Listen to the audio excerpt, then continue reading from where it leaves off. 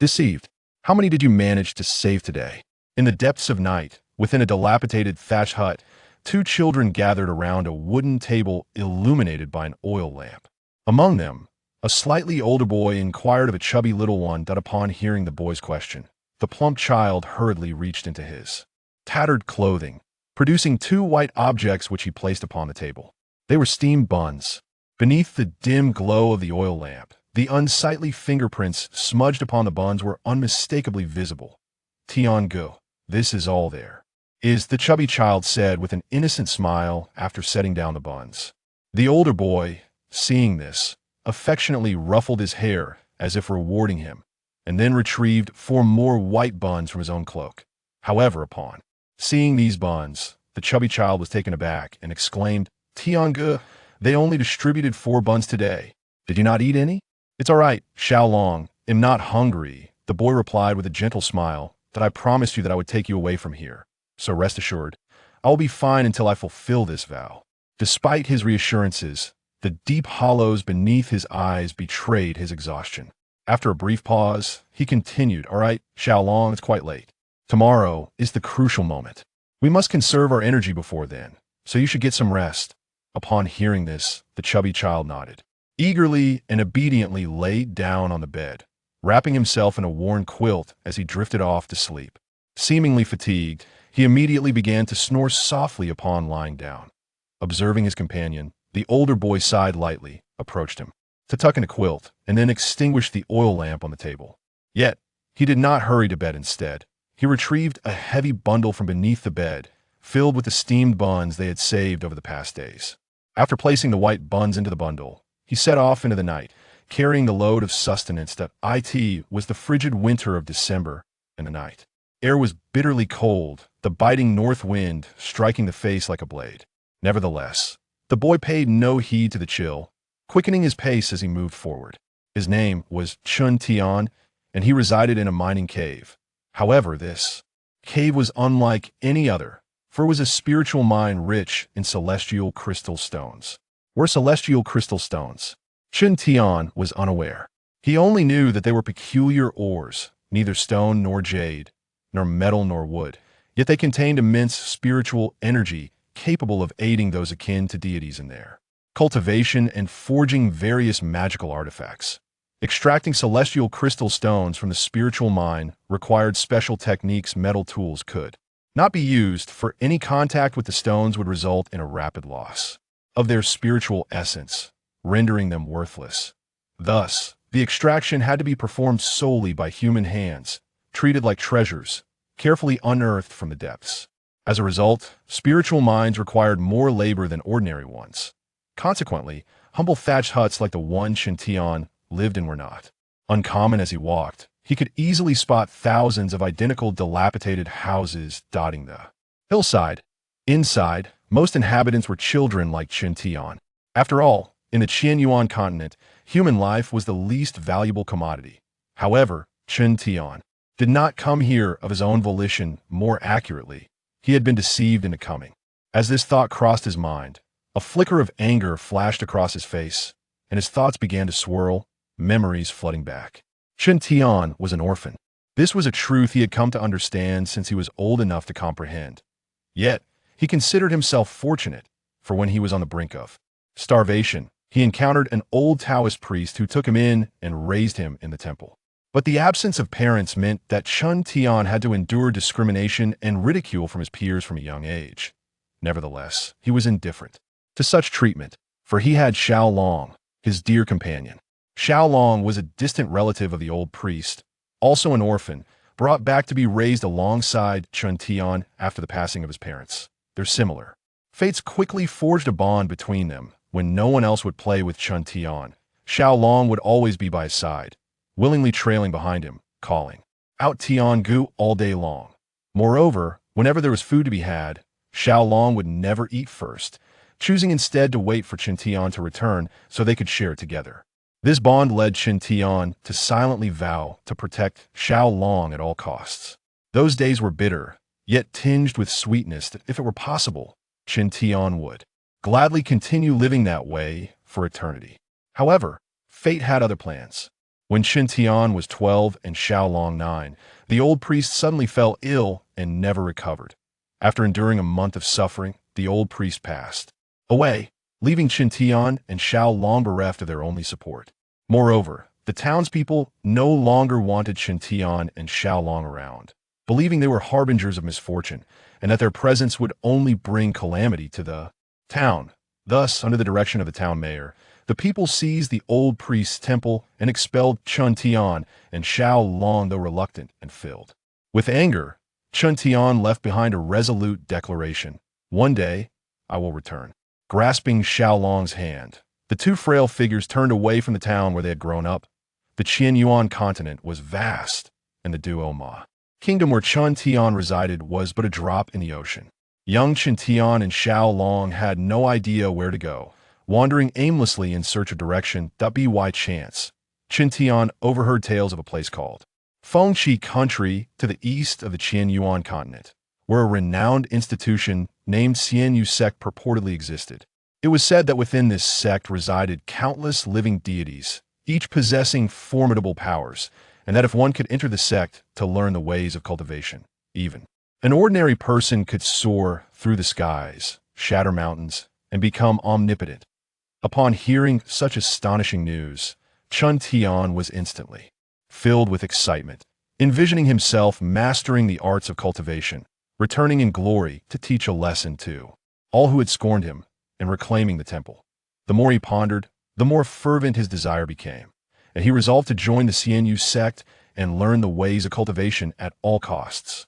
After inquiring about the location of the Xianyu sect, Chen Tian set off with Xiaolong towards Fengqi country. Their journey spanned 2 years. During this time, both boys traversed the nights and faced the elements, unaware of the countless paths they had walked. Finally, they arrived at Fengqi country. However, upon reaching their destination, the once exuberant Chen Tian was plunged into despair. He learned that the Xianyu sect only recruited disciples once every 2 years, admitting fewer than 10 individuals at a time, and those were typically the offspring of prominent families nearby. For an ordinary person to gain entry, unless they possessed extraordinary talents, it was akin to chasing a fleeting dream. Upon realizing this, Chen Tian was engulfed in profound despondency. After wandering in front of the Yupu mountain, where the Xianyu sect was located for 2 days, he reluctantly shook his head, contemplating a return with Little Dragon. At that moment, a middle-aged man, with a pair of mustaches at the corners of his mouth and claiming to be an elder of the Xianyu sect, approached him with a benevolent demeanor, inquiring whether Chen Tian wished to join their ranks. Although Chen Tian was uncertain of the man's intentions, he nodded in response. The elder smiled and expressed that he could fulfill Chen Tian's desire, albeit with a condition. Chen Tian and Little Dragon would need to extract Xianjing stones from spirit mine belonging to the Xianyu sect for 2 years. Upon the completion of this period, he would facilitate their entry into the sect. Overwhelmed by the prospect of joining the Xianyu sect, Chen Tian, in his excitement, lost all sense of discernment. Coupled with the elder's kindly appearance, he believed the man's words and, filled with hope, ventured with Little Dragon to the spirit mine he mentioned. During their journey, Chen Tian learned that this elder was named Ling Yazi, that he claimed to hold a prestigious position within the Xianyu sect, stating that even the sect leader would show him deference. Thus, with just a word from him, one could gain entry into the sect. Chen Tian was left in awe, his anticipation growing without a thought for the truth of the elder's claims. Upon arriving at the spirit mine, Chen Tian discovered that it had already gathered thousands of children of similar age, each pair of eyes sparkling with a yearning for immortality, clearly drawn by the same overwhelming allure as he was. Determined not to fall behind, Chen Tian worked diligently alongside the others, despite the immense labor exhausting the young Chen Tian and Little Dragon. They persevered, for the thought of studying immortal arts in 2 years made all toil seem trivial. However, after 3 months, Chen Tian began to sense something amiss. Firstly, there was the issue of their rations. Initially, meals included fish and meat, but gradually these vanished, replaced by rice and pickles, until eventually even rice was no longer provided, leaving them with merely a few steamed buns. The quantity of these buns diminished from 4 per meal to a mere 4 for the entire day. For those engaged in strenuous labor and still in their growth phase, this was woefully insufficient. Additionally, the one-skinned Ling Yazi had morphed into a sinister and ruthless figure. He relentlessly demanded labor from them, and at the slightest hint of discontent, would brandish a whip to strike them harshly, even resorting to punching and kicking disobedient children until they bled. His demeanor suggested that he regarded them as less than human. Under such oppressive conditions, some children could no longer bear the burden and attempted to escape. It was at this moment that Chen Tian and the others truly grasped the formidable might of the so-called immortals. Each time someone fled, Ling Yazi would merely smile coldly, unfazed, leisurely retrieving a piece of yellow paper inscribed with incantations. After reciting a spell, he would casually fling the paper, which would ignite spontaneously, morphing into a monstrous eagle several meters in size that pursued the fleeing child. Witnessing this astonishing spectacle left all the children, including Chen Tian, utterly astonished, for they recognized it as the very essence of the immortal arts they so fervently aspired to attain. The shattered dreams became apparent, and Ling Yazi clearly noticed the astonished expressions of the crowd. However, he merely smiled with disdain and leisurely departed with his hands clasped behind his back, seemingly unconcerned, exuding an air of confidence.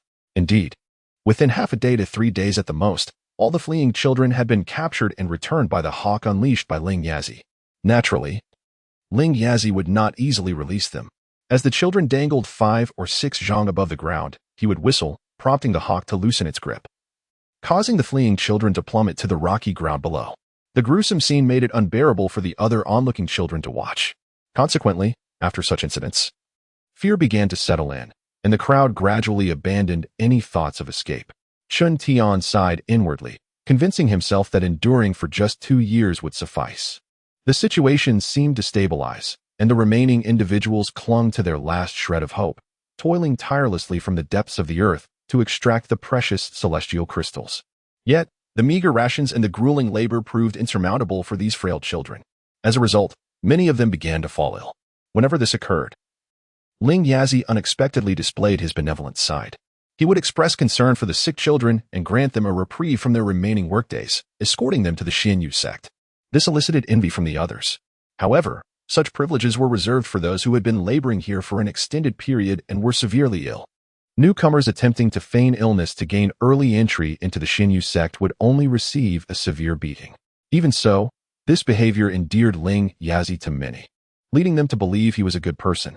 Initially, Chen Tian shared this sentiment, but his perspective shifted dramatically one fateful night, half a month ago. That evening, out of sheer hunger, Xiao Long tossed and turned in bed, unable to sleep. Chen Tian, feeling pained by his distress, sacrificed his precious sleep to venture out of the thatched hut in search of edible roots. Ling Yazi enforced strict rules, forbidding anyone from venturing out after dark, threatening 10 lashes for disobedience.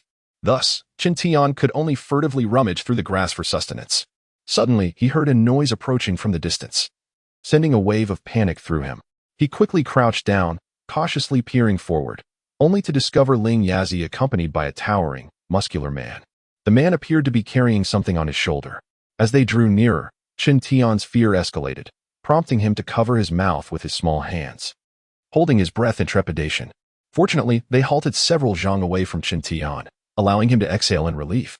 At that moment, Ling Yazi issued a command to the man behind him that drifted into Chen Tian's ears on the wind.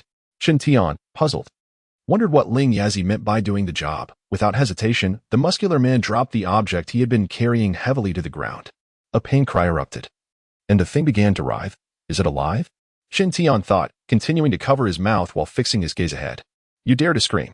Upon hearing the cry, Ling Yazi kicked the object furiously. Just then, the moon finally broke free from the clouds, illuminating the surroundings. Chen Tian's eyes widened in shock as he recognized the figure beneath Ling Yazi's foot. It was none other than Daniel, the boy who had fallen ill days prior and had been granted a reprieve by Ling Yazi, supposedly to be taken to the Xinyu sect. Daniel, having entered the area a year before Chen Tian, was a child from a nearby farm, drawn to the allure of immortality, and had been brought here by Ling Yazi. Known for his kind-hearted nature, Daniel had previously assisted Chen Tian, earning the latter's fondness. Chen Tian had even felt joy at the news of Dinyo's reprieve. However, confusion washed over him as he pondered why Dinyo was here if Ling Yazi had claimed to take him to the Xinyu sect. A torrent of doubt surged within Chen Tian, igniting an unsettling feeling in his heart. Yet, he remained silent, watching intently. After a while, Ling Yazi appeared to grow weary of the kicking and finally lifted his foot, signaling the muscular man, who promptly grabbed a shovel to begin digging a hole. Due to illness and prolonged malnutrition, compounded by Ling Yazi's earlier assault, Dinyo lay on the ground, writhing in agony. Observing his pitiful state, Ling Yazi spat disdainfully on the ground and sneered, "What a bunch of fools. Do you really think that after digging for 2 years, you can enter the Xinyu sect? Do you believe it is that easy? Such delusions. You deserve to be used by me.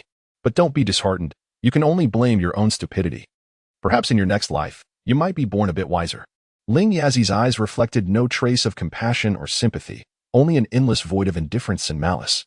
Although his words were directed at Dinyo, Chen Tian, concealed in the shadows, heard every word clearly, leaving him in a state of shock. Chen Tian had once harbored dreams of enduring for 2 years to gain entry into the Xinyu sect, but upon hearing Ling Yazi's remarks, those dreams crumbled.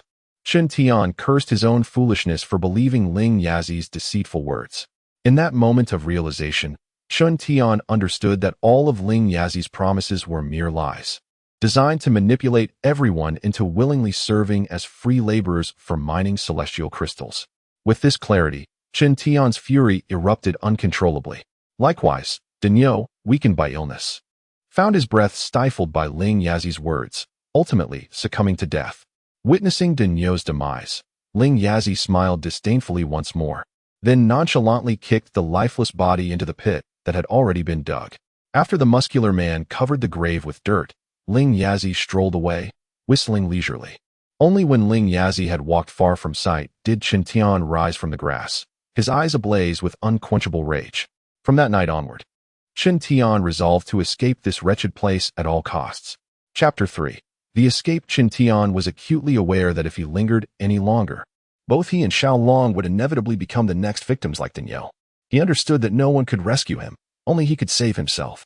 Upon returning, he conveyed this notion to Xiaolong, who accepted it without hesitation. In Xiaolong's eyes, Chen Tian was his leader. Following him was the only path to take. Time was of the essence, leaving no room for Chen Tian to plan leisurely. That very night, he devised an escape plan. The first concern was the issue of provisions. The spiritual mine where Chen Tian resided was surrounded by towering mountains and treacherous, muddy paths, making any attempt to exit a lengthy endeavor. Thus, stockpiling food became a crucial task. Consequently, from that day forth, Chen Tian and Xiaolong discreetly saved some steamed buns during their meals, hoarding them for their impending escape. In the blink of an eye, half a month had elapsed. The moon hung high in the sky, and the temperature had dropped significantly. Chen Tian wrapped his tattered garments around himself and finally emerged from his reverie. Observing the bulging bundle in his arms, a hint of satisfaction graced his features. This was the result of half a month's worth of rationing with Xiaolong, enough sustenance for several days. As the saying goes, with food in hand, one remains calm of heart. Today, Chen Tian firmly resolved that tomorrow he would execute the escape plan he had meticulously prepared. To be candid, he felt an overwhelming sense of anxiety, for he clearly understood that if this escape succeeded, he would regain his freedom. However, should it fail, only a dead end awaited him. If it were merely his own fate at stake, he would not fear death. Yet, the image of Xiaolong loomed in his mind, and his expression grew grave. Yes, Xiaolong was to accompany him in this escape. Therefore, for Xiaolong's sake, Chen Tian was determined not to allow any failure in this plan.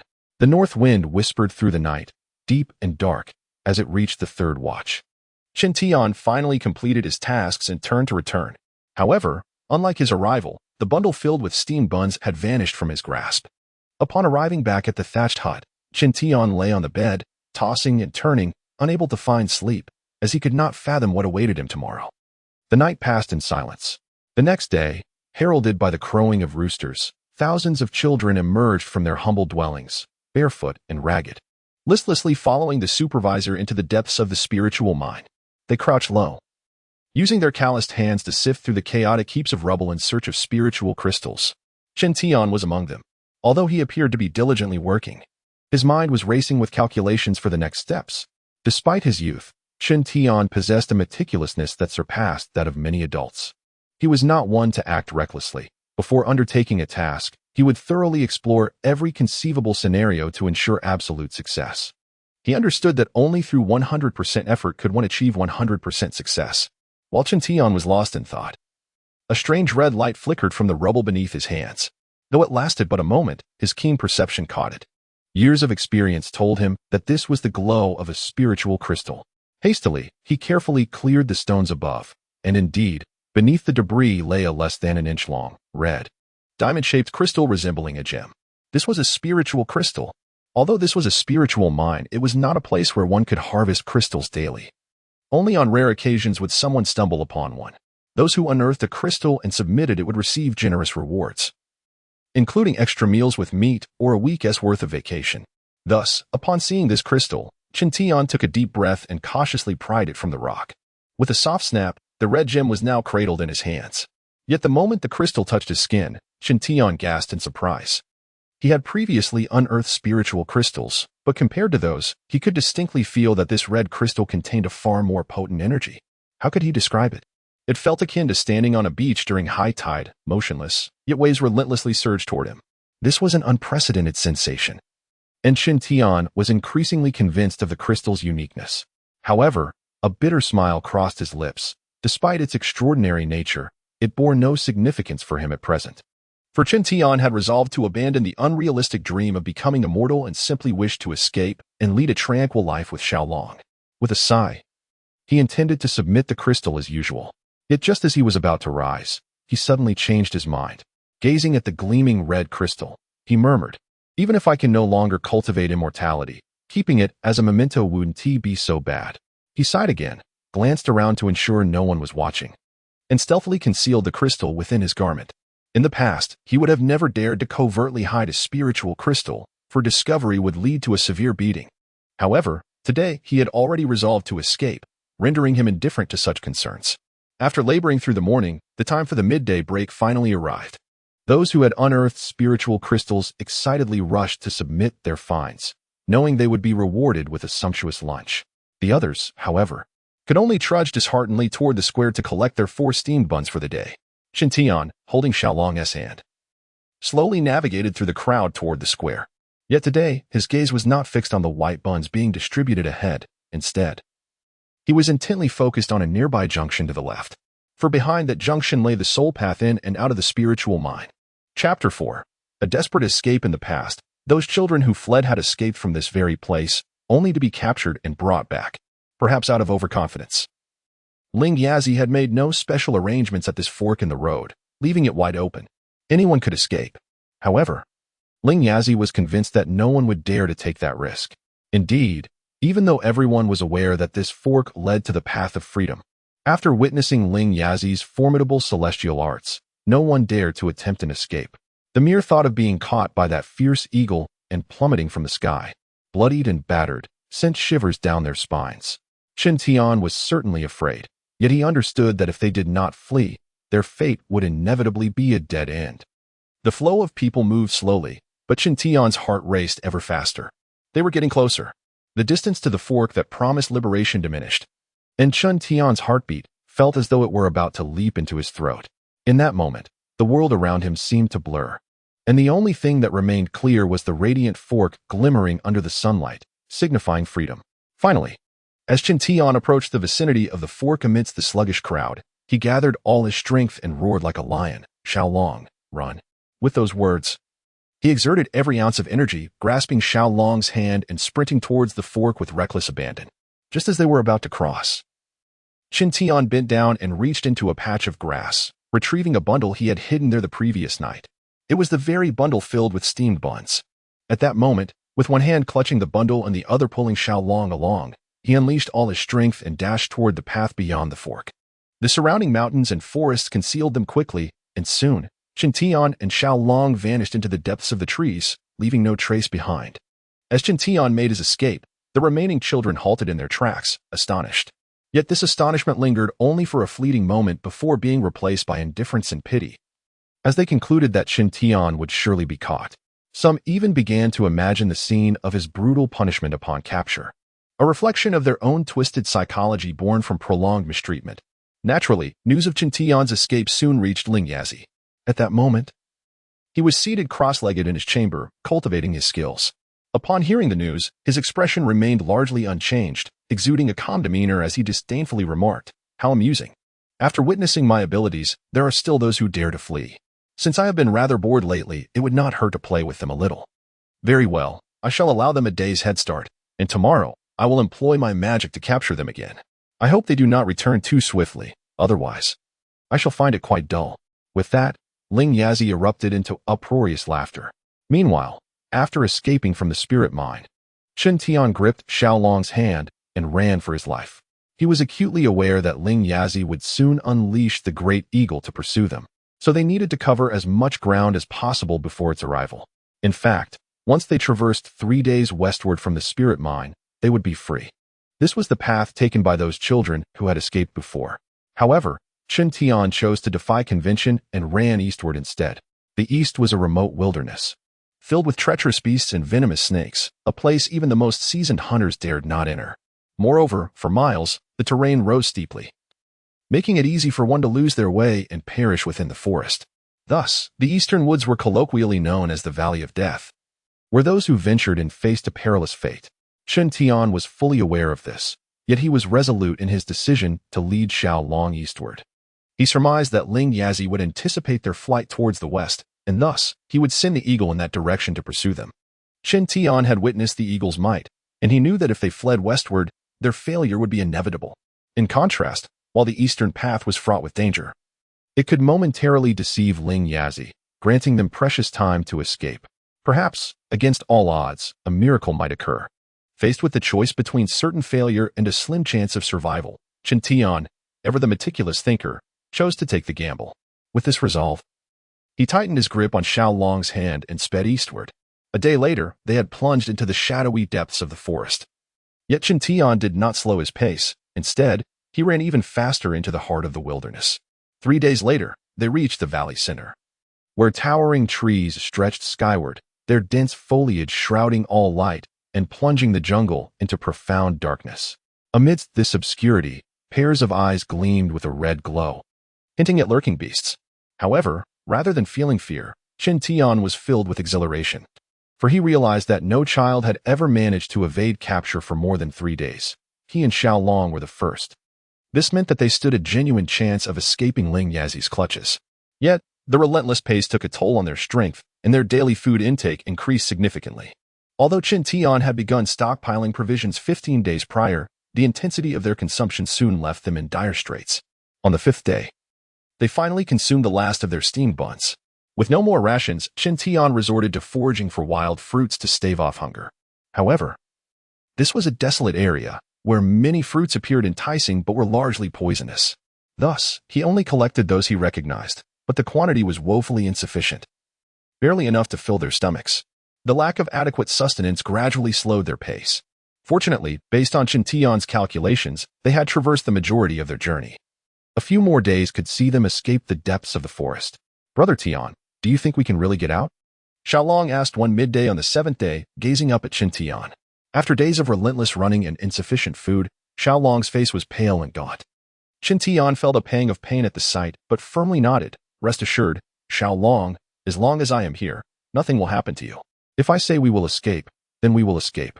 As he spoke, his expression was resolute, and upon hearing this, a faint smile flickered across Xiaolong's wan features. For he trusted Chen Tian. Just as Chen Tian was about to say more, a shrill eagle's cry echoed above them.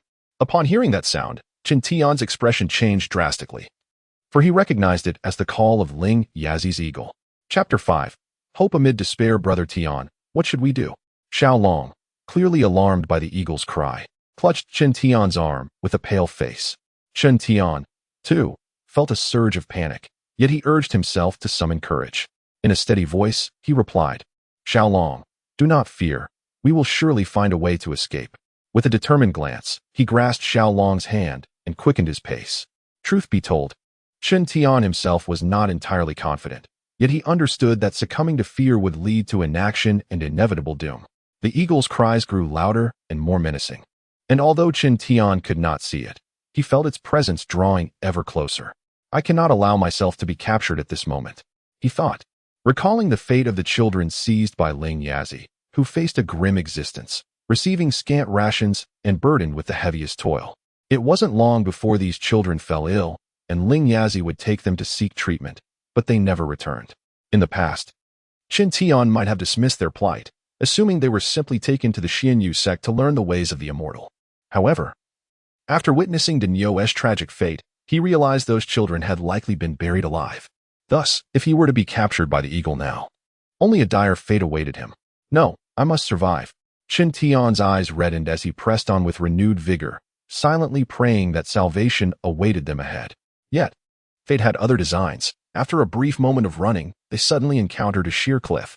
This cliff appeared as if it had cleaved the mountain in two, abruptly severing their path and revealing a gaping abyss below. In that instant, all hope within Chen Tian was extinguished. Anger surged within him, feeling as though heaven itself was mocking him. Yet, all he could do was fume at the cruel twist of fate. An absurd helplessness enveloped him. At that moment, a clearer and more piercing cry echoed, and Chen Tian turned to see a massive eagle, several yards in size, soaring towards them with powerful wing beats. Bitterly smiling, he turned to Xiaolong and asked, "Are you afraid of death?" Xiaolong seemed to grasp the gravity of the situation but did not falter. Instead, he resolutely nodded, stating, "With Brother Tian by my side, I fear nothing." "Good boy," Chen Tian replied, affectionately ruffling Xiaolong's hair. But his gaze quickly turned steely as he took Xiaolong's hand and leapt off the cliff. Chen Tian understood that even if they were captured, death awaited them. Thus, it was better to leap into the unknown, seeking an end on their own terms. As they plunged downward, the enormous eagle swooped above the cliff, intent on recapturing them. Yet, Chen Tian merely scoffed at the prospect, feeling liberated by the inevitability of their fate. The wind howled fiercely around them, a testament to their swift descent. Soon, Chen Tian's consciousness began to fade. He closed his eyes, bracing for the end. However, just then, a strange and radiant array illuminated the valley floor, accompanied by an intense heat radiating from his chest. The sudden warmth jolted Chen Tian awake, and upon regaining his senses, he looked down to see the enigmatic formation. He touched his chest, discovering that the source of the heat was the red immortal crystal he had unearthed that morning. Astonished by this bizarre phenomenon, Chen Tian glanced at the approaching eagle and the ground looming ever closer. Without a moment's hesitation, he pulled the crystal from his chest and hurled it towards the formation below, uncertain of what would transpire but hoping for a miracle. The crystal glimmered with a crimson light as it descended, landing squarely at the center of the array. A piercing sound erupted, and the brilliance of the formation intensified, causing the previously motionless design to whirl rapidly, releasing unfamiliar, arcane symbols into the air. Before Chen Tian could fully process the spectacle, a whirlwind erupted from the array's center, enveloping him and Xiaolong, whisking them into a cave at the valley's base. Ouch! As the whirlwind dissipated, Chen Tian and Xiaolong were unceremoniously deposited onto the cave floor, landing in disarray and eliciting cries of surprise. Fortunately, they had not struck their heads first. And after a brief moment, Chen Tian managed to rise to his feet. Surveying their surroundings, he noted that the cave was modest, measuring only a couple of meters across, with a dark passageway leading deeper into the mountain, the destination unknown. Chen Tian had no intention of exploring further just yet. Instead, he rushed to help Xiaolong up. Expressing concern, "Xiaolong, are you all right?" "I'm fine," Xiaolong replied, grinning as he got to his feet. "Brother Tian, have we truly escaped death this time?" However, upon hearing Xiaolong's question, Chen Tian's brow furrowed with worry. He did not rush to answer but approached the cave entrance. Peering down, he realized that the cave was less than 10 meters above the ground, making descent relatively simple. With a sigh of relief, he patted his chest. Then, glancing upward to assess the eagle's whereabouts, his jaw dropped in astonishment at what he beheld. Chapter 6: The Eerie Skeleton Above This Cave. The peculiar formation was entangled with a magnificent eagle. The formation spun rapidly, emitting thick red beams of light, as wide as a bowl, directed at the eagle. Realizing the formidable nature of these beams, the eagle flapped its wings furiously, attempting to evade them. However, such efforts proved futile.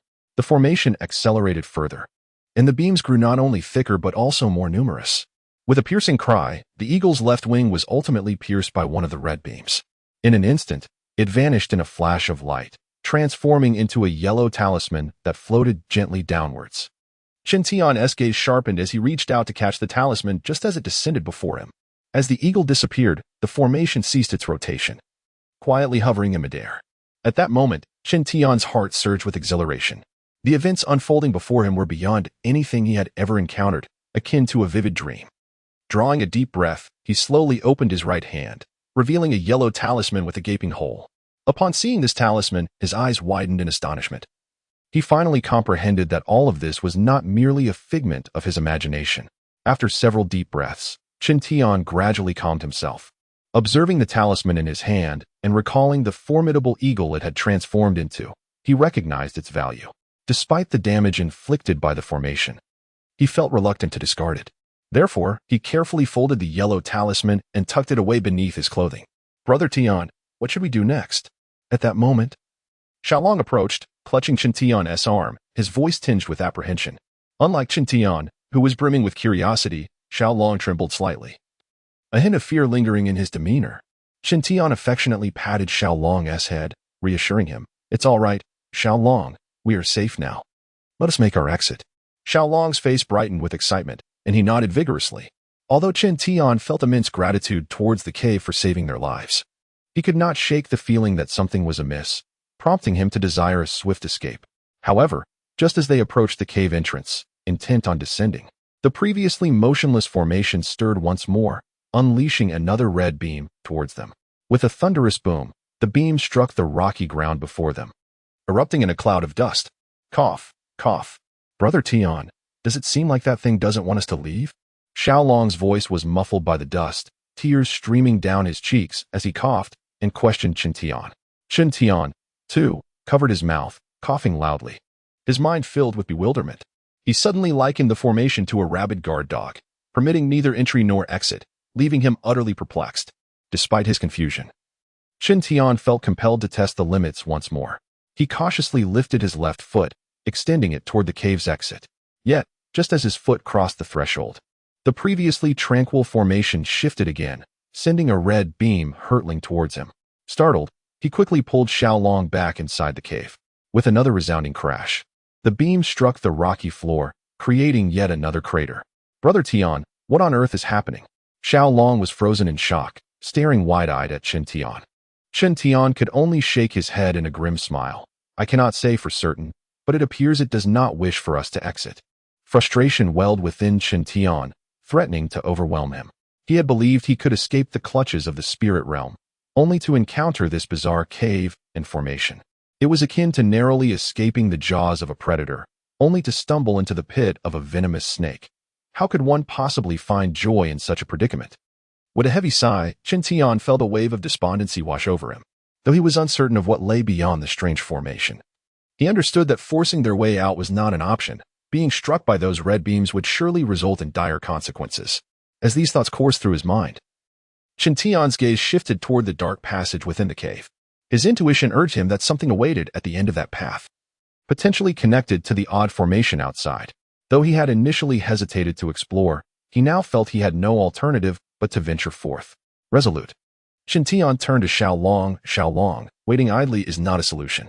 Let us investigate the interior." Xiaolong peered hesitantly into the shadowy entrance, his reluctance evident. But ultimately, he nodded in agreement. After brushing off the dust from their clothes, Chen Tian and Xiaolong proceeded into the dark passage. Unable to fashion a torch from a branch, they pressed forward into the darkness. The passage was short, and soon they arrived at its conclusion. As anticipated, it opened into another stone chamber. However, the moment Chen Tian glanced inside, he was struck dumb.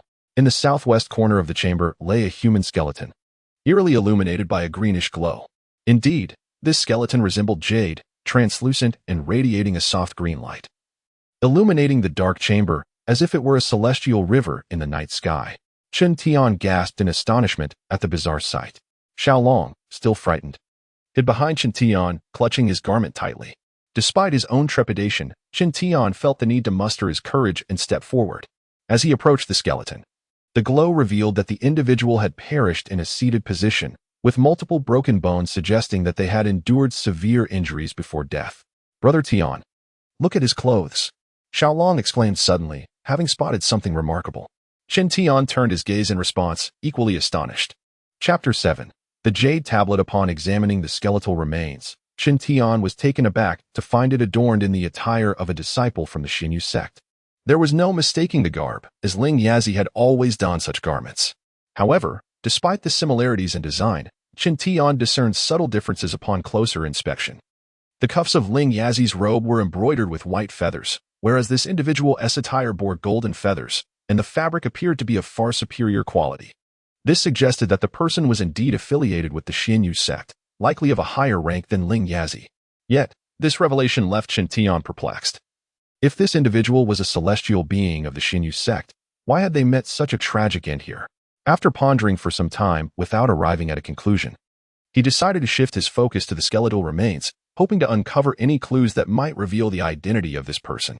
Chen Tian surmised that if this individual were truly a celestial from the Xinyu sect, there must be some distinguishing artifact on their person. Indeed, after a thorough examination, Chen Tian discovered a dark cloth pouch and a jade tablet nearby the skeleton. He first picked up the peculiar pouch, which, despite its fabric-like appearance and a simple golden cord securing its opening, resisted all his efforts to open it. After a prolonged struggle, Chen Tian, drenched in sweat, conceded defeat. Unable to investigate the pouch, he then turned his attention to the jade tablet. In contrast to the pouch, this jade tablet was firmly grasped in the skeletal hand, as if the owner had clung to it, even in death. Chen Tian exerted considerable effort to pry the fingers apart and retrieve it. Holding the jade tablet before him, he examined it from various angles. It was square, approximately 3 inches in size, exuding an archaic charm, and its unique material shimmered with ethereal light even in the dim surroundings. What kind of jade could this possibly be? Chen Tian pondered quietly to himself. Brother Tian, what is this? Is it a treasure? Xiao Long inquired curiously, gazing at the jade tablet. Chen Tian shook his head, replying, I'm not certain, but it is undoubtedly not an ordinary object. Brother Tian, let me see it. Xiao Long, evidently intrigued, coaxed Chen Tian. With a smile, Chen Tian handed the jade tablet to Xiao Long. However, the moment Xiao Long's fingers grazed the surface of the tablet, he yelped in shock and instinctively tossed it away as if he had encountered a ghost. Xiao Long, what are you doing? Chen Tian exclaimed, bewildered by Xiao Long's strange reaction. Brother Tian, it's hot. So hot. The moment I touched it, my fingers burned. Xiao Long exclaimed, blowing on his hand in an attempt to cool it. Upon hearing this, Chen Tian found it odd and examined Xiao Long's hand. Indeed, he discovered blisters forming on 3 of Xiao Long's fingertips where they had made contact with the jade tablet. This only deepened Chen Tian's confusion, as he distinctly remembered feeling no discomfort when he had touched it. Contemplating this anomaly, Chen Tian reached down to retrieve the jade tablet from the ground. Be careful, Brother Tian, Xiao Long cautioned while continuing to blow on his fingers. Chen Tian nodded in acknowledgement and cautiously extended a finger to touch the jade tablet, resolved to withdraw immediately if he felt any heat. To his surprise, when his fingertip made contact, rather than warmth, he felt an icy sensation that was refreshingly pleasant. With newfound confidence, he grasped the jade tablet with all 5 fingers and remarked to Xiao Long, I think you're just scaring yourself. This tablet is clearly devoid of anything unusual. Really? Xiao Long, skeptical, reached out to touch the tablet once more. However, upon contact, he too felt an intense heat that caused him to withdraw his hand in alarm. Brother Tian, you're lying, Xiao Long protested, his eyes brimming with tears from the burn. At that moment, Chen Tian was utterly baffled. Xiao Long's reaction did not seem feigned. It appeared he genuinely could not touch the jade tablet. As this realization sank in, Chen Tian's brow furrowed, and he turned his gaze back to the skeletal remains. Upon closer inspection, he noted that the hand which had clutched the jade tablet bore dark marks resembling burns, precisely the shape of the tablet, likely seared into the flesh by extreme heat. Recognizing this, a tempest of thoughts surged within Chen Tian. He stared incredulously at the jade tablet shimmering with an otherworldly glow in his hand, contemplating. Could it be that only he could safely touch this jade tablet? Though unsure of the underlying reasons for this phenomenon, his heart raced with excitement. After a while, the intense heat in Xiao Long's fingers began to subside. And seeing Chen Tian lost in thought, he inquired, Brother Tian, are you all right? Snapping back to reality at Xiao Long's voice, Chen Tian shook his head and chuckled. I'm fine. Oh. Xiao Long replied, then asked, what should we do next, Brother Tian? After a moment of contemplation, Chen Tian suggested, Xiao Long, since we have encountered the remains of this venerable elder, It is fate that we should not leave them alone here. I propose we take their remains back to the Xinyu sect. What do you think? Xiao Long tilted his head in thought, then smiled and nodded. Sure. I'll follow your lead, Brother Tian. Such a good boy, Chen Tian said, affectionately ruffling Xiao Long's hair before removing his outer garment to carefully wrap the skeletal remains. Once secured, he turned his attention once more to the dark cloth pouch and the enigmatic jade tablet, lost in contemplation. Chapter 8. The Xinyu Sect in All Honesty. Chen Tian held a profound affection for that jade slip. Thus, he silently proposed in his heart, Esteemed ancestor, let us strike a bargain. I shall escort you from this place, but as compensation, the jade slip shall belong to me. Rest assured, I, Chen Tian, am not one to be insatiably greedy. I only seek the slip, and I will relinquish all else to the Xinyu sect. Should you have no objections, let this be considered your tacit consent. After a brief pause, Chen Tian awaited a response. Of course, the deceased could not speak, and moments passed in silence. Yet, Chen Tian suddenly smiled and declared, Very well. Esteemed ancestor, I shall take your acquiescence as granted. Now, let us make our exit. With that, he secured the jade slip and slung the bundle containing the remains over his shoulder. Grasping the black bag, he proceeded towards the exit alongside Xiaolong. Initially, Chen Tian had been troubled by how to evade the assault of the formation outside the cave. However, upon reaching the entrance, he was astonished to find that the protective array, which had stood guard like a sentinel, had mysteriously vanished without a trace. This bizarre occurrence left Chen Tian in awe. Yet he did not dwell on it. Together with Xiaolong, he carefully descended from the cave and continued eastward. Strangely, despite his fall from the cliff, fortune smiled upon him. He unexpectedly discovered a shortcut at the base of the mountain, significantly reducing their journey. 5 days later, in the grand hall of the Xinyu sect, the esteemed Master Lanyang presided over a gathering of elders and prominent figures. Their faces bore an expression of solemnity, shrouded in contemplation. After a considerable silence, a striking woman in a green dress, with elegantly arched brows, broke the stillness. She inquired of Master Lanyang, Master, is it true what you just said? Has the remains of Brother Lanin truly been found? Upon hearing her words, Master Lanyang sighed deeply and spoke slowly, Indeed, this very morning. A disciple reported that 2 children had collapsed at our sect's entrance. One of them bore a bundle containing the long-missing remains of Brother Lanin. The revelation cast a shadow of sorrow upon the assembly, and they collectively closed their eyes in lamentation. At that moment, a disciple of the Xinyu sect hurried in. Respectfully addressing Master Lanyang, Respected Master, the 2 children have regained consciousness and await you outside. Master Lanyang furrowed his brow and commanded with authority, Bring them in at once. Yes, the disciple replied urgently before departing. Shortly thereafter, he returned, escorting 2 young boys, Chen Tian and Xiaolong, into the hall. After emerging from the stone cave, Chen Tian and Xiaolong had traversed treacherous terrain for several days, ultimately arriving at the gates of the Xinyu sect. However, their exhaustion had reached its peak, and they collapsed from fatigue. Fortunately, a diligent disciple tasked with sweeping had discovered them in time and, after reporting to Master Lanong, ensured they were brought into the sect for recuperation. Now, the esteemed Master Lanyang had convened the higher-ups of the sect to question the boys. I am Chen Tian, paying my respects to all esteemed immortals. Upon entering the grand hall, Chen Tian bowed respectfully to the assembly. Xiaolong, witnessing such a grand occasion for the first time, felt a twinge of panic, yet he mimicked Chen Tian's actions in haste. Seeing their display of reverence, Master Lanyang, embodying an ethereal presence, smiled gently and raised his hand. Enough, enough. There is no need for such formalities. Please rise and speak. Thank you, Master, Chen Tian replied with composure, standing respectfully beside Xiaolong. Master Lanyang stroked his beard and inquired, Now, please recount how you discovered my brother's remains. Brother? Chen Tian's heart stirred.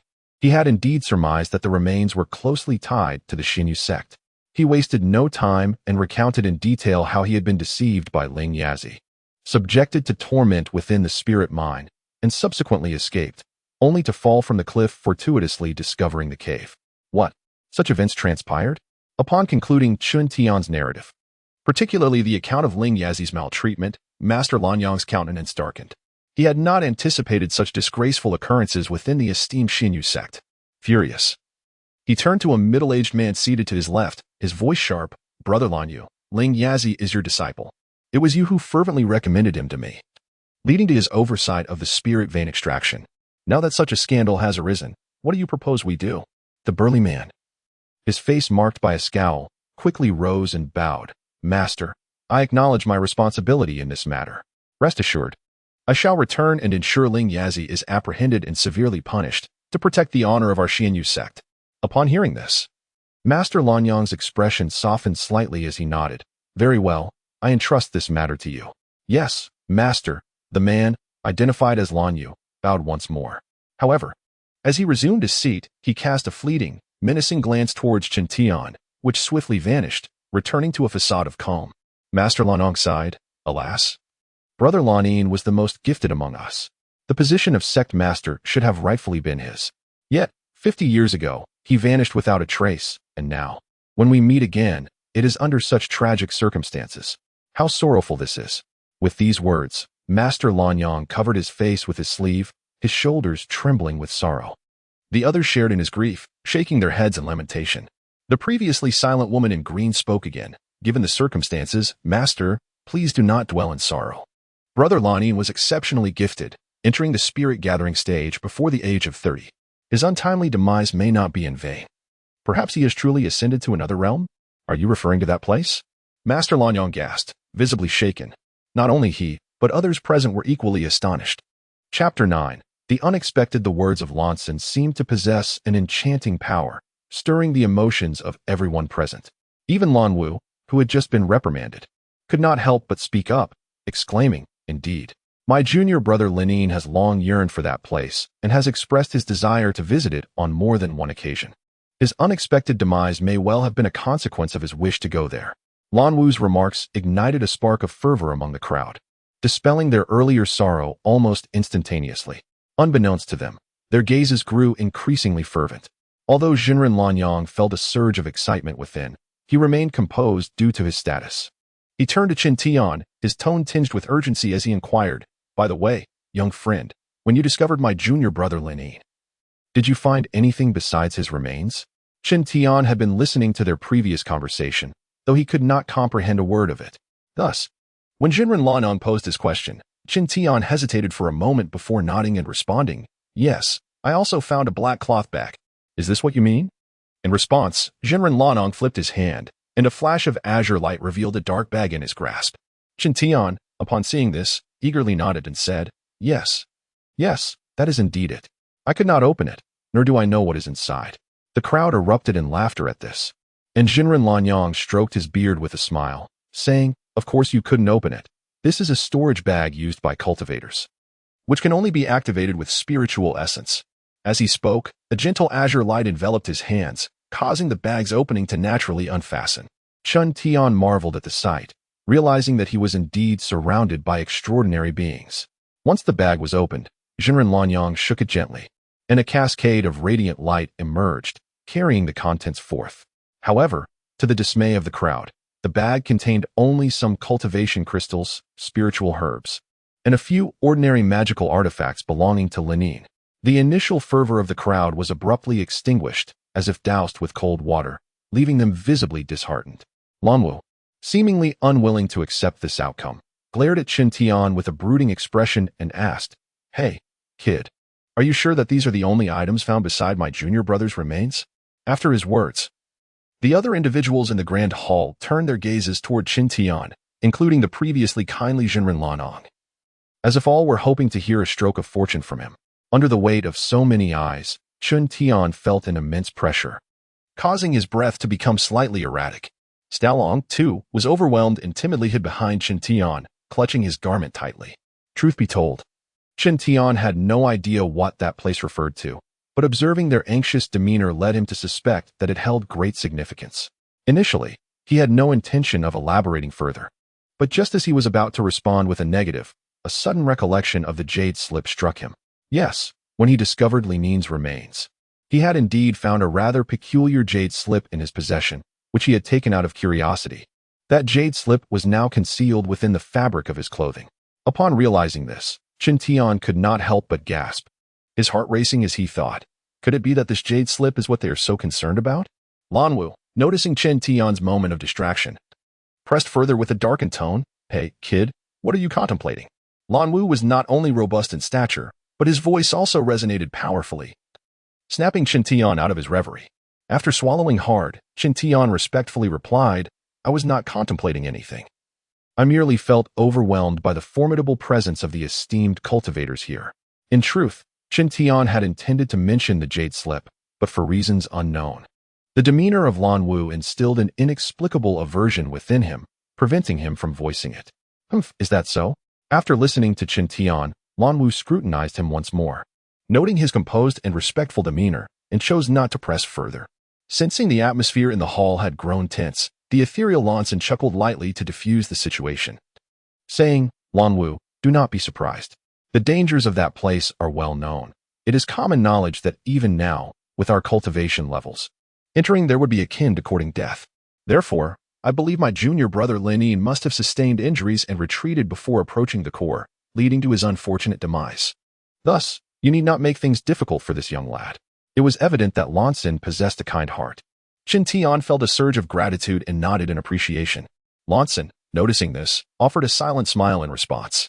Lan Wu, recognizing the truth in her words, cast a disdainful glance at Chen Tian before turning away in silence. After everything settled, Jinren Lanyang, who had been silent for quite some time, cleared his throat and spoke.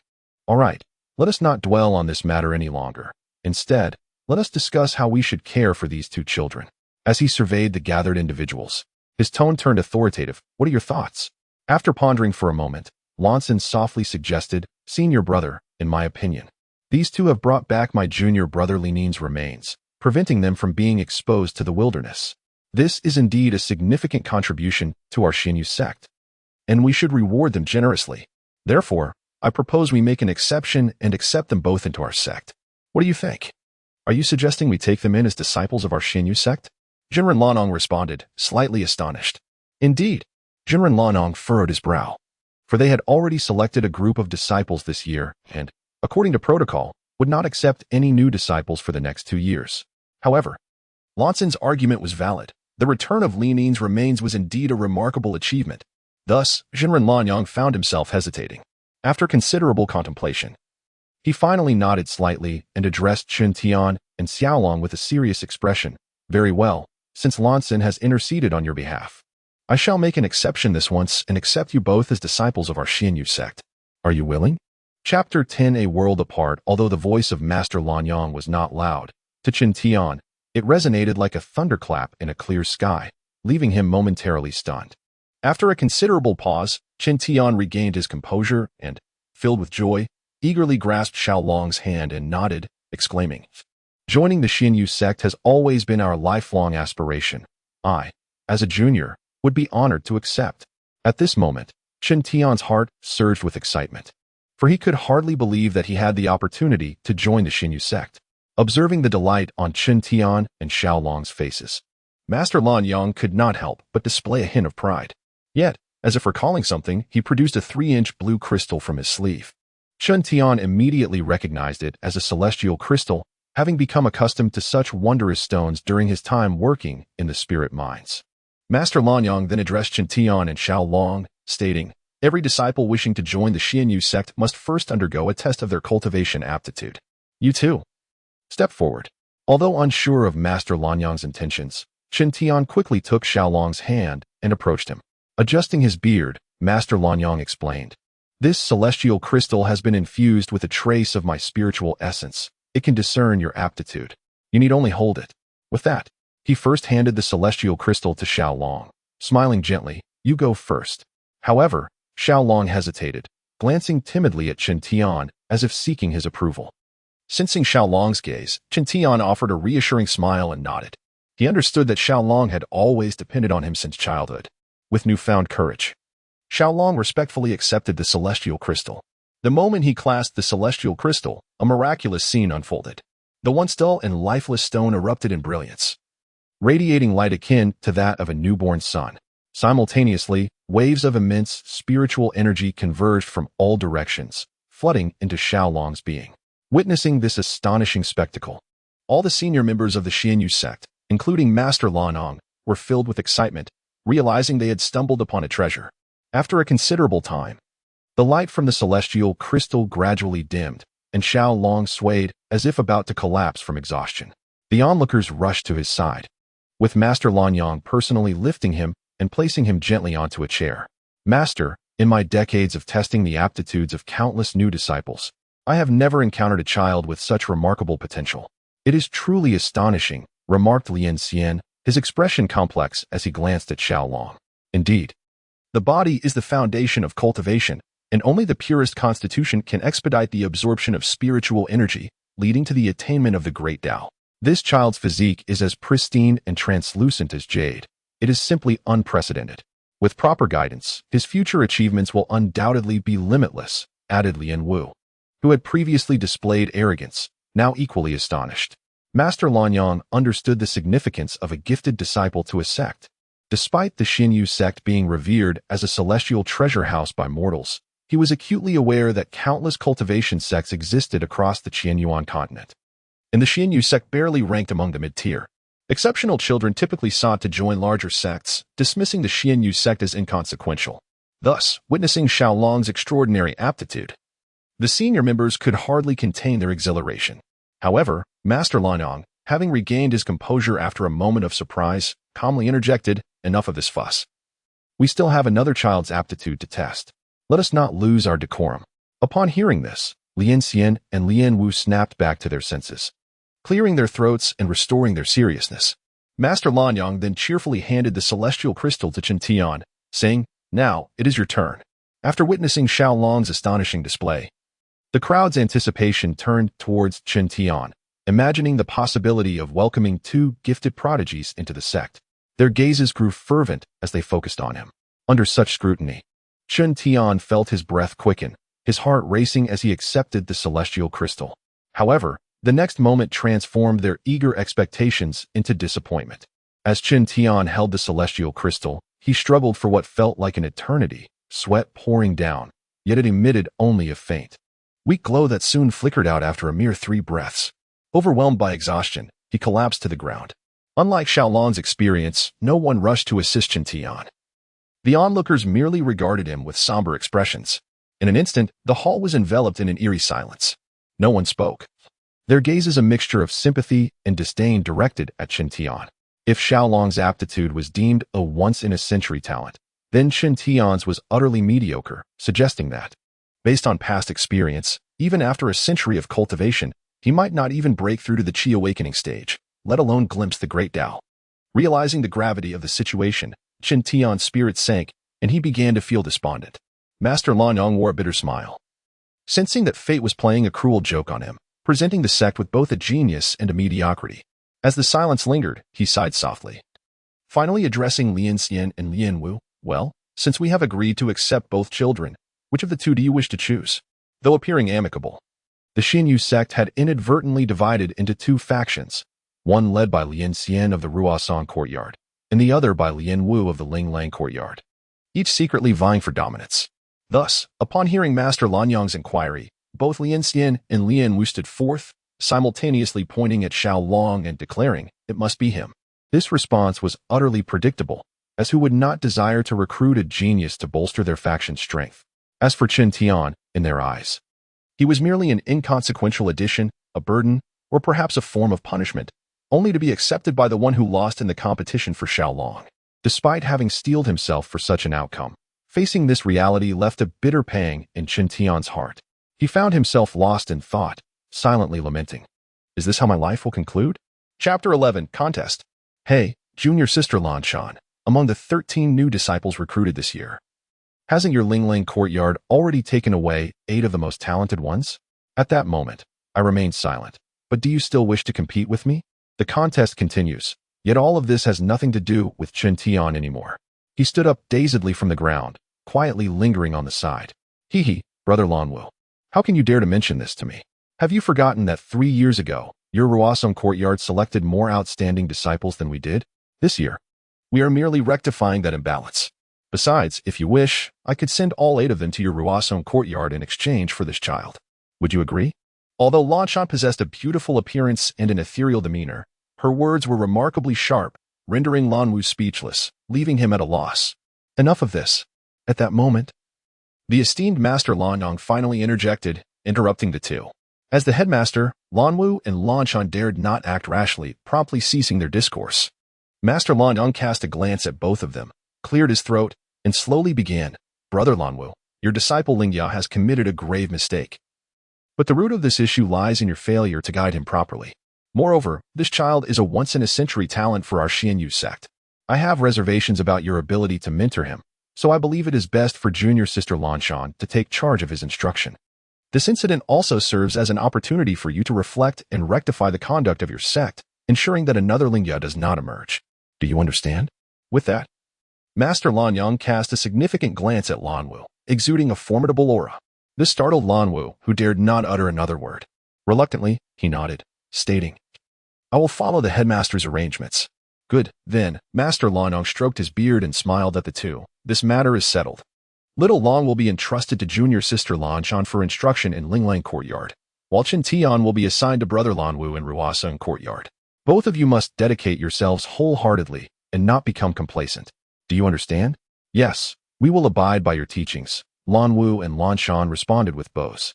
However, as they lifted their heads, Lanshan cast a triumphant glance at Lanwu, embodying the essence of a victor. Naturally, Lanwu felt an inexplicable frustration. Although the decision appeared fair on the surface, he knew Master Lanyang had a penchant for favoring Lanshan, likely intentionally skewing this decision in her favor. Yet, there was no recourse, for Master Lanyang held the position of headmaster, and Lanwu had no choice but to acquiesce. After assigning Little Long and Chen Tian, Master Lanyang surveyed the assembly. His eyes narrowed slightly as he said, "All right.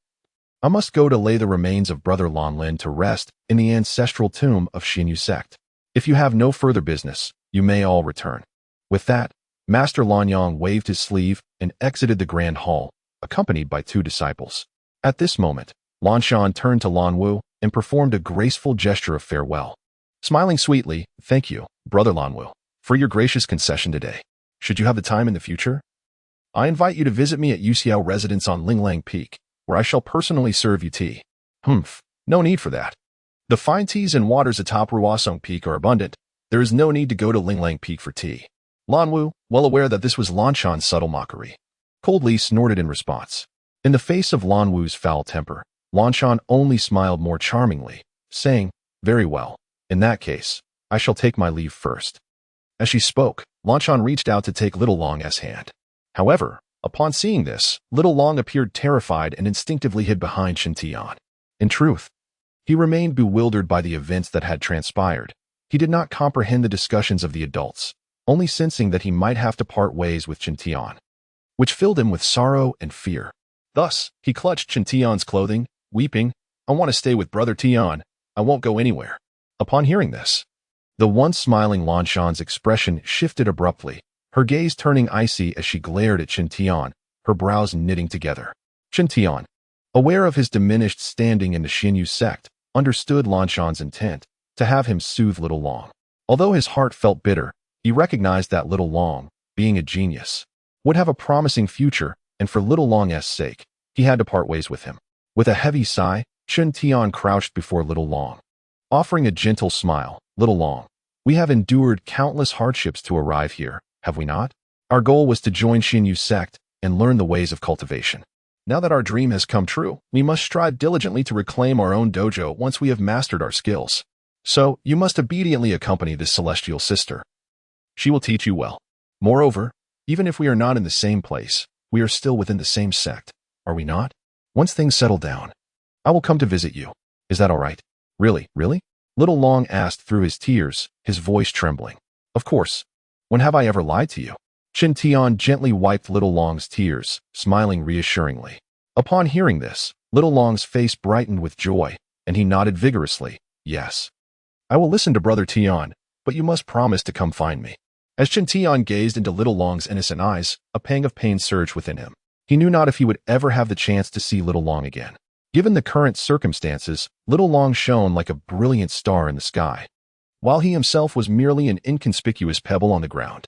How could stars and stones ever be compared? Nonetheless, even so, Chen Tian smiled and nodded, saying, "All right. I will certainly come to see you when the opportunity arises." With Chen Tian's assurance, Little Long cheered with delight, then joyfully skipped over to grasp Lanshan's hand. Merrily leaving the grand hall, However, once Lan Shan and Little Long departed, the atmosphere within the hall abruptly solidified, as if the very temperature had plummeted below freezing, causing an involuntary shiver to course through everyone present. Chapter 12 Master, greetings. After a lengthy silence, Chen Tian hesitantly called out to Lan Wu. Unlike the naive little dragon, Chen Tian had learned many of life's unwritten rules during his tumultuous years. He understood that once the esteemed Lan Yang assigned him to Lan Wu, the latter became his master, necessitating a respectful demeanor. Moreover, from the recent assessment, Chen Tian realized his lackluster aptitude for cultivation. Thus, he hoped to salvage a modicum of goodwill from Lan Wu through his attitude. However, his faint hope was soon dashed. Lan Wu regarded Chen Tian coldly for an extended moment before emitting a disdainful snort, declaring, "Humph, what an ill-fated star you are. How did I end up with such a worthless disciple? It's utterly unfortunate." This remark, devoid of any warmth or affection, struck Chen Tian's heart like a chilling blow, leaving him dizzy and on the verge of collapse. A profound sense of desolation enveloped Chen Tian as he recalled how the townsfolk had labeled him an ill-fated star. And now, having finally joined the Xianyu sect, he found himself branded with the same oppressive title by his newly appointed master due to his inadequate talents. A wave of helplessness washed over him as he pondered the vastness of the world, realizing there was no place where he could find solace, deepening his anguish. Lan Wu's disdain for Chen Tian stemmed not only from his poor aptitude, but also from the fact that Chen Tian had just exposed Ling Yazi and the situation regarding the spiritual mine in front of Lan Yang. This was the true source of Lan Wu's animosity towards Chen Tian. In truth, Lan Wu was well aware of Ling Yazi's misdeeds within the mine and had, in fact, been the one to encourage such behavior. The underlying reason for this was that Ling Yazi regularly supplied Lan Wu with a substantial quantity of spiritual crystals in secret. Logically, the spiritual mine belonged to the Xianyu sect, and all crystals extracted from it should be submitted to the sect. However, Ling Yazi did not adhere to this protocol. Each time he submitted the spiritual crystals, he would divide the haul into 3 portions, keeping 2 for himself and giving Lan Wu 5, while only a meager 3 went to the sect. Therefore, it could be said that Ling Yazi acted with impunity under Lan Wu's protection, and in return, Lan Wu benefited significantly from the arrangement.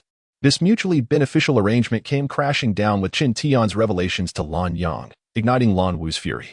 At this moment, Lan Wu found Chen Tian utterly insufferable, as if he were a harbinger of misfortune. Worthless, he spat once more before turning away, striding towards the exit. Chen Tian felt a pang of distress, yet upon seeing Lan Wu depart, he clenched his teeth and followed closely behind, careful not to step too near, fearing further reprimand. Despite their nominal relationship as master and disciple, an insurmountable chasm lay between them, fostering a profound sense of melancholy within Chen Tian. Upon exiting the grand hall, Chen Tian noticed 2 men clad in Xianyu sect attire awaiting them. One was in his 30s, with a sharp visage, while the other, in his 20s, possessed striking features and an elegant demeanor. Upon seeing Lan Wu, they both bowed and addressed him, Lan Ming Lin Shun, respectfully greeting the senior brother master. From their exchange, Chen Tian discerned that the middle-aged man's name was Lan Ming, a junior brother to Lan Wu, and the young man was Lin Shan, a disciple of Lan Wu. Enough. Rise, replied Lan Wu, whose mood remained sour, seemingly burdened by Chen Tian. However, Lan Ming and Lin Shan appeared oblivious to his irritation and expressed their gratitude before standing upright. It was then that they noticed Chen Tian trailing several paces behind, prompting Lan Ming to inquire, "Senior brother, who is this young man?" "Humph, nothing significant, just a new disciple in our Matsukawa Academy," Lan Wu retorted dismissively, casting a scornful glance at Chen Tian. Unaware of Lan Wu's underlying frustration, Lan Ming smiled broadly and said, "Ah, so he is your new disciple. Congratulations, congratulations." Yet, Lan Wu's expression darkened at this remark, his long-simmering anger flaring up as he kicked Lan Ming, sending him sprawling to the ground, exclaiming, "Congratulations? What nonsense! I did not take in a disciple, I took in a worthless ill-fated star, do you understand?"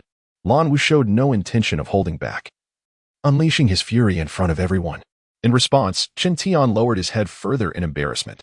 Lan Ming lay on the ground, utterly bewildered, having intended to flatter Lan Wu but instead stepping on a hornet's nest.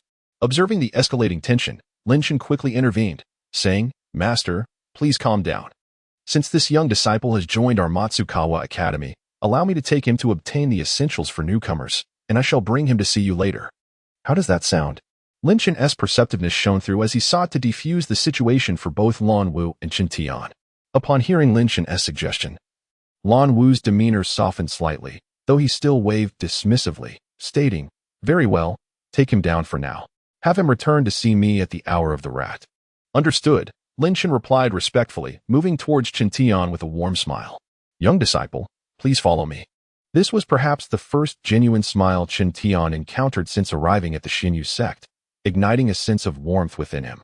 He nodded vigorously and followed Lin Chen outside.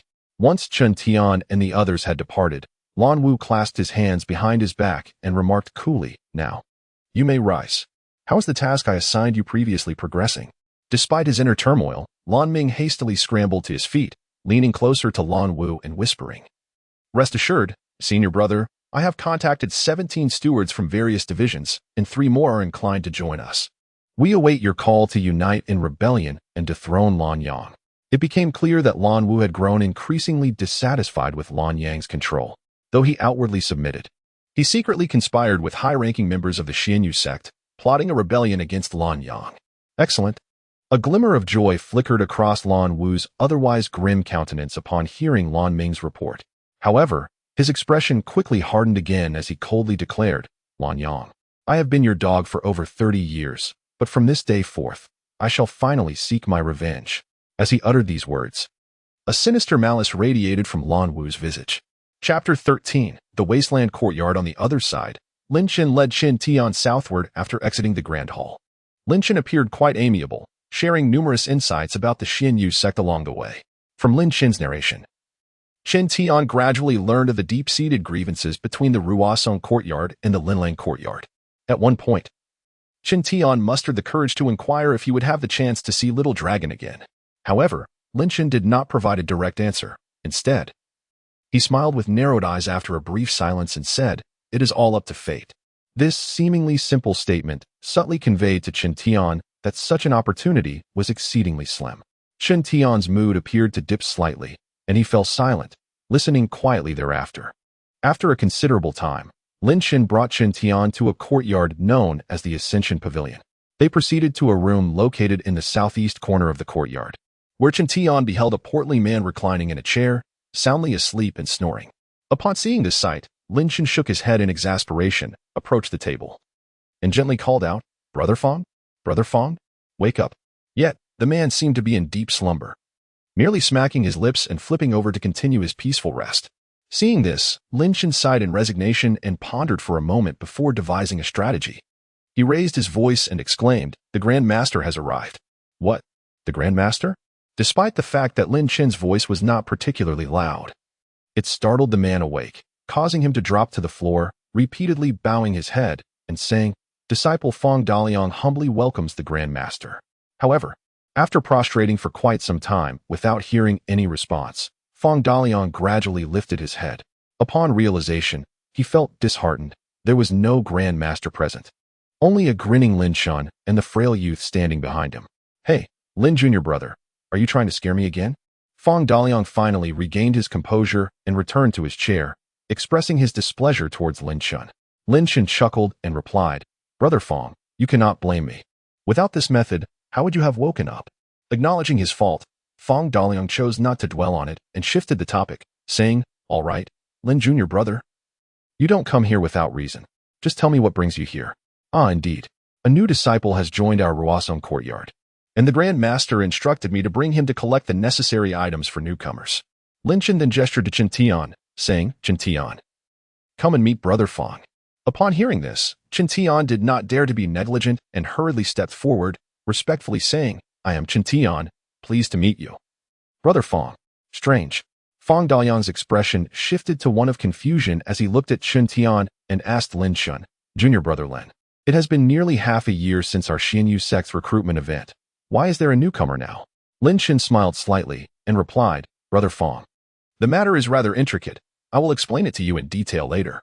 For now, please provide him with the items, as I must take him back to see the Grand Master shortly."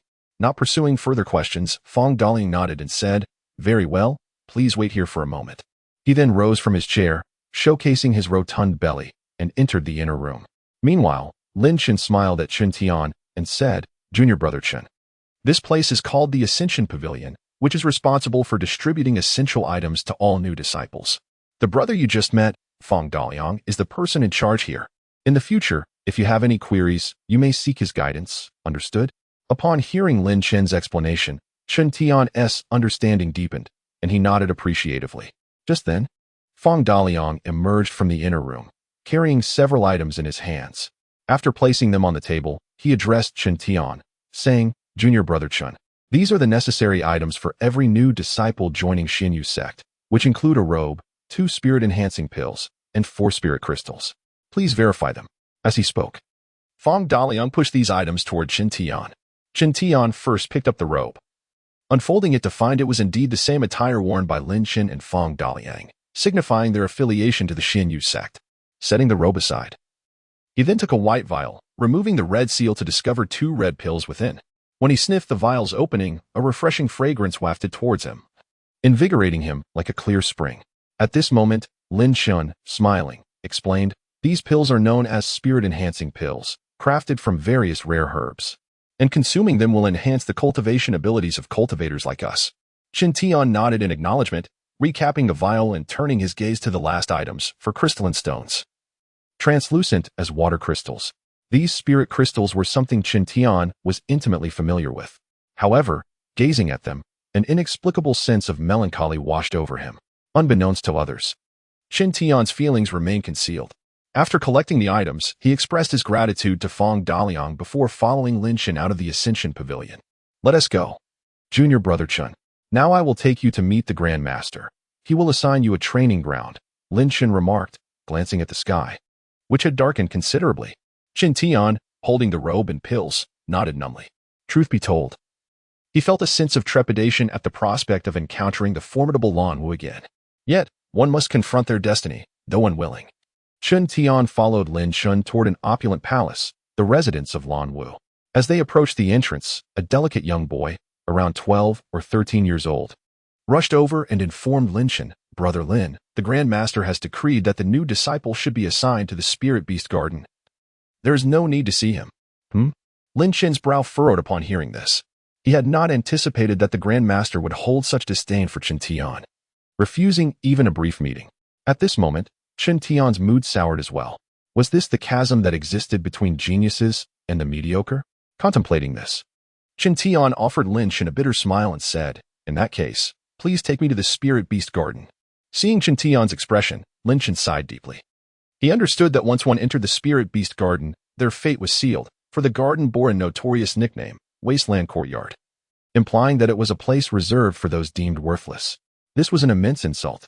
Chapter 14. Wang Yu and Lin Chen led Chen Tian through a series of twists and turns until the sun was nearly set, finally arriving at a remote courtyard far from the main hall of the Xinyu sect. This was the Spirit Beast Garden, despite the name suggesting a garden. It was rather small, measuring only about 10 zhang square. Most of the area was partitioned into small rooms, each housing various celestial creatures such as cranes, deer, and fiery turtles. At this hour, they were all resting peacefully in their specially constructed chambers, their eyes closed. In the eastern corner, there was a tiny courtyard planted with ginseng, spirit mushrooms, and He Wu, not intended for human consumption, but rather as food for these celestial beings.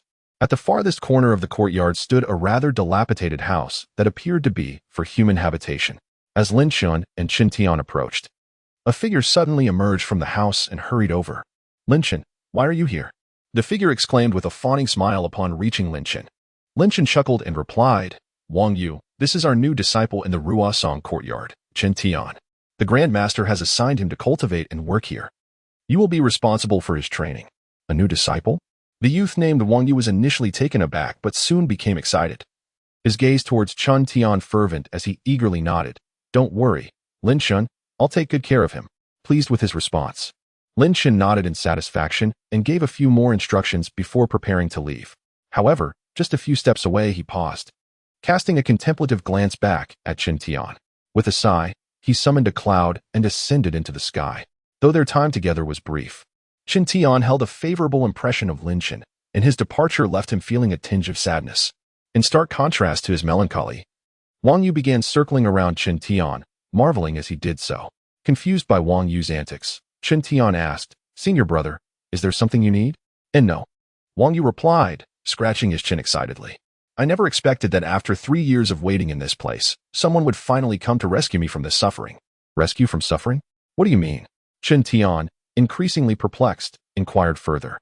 Wang Yu, seemingly in high spirits, laughed heartily and said, well, let me tell you the truth. Junior brother, although we call this place the Spirit Beast Garden, it is secretly referred to as the Wasteland by others. Only those with the poorest cultivation in the sect are sent here to work. To be honest, I have been here for 3 years, thinking I would be stuck here for life. But now that you have arrived, haha, this means I will soon be able to leave. Wang Yu's joy was palpable, his eyes sparkling as he looked at Chen Tian, for he was finally able to escape this dismal place. However, Chen Tian's expression grew somber upon hearing this. If Wang Yu's words held true, it meant that he was now the one destined to remain here for a lifetime. Seeing Chen Tian's dejected demeanor, Wang Yu, who had just been exuberantly dancing around, fell silent, seemingly able to empathize with Chen Tian's feelings. After a brief, awkward chuckle, he offered, hey, Chen Junior brother, don't be too pessimistic. As long as you strive to cultivate diligently, perhaps a miracle will happen.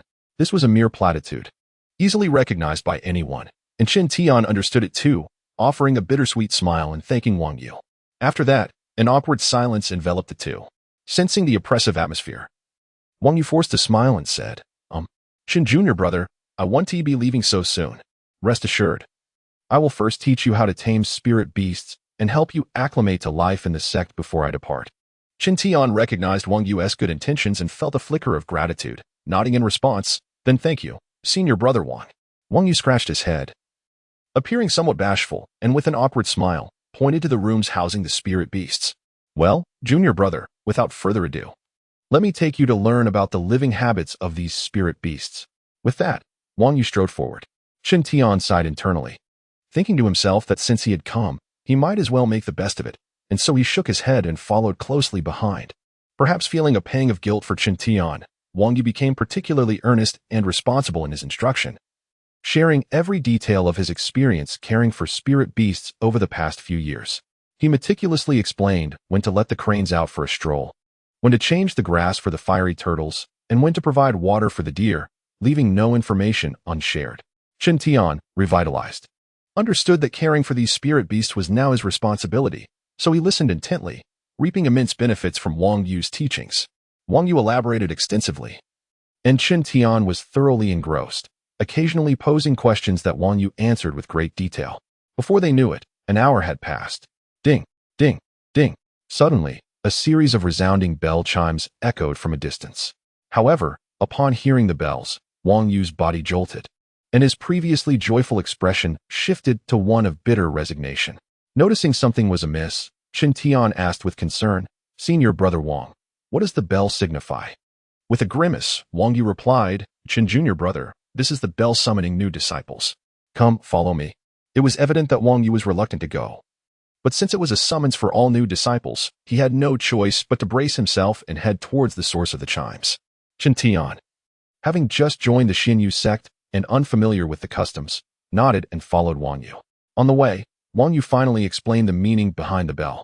It turned out that within the Xinyu sect, there was a rule to gather all new disciples every 3 months to assess their recent cultivation progress. If their cultivation had improved since the last assessment, they would be assigned better tasks, such as working in the alchemy room as assistants. This would not only lighten their workload, but also occasionally grant them elixirs from the alchemy room as steward to enhance their cultivation, a position envied by all. Conversely, if their cultivation remained stagnant, particularly at the lowest level, they would be assigned to arduous and laborious tasks. The work that Chen Tian and Wang Yu performed in caring for spirit beasts was among the least desirable, often mockingly referred to as poop scoopers. Today marked the time for the quarterly new disciple assessment. Chapter 15, the newcomer assessment. After listening to Wang Yu's explanation, Chen Tian immediately understood why he was reluctant to participate.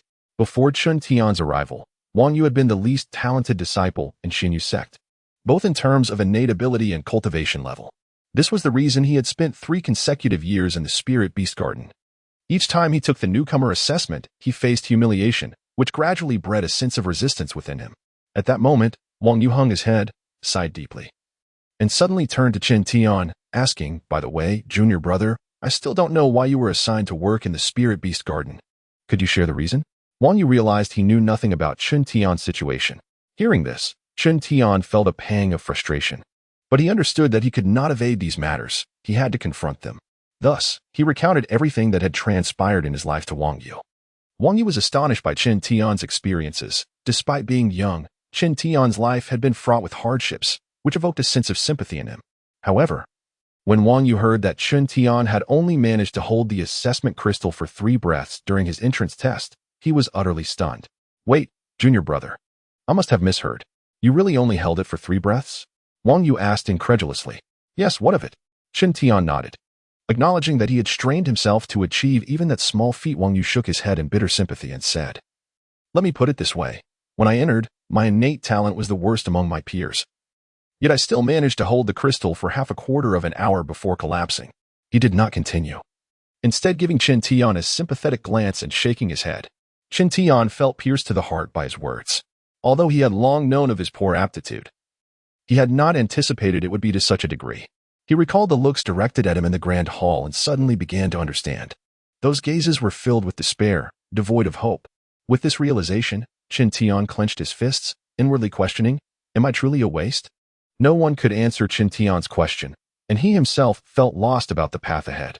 For a time, both Chen Tian and Wang Yu fell into silence, quietly walking forward. The assessment was to take place in front of a grand hall known as the Feng Tian Hall. Upon their arrival, Chen Tian and Wang Yu found the square bustling with a multitude of children of varying ages.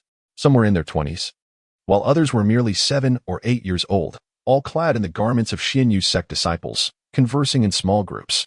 These were the new disciples of Xianyu sect. Wang Yu, having gained experience, instinctively led Chen Tian to a corner. He knew that, as disciples with low aptitude, no one would approach them for greetings. So it was better to avoid the awkwardness by stepping aside. This was Wang Yu's way of navigating social situations. Chen Tian understood his intention and said nothing, offering only a wry smile before settling quietly beneath a large locust tree with Wang Yu. At that moment, Chen Tian's attention was drawn to the scene in the square. In the center, some accomplished disciples were showcasing the spells they had just learned. A tall youth, surrounded by a crowd, formed a hand seal. Instantly, a faint azure glow enveloped him, and his feet began to slowly lift off the ground, astonishingly soaring into the air. Though his figure wobbled precariously, he had indeed ascended. Prompting gasps of envy from the onlookers below, Chen Tian watched in awe, wishing he too could soar one day. This is the skyward technique. Once you reach the 6th layer of the Qi spirit stage, you can learn it, Wang Yu explained, amused by Chen Tian's fascination. Confused, Chen Tian asked, Qi spirit stage? What is that? Wang Yu's jaw nearly dropped in disbelief as he stared at Chen Tian. You can't be telling me you don't even know the 6 realms of cultivation? Feeling embarrassed, Chen Tian lowered his head and shyly shook it. Wang Yu, still in shock, chuckled and began. All right, let me explain from the beginning. Cultivators are divided into 6 realms. The first 3 are the Qi spirit stage, the spirit guiding stage, and the spirit gathering stage. These are the 3 minor realms. The latter 3 are the transformation spring realm, the condensing sea realm, and the foundation building realm. These are the 3 major realms. The leap from the spirit gathering stage to the transformation spring realm is a daunting chasm. Countless prodigies become stuck in the spirit gathering stage, unable to advance. Only a fortunate few, blessed by favorable circumstances, can break through to the transformation spring realm. In our Xinyu sect, aside from the Grand Master and the heads of Ruosong Courtyard and Linlang Courtyard, who have reached the transformation spring realm, the highest level achieved by others is merely the spirit gathering stage. However, do not underestimate the spirit gathering stage. Cultivation is immensely challenging, akin to defying the heavens. Thus, many may spend their entire lives unable to break through the Qi spirit stage, leaving only the strong to defy fate in their pursuit of cultivation. Most will become the bones along the path of cultivation, a truly tragic and lamentable fate. As he spoke, Wang Yu feigned a sigh of wisdom. Chen Tian was deeply astonished. He had not realized the path of cultivation would be so arduous. Reflecting on his abysmal talent, he could not help but feel a sense of uncertainty about his future. Just then, Wang Yu seemed to notice something and nudged Chen Tian, pointing to the center of the square. Junior brother, look quickly. A spectacle is about to unfold. Hastily, Chen Tian retracted his thoughts and directed his gaze towards the square. He observed that all the disciples of Xianyu sect had quieted, their eyes fixated on a remarkably handsome youth standing in the center. This young man appeared to be around 17 or 18, with striking features. Yet an air of arrogance radiated from him, and his gaze seemed to mock the crowd, eliciting discomfort. Wang, who is he? Chen Tian inquired after stealing a glance at the youth before turning to Wang Yu. Chapter 16. The beast containing celestial talisman. As Wang Yu cast a glance at the young man, she disdainfully remarked, "Humph, that's Pan Xingyu. His abilities are quite mediocre, and his temper is notoriously foul. He revels in showing off and takes pleasure in bullying newcomers. However, he relies heavily on the influence of his family, which has afforded him many prized treasures. Last year's newcomer competition saw him barely clinching first place, thanks to those formidable artifacts. Truth be told, many do not respect him. They merely fear the power of his family, daring not to voice their discontent." "Oh, I see." After hearing Wang Yu's explanation, Chen Tian understood that this fellow was indeed a second-generation rich kid. Like Wang Yu, the crowd in the square fell silent upon Pan Xingyu's arrival, their expressions revealing a shared scorn. While some harbored disdain for Pan Xingyu, others sought to ingratiate themselves with him. Notably, 2 disciples from the Xianyu sect, with sharp features and shifty eyes, were busily flattering him, their sycophantic behavior on full display. At that moment, Pan Xingyu seemed to have an epiphany. He leaned in to whisper something in one of their ears. The disciple nodded vigorously and swaggered to the forefront of the crowd, clearing his throat before proclaiming in an exceedingly arrogant tone, "Listen up. You should consider yourselves fortunate. Our esteemed young Master Pan has acquired a remarkable treasure, so you rural folk can finally witness something extraordinary." With that, he turned and humbly beckoned Pan Xingyu to step forward. Pan Xingyu smiled and confidently strode into the spotlight. Chen Tian couldn't help but chuckle. Indeed, as Wang Yu had said, Pan Xingyu was excessively ostentatious. One would think that cultivators should forsake all desires to attain greatness. Yet such ideals are not easily upheld, resulting in a myriad of personalities within the cultivation world. Individuals like Pan Xingyu, who are overly concerned with appearances, are far from uncommon. Despite this, Chen Tian felt a surge of curiosity. He too wished to see what kind of treasure Pan Xingyu possessed. In that moment, all eyes in the square, whether filled with disdain or flattery, were fixated on Pan Xingyu, eager to witness the unveiling of his treasure. Sensing the intense gazes upon him, Pan Xingyu appeared immensely satisfied, smirking disdainfully as he reached into his clothing, producing a yellow talisman adorned with intricate and mysterious symbols. Upon the sight of this talisman, the crowd gasped in astonishment, with some who recognized it exclaiming, "The beast containing celestial talisman." Noticing their shocked expressions, Pan Xingyu beamed with satisfaction. This was precisely the reaction he sought to establish himself as the unrivaled champion among the new generation of disciples. "Brother Pan, is this truly the legendary beast containing celestial talisman?" One disciple from the Xianyu sect asked, swallowing hard in disbelief, his voice tinged with excitement. "Of course," Pan Xingyu replied with a smug grin. "This was a gift from an elder in my clan. How could it be anything but genuine? If you still have doubts, I shall generously demonstrate its power for you all today." With that, Pan Xingyu closed his eyes, clutching the yellow talisman in one hand while forming a seal with the other, murmuring incantations. "Go." After a significant pause, he suddenly opened his eyes and shouted. At that moment, the yellow talisman began to levitate, glowing with a faint azure light. As it ascended, it erupted into a fireball. Hiss, hiss. From within the fireball emerged a colossal serpent, measuring 7 zhang in length, its forked tongue flicking as it glared down at the crowd with fiery eyes. This fearsome creature, with its bared fangs, appeared ready to strike. Is it truly the beast containing celestial talisman? The disciples of the Xianyu sect were left in utter shock, their disbelief evaporating in an instant. At that moment, Chen Tian's astonishment surpassed that of the others. Instinctively, he patted his chest, where a similar yellow talisman rested, one that had been shattered by a formation in a cave, the talisman of Ling Yazi. Noticing Chen Tian's grave expression, Wang Yu assumed he was frightened and quickly reassured him, "Junior brother, do not fear. The beast containing celestial talisman extracts the souls of fierce spirit beasts from their physical forms and seals them within the talisman. However, not everyone can create such talismans. Only those who have reached the transformation stage can do so. Moreover, crafting such talismans is immensely taxing on one's spiritual energy. And since the spirit beasts lose their corporeal forms, their strength diminishes significantly. Hence, such talismans are exceedingly rare, typically given to junior members of prominent families for protection. The only advantage is that they require minimal spiritual energy to activate, making them suitable for disciples of lower cultivation levels. I see. After absorbing Wang Yu's explanation, Chen Tian grasped the situation. However, a thought crossed his mind, prompting him to inquire, by the way, senior brother, could you specify what level of cultivation is necessary to activate the beast-containing celestial talisman? Wang Yu regarded him with suspicion but answered. You would need to reach at least the 7th level of the spirit awakening stage to barely manage it. But junior brother, why do you ask? Oh, it's nothing. Just curiosity, Chen Tian replied with a casual smile, deflecting her concern. Chen Tian, of course, would not divulge to Wang Yu that he possessed a beast-containing celestial talisman himself. Despite his limited education, he understood the adage, possessing a gem brings danger. Given Wang Yu's description of the talisman as powerful yet scarce, it was something many coveted and desired. If others were to discover that he possessed such a talisman, he would undoubtedly attract countless dangers. After all, in the realm of cultivation, strength reigns supreme, and individuals often become frenzied in their pursuit of power. With this thought in mind, Chen Tian's expression grew grave. Chapter 17. Provocation. Junior brother, what is the matter with you? Your expression has been quite peculiar since just now, Wang Yu asked with a frown. Observing the still-dazed Chen Tian.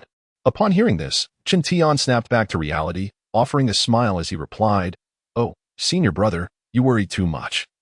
I am perfectly fine. By the way, I am curious about your current cultivation level. What realm have you reached? Chen Tian deftly shifted the topic. At this question, a faint blush crossed Wang Yu's face, and he bashfully admitted, I must apologize for my lack of progress. After more than 3 years, I have only reached the 4th layer of the awakening stage, placing me at the very bottom among all the disciples. With a deep sigh that hinted at his frustration, Wang Yu seemed quite disheartened. Hey, senior brother Wang, are you jesting? I am clearly the one at the bottom. Just then, a teasing voice echoed from a distance.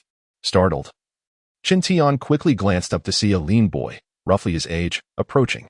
Ah, junior brother G, you are here. Wang Yu appeared to be quite familiar with this newcomer, rising to greet him. Who is this?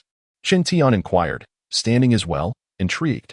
Oh, my apologies for not introducing you sooner, Wang Yu said, smacking his forehead with a smile. Junior brother Chen, this is Ji Tianyi, who entered the sect a year after me and is currently working in the blacksmithing workshop. Turning to the young man, Wang Yu continued, Junior brother Ji, this is Chen Tian, who just joined today. Just joined today. Ji Tianyi exclaimed in astonishment, turning to Wang Yu. Isn't it well past half a year since the new recruits were accepted? How could there be new disciples now? Is junior brother Chen exceptionally gifted? And the sect made an exception to admit him? Hearing this, Chen Tian felt a twinge of bitterness and shook his head, saying, Please do not mock me. Junior brother Ji, I am no genius. Really? Ji Tianyi seemed puzzled and glanced at Wang Yu for clarification. Wang Yu shrugged helplessly and recounted Chen Tian's situation. Oh, I see. Then we are indeed kindred spirits, occupying the last 3 positions in the Xinyu sect, Ji Tianyi remarked with a self-deprecating laugh. Are you also? Chen Tian asked, surprised. Ji Tianyi nodded. Yes, like senior brother Wang, I am also stuck at the 4th layer of the awakening stage, belonging to the least gifted group. Sigh, junior brother Ji, I do not appreciate your words. You joined the sect a year after me. Perhaps you will have your moment of brilliance in the future. Wang Yu quickly attempted to uplift Ji Tianyi's spirits. Ji Tianyi shook his head, replying, Senior brother Wang, there is no need for comforting words. I know my limitations. It is likely I will never achieve significant breakthroughs. If it weren't for my family circumstances, I would probably be out there with you, cleaning spirit beast's waste rather than enjoying a brief respite in the workshop. It was evident that Ji Tianyi was also a member of a prominent family, as even his speech carried an air of intellectualism. Intrigued, Chen Tian asked, So, junior brother Ji, does your family possess considerable influence? Before Ji Tianyi could respond, Wang Yu interjected, Indeed. Junior brother Ji's family is the most esteemed in the Fengqi kingdom, and his great-grandfather has reached the transformation stage. What? The transformation stage? Chen Tian exclaimed, taken aback. He was aware that only 3 cultivators in the entire Xinyu sect had surpassed this level, highlighting the significant challenge of attaining it. The fact that Ji Tianyi's family had someone at this level was astonishing. Ah, senior brother Wang, you're teasing me again. My great-grandfather is a remarkable figure, a prodigy of his time, a source of pride for the family. However, I am merely a mediocre talent, a burden to the family. Merely mentioning my name brings ridicule. Truth be told, Ji Tianyi seemed to possess an optimistic disposition, yet a hint of sorrow shadowed his face. indicating that the weight of his prestigious family background imposed immense pressure on him. For a moment, the trio fell silent. After a while, Tian finally broke the silence with a smile. All right, let us put aside these matters. Since we are so fated to meet, let us refer to each other as brothers. I believe we shall consistently occupy the last few ranks together, which is a spectacle in its own right, haha. It was a rare moment for Tian to still find humor in their predicament. Chen Tian and Wang Yu, the resigned, chuckled in agreement. Since senior brother Wang is the oldest, I am the second, and junior brother Chen is the youngest, let us designate senior brother Wang as the leader. Me as the second, and junior brother Chen as the third. Is that acceptable? Tian continued. Sure, you can rest assured. I, Wang Yu, will protect you both. Wang Yu declared with a pat on his chest, smiling. Oh please, with your abilities, you might as well be a clay statue crossing a river. Barely able to protect yourself. Relying on you is no better than depending on a dung beetle, Tian quipped. How dare you mock me? Just wait until I tear your mouth apart. Wang Yu laughed heartily and lunged to grab Tian's face, who playfully darted away, clearly demonstrating their close camaraderie. Observing their playful antics, Chen Tian initially laughed along. However, his smile faded as thoughts of Xiao Long crept into his mind. He gazed up at the azure sky. Sighing inwardly, I wonder how Xiao Long is faring now? Well, who do we have here? Isn't this the third young master of the Ji family? Long time no see. A sharp, disdainful voice suddenly interrupted the moment as Tian and Wang Yu continued their play. Returning to reality, Chen Tian turned to see the notorious playboy, Pan Xingyu, approaching. Upon sighting him, Tian's expression darkened, and he replied tersely, it's young Master Pan. We do not share much acquaintance. What brings you here? Oh, come now, young Master Ji, do not say that. Although our interactions have been minimal, our families have long-standing ties, so I simply came to greet you. Pan Xingyu replied with a disingenuous smile. At that moment, the other disciples of the Xianyu sect began to take notice of the unfolding drama, fully aware that an entertaining spectacle was about to commence. Chapter 18. Pan Xingyu greetings? I believe it is not as simple as that, Tian said, his countenance darkening after hearing Pan Xingyu's words. A few days ago, I received a letter from home. It mentioned that two of our Ji family's disciples, both at the third level of the enlightenment stage, were ambushed and killed while on an errand. Although the culprits were not apprehended, your Pan family's emblem was found nearby. I wonder if you, young Master Pan, are aware of this matter? Upon hearing Tian's words, Pan Xingyu's expression shifted dramatically, and his smile vanished as he coldly replied, Oh, is that so? I had no knowledge of it. It must be the work of some bored individuals spreading rumors. How could our Pan family commit such acts? Indeed, our young Master Pan is so well educated and comes from a scholarly family. How could he possibly engage in such heinous acts? Another voice chimed in. I believe this is merely a deliberate attempt to tarnish young Master Pan's reputation. At that moment, the two companions of Pan Xingyu echoed their sentiments. Tian clenched his fists, his forehead veins bulging, visibly on the verge of exploding with anger. Wang Yu, sensing the brewing storm, quickly stepped forward and grasped Tian's arm, saying, Second brother, let us leave this place. We must not allow ourselves to be disturbed by such individuals. Third brother, you too, let us find another location. After exchanging brief pleasantries with Chen Tian, Wang Yu led Tian away. Chen Tian said nothing but silently nodded, following in their wake. However, Pan Xingyu clearly had no intention of letting Tian off the hook. He provocatively remarked, Oh, am I mistaken? The third young master of the illustrious Ji family, consorting with two worthless individuals as if they were brothers. What a laughingstock this would be if it got out. Haha. Young Master Pan, you're mistaken. Birds of a feather flock together. Only the worthless would call each other brothers. The Ji family is hardly comparable to your esteemed Pan family. One of Pan Xingyu's lackeys loudly interjected, seemingly eager for all to hear. After enduring their taunts repeatedly, Tian could no longer contain himself. He broke free from Wang Yu's grasp, turning to them with a low growl. Try saying that again. Go ahead and say it. The individual sneered, stepping forward with an even louder voice. I say you're all worthless. A bunch of garbage. How dare you? I'll make you pay. Tian roared, furious and ready to charge at him. Fortunately, Wang Yu was quick to intervene. Chen Tian, meanwhile, furrowed his brows, silently observing the confrontation. The expressions of the other disciples from the Xinyu sect were cold and indifferent, as they watched the spectacle unfold with a sense of detached amusement. Pan Xingyu, a man enamored with vanity, was not about to let this opportunity for attention slip away. He laughed heartily. Well then, young Master Ji, If you wish to fight, do come at me. Our Pan family is not to be trifled with.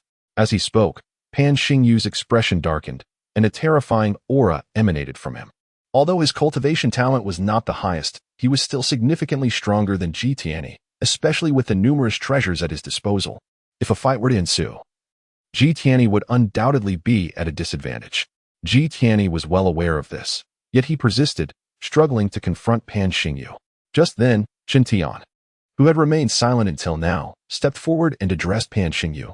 Young Master Pan, this is the main hall of the Xianyu sect, not a place for provocations or brawls. I urge you to show some respect. Furthermore, the sect's regulations clearly prohibit disciples from engaging in private duels. Should you dare to violate this, I will not hesitate to report it to the master. You may then explain yourself to him personally. What? You dare to use the master to intimidate me? Do you believe I won't flatten you first? Pan Xingyu's face twisted in anger at Chen Tian's words, stepping forward as if to strike. However, his companions quickly interjected. Young Master Pan, please calm down. What he says is true.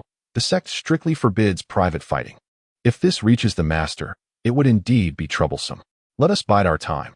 There will be a newcomer competition at the end of the year, and we can settle this then. A newcomer competition? Hearing this, Pan Xingyu's demeanor softened as he nodded. Indeed, then I can justly teach this fool a lesson. Having settled this in his mind, Pan Xingyu smirked and asked, What is your name, boy? Chen Tian's gaze sharpened, sensing Pan Xingyu's intentions, yet he remained unperturbed, replying clearly. I am Chen Tian. Chen Tian? Pan Xingyu repeated, a cold smile creeping onto his lips. Very well, I shall remember you. Prepare for your demise. With that, a menacing glint flashed in Pan Xingyu's eyes as he departed with his entourage. The others, realizing the spectacle had concluded, began to disperse, casting sympathetic glances at Chen Tian, as if mourning for his future. Indeed, entangling with a bully like Pan Xingyu was unfortunate for Chen Tian. Yet, he paid no heed to their gazes and returned to Ji Tianyi and Wang Yu's side. Their brother, is this truly wise? Wang Yu, who had previously asserted her role as the elder sibling meant to protect Chen Tian and Ji Tianyi, now expressed her concern. Chen Tian, however, waved off her worries nonchalantly, saying, It's fine. If he wishes to hit me, so be it. After all, this isn't my first encounter with such treatment. I've grown accustomed to it. Though Chen Tian smiled, his expression pained both Wang Yu and Ji Tianyi deeply. They were unaware of the hardships he had faced in his childhood. Yet they understood it must have been exceedingly difficult. Rest assured, I propose that the three of us become brothers, so I will not stand idly by. If Pan Xingyu truly comes after you, I will stand by your side. Ji Tianyi vowed. Yes, me too. Wang Yu quickly added her support. Upon hearing their words, Chen Tian felt a warm current flow through him. Despite their brief acquaintance, he sensed a bond of trust with them, just as the three shared their camaraderie. The grand doors of the main hall suddenly swung open, and three Xianyu sect stewards emerged. After surveying the crowd, one of them, with an impassive expression, declared, The cultivation assessment is about to commence. Chapter 19, Cultivation Test. Alas, here we go again. Upon hearing this, Wang Yu's expression instantly darkened, and Ji Tianyi was not in a much better mood. He sighed helplessly and, alongside Wang Yu, made his way towards the square. Since Chen Tian had not yet officially begun his cultivation, he was exempt from the test this time and remained quietly observing from the sidelines. At that moment, three deacons from the Xianyu sect stood rigidly at the entrance of the grand hall, while the new disciples queued orderly to undergo the assessment.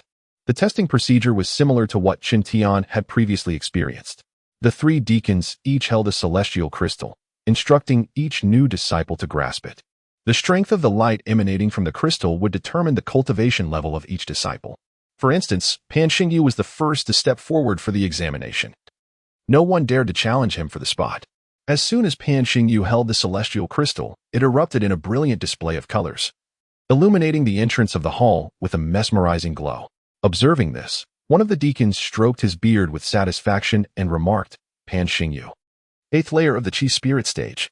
This result was not unexpected, for as the most promising newcomer from a prestigious cultivation family, the resources Pan Xingyu had access to far surpassed those of his peers. Merely consuming the abundant spiritual pills and herbs he had at his disposal was enough to incite envy among all disciples of the Xianyu sect. Moreover, despite his reckless demeanor, his innate talent was commendable, making his achievement of the 8th layer of the Qi spirit stage hardly surprising. Pan Xingyu seemed quite pleased with this outcome. After a smug smirk, he swaggered away. However, as he passed by Tian, he paused momentarily, emitted a disdainful snort, and burst into laughter as he departed. Tian clenched his fists in frustration, feeling utterly powerless, and could only let out a resigned sigh. Chen Tian observed this interaction, his brow furrowing in concern. After Pan Xingyu's departure, the cultivation test continued in an orderly manner. Most of the disciples who stepped forward for testing were in the range of the 5th to 7th layers of the Qi spirit stage, demonstrating a fair distribution of abilities. Suddenly, a wave of astonishment erupted among the crowd, causing a surge of interest. Chen Tian, intrigued, turned to see what was happening. At that moment, a celestial crystal held by one of the disciples from the Xinyu sect began to levitate, slowly rotating and emanating a series of indescribably beautiful lights, dazzling to behold. The deacons across from him also displayed looks of surprise, and after a brief period, one of them exclaimed with joy, "Yin Yuchuan, 9th layer of the Qi spirit stage. He is also the first disciple from our Roasong courtyard to achieve the 9th layer." The declaration sent shockwaves through the gathered disciples, all expressing their astonishment. "Brother Yin, you are indeed remarkable," exclaimed one. "Yes, I've heard there are 2 9th layer disciples over in the Linlang courtyard. But who would have thought we'd have one in Roasong courtyard as well? Finally, we regained some prestige." In an instant, numerous disciples rushed forward to congratulate Yin Yuchuan, who, unlike Pan Xingyu, was highly popular among the new disciples. He was known for his warm demeanor and often provided guidance on cultivation challenges, earning the respect of many, with an elegant smile that exuded charm. Yin Yuchuan extricated himself from the throng and descended. As fate would have it, Chen Tian found himself directly in Yin Yuchuan's path. Upon noticing him approach, Chen Tian hastily stepped aside. Yet, just then, Yin Yuchuan halted, looking at Chen Tian and inquiring, "You must be a new junior disciple, am I correct?" Taken aback by Yin Yuchuan's words, Chen Tian quickly replied, "Yes, my name is Chen Tian." "Chen Tian?" Yin Yuchuan repeated, a smile spreading across his face. "A fine name. Keep up the good work." With that, he flashed a gentle smile and continued on his way. Chen Tian, momentarily bewildered by Yin Yuchuan's unexpected kindness, stared at his retreating figure, pondering his intentions.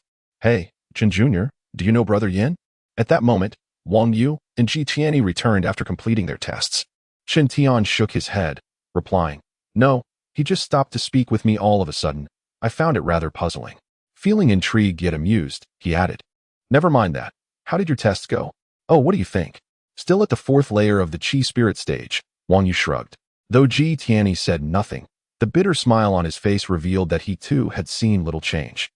The 3 of them sighed in unison and made their way back. "By the way, Ji Senior, is there a bad relationship between your Ji family and Pan Xingyu's Pan family?" Chen Tian queried on their way back. Upon hearing this, Tian sighed heavily. "Chen Jr., you've already learned that our Ji family is the foremost cultivation family in the Wenchase Kingdom, right? Do you know who the second family is?" After a moment of contemplation, Chen Tian suddenly remarked, "It wouldn't happen to be the Pan family, would it?" "Indeed, it is," Tian sighed again. "While the overall strength of the Pan family does not match ours, they have experienced rapid growth in recent years due to unknown fortuitous encounters. Many talented individuals have emerged from their ranks. Though no one has yet broken through to the transformation stage, several have reached the peak of the gathering spirit stage, making them a formidable force. Recently, they have frequently provoked our Ji family, seemingly seeking to contend for the title of the foremost cultivation family. Such a situation exists?" Chen Tian exclaimed in surprise. After a moment of reflection, he inquired, "Is there any strategy to counter this?" "Haha, Chen Jr., you need not worry about this. As long as the Pan family does not produce a master above the transformation stage and my great-grandfather is still alive, they can only engage in petty squabbles behind the scenes. They pose no threat to our Ji family's standing." Tian chuckled heartily. "Oh, I see." Hearing Tian's confident demeanor, Chen Tian couldn't help but smile. Yet, deep within him, he sensed an unsettling feeling. But what exactly felt amiss? Chen Tian could not articulate it, so he decided to cast it aside and continued his cheerful conversation with Wang Yu and Tian as they made their way back. Chapter 20. The ants battling the heavens. After several days of companionship, the bond between Wang Yu and Chen Tian had flourished remarkably. Consequently, Wang Yu devoted himself to imparting knowledge to Chen Tian about the nurturing of spiritual beasts and the affairs of the Xinyu sect. During this period, Chen Tian reaped immense benefits. With Wang Yu's guidance, he also commenced his initial meditation and breath regulation practice. The Qi awakening stage is the foundation of cultivation. At this stage, one need not exert much effort, merely striving to absorb the spiritual energy from the heavens and the earth. Of course, those with exceptional talents can absorb this energy at rates several times, or even hundreds of times, greater than others, swiftly advancing past the Qi awakening stage into the Qi guiding stage. In contrast, those of mediocre aptitude may, throughout their lives, struggle to accumulate sufficient spiritual energy to break through the Qi guiding stage, remaining forever trapped within the Qi awakening stage. Aware of his average talent, Chen Tian diligently pursued his cultivation with greater determination than others. Having come this far, he was unwilling to concede defeat. This period was undoubtedly joyful for the first time. Chen Tian found solace, as he no longer faced constant upheaval, but rather enjoyed a stable environment to dwell in, which filled him with contentment. However, such delightful moments are fleeting. A month after the cultivation assessment concluded, Wang Yu received a new assignment from the sect, instructing him to work in the External Affairs Department. Upon receiving this news, Wang Yu shook his head helplessly but then exhaled deeply.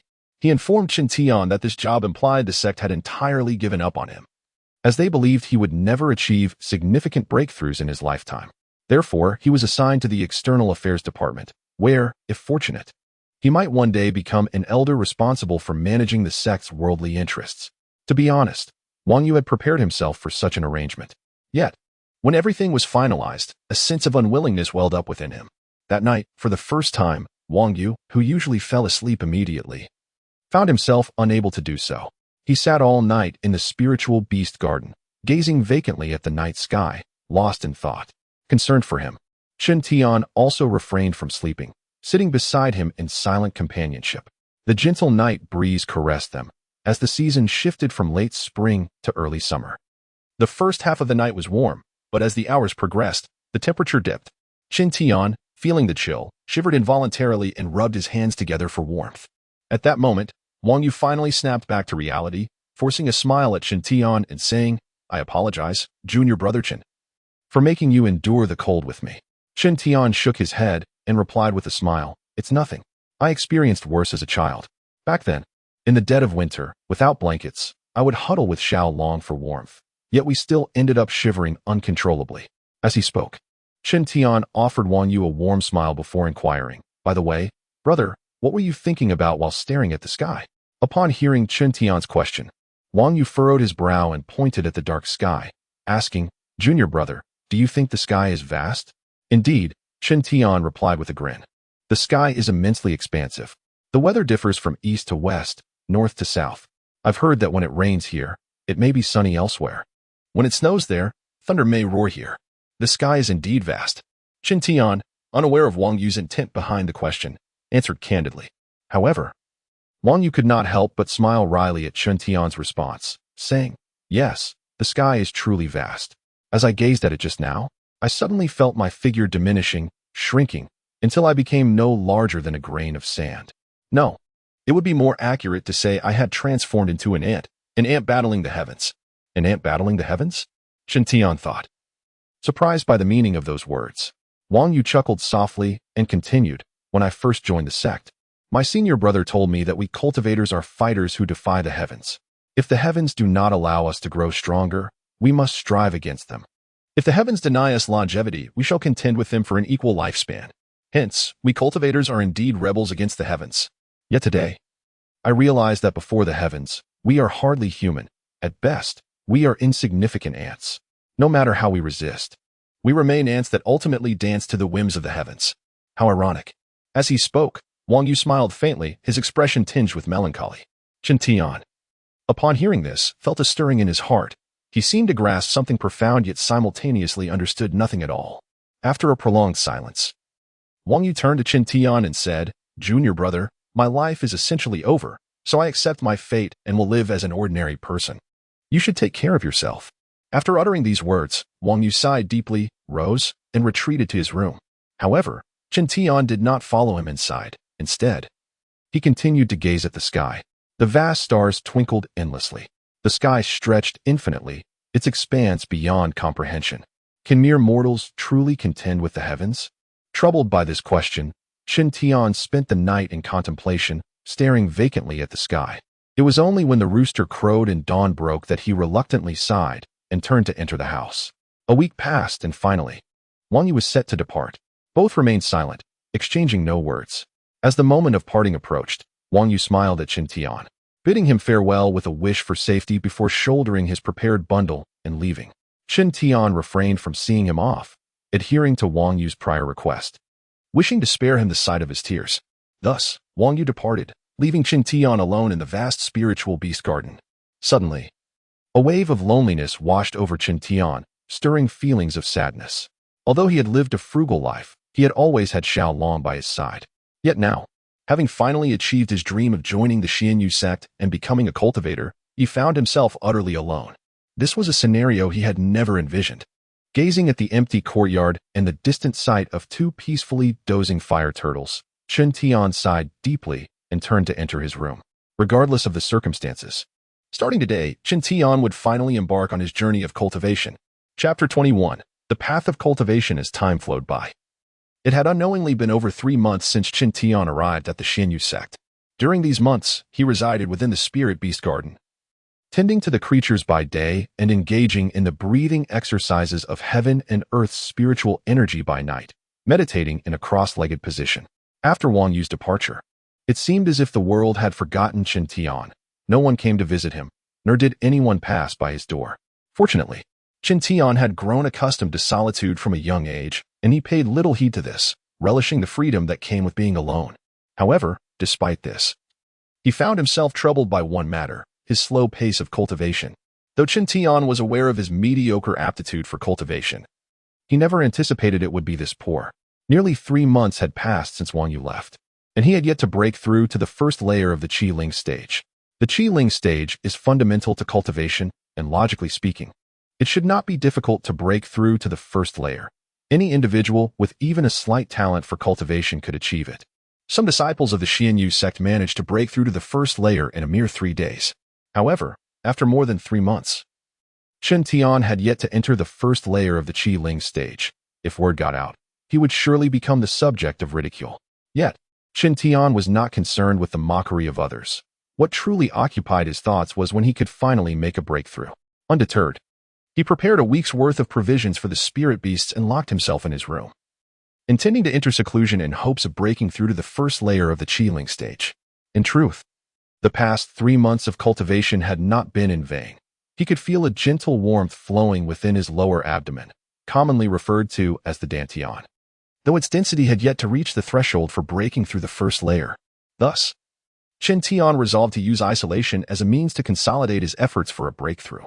Each day, aside from mealtime, was devoted to meditation and cultivation. If Chen Tian could have seen, he would have noticed invisible strands of spiritual energy converging from all directions, drawn into his dantian with each breath he took. As time passed, the spiritual energy within his dantian accumulated, forming a small mass. Finally, on the 5th day of his seclusion, Chen Tian sensed that the energy within his dantian had reached a saturation point, as if any further intake would cause him to burst. Recognizing this moment, he felt a surge of excitement, for he knew the opportunity to break through to the first layer of the Qi Ling stage had finally arrived. With urgency, Chen Tian focused his mind, drawing his awareness into his dantian. Under his careful control, the turbulent spiritual energy gradually calmed, beginning to merge and compress. Concurrently, a viscous, dark substance expelled itself from every pore of his body. Yet, Chen Tian paid no mind to this. He was singularly focused on mastering the energy within him. As the energy continued to merge and compress, he no longer felt discomfort. Instead, an overwhelming sense of refreshment enveloped him. At that moment, it felt as though he were bathed in warm spring water, the newly generated rich spiritual energy cocooning him, giving him a sensation akin to rebirth. Time seemed to lose its meaning until, eventually, Chen Tian emerged from this delightful state, opening his eyes with a broad smile. After so many efforts, he had finally broken through to the first layer of the Qi Ling stage. He stretched lazily, reveling in the triumph. However, gradually, the smile faded from his face, replaced by a weighty concern. Chen Tian sighed deeply, muttering to himself, "Other disciples of the Xianyu sect can break through in no more than 10 days. Yet I have taken nearly 3 months. At this rate, who knows how long it will take to reach the second layer?" His worries began to mount. After another sigh of frustration, Chen Tian resolved to work even harder in the future. With this determination, he rose from his bed. However, he suddenly felt a sticky sensation on his body, and upon closer inspection, he chuckled. It turned out that the impurities expelled during his breakthrough had left him covered in filth, resembling someone who had rolled in mud. Raising his arm to sniff, a foul odor assaulted his senses, prompting him to wrinkle his nose. How can I face anyone like this? He lamented. Thus, he went to the firewood shed to boil a bucket of hot water, shedding his clothes and immersing himself within. After a refreshing bath, Chen Tian felt a remarkable difference. His skin had become extraordinarily smooth. The dark impurities washed away, revealing a translucent glow. A smile crept onto Chen Tian's face as he marveled at the benefits of cultivation, which could cleanse and rejuvenate the body. Satisfied, he donned the robes of an Xinyu sect disciple once more. Though Chen Tian's appearance was quite ordinary and not particularly striking, after his cleansing, he seemed to possess an ethereal quality, enhancing his presence. Is this the benefit of cultivation? He pondered as he gazed into the reflection in the water tank. Just achieving the first layer of Qi Ling had brought about such advantages. He could hardly fathom what awaited him at higher realms. At that moment, Chen Tian's interest in cultivation intensified immensely. After breaking through to the first layer of Qi Ling, Chen Tian devoted himself to diligent practice more than ever. Yet, perhaps due to his inherently mediocre talent, he felt no improvement over the next 6 months. Regardless of his efforts, time flew by, seasons changed, and before he knew it, it was already the desolate depths of autumn. On this day, Chen Tian was feeding the spirit beast as usual when, suddenly, an urgent ringing echoed from the distant hall. Upon hearing the sound, a shiver ran down his spine, for he recognized that it was time for the new disciples to be assessed for their cultivation levels. Chen Tian had evaded the tests twice already, and if he failed to show up this time, it would be difficult to explain. With no choice left, he sighed and set aside his tasks, making his way toward the Ascension Pavilion. Chapter 22 Acceptance of Testing. As Chen Tian arrived at the square before the Grand Hall, he found it already bustling with numerous disciples of the Xinyu sect. Casting a glance at these spirited young practitioners, he shrugged and made his way to an empty space at the side. At that moment, Chen Tian began to grasp the predicament Wang Yu had previously faced, eliciting a bittersweet smile within his heart. After waiting for a while longer, more disciples of the Xinyu sect gathered for the cultivation assessment, and the square gradually became lively. Yet, Chen Tian's gaze continually drifted towards the entrance, hoping to catch a glimpse of Wang Yu. Unfortunately, the last person to enter was Tian. Not seeing Wang Yu left Chen Tian somewhat disappointed, though he dismissed it, attributing her absence to being preoccupied with other matters. Soon enough, Chen Tian composed himself, wearing a bright smile as he greeted Tian. Greetings, senior brother Ji. Don't mention it. I've had a rather tough time lately, Tian replied, acknowledging Chen Tian before launching into a lament. Chen Tian, taken aback by this, inquired, "Oh, what do you mean by that, senior brother Ji?" With a resigned sigh, Tian explained, "I had always worked in the weapon forging workshop, but since the last cultivation test, I've been reassigned to the Spirit Book Pavilion. It's utterly dreadful." Upon hearing this, Chen Tian furrowed his brow. Having been a member of the Xinyu sect for over 6 months, he had become quite familiar with the sect's affairs. For instance, new disciples who had not yet reached the spirit connection stage were required to work, and the nature of their assignments varied significantly. The most coveted positions were in the alchemy room and the weapon forging workshop, where fortunate disciples received additional rewards in the form of enhancement elixirs and powerful magical artifacts. Such roles were highly envied, as exemplified by Pan Xingyu, who worked in the alchemy room, while Tian, despite his lower cultivation level, managed to secure a position in the weapon forging workshop due to his family connections. Given Tian's strong backing from the Ji family, it was expected that he would be assigned to a prestigious workshop until reaching the spirit connection stage. Thus, his reassignment was indeed puzzling. "Senior brother Ji, why were you moved to the Spirit Book Pavilion?" "That seems quite strange," Chen Tian asked, unable to conceal his curiosity. Tian chuckled wryly. "I have no idea. I've been diligently cultivating and recently broke through to the 5th level of the Spirit Awakening stage. There is no reason for them to transfer me." This situation was certainly intriguing. After a moment of contemplation, both Chen Tian and Tian were left without answers, so they decided to drop the matter. "By the way, senior brother Ji, where's senior brother Wang? I haven't seen him around." Chen Tian changed the subject. However, upon hearing this, Tian's expression shifted slightly, and he sighed. "Junior brother Chen, perhaps you don't know yet, but senior brother Wang may never return." What do you mean by that? Chen Tian was taken aback, confusion etched across his face. It's like this. Senior brother Wang voluntarily informed the sect that he would no longer pursue cultivation and instead focus on managing the sect's worldly enterprises. Thus, he is exempt from the cultivation tests. Oh, I see. Chen Tian understood but felt a twinge of melancholy. Noticing Chen Tian's discontent, Tian smiled reassuringly. But don't worry too much, junior brother. I believe senior brother Wang is better suited to his current lifestyle. I've heard he possesses a unique talent for financial management. Within just 6 months, he helped the sect consolidate 5 taverns and 3 pawnshops, doubling their efficiency. Consequently, senior brother Wang received special commendation from the sect and was appointed as a minor steward, overseeing substantial sums of money each month. The last time I visited him, he had noticeably gained weight and was sporting a gold necklace. He looked quite the nouveau riche. At this point, Tian couldn't help but burst into laughter. Chen Tian joined in, saying, "Indeed, senior brother Wang seems to be doing quite well. I needn't worry then. Perhaps I might seek his protection in the future." What do you mean by that, junior brother Chen? Tian was taken aback by Chen Tian's remark. Just as Chen Tian was about to respond, the Grand Hall's main door swung open, and 3 stewards responsible for the cultivation assessment emerged. Instantly, Chen Tian and Tian ceased their conversation, aware that the cultivation test was about to commence. It was Chen Tian's first time participating in such an assessment, and as he awaited his turn, a wave of anxiety washed over him. He even dared not look ahead, closing his eyes in restless anticipation. Pan Xingyu, Spirit Awakening Stage Level 9. The second disciple of Ruosong Courtyard to reach this level. However, while Chen Tian had his eyes closed, a sudden commotion erupted in front of him. He opened his eyes to see Pan Xingyu, the one who had previously provoked them, standing proudly at the forefront, reveling in the astonished gazes of the crowd. Chen Tian's heart skipped a beat. He hadn't expected Pan Xingyu to have also broken through to the 9th level of the Spirit Awakening stage. After completing his assessment, Pan Xingyu did not hasten to leave but instead lingered, seemingly waiting for something. The line advanced slowly, with the disciples of the Xinyu sect approaching for their evaluations, some anxious, others elated. Finally, it was Chen Tian's turn. You look unfamiliar. Who might you be? The steward in charge of assessing Chen Tian inquired, a hint of confusion in his voice. Chen Tian, not daring to be disrespectful, quickly bowed and replied, "Respected elder. My name is Chen Tian." Chen Tian. The steward paused momentarily before realization dawned upon him.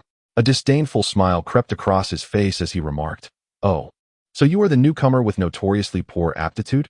The contempt in his words was unmistakable. Chen Tian bit his lip, but ultimately chose to remain silent. "Enough with the pleasantries. Let us proceed with the assessment," the steward said, handing Chen Tian the spirit crystal used for the evaluation. Chapter 23. The Rescue. Upon witnessing the scene, Chen Tian took a deep breath and grasped the celestial crystal tightly in his hand. Instantly, a faint red glow emanated from the crystal. This light was feeble, barely illuminating the faces of Chen Tian and the steward of the Xinyu sect, in stark contrast to the resplendent brilliance displayed by the other disciples. Observing this, the steward's expression grew even more disdainful as he coldly remarked, "Chen Tian, you have yet to reach the 1st level of Qi Awakening. What? Did I hear incorrectly? Has someone truly taken over half a year to cultivate only to reach the 1st level of Qi Awakening? Is this truly a disciple of our Xinyu sect? TSK. The 1st and 2nd levels of Qi Awakening are the most straightforward. When I was cultivating, I broke through those levels in less than a month.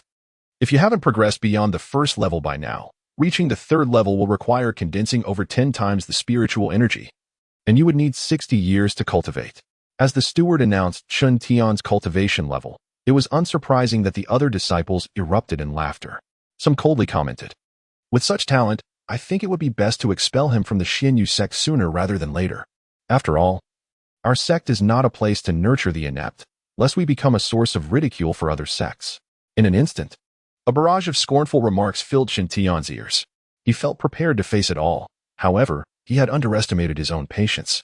Clenching his fists, his hands flushed red. He longed to vent his frustration, to shout in defiance. Yet, what could he truly do? With no recourse, Chen Tian could only bow respectfully to the steward of the Xinyu sect before turning to leave. Just as he was about to turn away, the steward suddenly added, "Let me tell you this. The boy who came with you has already broken through to the 8th level of Qi Awakening last month. He is the fastest cultivator in the history of our Xianyu sect.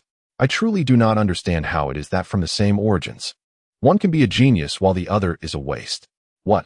Xiao Long has reached the 8th level? Upon hearing this news, Chen Tian's body jolted, and he halted in his tracks. Truth be told, he felt an overwhelming joy, despite the distance between them. Knowing that Xiao Long was flourishing filled Chen Tian with genuine happiness, for Xiao Long held significant meaning in his life. With this thought, Chen Tian turned around once more. Respectfully bowing to the steward of the Xianyu sect, a smile gracing his face as he descended, choosing to disregard the biting remarks of those around him. Witnessing Chen Tian's nonchalance, the steward of the Xianyu sect found it somewhat incredulous. Yet, he ultimately scoffed dismissively. What a lunatic. The cultivation tests continued methodically, but in the face of Chen Tian, the gathered crowd no longer deemed him worthy of their attention, fearing that even a glance could diminish their own standing as disciples of the Xianyu sect. Such is the nature of this world, where people cling only to the powerful and esteemed, offering no compassion to the weak. Familiar with the world's vicissitudes, Chen Tian remained unfazed.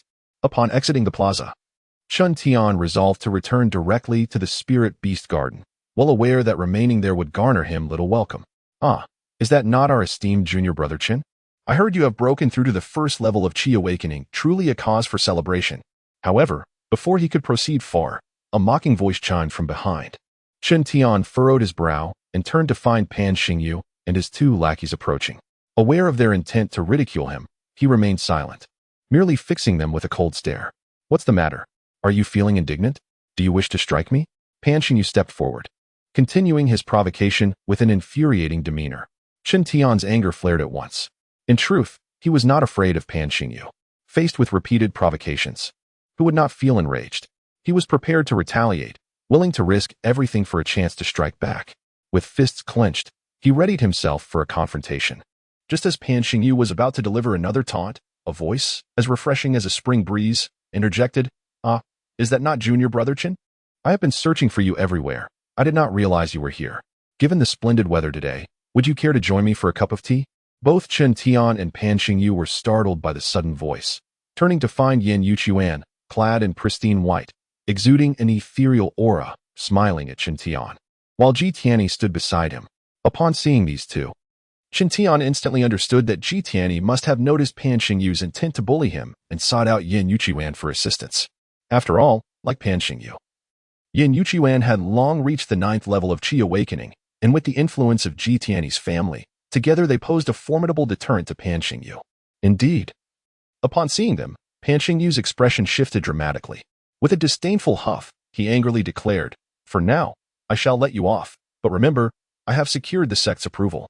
In the upcoming newcomer competition, I will make you my first opponents. Just you wait." Casting a cold glance at Chen Tian and Ji Tianyi, Pan Xingyu departed with his entourage. "Junior brother Chen, are you all right?" After Pan Xingyu left, Ji Tianyi rushed forward, expressing his concern. Chen Tian shook his head and smiled. "I am fine. Thank you, senior brother Ji and senior brother Yan, for coming to my aid.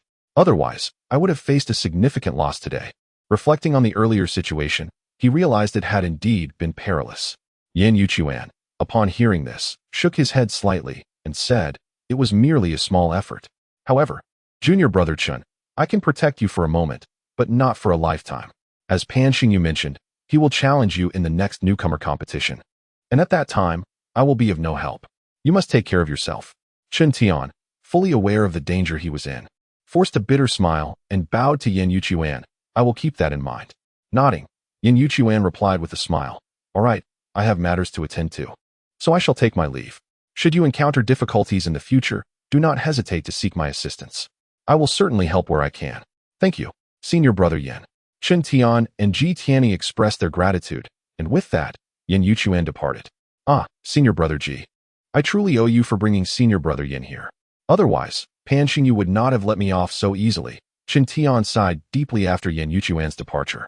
However, Ji Tianyi shook his head, saying, "No, I did not seek out senior brother Yan. Rather, you found me and said you were in trouble, coming to help you on his own accord." "What?" Upon hearing Ji Tianyi's words, Chen Tian was taken aback. Chapter 24. The Art of Talismans. Why would senior brother Yin take the initiative to assist a disciple as inexperienced as myself? Chen Tian pondered aloud, his curiosity piqued. "Are you astonished?" Ji Tianyi chuckled, responding, I too am quite surprised. Although senior brother Yin is known for his warm-hearted nature, he typically prioritizes self-preservation and avoids unnecessary trouble. Yet, he chose to provoke Pan Xingyu on your behalf, which truly took me aback. Tell me, Chen Shidi, do you happen to have any prior acquaintance with him? Oh, Ji Shixiang, you overestimate me, Chen Tian replied with a bitter smile. I assure you, I only met senior brother Yin after arriving at Xianyu's sect. As for why he suddenly chose to assist me, I have no idea. Interesting, Ji Tianyi remarked, his eyes widening slightly. Chen Tian could only smile helplessly, equally perplexed. Well, let us not dwell on this any longer. By the way, Shidi, do you have any plans coming up? If not, why not join me at my spirit book pavilion? After a moment of contemplation, Chen Tian nodded with a smile. I would be delighted to intrude upon Ji Shixiang. Such words are unnecessary. We are brothers, after all. No need for formalities. Ji Tianyi laughed heartily, leading Chen Tian toward the spirit book pavilion. As they walked, their laughter filled the air, momentarily casting aside the earlier discomfort. However, as their conversation progressed, they soon found themselves discussing the upcoming newcomer competition. Ji Shixiang, what exactly is this newcomer competition about? Chen Tian inquired thoughtfully. Oh, you wish to know about that? Allow me to clarify, Ji Tianyi said, understanding that Chen Tian had recently joined Xianyu's sect. He began to explain. As it turns out, every year, as the year draws to a close, Xianyu's sect conducts a strength assessment for its disciples. If the quarterly cultivation tests are minor assessments, then this year-end examination is a significant one, involving all disciples, including those in the spirit guidance phase, without exception. Of course, the benefits are immense. Not only do the top few winners receive lavish rewards in the form of elixirs and magical artifacts, but every participant also receives a share of cultivation-enhancing elixirs and low-tier artifacts. Moreover, the higher one ranks, the greater the rewards.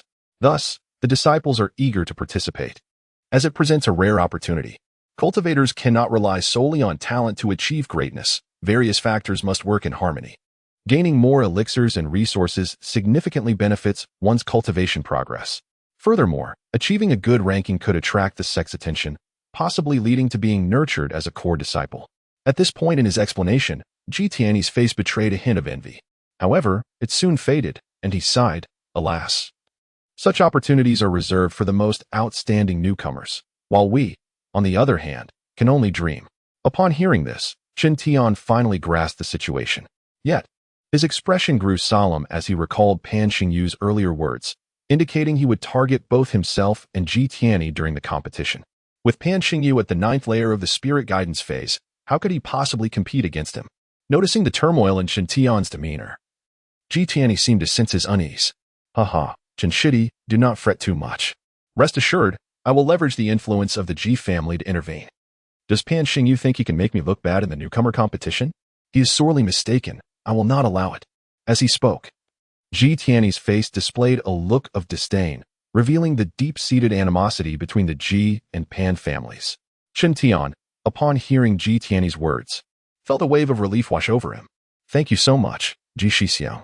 Honestly, if I were matched against Pan Xingyu, I would undoubtedly face severe consequences. Come now. Chen Shidi, this is merely a trifling matter unworthy of thanks. If you continue to express gratitude for such small favors, I might just become irate. Ji Tianyi feigned annoyance. Chen Tian smiled faintly, saying nothing, merely nodding appreciatively. As they continued their conversation, they unknowingly arrived at an elegantly antiquated hall. This was the Spirit Book Pavilion where Ji Tianyi worked, housing an extensive collection of texts and various magical techniques. Pushing the grand door open, Ji Tianyi turned to Chen Tian with a warm smile. Chen Shidi, feel free to explore the place while I attend to some matters. I will return shortly. Chen Tian nodded in response, and Ji Tianyi departed.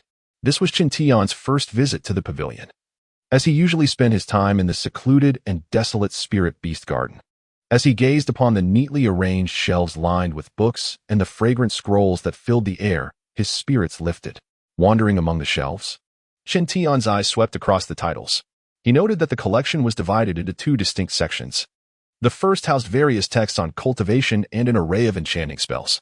Upon flipping through them, he discovered that the minimum requirement for practicing these spells was to reach at least the 3rd layer of the spirit guidance phase. With a resigned shake of his head, he turned his attention to the second section, which contained text on various functional arts, including weapon forging and alchemy. This section had no cultivation prerequisites, prompting Chen Tian to peruse the contents. He initially skipped over the books on weapon forging and alchemy, recognizing that such practices required rare materials and resources far beyond his impoverished means. To his dismay, he found that over 90% of the books were related to these topics, while the remainder consisted of obscure and peculiar titles, including subjects like soul projection and transmutation. After searching for quite some time, Chen Tian sighed in frustration, realizing that nothing of interest awaited him. Just as he was about to turn away, he spotted a tattered old book in the corner. Picking it up, he was astonished to find the title emblazoned in gleaming gold letters, The Art of Talismans. Chapter 25. The Library of Spiritual Texts. Chen Tian cast a glance at the ancient tome entitled The Art of Talisman Crafting. He discovered that it was exceedingly worn, marked by numerous traces of insect bites, and each page was coated with a thick layer of dust. It was evident that the book had not been perused for quite some time, which explained why it had been neglected in the corner for so long. Intrigued, Chen Tian cautiously blew away the dust from the first few pages, revealing meticulously arranged small characters. Upon reading a few lines, he was astonished to find that the text contained instructions on how to create talismans. This revelation filled Chen Tian with excitement, as he happened to possess a damaged beast-hosting talisman, which had a hole torn in it. This was the very talisman that had been conjured by Ling Yazi when Chen Tian and Xiao Long had escaped from him. Unfortunately, the talisman became ineffective after Chen Tian inadvertently activated the protective array at the entrance of the stormy forest, causing the damage. Thus, Chen Tian pondered that if he could master the art of talisman crafting, he might be able to repair the beast-hosting talisman and acquire a valuable artifact without any cost. After all, Chen Tian had personally experienced the formidable power of the beast-hosting talisman. At this thought, Chen Tian's heart began to race with anticipation. Junior brother, I apologize for keeping you waiting. There were numerous trivial matters to attend to, said Ji Tianyi as he approached Chen Tian after finishing his tasks.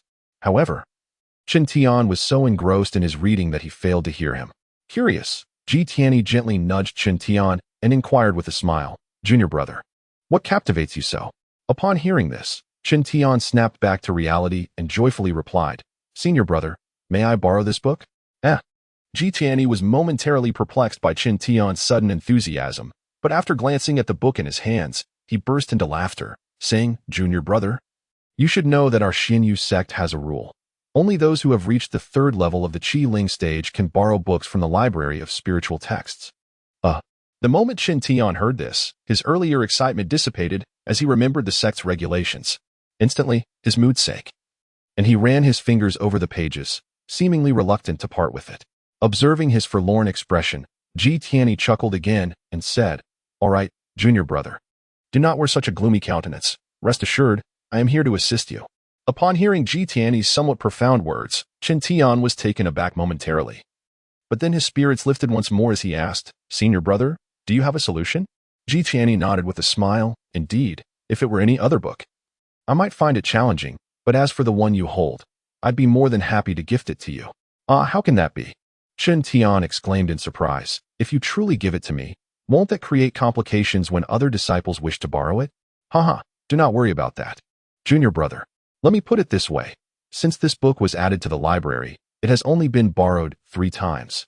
And the last time was 30 years ago. 30 years without a single borrow? Chen Tian gasped in disbelief. Is the art of talisman crafting truly so unappealing? Ji Tianyi shook his head slightly. Not at all. In our cultivation realm, there are 3 professions held in the highest esteem: alchemists, artifact crafters, and lastly, talisman crafters. Who surpass the other 2?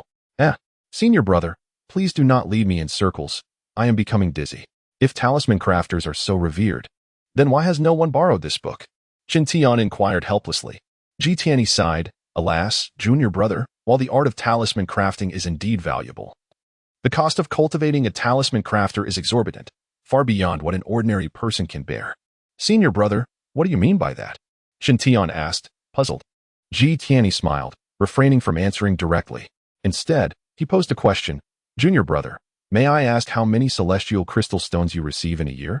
Chen Tian, unsure of the reason for Ji Tianyi's sudden inquiry but eager to respond, replied, according to sect regulations, a new disciple receives 3 spirit-enhancing pills and 1 celestial crystal stone per month, totaling 12 in a year. Ji Tianyi nodded but then burst into laughter again. Junior brother, Do you realize that each time a talisman crafter creates a talisman, it costs at least 100 celestial crystal stones? What? 100 stones? Chen Tian was taken aback by this figure. He could only acquire 12 celestial crystal stones in a year, meaning he would need a decade to gather enough. Surprised? Are we? Tian chuckled, and mind you, that figure is just for crafting low-tier talismans. For higher-tier talismans, the cost doubles. Not to mention the waste incurred from failed attempts. Such a considerable expense is beyond the means of an individual. It requires the collective effort of an entire sect to nurture a single exceptional talisman crafter. Hence, in our cultivation realm, a talisman crafter holds an esteemed position. It can be said that once you master the art of talisman crafting, sects across the land will vie for your allegiance, offering you any terms you desire. At this point, Chen Tian finally grasped the situation. Despite the allure of the art of talisman crafting, the resources required were so immense that it was beyond the reach of ordinary individuals, which explained why this tome had languished for decades without interest. Hee, junior brother, do you still wish for this book? Tian asked playfully, observing Chen Tian's contemplative demeanor. Chen Tian, his mind racing, finally furrowed his brow after a considerable pause and resolutely declared, "Yes, I want it." Tian was genuinely surprised by Chen Tian's determination. He had anticipated that after learning about the challenges of talisman crafting, Chen Tian would choose to abandon the idea, yet he remained steadfast in his desire for the book. Tian's expression turned serious as he spoke in a grave tone. "Junior brother, I shall ask you once more. Do you truly wish for this?" Chapter 26. The Heart of Resilience. "Yes, senior brother, I desire it." Without a moment's hesitation, Chen Tian responded. Tian was truly taken aback. After a brief pause, he smiled and shook his head, saying, "Very well, junior brother, you may take this book. Consider it a gift from me, your senior brother." "Really?" Upon hearing Tian's words, Chen Tian's face lit up with joy. However, a moment later, he seemed to recall something and inquired, "But won't this cause you trouble? After all, the Spirit Book Pavilion will be short one book without reason. What if the sect inquires about it?" Tian understood that Chen Tian was concerned for him. With a smile, he replied, "Do not worry about that, junior brother.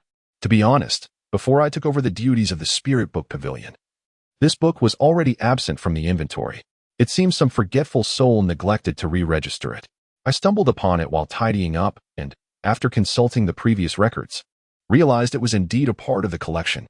I casually left it here, thinking if you didn't take it, I might as well burn it for roasted sweet potatoes next time."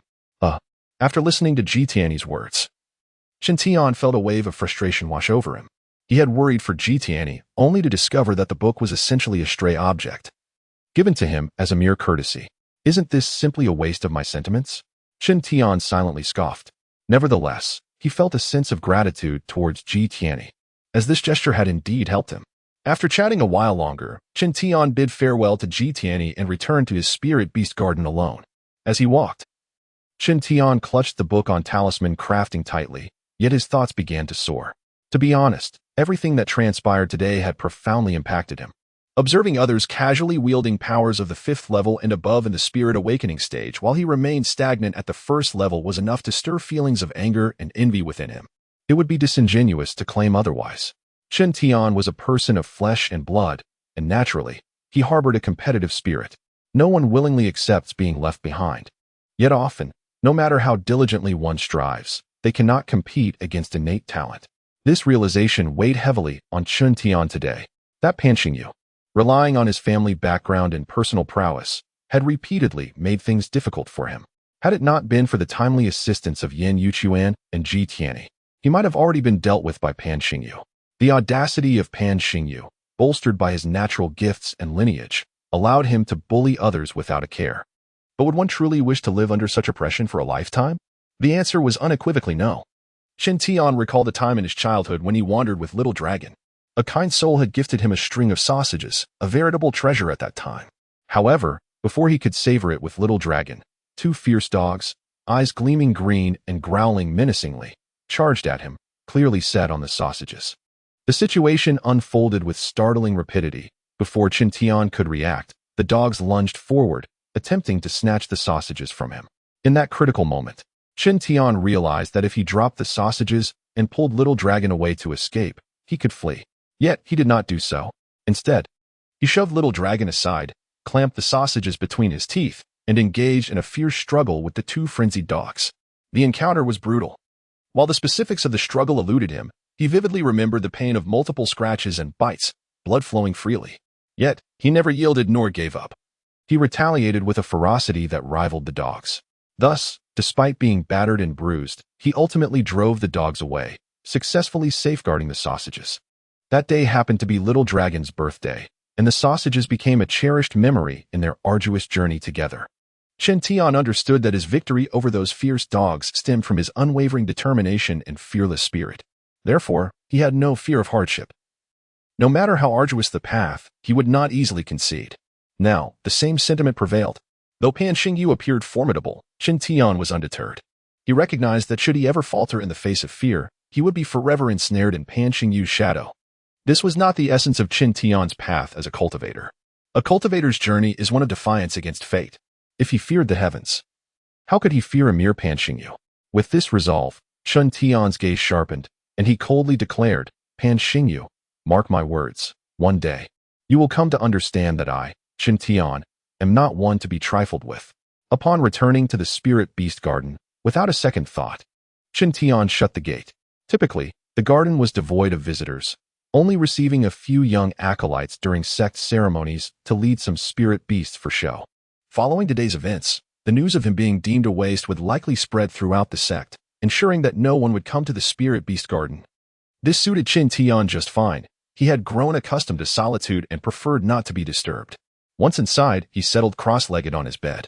After a moment of contemplation, he retrieved the book on talisman crafting from his robe. Having not examined it closely before, he was eager to delve into its contents, hoping to uncover methods for repairing the Spirit Beast talisman. For hours, Chen Tian sat on his bed, engrossed in the book, until the moon sank in the west and night descended. Only then did he set the tome aside, his expression revealing a complex mixture of excitement and frustration, almost comical in its contradiction. Yes, Chen Tian's emotions were indeed intricate. The book provided detailed insights, and he had found information on how to repair the Spirit Beast talisman, which should have been a cause for elation. Yet, he could not muster a smile, for he encountered a particularly vexing dilemma: the issue of materials required for the repair. Chapter 27. Research. Chen Tian furrowed his brow. Indeed, as Ji Tianyi had mentioned, whether it be talisman crafting or the repair of spiritual talismans, the materials and resources required were exceedingly vast. Chen Tian had initially presumed that his beast containment talisman, which merely had a small hole, would not necessitate an excessive amount of materials for its restoration. However, after delving into the intricacies of talisman crafting, he realized how naive his thoughts had been. According to the tome, the beast containment talisman is classified as a mid-tier quality spiritual talisman, and crafting a single one demands over 600 celestial crystal stones along with numerous rare materials. While it was true that repairing it would not require such an immense quantity, it still called for over 200 celestial crystal stones. Furthermore, there was no guarantee of a complete restoration. The text indicated a 50% chance of failure. Should that occur, not only would the beast containment talisman be rendered utterly worthless, but the 200 celestial crystal stones invested would also vanish into nothingness. Such stringent conditions and considerable risks left Chen Tian in a state of bewilderment. After some time, a bitter smile crept onto Chen Tian's lips. Not only did he lack the requisite celestial crystal stones, but even if he possessed them, the 50% failure rate made him hesitate. He certainly did not wish to end up in a situation where he lost both the opportunity and his resources. Thus, he found himself in an exceedingly awkward predicament. The method to repair the spiritual talisman was right before him, yet he felt utterly powerless. This sensation was truly disheartening. After a long moment, Chen Tian sighed and closed the tome on talisman crafting. He resolved to set it aside for now, intending to revisit it when he had more time to thoroughly comprehend its contents. After all, he believed that enhancing his own cultivation was the more prudent course of action. Without reaching at least the third layer of the Qi spirit stage, it was uncertain whether he could even remain within the ranks of the Xinyu sect. With this thought in mind, Chen Tian rose from his bed, lit a fire starter, and ignited the candlestick on his desk. Instantly, the room was illuminated. He then approached the floor and tapped beneath the third tile, eliciting a crisp sound from within, indicating that the space beneath was hollow. This was a small secret compartment that Wang Yu had informed him about before her departure, suggesting it could be used for storing items. Chen Tian lifted the tile, and retrieved a small box woven from vines. He treated the box with utmost care, as if it were a treasured artifact, and gently brushed away the dust before opening it. By the light of the candlestick, he could clearly see within the box a small vial, 9 translucent celestial crystal stones, a yellow talisman with a small hole, and a peculiar jade slip that emitted an eerie green glow. These constituted all of Chen Tian's possessions. He first picked up the vial and shook it, hearing a few crisp sounds emanate from within. It contained spirit-enhancing pills. New disciples could receive 3 spirit-enhancing pills each month from the sect to aid in their cultivation, though the effects were limited.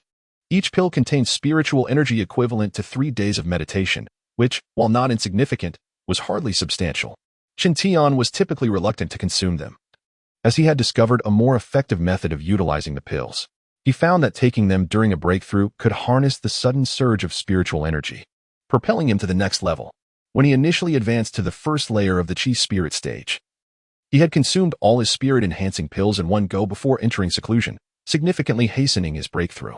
Consequently, since that time, Chen Tian had refrained from consuming the pills immediately upon receiving them, opting instead to accumulate them until he was on the verge of breaking through to the second layer of the Qi spirit stage. After setting the vial down, Chen Tian's gaze shifted to the yellow talisman with its small hole and the 9 translucent celestial crystal stones beside it. A frown crept across his face as he contemplated the situation. If the tome on talisman crafting were to be believed, repairing the damaged beast containment talisman would require a minimum of 200 celestial crystal stones. Yet, he had only 9, a mere drop in the bucket. The prospect of gathering 200 stones seemed a distant dream. Chen Tian sighed and placed the tome back into the box. For now, he had no other option but to temporarily seal it away. Having completed this task, he prepared to close the lid. However, at that moment, his eye caught the peculiar jade slip, causing him to pause. He gently lifted it from the box, cradling it in his hands. This jade slip had been discovered near the remains in the storm forest, and he had found it remarkably intriguing, thus hiding it away. To be honest, since that encounter, he had not taken the time to examine the jade slip closely. Now, with some leisure time at his disposal, he decided to study it thoroughly. The surface of the jade slip bore strange inscriptions. Chen Tian had noticed them long ago and attempted to decipher them, but regrettably, after extensive study, he had to concede that these characters were not of the contemporary script used in Xianyuan continent. They appeared to belong to a far more ancient time, though just how ancient remained a mystery to him. Alongside these archaic and enigmatic inscriptions, the jade slip itself seemed to be an artifact that had survived the ravages of time. As he traced the cracks that had formed on its surface, he felt a connection to the passage of countless years. Countless millennia, perhaps. Suddenly, Chen Tian's curiosity surged, prompting him to hold the jade slip closer to the candlestick. Under the bright flame's illumination, an audacious idea ignited within him. He wondered if it might be crafted from bone. Chapter 28. Raising Spirit Beasts. However, this notion was swiftly dismissed by Chen Tian. How could that be possible? He shook his head, finding his thought utterly absurd. Yet, as he glanced again at the peculiar jade slip in his hand, that very thought resurfaced with greater intensity. This time, it surged within him with ferocity. Chen Tian's heart began to race, his mind swirling with questions. Could it truly be made of bone? If so, what kind of bone might it be? His fingers gently traced the fissures on the slip, and he increasingly felt that it might indeed be crafted from bone. Concurrently, a detail surfaced in his memory. He recalled that when he discovered the strange jade slip beside the remains of Lan Lin, the hand that had grasped it bore signs of burns. Moreover, when the little dragon made contact with the slip, it too suffered an inexplicable scald. Yet, astonishingly, when Chen Tian touched the jade slip, nothing occurred. He had pondered then whether there was a unique connection between the slip and himself. Now, as he held the smooth, jade-like slip, that thought expanded in his mind. Swallowing hard, he felt a tumult of confusion. After a considerable time, Chen Tian took a deep breath, calming his chaotic thoughts. He picked up the slip once more, contemplating. If this jade slip truly bore a connection to him, then what could it possibly be? His heart raced anew as he recalled tales told by storytellers during his wanderings with the little dragon, stories of treasures that required a drop of blood to recognize their master. Could it be that he needed to employ this method to unlock the jade slip? However, soon his gaze sharpened. Lan Lin had clutched the jade slip tightly until death, and he had heard from Lan Yang and others in the Grand Hall that this slip was likely retrieved from a perilous place. All these signs indicated that the jade slip was certainly not an ordinary item, Perhaps it was a treasure. If it were indeed a treasure, Chen Tian resolved to obtain it at any cost. With this determination, he hesitated no longer. He raised his finger and bit down hard, feeling a piercing pain as a drop of crimson blood welled up on his fingertip. Without delay, he pressed the blood onto the jade slip. Then, holding his breath, he focused intently on the slip, hoping for any sign of change. The candlelight flickered, and the night breeze stirred. Unbeknownst to him, an hour slipped by. Yet, to Chen Tian's dismay, despite staring at the jade slip for the entire duration, nothing unusual transpired. Frustration welled within him, and he muttered, "Humph. I thought it was something valuable. Turns out it's merely a worthless trinket." A sense of betrayal washed over him, and he no longer treated it as a treasure. He carelessly tossed it beneath the bed. As he dismissed the jade slip, he remained unaware that it emitted a strange green glow, its cracks multiplying in number. Of course, these phenomena were invisible to him, for he had already succumbed to slumber. The following morning, Chen Tian awoke early. After pushing open the gate to the courtyard, he gathered a pile of dried fodder to feed the spirit beasts. In recent days, Chen Tian had been feeding them with exceptional frequency, for the Xianyu sect was to host a ceremony soon, welcoming a sect known for its ties with them. Although other sects frequently visited, the disciples of the Xianyu sect were accustomed to such occurrences. However, this time was different, as the visiting sect was said to consist entirely of young women, all breathtakingly beautiful. This stirred excitement among the disciples of the Xianyu sect, who eagerly anticipated encountering these legendary beauties. Of course, Chen Tian was indifferent to such news, preoccupied with his own matters. Ceremonies and receptions always required spirit beasts. Despite their seemingly limited utility, the spirit beasts he tended were exceptionally rare auspicious creatures, gathered over centuries by the Xianyu sect. When displayed during a ceremony, it would undoubtedly enhance the sect's prestige. Thus, Chen Tian took great care in nurturing these languid creatures. To be frank, he relished the current environment. As long as he fulfilled his responsibilities, no one troubled him. After pouring the feed into the troughs, he ventured into the adjacent courtyard to gather herbs. In the eastern corner of the spirit beast garden, there lay a small plot where ginseng, lingji, and ishou were cultivated. From the very first day he arrived at the spirit beast garden, Chen Tian understood that these herbs were not meant for his consumption, but rather as nourishment for the celestial spirit beasts.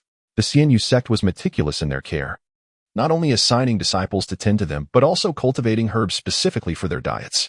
Although the ginseng and lingji were not particularly old, their annual expenses exceeded several million silver taels. Having grown up in poverty, Chen Tian was initially pained to learn of such extravagant expenditures, lamenting the sect's wastefulness. However, he had since become accustomed to it, realizing that no matter the cost, the prestige gained was invaluable. With a subtle smile, he bent down to pluck a 5-year-old mountain ginseng from the herb garden. Just then, the gate of the spirit beast garden swung open, and an elderly man with a youthful visage entered. Chapter 29, An Impudent Request. Chen Tian is present. As soon as the elderly man entered the courtyard, he called out loudly. Chen Tian was taken aback upon hearing this, hastily setting down the old mountain ginseng, wiping his hands, and rushing over to pay his respects, saying, "Disciple Chen Tian pays his respects to the steward." The recognition of the old man as the steward of the Xianyu sect came from the golden feather embroidered on his sleeve, signifying his cultivation level above the gathering spirit stage and his esteemed position. Noticing Chen Tian's respectful demeanor, the old man cast him a disdainful glance, then, with his hands clasped behind his back, spoke unemotionally. "Next month, the 100 Flowers Valley will visit our Xianyu sect. Therefore, the master has ordered you to gather all spirit beasts at the ascending immortal pavilion at that time, without fail. Do you understand?" Indeed. This was news Chen Tian had already heard, and he promptly replied, "Yes, disciple understands." "Very well." The old man nodded slightly, preparing to leave. However, as he approached the doorway, he suddenly halted and turned back, saying, "Oh, there's one more thing I forgot to mention. Due to the recent busyness within the sect and the various responsibilities of the disciples, I have decided that for the next 3 years, the Spirit Beast Garden will no longer be included in the work rotation. You will oversee the Spirit Beasts here for 3 years, as with your current strength. This is where you belong, is it not?" This remark was clearly directed at Chen Tian. After finishing his statement, the old man shot Chen Tian a contemptuous glance. Chen Tian was astonished upon hearing this. Regaining his composure, he clenched his fists tightly, a surge of indignation rising within him. He had witnessed bullying before, But this level of scorn was unprecedented. The excuse of the sect being too busy to manage the spirit beast garden was a transparent attempt to shirk responsibility. As if he believed Chen Tian's cultivation would never progress further, and this arrangement was merely a means of convenience. It was a clear mockery of Chen Tian. How could he not be furious? Yet after a moment, Chen Tian relaxed his clenched fists and sighed resignedly. Indeed, what good would his anger do? Without the requisite strength to back it, his fury would only invite further disdain from others. Contemplating this, Chen Tian managed a bitter smile and replied, "Disciple understands and willingly offers my service to the sect." He thought to himself, 3 years was not a long time, and it would provide some peace. Seeing Chen Tian's compliance, the old man appeared quite pleased. After a moment of thought, he continued, "By the way, perhaps you should also refrain from participating in the newcomer competition at the year's end. Of course, I will not neglect you. According to sect regulations, any disciple who participates receives 10 spirit-enhancing pills and 5 celestial crystals. However, I can offer you 12 spirit-enhancing pills and 6 celestial crystals. What do you say?" Truthfully, the most arduous task during the newcomer competition fell upon the stewards of the Xinyu sect. They were responsible for registering each disciple, evaluating their progress over the year, and overseeing the competition itself. This tedious work was thankless, and each steward had their own matters to attend to. Thus, reducing one competition meant less hassle for them. As for the spirit-enhancing pills and celestial crystals, such trifles held little value for him. He merely sought Chen Tian's voluntary withdrawal from the competition. Unbeknownst to him, this arrangement inadvertently further humiliated Chen Tian. At this moment, Chen Tian's previously relaxed fists tightened once again, his eyes reddening with anger as he addressed the old man. "What is it? Do you truly believe I cannot pass the first round?"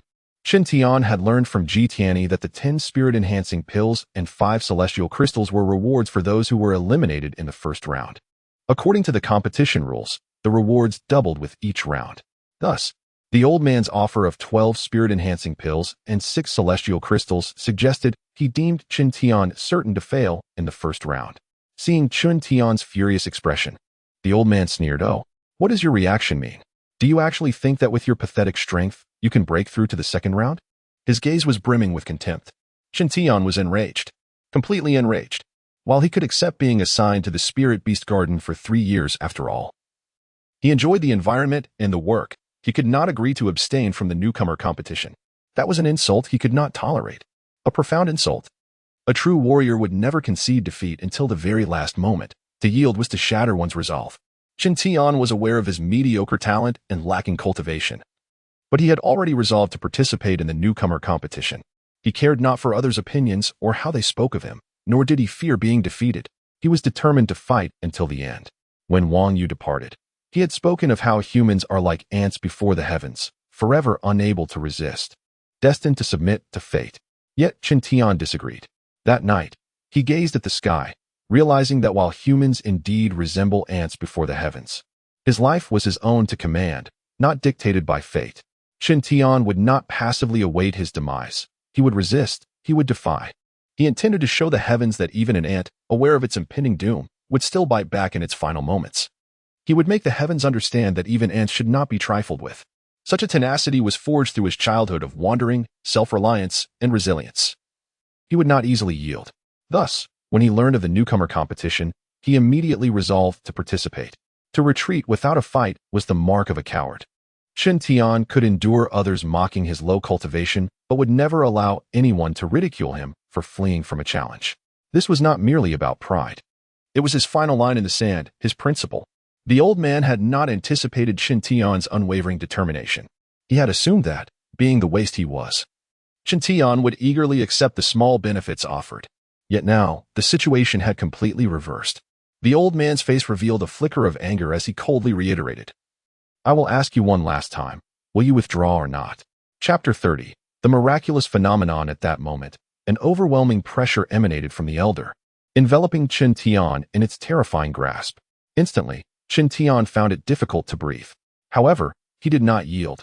Instead, he fixed his piercing gaze on the elder and respectfully stated, "Esteemed senior, every new disciple holds the right to participate in the competition, as explicitly stipulated by the sect. Of course, you possess the authority to prevent my participation, yet I shall not acquiesce so easily. I will escalate this matter to the esteemed master." And when that time comes, I would request you to personally explain the situation to him. What? You dare to threaten me? The elder was taken aback by Chen Tian's words, astonished that although Chen Tian's aptitude was mediocre, his wit was exceptional enough to invoke the master as leverage. I do not dare, esteemed senior. I merely wish to remind you. In the face of the elder's fury, Chen Tian maintained his composure. His words caused the elder's expression to shift to one of seriousness. Indeed, as Chen Tian articulated, the elder had the power to bar him from the competition. Yet should Chen Tian appeal to the master, he would find himself in a position where he could offer no justification. It was evident that he was unwilling to take such a risk. Despite feeling discomfort by Chen Tian's veiled threat, he let out a cold snort and turned to leave. Junior bids farewell to esteemed senior. As the elder departed, Chen Tian spoke in a tone laced with amusement, secretly chuckling to himself. You, humph. The elder, noticing Chen Tian's expression, flicked his sleeve in irritation, casting one last glare at Chen Tian before walking away. Once the elder was gone, Chen Tian's expression darkened. He realized that the elder's brazen demeanor indicated that he was gradually being abandoned by the sect. If he did not strive harder, his fate might mirror that of Wang Yu, relegated to the status of an outer disciple, returning to the mundane life of an ordinary person. This was an exceedingly grave matter. Chen Tian understood that his time was limited. He resolved to intensify his training in the days to come. With this thought, he closed the gate of his courtyard and retreated into his room to meditate. Time flew by swiftly. 7 days elapsed since that day. Throughout this week, aside from feeding the spirit beasts, Chen Tian dedicated himself entirely to cultivation. However, he grew increasingly frustrated as he found that, despite his diligent efforts, his internal spiritual energy showed no sign of increasing. This was not the first instance. Since breaking through to the first layer of the Qi awakening stage, his cultivation seemed to have hit a dead end, leaving him lost and directionless. Such sentiments weighed heavily on Chen Tian's heart. Thus, on this particular day, he decided to break from his usual routine of meditation and rose from his bed, intending to retrieve 2 spirit-enhancing pills to consume. Initially, he had planned to save these pills until he was on the verge of breaking through to the second layer, but now he could no longer afford to wait. He simply yearned to escape his predicament. He bent down, extending his hands beneath the bed to retrieve the box. At that moment, his fingers brushed against an object. Curiosity piqued, he pulled it out. It was the jade slip he had discarded under the bed days prior. Chen Tian had intended to retrieve the box, yet unexpectedly found himself holding this item, which only served to heighten his already agitated state. He raised the jade slip, contemplating throwing it to the ground in frustration. However, just then, he sensed something unusual about it. This prompted him to halt his action and focus intently on the jade slip. Although it appeared unchanged, keen-eyed Chen Tian noticed that the cracks on its surface had significantly multiplied. Indeed, he clearly recalled that when he first obtained this jade slip, while there were many fissures, they did not compare to the multitude present now.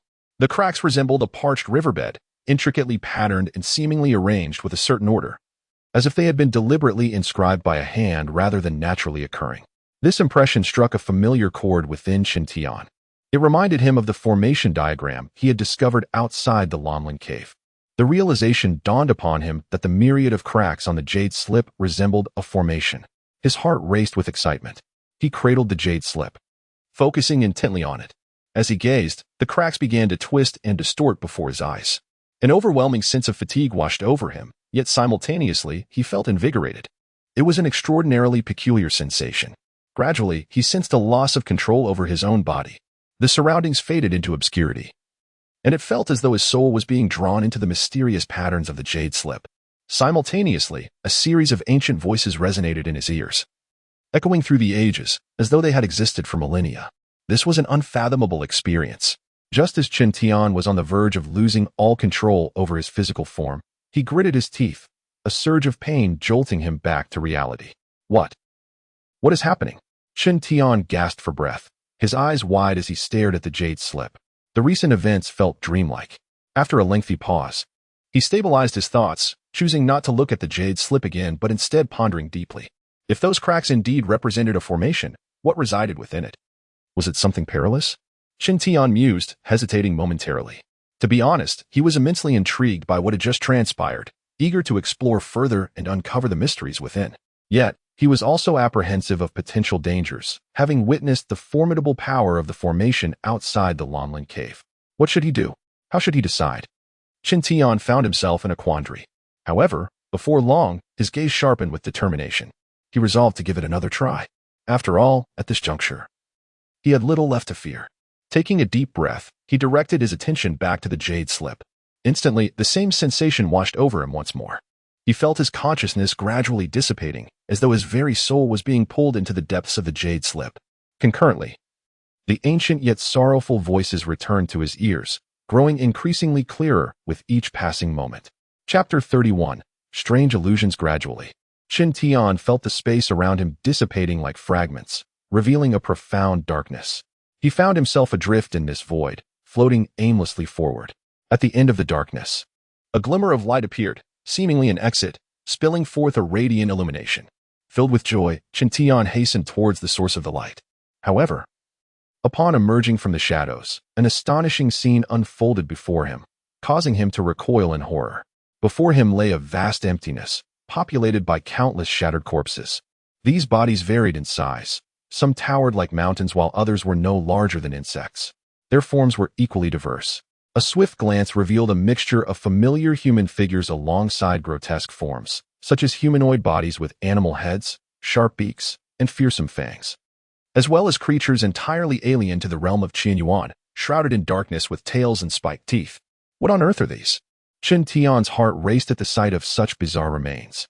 He swallowed hard, lifting his gaze to discover the sheer multitude of corpses surrounding him. Far more than 1 or 2 thousands upon thousands floated in this void, akin to a swarm of tadpoles. Simultaneously, an extraordinary phenomenon struck him as he sensed powerful forces emanating from each lifeless body, overwhelming his already terror-stricken soul. Chen Tian had encountered the most formidable of beings, the headmaster of Xianyu sect, Master Lan Nong. Yet, upon seeing these corpses, he felt an unsettling conviction that they could have obliterated Master Lan Nong with a mere flick of their fingers while alive. He could not fathom why such thoughts crossed his mind, yet he was certain these individuals had once been supremely powerful. This revelation birthed new questions. Why had these beings met their demise in such a peculiar void? Their appearances suggested they had engaged in battle prior to their deaths. With whom had they fought?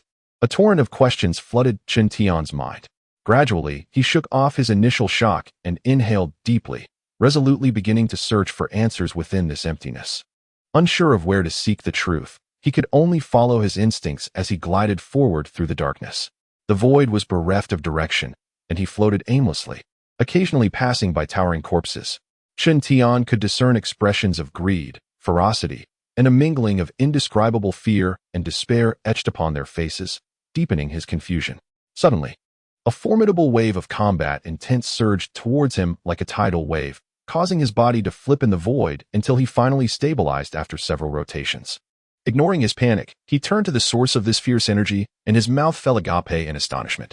In the distance, numerous powerful figures, resembling those corpses, had emerged, each wielding various weapons, unleashing an array of magical artifacts towards a central point. In an instant, a colossal web of lightning and ice fire intertwined above them, their faces contorted with madness and savagery. Chen Tian observed closely. The bolts of lightning they unleashed were no ordinary strikes, each as thick as 10 zhang, while fire dragons engulfed a 100-mile radius in flames. Such overwhelming strength left Chen Tian speechless. What were they doing? His mind felt as if it would explode from the multitude of questions clamoring for answers. Yet, no one would provide him with the truth. For he was merely a spectator, helplessly watching this astonishing scene unfold without the ability to intervene. Realizing this, Chen Tian chuckled wryly. He was fortunate not to be part of this chaos, for with his meager abilities, he would undoubtedly meet his demise among such overwhelming power. Emboldened, he floated forward again, striving to discern whom these figures were attacking. Yet, before he could act, the tightly clustered warriors suddenly scattered in disarray, resembling frightened creatures fleeing for their lives. This commotion finally allowed Chen Tian to glimpse the situation at the center of the turmoil. In the midst of the throng stood a colossal figure, towering 10 zhang high. With 3 heads and 6 arms, its skin glimmering with a golden hue. Evidently battered by numerous fierce assaults, the giant bore multiple wounds. However, to Chen Tian's astonishment, the blood flowing from its body was not red but golden, the same color as its skin. Was this being not human? Chen Tian pondered anxiously. Yet, time for contemplation was scarce. The giant, realizing it could not escape the onslaught from so many powerful foes, displayed a sorrowful expression. With a mighty roar, it illuminated the surroundings with a brilliant golden light. Mystical symbols emerged from its skin, swirling around it like the 7 stars accompanying the moon. Witnessing this, the assailants were once again struck with fear, desperately attempting to flee. However, it was too late. The strange giant extended a finger towards the east, and soon, it radiated with dazzling gold. Accompanied by a lamenting cry, a golden beam shot forth from its fingertip towards the fleeing crowd. Boom, boom, boom. Though Chen Tian stood outside this illusion, he could still feel the immense power contained within that golden light. The faces of the fleeing figures were painted with fear, resentment, and fury, yet it was futile. As the golden light swept across, they perished, becoming lifeless bodies eternally floating in this void. Despite the giant's formidable attack, its range was limited. From the south, north, and west, crowds swarmed towards it like a legion of wasps. The impending doom was palpable. The giant would soon meet its end under the relentless assault. It seemed aware of its fate, raising its finger once more, which shimmered with golden brilliance as it launched another strike. However, this time, the golden light was directed not at its attackers, but towards Chen Tian's direction. Chapter 32. Alive or dead? What is happening? Chen Tian's eyes widened in disbelief as he gazed at the unfolding scene. He yearned to flee. Yet he astonishingly realized that his body felt as though it were ensnared, utterly immobilized. In a state of terror, Chen Tian raised his gaze once more, only to discover a beam of golden light hurtling towards him at an unimaginable speed. It drew nearer, closer. In the midst of his fear, the golden light emitted by the giant had already reached him. With a thunderous crash, the light penetrated his being. The immense power within the light erupted, tearing apart Chen Tian's frail body. Am I to die? His consciousness began to blur, and he felt certain that this time he was doomed. A bitter smile crossed Chen Tian's lips as he could hardly fathom that he would meet his end in such a manner. In that fleeting moment, he reflected upon the myriad moments of his life, from birth to the present. There were sweet memories as well as bitter ones. Chen Tian was reluctant, profoundly unwilling. His life had scarcely begun. How could he perish here? Yet what use was his reluctance? Gradually, his eyelids grew heavier, and the desire for slumber intensified. Finally, he could no longer withstand it, and his consciousness sank into the void. Darkness enveloped him, an abyss of blackness.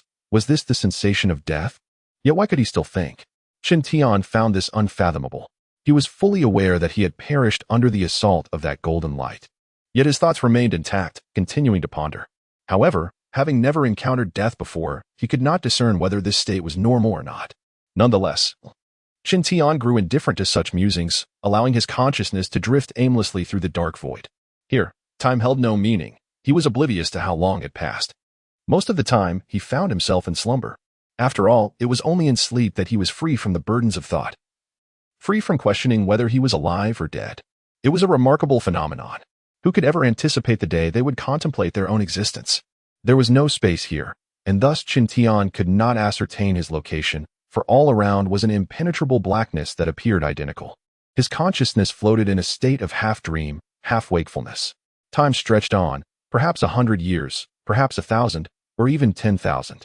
At last, a glimmer of light penetrated his awareness. Chen Tian initially thought he had misperceived it. Upon closing and reopening his eyes, the light remained, growing ever brighter as he approached. Soon, he discovered an opening, and he drifted through it. It resembled a long tunnel. Chen Tian was uncertain of what lay at its end, yet he felt a surge of excitement. After drifting through the darkness for so long, who would not yearn for the light? The tunnel was brief, and soon Chen Tian's consciousness emerged. The azure sky, the white clouds, the verdant grass. This was the first sight that greeted him upon emerging from the opening. He felt incredulous. Could this possibly be the underworld? Chen Tian could not control his consciousness. He could only float slowly forward. The grassy expanse was vast, and the sky was crystal clear. He surveyed his surroundings, certain that he was not in the Qianyuan continent, as everything here was unlike the world he knew. After drifting for a considerable duration, he finally spotted makeshift tents dotting the distant prairie, where 2 or 3 children frolicked upon the grass. People. Chen Tian was shocked and yearned to shout, but he knew that regardless of how loudly he cried out, no one would heed him. Suddenly, a rumble echoed. The prairie began to tremble, as if some colossal creature were approaching. Chen Tian struggled to adjust his angle, and at last, he beheld the source, but terror seized him. He saw 7 or 8 giants, towering like mountains, their bodies aglow with gold, striding towards him, their thunderous footsteps causing the ground to shake. Upon hearing these footsteps, many figures emerged from the clusters of tents, their faces alight with excitement as they bore offerings of pigs and sheep, singing and dancing as they presented them before the giants, then kneeling in reverence, raising their hands and calling out fervently. Chen Tian was astonished. This scene resembled a sacrificial offering for mortals to those giants. Simultaneously, he heard the mortals refer to the giants as immortals. Immortals? Chen Tian was utterly astounded. Could these giants truly be the legendary celestial beings? He gazed again in disbelief, noting that after savoring the offerings, the giants appeared quite satisfied. One among them radiated golden light, instantly transforming into a being with 3 heads and 6 arms, while others morphed into 2-headed, 4-armed entities, enigmatic ancient characters swirling around them. Chen Tian was once more taken aback. This form resembled the giant he had previously encountered in the void. Subsequently, the giants produced a jade tablet, infusing it with the characters surrounding them, and presented it to the mortals. Upon receiving the jade tablet, the mortals joyfully prostrated themselves before the giants, bowing thrice and calling out in gratitude. The scene abruptly halted, shifting to a different tableau. Chen Tian observed that after receiving the jade tablets from the giants, some mortals began to practice cultivation. They absorbed the spiritual energy of heaven and earth as described in the tablets, gradually growing stronger, gaining the power to move mountains and part seas. They were cultivating? Chen Tian's eyes widened in realization. He deciphered the message conveyed by these images. Mortals had received the cultivation methods from the immortals, absorbing the spiritual energy of the cosmos to enhance their own strength. Chen Tian's brow furrowed in contemplation. Could it be that the original cultivation techniques of humanity were bestowed by the immortals? Yet no one answered Chen Tian's queries. The scene transformed once more. The humans were no longer weak, having constructed magnificent palaces and temples, no longer residing in rudimentary tents. Some among them had attained exceptionally long lifespans, their mere gestures shifting the very fabric of the heavens and stirring the cries of myriad beasts. At that moment, peculiar figures arrived. Chen Tian squinted in horror upon recognizing them as the very beings he had seen in the void, dark, winged creatures with horns and tails. As he watched their arrival, an unsettling feeling washed over him. Chapter 33, A Frightening Encounter. At this moment, Chen Tian had completely regained his composure from the initial panic. He vaguely suspected that someone had deliberately arranged these visions for him. Embracing a mindset of acceptance, he began to observe intently. Initially, human cultivators were extremely reluctant to engage with these grotesque individuals. However, the situation took an unexpected turn in the next moment. These individuals continuously presented a multitude of rare treasures, each one among the most precious in existence. While a few might have been dismissed, the sheer quantity was overwhelming, enough to drive even the most steadfast individual into a frenzy. Ultimately, swayed by the overwhelming allure of these gifts, human cultivators agreed to sit down and discuss matters with them. From their conversations, Chen Tian discovered that these visitors belonged to the demon race, residing in the interstices of the void, with no permanent abode, surviving by feeding on the fear of all living things, a race universally despised. Yet they possessed a unique talent, an innate ability to discover treasures, wandering through the void. Their extraordinary sense of smell allowed them to effortlessly uncover where precious materials lay hidden. This skill caught the attention of the celestial race, and after a fierce battle, they were compelled to serve as the celestial race's subordinates, tasked with hunting for treasures. However, being inherently cunning, the demons were unwilling to remain subjugated. Thus, they resolved to rebel against the celestial race. Yet, within this realm, the celestial race, endowed with formidable innate abilities and long lifespans, reigned supreme. The demons realized that they could not overthrow the celestial race alone. Consequently, they devised a plan to ally with other races for a joint uprising. Before approaching humanity, the demons had already forged an alliance with the formidable beast race. Thus, once humanity consented, they could promptly initiate their rebellion. Faced with such a shocking proposition, human cultivators hesitated. After all, their cultivation methods were bestowed by the celestial race, and they were nominal allies, enjoying many benefits from them. How could they easily betray their trust? However, the demons, perceptive to the humans' concerns, insidiously lured them further. Originally, humans possessed no innate abilities. They merely mimicked the celestial race's cultivation methods and absorbed the spiritual energy of the world to barely become formidable. Yet, this was far from sufficient. as no matter how diligently they cultivated, they remained vastly inferior in strength compared to the celestial race and other naturally gifted races. This was the greatest insecurity of human cultivators. They yearned for greater power. Should they succeed in defeating the celestial race, they could acquire more celestial artifacts, significantly enhancing their capabilities. The demons understood this desire and continuously tempted human cultivators. Innately skilled in flattery, the demons seemed able to discern human hearts, identifying their deepest desires and needs, then ensnaring them with beguiling words. Ultimately, under the demon's persuasive charm, human cultivators succumbed to madness. They fantasized that acquiring celestial artifacts would enable them to break through their limitations. Thus, they believed the demons and consented to collaborate with them. With the beast race and humanity united, the demons finally engaged the celestial race in battle. Cunning and astute, the demons initially refrained from inciting a full rebellion among humans. Instead, they allowed humanity to remain within the celestial faction as they were still allies. Only when the battle intensified did the demons incite a complete revolt, launching an attack from the celestial race's vulnerable rear. The demons and beasts advanced from the front, while humanity attacked from behind, effectively surrounding the celestial race and leaving them besieged. At this moment, the celestial race realized they had nowhere to retreat. Enraged, they resolved to annihilate the traitorous races. Yet, despite their overwhelming power, the celestial race was outnumbered. Under the concerted assault of the formidable beast, demon, and human forces, a member of the celestial race fell. Could the celestial race truly perish? In the past, the demon, beast, and human races would have found such a notion utterly unbelievable, for the celestial race's might was terrifying, casting a long shadow over them. However, the present was different. Witnessing a celestial being's colossal form crash to the ground shattered the invincible myth surrounding them. The demon, beast, and human races now glimpsed hope, driving them into an even more frenzied offensive. Ultimately, the celestial race began to fall, one by one. Only then did the celestial race realize they were teetering on the brink of extinction. Grief enveloped them, yet their fury intensified. They vowed to eradicate every last traitor. The ensuing battle was brutal. The demon, beast, and human races clashed with the celestial race for centuries. The battlefield extended from the human realm to the heavenly realm, culminating in the void itself.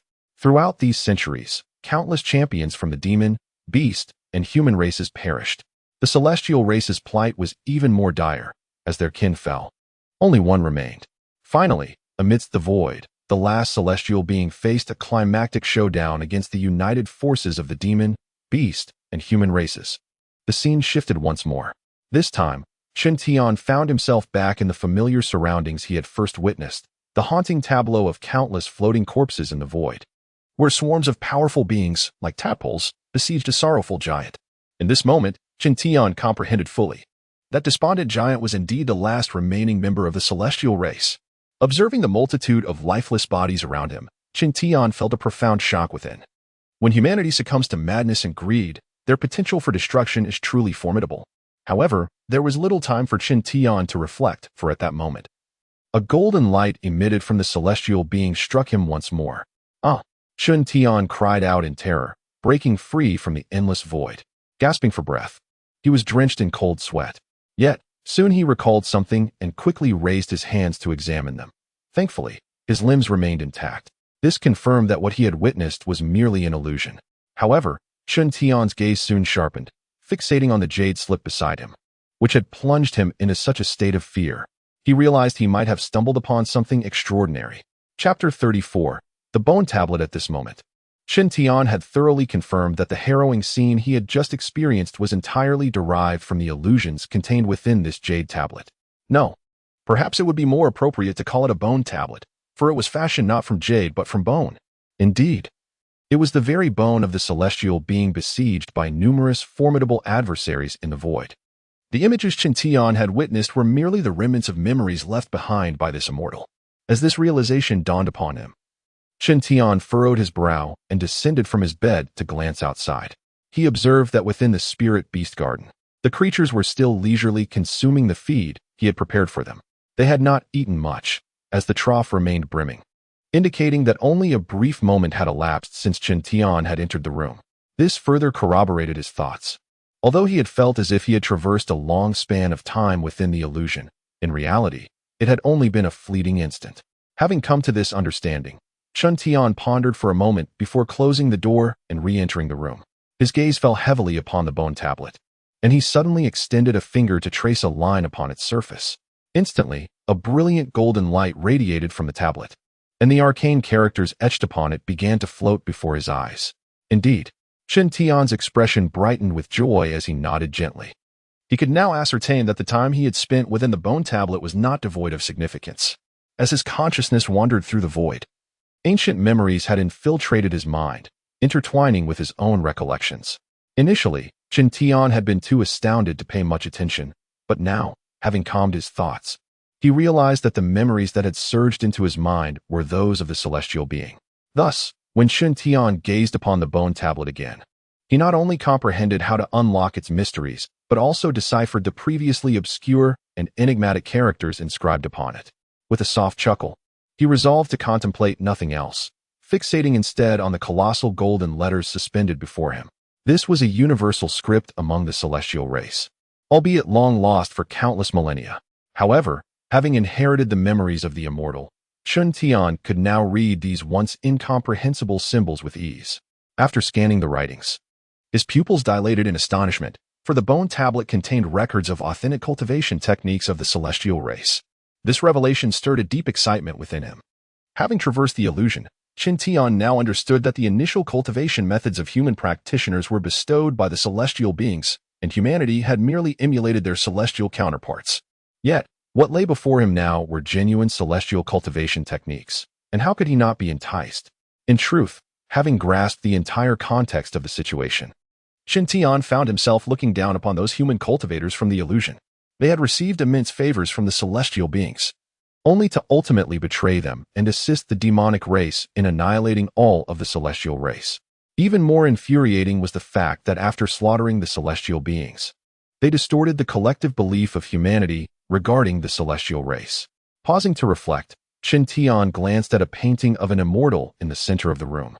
The image depicted a sword-wielding celestial being, regal and extraordinary, adorned in flowing robes, standing upon clouds with an air of disdainful superiority in his gaze.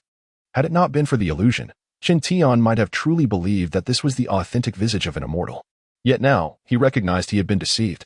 Immortals were not human in appearance. They were towering giants with 3 heads and 6 arms, their skin of brilliant gold. As for why the image of immortals had morphed into a human likeness, it was likely because, after exterminating the entire celestial race, those human cultivators, consumed by guilt, resorted to such fabrications. After all, depicting immortals as humans aligned better with the perceptions of mortals. This thought struck Chen Tian as rather absurd. Despite the fact that humanity's rebellion had led to the extinction of the true immortals, people continued to fervently yearn for the path of cultivation, worshipping immortals and aspiring to ascend. It was undeniably ironic. Shaking his head, Chen Tian resolved to set aside these thoughts and instead delved into contemplation. To be honest, he had long since abandoned hope regarding his cultivation aptitude. He understood that, given his lackluster talents, no amount of effort or diligence would lead to significant breakthroughs. Continuing to cultivate would only steer him further down the path of failure. Yet perhaps fate, in its mercy, had bestowed upon Chen Tian a new choice, to become a member of the celestial race and practice their techniques.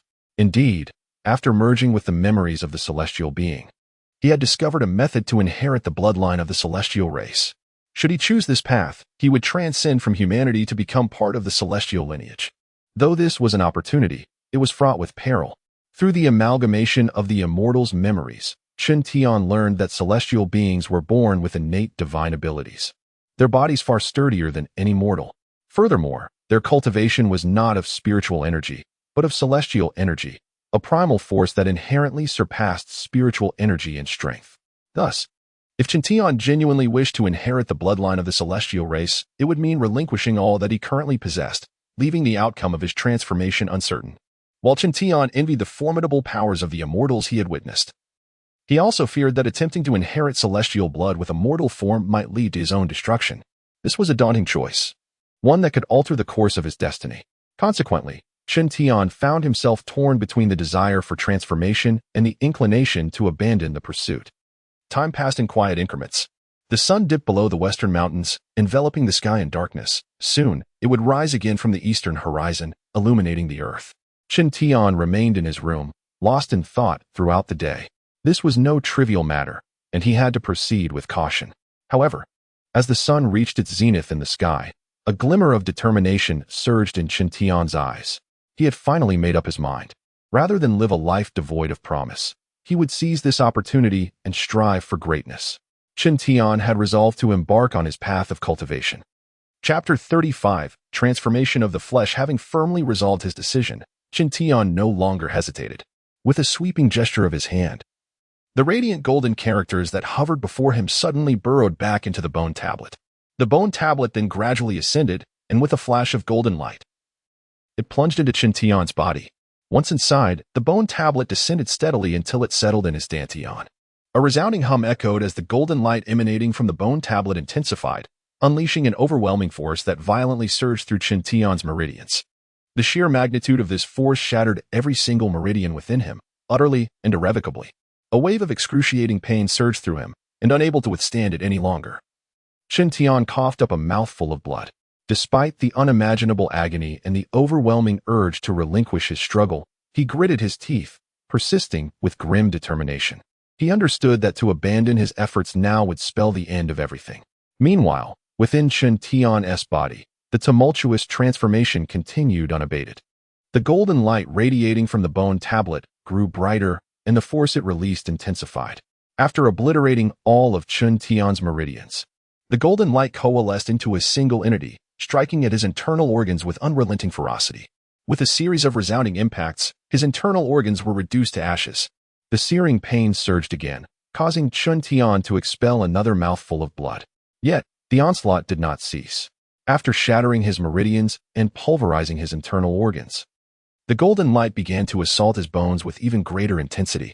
The crisp sounds of fractures reverberated through the air, marking the destruction of his skeletal structure. At last, Chen Tian could no longer endure the relentless torment. With a bitter smile, he closed his eyes and succumbed to unconsciousness on the bed.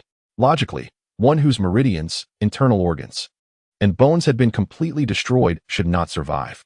However, a miraculous event unfolded. After annihilating all of Chen Tian's internal organs, the light from the bone tablet transformed, becoming gentle and soft. From it, a drop of golden blood oozed forth, descending into Chen Tian's dantian. This was the blood of an immortal.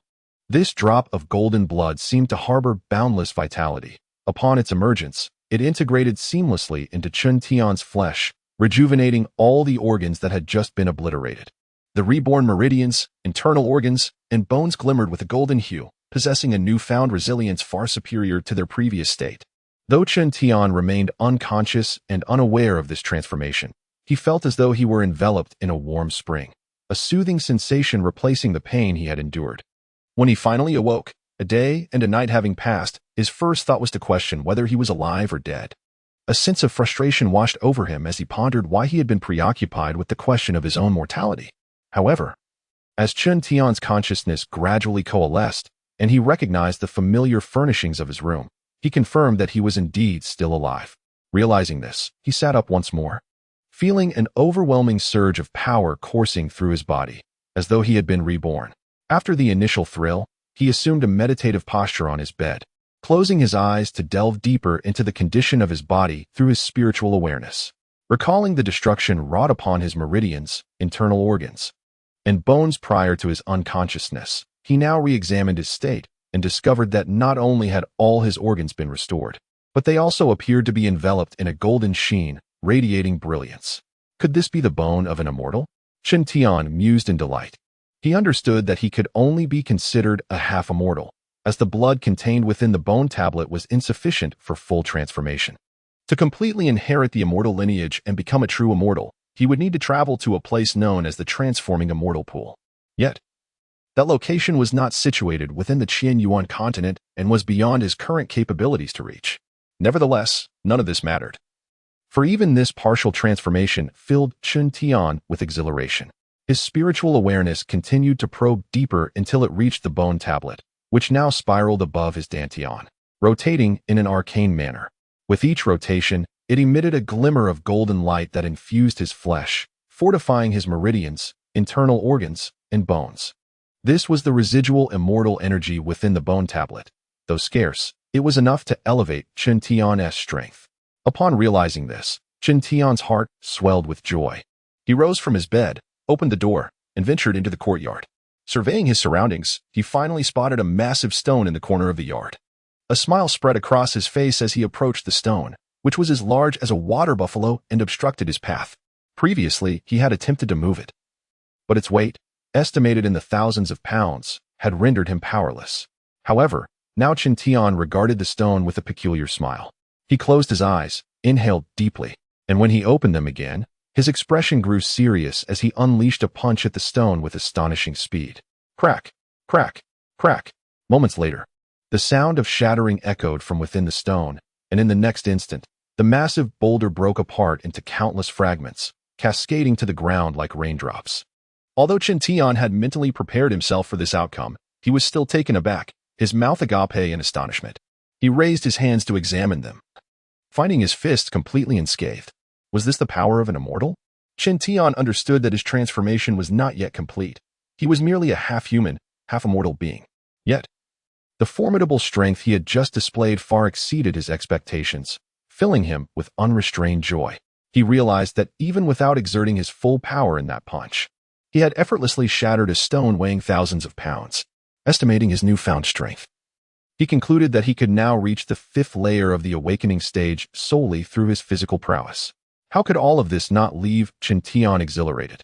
Chapter 36. Condensing Celestial Energy. Joyfully clearing away the rubble scattered across the ground and replenishing the feed trough for the spirit beasts, Chen Tian hummed a light tune as he made his way back to his dwelling. Sitting cross-legged on his bed, he pondered for a moment before seemingly arriving at a thought. Closing his eyes, he sought to summon his spiritual energy, despite the exhilarating strength of his physical form. He yearned to ascertain whether the spiritual energy he had painstakingly cultivated still resided within him. With this in mind, Chen Tian cleared his thoughts and silently began to circulate his cultivation technique, attempting to draw upon the energy within his dantian. After a considerable duration, he slowly opened his eyes. However, this time his expression was not one of excitement, but rather a mixture of amusement and frustration. To his delight, the spiritual energy he had previously cultivated had not dissipated. It remained nestled within his dantian. Yet, he was equally disheartened, for no matter how he tried, he could not coax even a sliver of that energy into action. Each time he attempted to summon it, the energy seemed to recoil in fright, retreating to the farthest corners of his dantian. Could there be a mistake somewhere? Chen Tian pondered, perplexed by this bizarre occurrence. Reluctant to concede defeat, he persisted in his efforts to manipulate the spiritual energy, quietly observing the changes within his body. After several rounds of inspection and experimentation, he finally discerned the source of the issue. It turned out that whenever he attempted to mobilize even a trace of spiritual energy, the bone tablet floating in his dantian emitted a radiant golden light. In response, the spiritual energy, as if startled, would retreat, refusing to budge. Understanding the situation, Chen Tian could not help but chuckle wryly, as he seemed to grasp the reason behind this phenomenon. Humanity had originally cultivated their abilities by emulating the celestial beings, thus establishing a hierarchy where the celestial energy of the immortals reigned supreme, while human spiritual energy served as a subordinate. Moreover, celestial energy was the primordial force of the universe, vastly surpassing spiritual energy in potency. Consequently, it was only natural for spiritual energy to be intimidated by celestial energy. The spiritual energy within Chen Tian sensed the overwhelming authority radiating from the celestial energy released by the bone tablet, which explained its fearful demeanor. While the cause of the predicament was now clear, this revelation only deepened Chen Tian's frustration. He had not fully transformed his physical body. He was merely a hybrid of human and celestial, unable to refine celestial energy. The absence of celestial energy meant he was temporarily incapable of harnessing the myriad talents and divine abilities of the celestial beings, relying solely on his physical strength. Regrettably, even this physical strength was diminished due to the incomplete transformation, allowing him to exert merely 1/10,000th of its potential. This dilemma left Chen Tian in a quandary. Lacking the celestial talents and divine abilities felt akin to a martial artist devoid of inner strength, relying solely on brute force. How formidable could he truly be? Chen Tian was indeed troubled. In his agitation, he once again directed his consciousness toward the bone tablet in his dantian, scrutinizing its inscriptions in search of a solution. The celestial being who had left this bone tablet was unlike any ordinary immortal.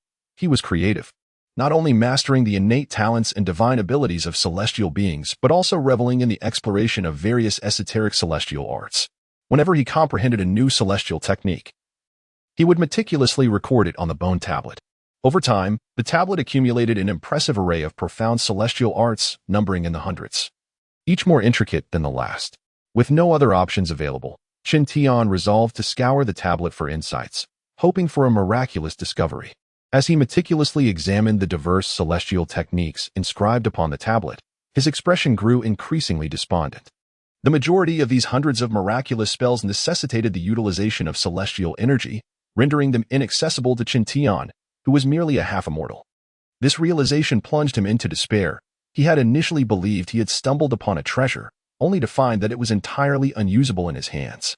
Yet, having come this far, how could Chen Tian so easily abandon hope? Defiant against adversity, he delved deeper into his search, scrutinizing every word and line, fearful of overlooking any morsel of useful information. Suddenly, a spark ignited in his eyes, and his demeanor shifted to one of excitement. Amidst the multitude of celestial techniques, he discovered a particularly intriguing one known as the celestial transformation technique. According to the description of this technique, it could transmute the spiritual energy of the universe into celestial energy, thereby enabling mortals devoid of celestial energy to wield the celestial arts. However, due to the inherent differences between spiritual and celestial energy, the celestial energy produced through this technique would be impure, significantly differing from that of true celestial beings. Consequently, the celestial arts executed with this diluted energy would also be considerably weakened. Nonetheless, even in its diminished state, it would still far surpass ordinary spells. Upon discovering the celestial transformation technique, Chen Tian was instantly electrified. If the technique performed as described, he could harness the spiritual energy of the cosmos, transmuting it into celestial energy, which would then allow him to cultivate other celestial arts. How could this not elate him? Without hesitation, after thoroughly comprehending the nuances of the celestial transformation technique, he began to concentrate on his cultivation. With closed eyes and a focused mind, he silently recited the incantation. Instantly, torrents of vast celestial energy surged forth, rushing into his body in a frenzied stream. This was an experience Chen Tian had never encountered before. He was astonished to discover that his rate of absorption for celestial energy was now several hundred times greater than before. Previously, his speed had been tortoise-like due to his innate limitations. Yet, now, after merging with the bloodline of the celestial beings, his capacity for absorption had skyrocketed. Could it be that his aptitude for cultivation had transformed due to the alteration of his physical form? Chen Tian mused internally. In all honesty, he was elated, sensing that his life was on the brink of a significant transformation. However, being a composed individual, he quickly quelled his restless heart and began earnestly absorbing the spiritual energy of the world, subsequently transmuting it into celestial energy via the celestial transformation technique. This process was tedious and uneventful, yet Chen Tian found himself utterly engrossed. For never before had he felt such an intense passion for cultivation as he did in this moment. Chapter 37. A Surprising Transformation. 3 days later. In the courtyard of the Spirit Beast Garden, a young boy stood before a colossal rock weighing 1,000 pounds. He observed the stone in silence, lost in contemplation. This individual was none other than Chen Tian. Since merging with the bloodline of the Celestial clan, Chen Tian had secluded himself in his chamber for 3 days.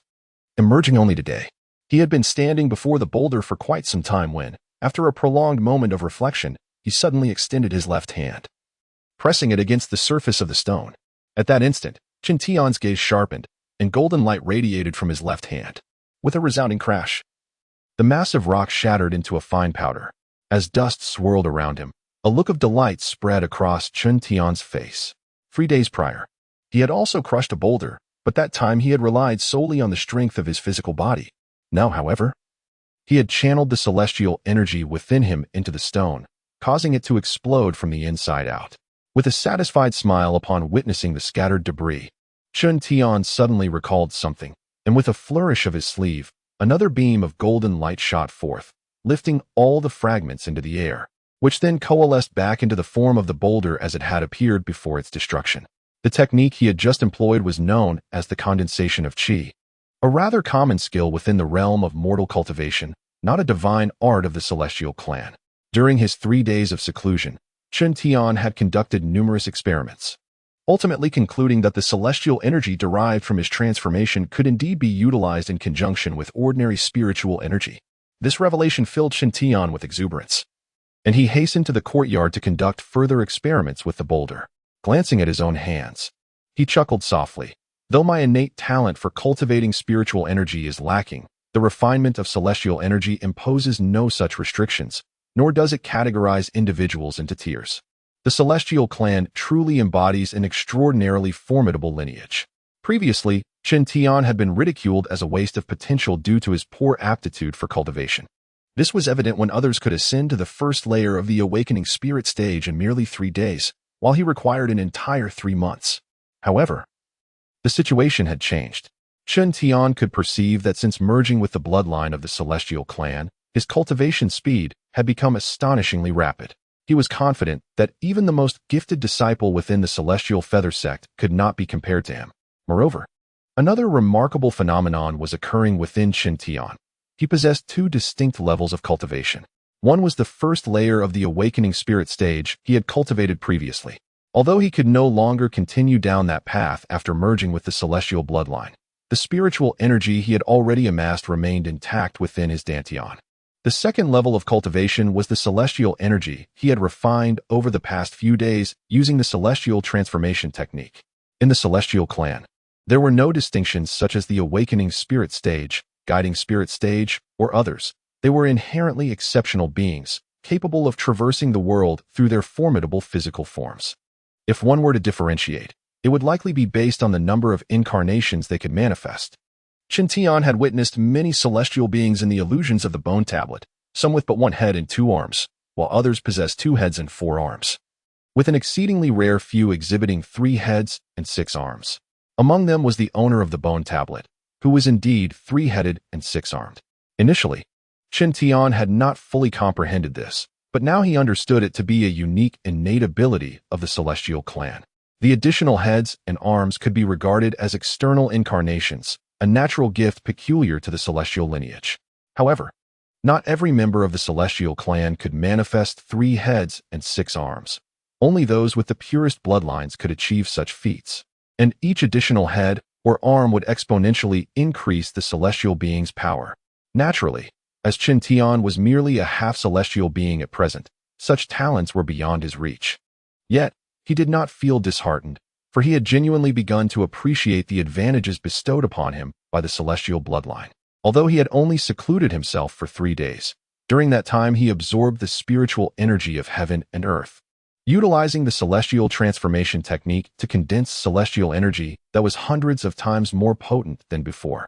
While the celestial clan did not classify strength by stages, Chen Tian estimated that the celestial energy within him was roughly equivalent to the 4th layer of the awakening spirit stage.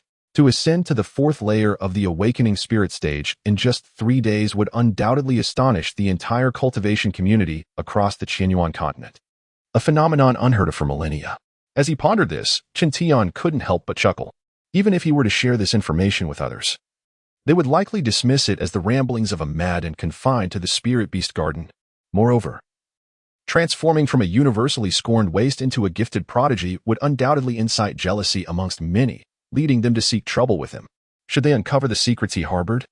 Chen Tian could find himself in perilous circumstances. Not being foolish, Chen Tian maintained a calm demeanor, even as excitement surged within him. After clearing the remnants of his experiment, he ventured to the adjacent herbal garden to gather some ginseng and spiritual mushrooms to feed the spirit beasts. Suddenly, a deep bell tolled from the direction of the Ascension Pavilion, summoning all new disciples. Chen Tian raised an eyebrow in curiosity. It seemed peculiar to gather all the new disciples so soon after the recent cultivation assessments. Despite his confusion, he dared not delay. After distributing the gathered herbs into the feeding troughs of the spirit beasts, he closed the gate of the spirit beast garden and made his way toward the Ascension Pavilion. In the blink of an eye, nearly a year had passed since Chen Tian arrived at the Celestial Feather Sect. His life had been rather mundane during this time. Had it not been for the title of the greatest waste in the history of the Celestial Feather Sect that he bore, few would have remembered him. Yet, in the face of such stigma, Chen Tian chose to disregard it. for he felt as though the doors of his life had swung wide open since merging with the celestial bloodline. With this thought in mind, he walked forward with light steps, the breeze rustling his sleeves, lending him an air of ethereal grace. After all, from this moment onward, Chen Tian's journey had only just begun. Chapter 38. Sudden trouble. When Chen Tian arrived at the square in front of the ascending Immortals Pavilion, he found a multitude of disciples from the Xinyu sect already gathered there. Their expressions reflected confusion, as they were uncertain why the sect had summoned them so abruptly. Chen Tian cast a glance over the crowd before retreating to a distant corner, as he was accustomed to such solitude away from the throng. As time passed, more and more individuals joined the assembly, each wearing a look of bewilderment. Observing this scene, Chen Tian couldn't help but furrow his brow, sensing that something was amiss. He began scanning the surroundings, hoping to catch sight of Ji Tianyi. However, it was peculiar that Ji Tianyi, who usually arrived early, had yet to appear. After a little over half an hour, Ji Tianyi finally made his entrance. Upon spotting Chen Tian, he hurried over, but as he approached, Chen Tian noticed a troubled expression on his face. A sense of foreboding washed over Chen Tian, prompting him to inquire, "Senior brother Ji, has something happened?" Ji Tianyi appeared somewhat embarrassed and replied, "Chen Shidi, I truly owe you an apology." "What do you mean by that, senior brother Ji?" Chen Tian's unease intensified. Sighing, Ji Tianyi explained, "To put it simply, the sect has summoned us to announce the match order for the new disciples competition that will take place in 3 months." Chen Tian, now suspecting the implications, spoke up. "Is there a change in the match order?" Ji Tianyi let out another sigh. "Indeed, it is as you suspect. That Pan Xingyu threatened to face us in the first 2 rounds of the new disciple competition, remember? After I returned home, I sought to leverage our Ji family's influence to alter the match order, but to my dismay, despite our efforts over several days, we only managed to change my match order and could not protect yours. Thus, I feel deeply remorseful, Chen Shidi." At this point, Ji Tianyi dared not meet Chen Tian's gaze, bowing his head in shame. Chen Tian's heart tightened at the revelation, and just as he was about to voice his thoughts, the doors of the ascending Immortals Pavilion swung open. An elderly man, with white hair and a youthful face, emerged holding a whisk. Upon recognizing him, Chen Tian's pupils dilated. He recalled that this elder was the steward who had previously urged him to withdraw from the new disciple competition. "Greetings, Elder Chu." The disciples in the square ceased their conversations and respectfully bowed to him. However, Chen Tian remained unmoved, his gaze fixed intently upon the elder. Seeing Chen Tian's demeanor, Ji Tianyi assumed he was unfamiliar with the elder and quickly clarified, "Chen Shidi. He is the steward appointed by the sect leader as the chief examiner for the new disciple competition, surnamed Chu." "Oh, so it is Steward Chu," Chen Tian replied coldly, his tone laced with disdain. Given that this steward had previously attempted to dissuade him from participating in the competition due to his own inconveniences, Chen Tian felt no inclination to respect him. Noticing Chen Tian's attitude, Ji Tianyi fell silent, sensing the underlying tension. Steward Chu surveyed the gathered disciples with a satisfied smile before addressing them. "You may find it curious why you have been summoned so suddenly. It is merely to announce the match order for the first round of the new disciple competition." Upon hearing his words, the disciples erupted in chatter, their faces displaying astonishment. One brave disciple voiced a question, "Elder Chu, according to past traditions, hasn't the match list always been announced about a week before the competition? Why are we informed so much earlier this time?" As soon as he finished speaking, others nodded in agreement, their expressions filled with inquiry. The new disciple competition held great significance for them, as securing a favorable ranking could attract the sect's attention and lead to being nurtured as core disciples. With that status, they would receive a continuous supply of various elixirs and treasures. While talent was crucial for cultivating one's path, opportunity was equally paramount. This competition represented a significant opportunity for these disciples, and they could hardly dismiss its importance. Seeing the eager gazes of the crowd, Steward Chu chuckled. "There's no need for alarm. This is an innovative approach for this year's new disciple competition. Consider this: if the first round opponents are established early, you will have more time to prepare thoughtfully, thus increasing your chances of victory. Furthermore, this will encourage your progress over the next 3 months. It's beneficial for both the sect and for you, and I have already reported this plan to the sect leader, who has given his consent. Therefore, no further discussion is necessary." His final remark effectively silenced any potential objections from the disciples, leading them to fall into a contemplative silence. After a moment of reflection, they acknowledged the merit in his reasoning. Previously, knowing their first-round opponents only a week in advance often left them unprepared, resulting in early eliminations. Now, with ample time to prepare, this seemed a prudent idea. Among the gathered, one individual remained remarkably composed, wearing a sly smile that exuded confidence. It was Pan Xingyu. Though he stood at a considerable distance from Chen Tian, he occasionally cast sidelong glances in Chen Tian's direction, accompanied by a look of disdain. Pan Xingyu's subtle gestures would have gone unnoticed by most, yet Chen Tian, having integrated the celestial bloodline, possessed heightened sensitivity and perception, and thus did not miss this slight. It was evident that Pan Xingyu regarded him with a mocking and derisive gaze, which unsettled Chen Tian. At that moment, Steward Chu raised his hands, and a large scroll shot forth from his sleeve, hovering above the heads of the crowd. Gradually, the scroll unfurled, revealing the list of match orders for the upcoming competition. Chapter 39. The match list. As the match lists were unveiled one after another, the disciples of the Xianyu sect in the square grew increasingly anxious. Each of them hoped to face opponents weaker than themselves, wishing to advance further in the competition. However, the sect would not indulge such desires, instead grouping disciples of similar strength together after careful consideration. Thus, at first glance, the list appeared quite fair. Yet, when the final group was revealed, astonishment swept through the crowd, and all eyes turned toward Chen Tian. While others scrutinized the list, Chen Tian had not cast a glance at it, having already surmised the outcome in his heart. Noticing everyone's gaze upon him, he could only smile wryly, certain that his opponent in the first round would indeed be Pan Xingyu. Before long, the square erupted once more in a cacophony of voices. Ah, this is going to be quite a spectacle. One is the acknowledged favorite to win, while the other is considered a total underachiever. This will be a one-sided annihilation. Yet, some murmured about Pan Xingyu's vindictiveness, questioning whether it was necessary to be so extreme over a minor insult from the past. When the time for battle arrived, it was clear that Pan Xingyu would not show mercy, leaving this unfortunate fellow in a dire predicament. Shu, keep your voice down. Are you trying to get yourself in trouble by speaking ill of Pan Xingyu here? Don't you think that once he deals with this fellow, he'll target you next? Ah, please don't scare me. I won't say anything more. I'll just quietly watch the show. Amidst the lively chatter, various rumors and speculations flooded into Chen Tian's ears. The presence of Chen Tian did not deter them. Rather, they spoke freely, as if convinced of his impending defeat.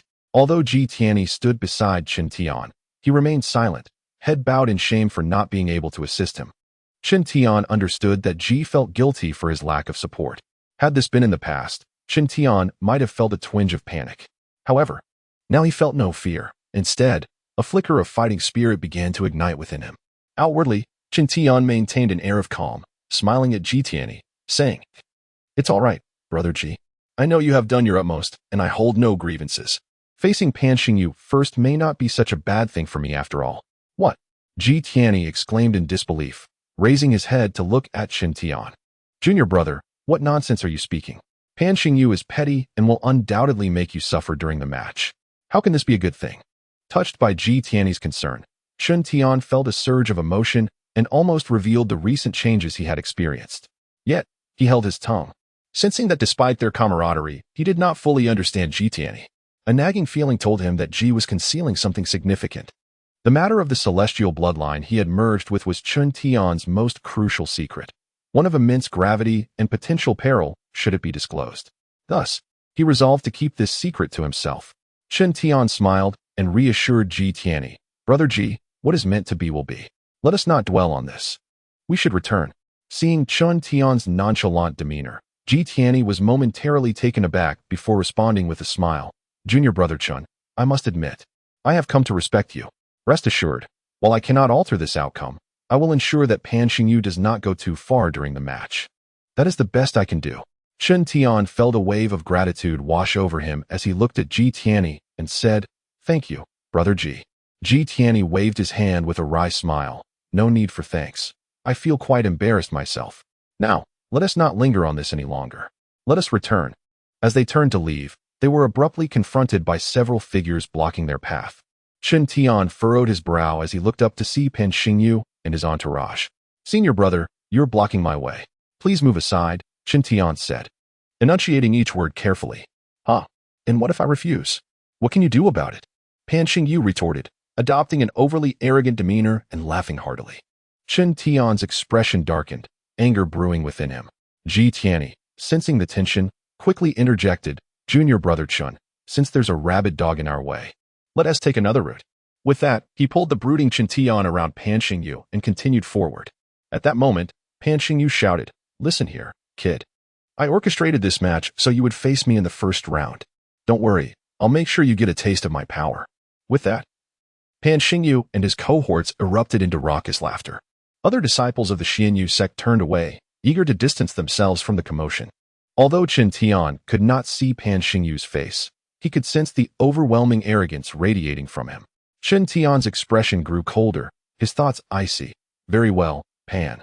We shall see who truly holds the power when the time comes." On their descent from the mountain, neither Ji Tianyi nor Chen Tian spoke again.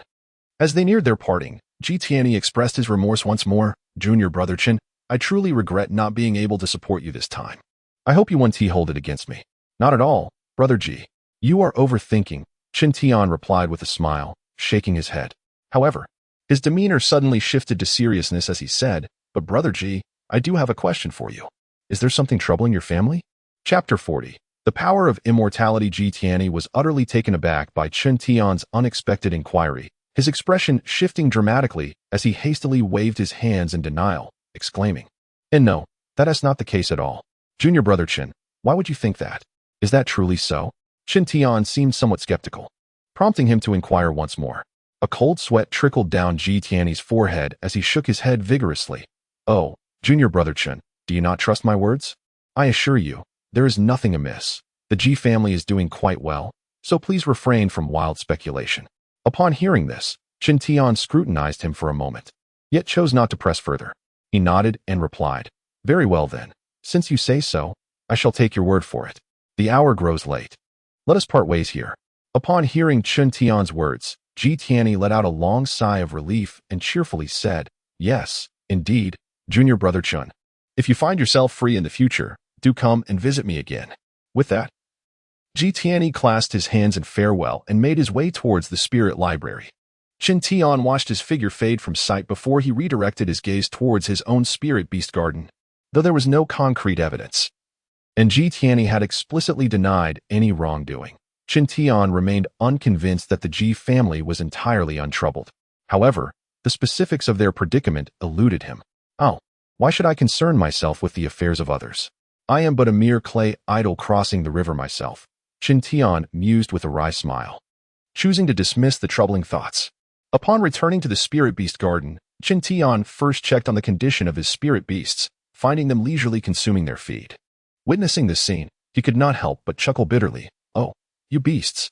Although you are indeed mere creatures, living so blissfully and carefree is a rarity. How unlike us humans, who are burdened by countless troubles." The troubles he referred to were the incessant rivalries within the sect and the looming presence of Pan Xingyu.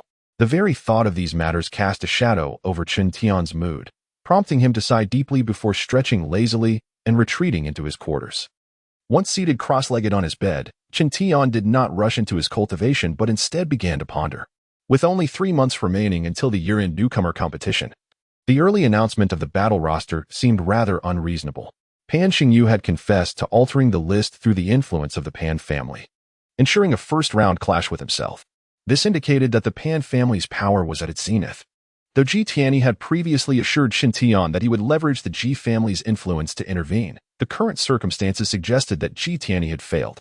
Hence, Chen Tian found himself questioning whether the Ji family was indeed facing a crisis.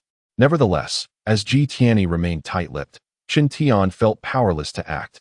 Analyzing the situation as a whole, it appeared that the Ji family could no longer safeguard him, leaving Chen Tian to rely solely on his own strength for protection. As these thoughts crystallized, Chen Tian's gaze sharpened, and after a prolonged moment, he let out a heavy sigh. Despite having rapidly progressed to the 4th level of the Spirit Awakening stage within merely 3 days of integrating the bloodline of the immortal race, he was still acutely aware of the vast gulf in strength that existed between himself and Pan Xingyu, who was at the 9th level of the same stage and only a step away from the Spirit Summoning stage. Time was of the essence, and with only 3 months left, Chen Tian needed to elevate himself from the 4th to the 9th level of the Spirit Awakening stage, a feat that seemed insurmountable. Although his cultivation pace had been extraordinary, it was largely due to the residual immortal energy within the bone tablet, which had nourished his body during meditation. Yet, this immortal energy was not inexhaustible. In the span of 3 days, Chen Tian had absorbed the majority of it. The remaining energy would undoubtedly fall short of propelling him to the 9th level of the spirit awakening stage. A rough estimate revealed that, at his current pace, combined with the residual energy from the bone tablet, he could at most reach the 6th level. However, even that would still leave him significantly lacking compared to Pan Xingyu, who not only possessed formidable cultivation but also enjoyed the backing of the entire Pan family, the second most powerful sect in Fengqi Kingdom, just behind the Ji family. As a standout among the younger generation of the Pan family, Pan Xingyu undoubtedly enjoyed advantages that Chen Tian could scarcely hope to rival. Chen Tian recalled the first time he had encountered Pan Xingyu, who had boasted in the square about his latest acquisition, the beast's summoning talisman, summoning a colossal serpent that was still vivid in Chen Tian's memory. Suddenly, an idea struck Chen Tian, illuminating his expression with newfound excitement. Of course, if he possesses a beast summoning talisman, then so do I. In a moment of realization, Chen Tian recalled his own tattered talisman. Excitement surged through him as he sprang from his bed, carefully retrieving a small box from beneath it. Upon opening the lid, he discovered a yellow talisman with a tear and a weathered tome lying within. Indeed, the beast summoning talisman and the talisman crafting techniques. With a smile creeping onto his face, Chen Tian extracted both items. He remembered being daunted by the requirement of at least 200 immortal crystals to repair the beast summoning talisman when he had perused the talisman crafting techniques. However, a potential solution suddenly dawned on him, igniting a spark of hope. Resolute, Chen Tian wasted no time and began his experiment. He first retrieved the 9 immortal crystals he had acquired from the sect, clasping them in his hands as he began to condense their energy. Before long, wisps of multicolored gas began to emanate from the crystals. As the gas materialized, Chen Tian inhaled it into his dantian, subsequently employing the immortal transformation technique to transmute it. Gradually, the gas extracted from the immortal crystals was compressed in volume, shifting to a golden hue, until it ultimately transformed into a slender thread of golden energy. At that moment, Chen Tian opened his eyes, his expression brimming with exhilaration. As he had surmised, the elemental force contained within the immortal crystals was indeed derived from the same source as immortal energy, allowing him to decompose it with relative ease. No wonder the immortal crystals were so precious. They were imbued with a trace of immortal energy. Though the concentration was minimal, it was undeniably authentic. With this realization, Chen Tian's smile widened even further. Chapter 41. The Soaring Eagle Ultimately. If the celestial energy within the celestial crystal stone is of the same origin as the energy refined by Chen Tian, then he could employ his own life force to substitute for the celestial crystal stone in the crafting of talismans. Upon contemplating this, Chen Tian hesitated no longer. He extended his left index finger and touched the beast summoning talisman. Immediately, he focused intently as tendrils of golden celestial energy emanated from his fingertips and surged into the talisman. Instantly, a gentle golden glow enveloped the beast summoning talisman, and the previously damaged hole began to mend itself gradually. According to the records of talisman crafting, repairing a beast summoning talisman requires at least 200 celestial crystal stones. The conversion of such a quantity into celestial energy is no trivial matter. Furthermore, given that Chen Tian's internal energy was not the purest form of celestial energy, he spent over 4 hours to complete the restoration. Wiping the sweat from his brow, Chen Tian, disregarding his fatigue, broke into a joyous smile.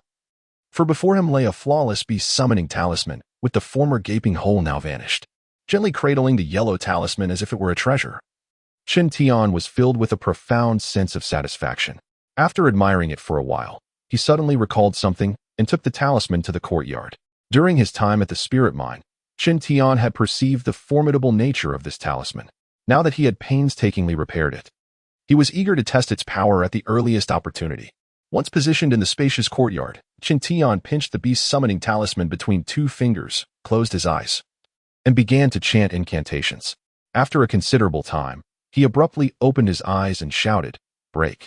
As the words left his lips, the talisman ignited in a blazing inferno. With a resounding cry, a massive eagle, measuring about 3 zhang in length, soared forth from the flames, flapping its wings and circling above. Success! Chen Tian's excitement surged as he beheld the eagle. This was the first time he had successfully summoned a creature using the talisman, and his heart brimmed with exhilaration. Originally owned by Ling Yazi, The beast summoning talisman had been broken by the protective formation outside the Lanlin cave, leading to Chen Tian's acquisition. The eagle sealed within was no ordinary creature. It was known as the soaring eagle, renowned for its incredible speed, capable of flying hundreds of miles with a single flap of its wings. Its powerful wings could shatter boulders with ease. Upon its release from the talisman, the soaring eagle appeared exuberant, darting around the spirit beast garden and emitting triumphant cries. The garden housed various spirit birds, including cranes and three-feathered phoenixes. But upon hearing the eagle's domineering calls, they cowered in their nests, trembling in fear. Witnessing this scene, Chen Tian's initial excitement gradually faded, replaced by a frown of concern. He realized that if the soaring eagle continued its raucous behavior unchecked, it might attract unwanted attention. At that moment, he sensed impending trouble. Understanding the gravity of the situation, Chen Tian hastily cast a spell to recall the soaring eagle back into the talisman. However, to his astonishment, the eagle merely swayed slightly and did not return as he had anticipated. Instead, it let out an even sharper cry, flapping its wings in an attempt to escape the confines of the spirit beast garden. Faced with such an unexpected turn of events, Chen Tian was momentarily taken aback. Yet, he quickly regained his composure. He could not allow the soaring eagle to flee so easily. With a steely gaze, he bit his finger, drawing forth a drop of blood, which he used to trace a line in the air. Channeling his celestial energy into the bloodline, it erupted into a brilliant purple light that shot towards the soaring eagle. Upon reaching the eagle, the purple light transformed into a binding rope, encircling it tightly. As the rope constricted, it began to pull the massive creature back. The soaring eagle resisted fiercely, squawking defiantly, but it was too late. With a mournful cry, it was drawn back into the beast summoning talisman. As the talisman returned to its original form, a serene yellow glow enveloped it, and it floated back into Chen Tian's hands. Upon catching the talisman, Chen Tian staggered back several steps, feeling the drain of energy from the earlier exertion. Glancing at the now quiet talisman, he couldn't help but smile wryly. The earlier chaos stemmed from his inadequate strength. The soaring eagle had underestimated him, believing it could break free. If his power were to increase, such rebellious thoughts would surely vanish. With this realization, Chen Tian's expression hardened with determination. He resolved to train diligently to prevent a recurrence of this situation. Just as he made this decision, a sudden commotion arose outside the spirit beast garden, followed by a hasty knocking at the door. "Hello? Is anyone there? What just happened?" Startled, Chen Tian's heart sank. The very scenario he dreaded had unfolded. Surely, the raucous cries of the soaring eagle had alerted the passing disciples of the Xinyu sect, prompting them to investigate. In a flurry, he concocted a plausible explanation in his mind and, without hesitation, stepped forward to open the courtyard door. Indeed, standing outside were two anxious disciples of the Xinyu sect, one plump and one lean. Upon seeing Chen Tian emerge, the slightly heavier disciple inquired in a panic, "Junior brother, we were patrolling nearby when we suddenly heard a strange noise coming from here. Is everything all right?" Chapter 42. Two swindlers. After listening, Chen Tian did not rush to respond. Instead, he used his spiritual sense to probe the two individuals, discovering their cultivation level was near the spirit summoning stage. Upon confirming this, Chen Tian exhaled deeply, relieved, as he had initially feared that a senior from the gathering spirit stage had arrived. However, knowing they were merely at the spirit summoning stage, he felt confident he could deceive them. Thus, Chen Tian donned a naive expression and feigned ignorance, saying, "Oh dear, esteemed seniors, I truly apologize. The situation is as follows. I was just feeding the spirit beasts, and one of them was particularly unruly. Not only did it refuse to eat properly, but it also spat water at me. I was so furious that I went into the kitchen to fetch a rolling pin to teach it a lesson. Can you believe it? This beast was still defiant, dodging and howling in protest. I work tirelessly every day to care for them, and they repay me with chaos. It's utterly outrageous." Upon hearing Chen Tian's tale, the two disciples of the Xinyu sect relaxed their guard, exchanging glances before bursting into laughter. "Given your predicament, it's quite understandable that you would be upset. Indeed, these beasts are unreasonable. No matter how well you treat them, they remain oblivious," remarked the slightly lean disciple with a smile. "Ah, it's refreshing to hear that from you, senior. I too harbor grievances. I came to the Xinyu sect to learn celestial arts and aspire to become an immortal, yet here I am, daily cleaning up after these unruly creatures. I feel terribly stifled." Chen Tian lamented, plopping down on the filthy ground, turning his head away to feign anger. Chen Tian was indeed a natural performer. After hearing his words, the plump disciple seemed to recall something, whispering conspiratorially to the other, "Oh, it just came to me. I heard that our sect has recently admitted the worst talent in history, someone who has only reached the first level of the spirit awakening stage, and was assigned to the spirit beast garden. Could it be him? Just look at his silly demeanor. It must be him." The lean disciple, after glancing at Chen Tian, smirked with disdain, saying, "Now that you mention it, I've also heard that this fellow has offended the pampered young master of the Pan family. During the newcomer competition, he is explicitly slated to compete against this fellow. It seems he is in for a rough time. How pitiful. That young master of the Pan family is notorious for his vendettas and pettiness. Anyone who crosses him meets a dire fate. Once he breaks through to the spirit summoning stage, we'll all need to tread carefully," they both remarked, casting sympathetic glances at Chen Tian, as if mourning his impending misfortune. Suddenly, the lean disciple appeared to have a new idea, saying with a sly grin, "Hey, look at this fool. Why don't we swindle him a bit?" "Swindle? How do you propose we do that?" the plump one inquired, puzzled. "Just watch and learn." The lean one replied with a mischievous smile, turning to Chen Tian and inquiring, "Junior brother, I heard you will be facing the young master of the Pan family in this newcomer competition. Is it true?" Chen Tian was taken aback by the question, unsure of the intent behind it. He continued to play the fool, replying, "Yes, I am troubled by that. I previously offended him, and I never expected him to be so ruthless. Now, I regret it deeply." With a dramatic sigh, Chen Tian feigned despair. The lean disciple, upon hearing this, broke into a grin, expressing mock sympathy. "Oh dear, this is quite serious. He is already at the 9th level of the spirit awakening stage, nearing the spirit summoning stage. How will you possibly compete with him?" "Alas, I suppose I'll just have to accept a beating," Chen Tian sighed. "Junior brother, you needn't be so pessimistic. I happen to possess a marvelous treasure that could assist you in contending against that young master of the Pan family. It might even turn the tide in your favor. Would you be interested?" the lean disciple suggested with a cunning grin. Chen Tian furrowed his brow slightly but feigned excitement, nodding eagerly. "Is it true, senior? Do you really have a treasure that can help me win this match?" "Of course." The lean disciple grinned, revealing 2 talismans in his hand, one red and one blue, glimmering with azure light. "Junior brother, behold these 2 talismans. One is the profound heavenly true fire talisman, and the other is the cold abyss ice seal talisman. They are of unparalleled quality. Once unleashed, the true fire will engulf the skies, incinerating all in its path, while the ice talisman can freeze everything within miles, even ensnaring a soul. Truly formidable." The lean disciple was certainly skilled in the art of deception, inflating the talisman's worth to an almost mythical level. The plump disciple, unable to contain himself, let out a chuckle. He was well aware that these talismans were merely the most common fire and ice charms, with limited power only capable of threatening disciples below the 4th level of the spirit awakening stage. Anyone of higher level could easily negate their effects with a protective barrier. Though Chen Tian was oblivious to the true nature of these talismans, he could infer their ordinariness from the plump disciple's reaction. He pondered why the lean disciple would exaggerate their power, so he patiently continued to feign ignorance, exclaiming, "Wow, are they really that powerful? If so, with these, I could indeed defeat that Pan Xingyu." Seeing Chen Tian's interest peak, the lean disciple inwardly rejoiced, but continued his enticing charade. "Precisely. And since fate has brought us together today, I'll sell them to you at a bargain. What do you say?" Upon hearing this, Chen Tian finally grasped the situation. This lean disciple saw him as an easy target, intending to swindle him. Internally, Chen Tian chuckled wryly. Indeed, no one in this world offers kindness without a motive. They merely seek to profit from you before you fall, then vanish without a trace. With this thought, a cold smile crept across Chen Tian's face.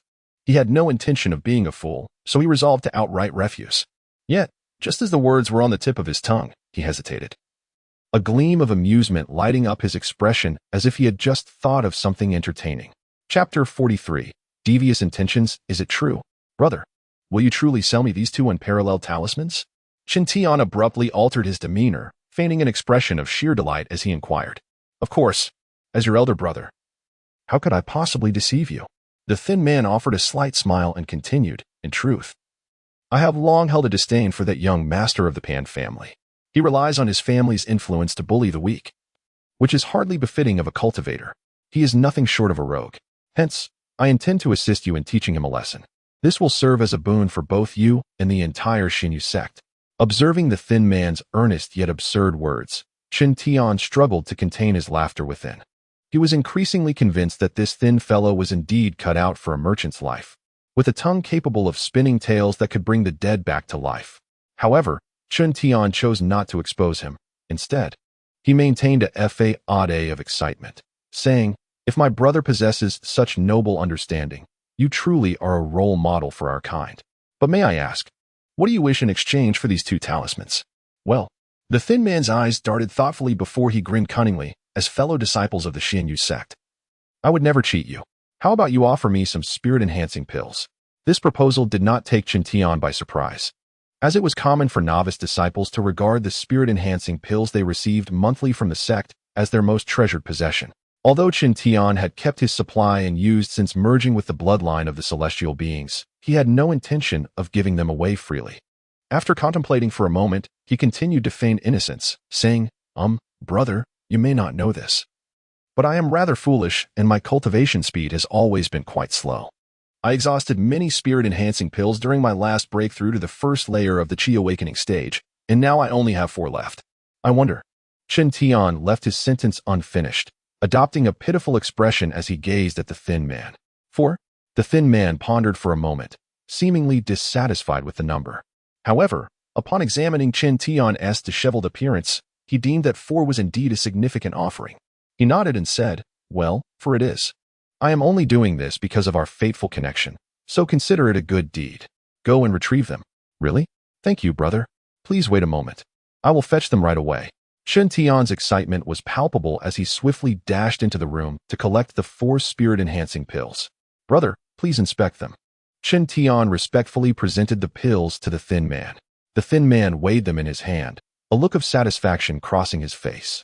After securing the pills, he handed over the 2 talismans, saying, "Junior brother, my assistance here is under the radar and thus violates sect regulations. You must not let this information slip, otherwise we shall both find ourselves in a precarious position. Do you understand?" Chen Tian tucked the talismans into his robes, nodding fervently, "Of course, brother. Your goodwill shall be etched in my heart." "Good. Time is of the essence. I must continue my mountain patrol. Farewell." The thin man smiled subtly before departing swiftly with another companion. "Farewell, brother." Following the adage of completing a performance in full, Chen Tian bowed respectfully to the 2 before closing the courtyard gate and returning indoors. You are quite the swindler. Those 2 worthless talismans are easily obtainable once one ascends to the spirit-drawing stage. We seldom use them. Yet you managed to con 4 spirit-enhancing pills out of him for such trifles. Don't you feel any remorse?" After walking a distance, the 2 stopped and glanced back towards the spirit beast garden. The stout man scoffed. "Hey, when did you become so soft-hearted? Do you think I would hoard the benefits for myself?" The thin man retorted dismissively, tossing 2 spirit-enhancing pills to the stout man. "Now that's more like it." The stout man caught the pills, a look of delight spreading across his face. Only then did the thin man's expression turn mocking as he said, "But we cannot entirely blame ourselves for this. Look at that fool, so naive and clueless. He is utterly unfit for the cultivation world. Although I may have cheated him, my intention was to enlighten him about the treachery that pervades this realm. Should he realize the harsh truths of the cultivation world and choose to return to a mundane life, it would actually be a favor to him.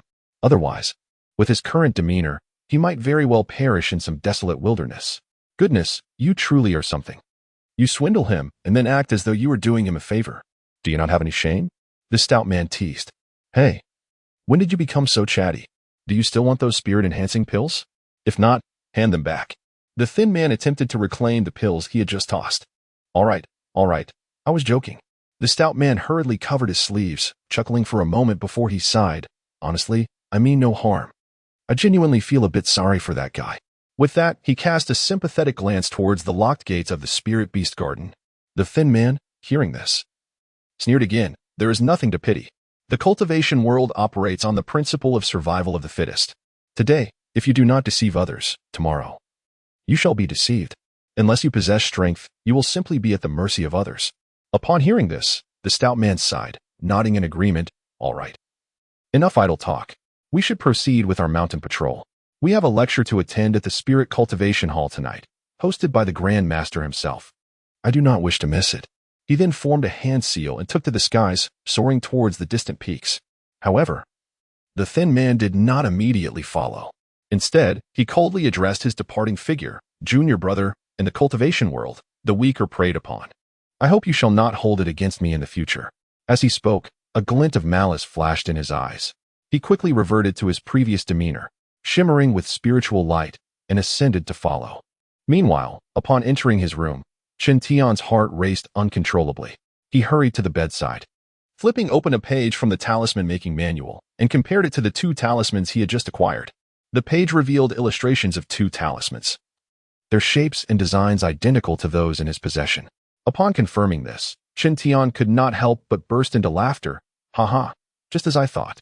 Chapter 44. The Craft of Talismans. Chen Tian certainly did not believe that these 2 talismans were anything of great value. After all, he was well aware that the thin man was not so benevolent. Chen Tian understood that the 2 individuals were attempting to deceive him.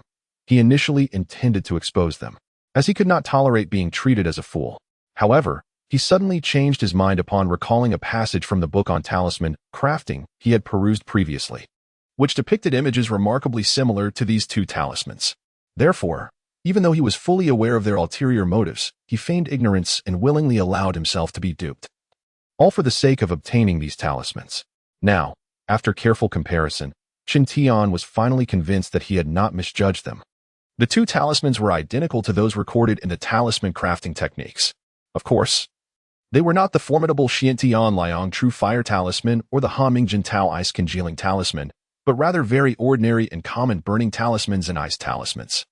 According to the records in the talisman crafting techniques, these 2 talismans were classified as low-grade, possessing limited power, and were typically used by talisman crafters to enhance their proficiency. In truth, even the most skilled talisman crafters could not guarantee a 100% success rate with each attempt, regardless of the type of talisman. There always existed a risk of failure during its creation. The failure rate was relatively low for low-grade talismans, while the likelihood of failure increased with the talisman-esque grade. Talisman crafting is an exceptionally esoteric skill, demanding not only an immense array of resources but also a harmonious alignment of timing, location, and human effort to achieve success. Should one fail while crafting a high-grade talisman, the consequences could be dire. It was rumored that a certain medium-sized sect had endeavored to create a talisman of immense power, utilizing an unfathomable quantity of celestial crystals and various rare materials. However, during the final stages of crafting, a minor mistake triggered a cascade of negative reactions, resulting in the complete failure of the talisman. Consequently, that batch of invaluable materials was reduced to ashes, and the sect subsequently fell into decline, diminishing from a medium-sized to a small sect, continuously deteriorating thereafter. This illustrates the considerable risks and pressures associated with crafting powerful high-grade talismans. Thus, every adept talisman crafter, prior to undertaking the creation of high-grade talismans, would first practice by crafting some low-grade talismans to improve their success rates. The burning talisman and ice talisman were among the most common low-grade talismans used for practice. Indeed, the power of these 2 talismans was rather meager. The burning talisman could at best be used to ignite a fire or roast a sweet potato, while the ice talisman could merely chill a watermelon on a sweltering summer day. Such talismans, even if deployed in combat, would hardly pose a significant threat to an opponent and could be easily countered. As a result, these 2 talismans appeared rather superfluous, truly a case of being tasteless to consume yet regrettable to discard. Nevertheless, Chen Tian found himself inexplicably intrigued by these seemingly trifling talismans. He recognized that their perceived insignificance stemmed from their minimal individual impact. However, he pondered the potential outcome if hundreds or even thousands of such talismans were deployed simultaneously. Although he had never witnessed such a spectacle, as no talisman crafter would frivolously create such a vast number of burning and ice talismans, Chen Tian envisioned that the power would increase exponentially by hundreds or even thousands of times. Thus, he resolved to replicate these 2 talismans, aiming to produce hundreds or thousands of them as his secret weapon. The greatest dilemma facing talisman crafters was the excessive quantity of celestial crystals required, which made them hesitant to waste resources. Yet, Chen Tian was free from such concerns, as he had merged with the celestial bloodline and could directly convert the spiritual energy of heaven and earth into celestial power. This celestial power was of the same origin as the celestial energy contained within the celestial crystals, allowing Chen Tian to expend it without restraint. Of course, Chen Tian was not averse to crafting more powerful talismans. However, the higher the grade, the longer the crafting process would take. Additionally, as a disciple at the Qi-Ling stage, producing high-grade talismans would surely raise suspicions within a sect, leading to difficult explanations. In contrast, the burning and ice talismans were the most fundamental types, enabling Chen Tian to feign a natural talent for talisman crafting to deflect scrutiny. After all, expertise often lies in specialization. A practitioner may excel in talisman crafting irrespective of their overall cultivation talent. Chen Tian had heard of certain master talisman crafters whose cultivation was mediocre yet achieved remarkable success in their craft, becoming esteemed guests of various sections. With this determination, Chen Tian wasted no time. He promptly began the crafting of the burning and ice talismans. The two critical components for talisman crafting were celestial crystals and the paper used to inscribe the talismans. Given that Chen Tian had an abundant supply of celestial power at his disposal, his primary challenge lay in acquiring suitable paper for inscribing the talismans. Ordinary paper would not suffice. Only paper derived from celestial herbs, rich in spiritual energy, could adequately retain the talisman's power. The more spiritual energy contained within the celestial herb, the more suitable it was for crafting the inscribing paper. Chen Tian found himself deep in thought, pondering, where can I procure celestial herbs? His initial impulse was to seek assistance from Tian. However, upon further reflection, he shook his head, dismissing the idea. After all, his relationship with Tian was not the closest, and given Tian's repeated assistance, it would be ungracious to trouble him again. Moreover, if Tian were to inquire about the purpose of the celestial herbs, Chen Tian would find himself in a predicament. With Tian ruled out, Chen Tian was at a loss regarding where to obtain the celestial herbs. He fell into contemplation. After a considerable time, a spark of inspiration illuminated his mind, igniting his excitement. How could I have forgotten this? Chen Tian exuberantly leaped from his bed and hurried to the southeastern corner of the courtyard. There lay a medicinal garden, home to ginseng, lingji, and Heeshou Wu, among other plants, though these were primarily cultivated for the nourishment of spirit beasts. As he gazed upon these herbs, Chen Tian's eyes sparkled with anticipation. Yes, he intended to utilize these ginseng and lingji to craft the paper for inscribing the talismans. However, after the initial thrill subsided, a frown replaced his smile, as a new concern began to form in his mind. Chapter 45, The Valley of Blossoms. Although the garden is filled with ginseng and reishi mushrooms that can serve as materials for talisman crafting, Chen Tian finds himself troubled by their insufficient age. Ginseng and reishi are both rare treasures that absorb the essence of heaven and earth. The longer they grow, the richer the spiritual energy they contain, which enhances their efficacy in talisman creation. However, the ginseng and reishi in this garden are primarily cultivated as sustenance for spirit beasts, resulting in their relatively short growth, with the oldest being around 7 years. Consequently, Chen Tian cannot ascertain whether the spiritual energy within these herbs is adequate for crafting talismans. Yet, it is evident that apart from the herbs in this garden, he cannot find any other materials for talisman crafting. After pondering for a moment, Chen Tian's gaze sharpened as he thought, well, I might as well give it a try. The fire talisman and ice talisman are merely the most basic and straightforward types of spiritual talismans. Perhaps they do not require exceptionally fine herbs. With this in mind, Chen Tian rolled up his trousers and ventured into the garden to begin harvesting the oldest ginseng and reishi, perhaps sensing that their food was being taken. The once lazy spirit beasts lounging in the sun grew agitated, roaring at Chen Tian incessantly. Observing the uproar, Chen Tian could only smile helplessly as he stood up and said, "All right, please calm down. Consider this a temporary borrowing, will you? I promise to return it double in the future." However, the spirit beasts seemed unconvinced, continuing their ruckus. Seeing this, Chen Tian shrugged it off. After all, in this spirit beast garden, he was the master. After gathering a sufficient amount of herbs, Chen Tian hummed a tune and leisurely returned to his dwelling. Upon closing the door, he entered a state of seclusion. In the days that followed, apart from feeding the spirit beasts every 3 days, he remained in his room, engrossed in his tasks. Time swiftly passed. A month later, Chen Tian emerged from his retreat, albeit with a rather grim expression. His brow furrowed and his countenance fluctuated between gloom and clarity. Upon reaching the courtyard, he summoned all the spirit beasts, giving them a thorough cleaning before leading them towards the reception pavilion. Chen Tian recalled that today, other cultivation sects were visiting Xinyu sect for a ceremony. So he brought the spirit beasts along to lend some presence to the event. Having participated in such activities before, he was no stranger to the routine. He merely needed to line the spirit beasts up in a display of grandeur and return with them once the ceremony concluded. As soon as he arrived at the square in front of the reception pavilion, he effortlessly whistled for the spirit beasts, who promptly arranged themselves in a neat row. Despite lacking any combat prowess, their imposing demeanor was indeed impressive, standing tall and proud, exuding an air of authority. If anyone passed by, the spirit beasts would emit puffs of white mist from their nostrils, adding an amusing touch to the scene. Once the spirit beasts were settled, Chen Tian's role was effectively over, and he discreetly retreated to the back of the main hall of the reception pavilion. However, upon arrival, he was taken aback by the sight before him. Nearly 100 disciples of Xianyu sect had gathered there, all wearing expressions of immense curiosity as they gazed towards the square. Chen Tian was puzzled. Ordinarily, he was the sole occupant of this space. What had drawn such a crowd today? Noticing Chen Tian's arrival, the group merely glanced at him before returning their focus to the square, chattering excitedly amongst themselves.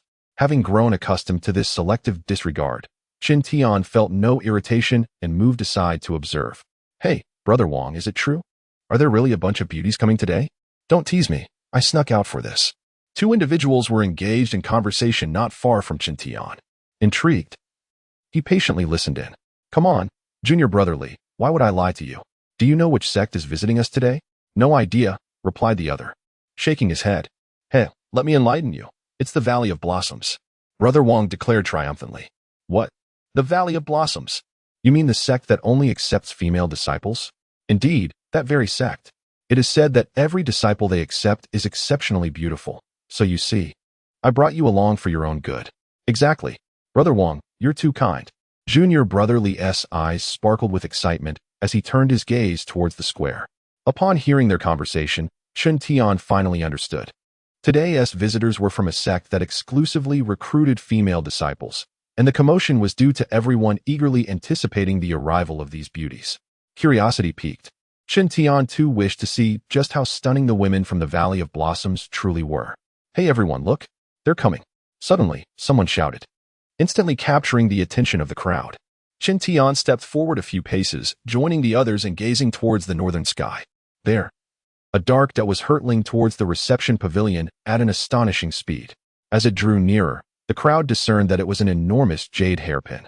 Upon the hairpin, numerous graceful and enchanting young women were perched, their faces adorned with expressions of delight. The sight sent waves of excitement through the onlookers, all of whom were transfixed by the ethereal beauty of these girls. After a moment, the colossal hairpin descended, landing gently in the square before the reception pavilion. A pink light enveloped it, causing the massive pin to shrink gradually until it nestled into the hair of a middle-aged woman in a flowing jade-green gown, who appeared to be in her 40s. Behind her stood a dozen youthful maidens, each in their prime, exuding elegance. It was indeed the Valley of Blossoms that had come to visit. Chapter 46. The Art of Seduction. Ah, what a beauty! One disciple was nearly drooling. Indeed, truly exquisite. Another disciple's eyes were wide with astonishment. I always thought that Ahua from our village was the most beautiful, but after seeing the female disciples of Baiwa Valley, I realized how mistaken I was. Ahua doesn't even compare to these celestial maidens. One disciple felt as though his soul had been snatched away. Behind the grand hall, nearly 100 disciples of the Xinyu sect were captivated by the enchanting and extraordinarily alluring female disciples of Baiwa Valley. To be honest, Chen Tian was equally shaken. Having wandered the world with his little dragon since childhood, he had encountered many people and seen his fair share of beauties. Yet, in comparison to the maidens from Baiwa Valley, those beauties paled in significance. These young women seemed to possess an enchanting aura. Every smile and glance radiated a soft glow, leaving onlookers utterly entranced. Chen Tian almost succumbed to their charm, but just as his consciousness began to falter, an involuntary surge of celestial energy within him stirred, sending a refreshing chill to his mind, snapping him back to clarity. Upon regaining his senses, Chen Tian felt a pang of fear. He had always believed his will to be steadfast, yet he had nearly been bewitched by these women. Suddenly, he recalled tales he had heard about a beguiling creature known as the fox spirit, capable of mesmerizing individuals. Though he had never witnessed a fox spirit firsthand, it was evident that these women bore a striking resemblance to such enchantresses. Furrowing his brow, Chen Tian glanced around and noticed that the Xinyu disciples beside him whose cultivation levels surpassed his own, wore dazed expressions, foolishly grinning at the Baiwa Valley maidens, utterly lost. Observing their state, Chen Tian's expression shifted. It dawned on him that it wasn't merely his own wavering resolve, but rather some form of alluring sorcery employed by the enchanting women from Baiwa Valley. Realizing this, Chen Tian's gaze darkened as he looked back at the maidens. He was correct. Baiwa Valley, akin to Xinyu sect, was a minor sect. And the reason for their exclusively female disciples was that they practiced seductive and beguiling arts designed to captivate hearts, naturally favoring the most beautiful women. The disciples of Xinyu sect, thoroughly enchanted, were ensnared by the directive of a leading middle-aged woman. Upon her descent into the plaza, she had immediately noticed Chen Tian and his companions at the back of the hall. She instructed the beautiful maidens behind her to employ their seductive arts to mesmerize these Navi youths, intending to establish Xinyu sect's inferiority. At that moment, she discreetly observed the unfolding scene, a satisfied smile gracing her lips as she saw the 100 Xinyu disciples ensnared in their enchantment. Suddenly, her smile vanished. She realized that among them stood a young man who remained unaffected, his expression calm and composed. This individual was, of course, Chen Tian. The middle-aged woman felt a surge of surprise. While the seductive arts of Baiwa Valley lacked lethal power, they were remarkably effective in bewildering opponents, often incapacitating those several realms above them. Could this young man be an exceptional talent among the new generation of Xinyu disciples, possessing extraordinary strength? The middle-aged woman nodded slightly, intrigued by him. It seemed she sensed something distinct about Chen Tian, prompting a knowing smile. Just then, a deep voice of reproach resonated from behind the crowd, akin to thunder striking the earth, jolting the entranced disciples of Xinyu sect back to awareness. Once they regained their composure, fear washed over them, and they turned to see Lanwu, the head of Ruosong Courtyard, approaching with a few others, visibly angered. The moment they saw him, cold sweat broke out on their foreheads as they hurriedly bowed, exclaiming, "Disciples greet the esteemed master." Humph! Lanwu, however, did not even glance at them. Striding past the bewildered disciples, their anxiety deepened. They felt neither the liberty to leave nor to remain, trembling in place, utterly at a loss. Chen Tian couldn't help but chuckle at their predicament. "All right, my fellow disciples, you may all disperse. The master is not angry with you," Chen Tian reassured them. As the disciples were engulfed in apprehension, a handsome young man with a warm smile approached the crowd. Chen Tian looked up, his heart racing with excitement. For this person was none other than Lin Chen, whom he had not seen in a long time. Lin Chen's appearance was like a refreshing spring breeze, instantly warming the hearts of everyone present. They enthusiastically clasped their fists in gratitude, exclaiming, "Thank you, senior brother." Soon, they wisely dispersed, leaving only Chen Tian behind. At this moment, Chen Tian stepped forward and clasped his fists, saying, "Greetings, senior brother Lin." Lin Chen regarded Chen Tian with a hint of confusion, as if struggling to recognize him, but then exclaimed, "Is that you, Chen Tian?" Hearing Lin Chen remember him filled Chen Tian with joy, and he replied, "Senior brother Lin, you still remember me? Haha, what a question. But tell me, why are you still here?" Lin Chen asked with a hearty laugh. Upon hearing this, Chen Tian smiled wryly, explaining, "Well, I have been assigned to the Spirit Beast Garden for the past year, tending to the spirit beasts. This time, I brought them along to attend the welcoming ceremony." Though Chen Tian's words were tactful, Lin Chen quickly grasped his recent circumstances. To avoid awkwardness, Lin Chen smiled and said, "The path of cultivation and immortality values perseverance. You are still young, so take your time and keep pushing forward." "Understood. I'll keep that in mind." Chen Tian replied with a slight smile and a nod. Senior brother Lin, you know junior brother Chen Tian as well?" At that moment, another person stepped forward.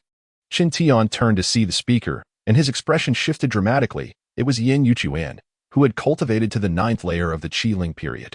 What astonished Chen Tian even more was that this standout among the new generation of disciples remembered the name of such an obscure individual as himself. This left Chen Tian feeling rather perplexed. Chapter 47. The Reception Pavilion. "Oh, Yin Shidi, do you also know Chen Tianshidi?" Lin Chen turned to glance at Yin Yuchuan and inquired. "Indeed, we have met a few times, haven't we, Chen Tianshidi?" Yin Yuchuan smiled at Chen Tian. Chen Tian, though taken aback by the recognition, quickly nodded in affirmation. "Yes, we encountered each other during the cultivation assessment." "Oh, I see." Lin Chen nodded, then added, "Well, we should hasten our steps and not keep our esteemed guests waiting." With that, he led the group forward. Naturally, Chen Tian understood that such occasions did not require his presence, so he prudently chose to remain behind in the grand hall. However, seeing Lin Chen filled him with excitement, and he discreetly observed the square in front of the reception pavilion.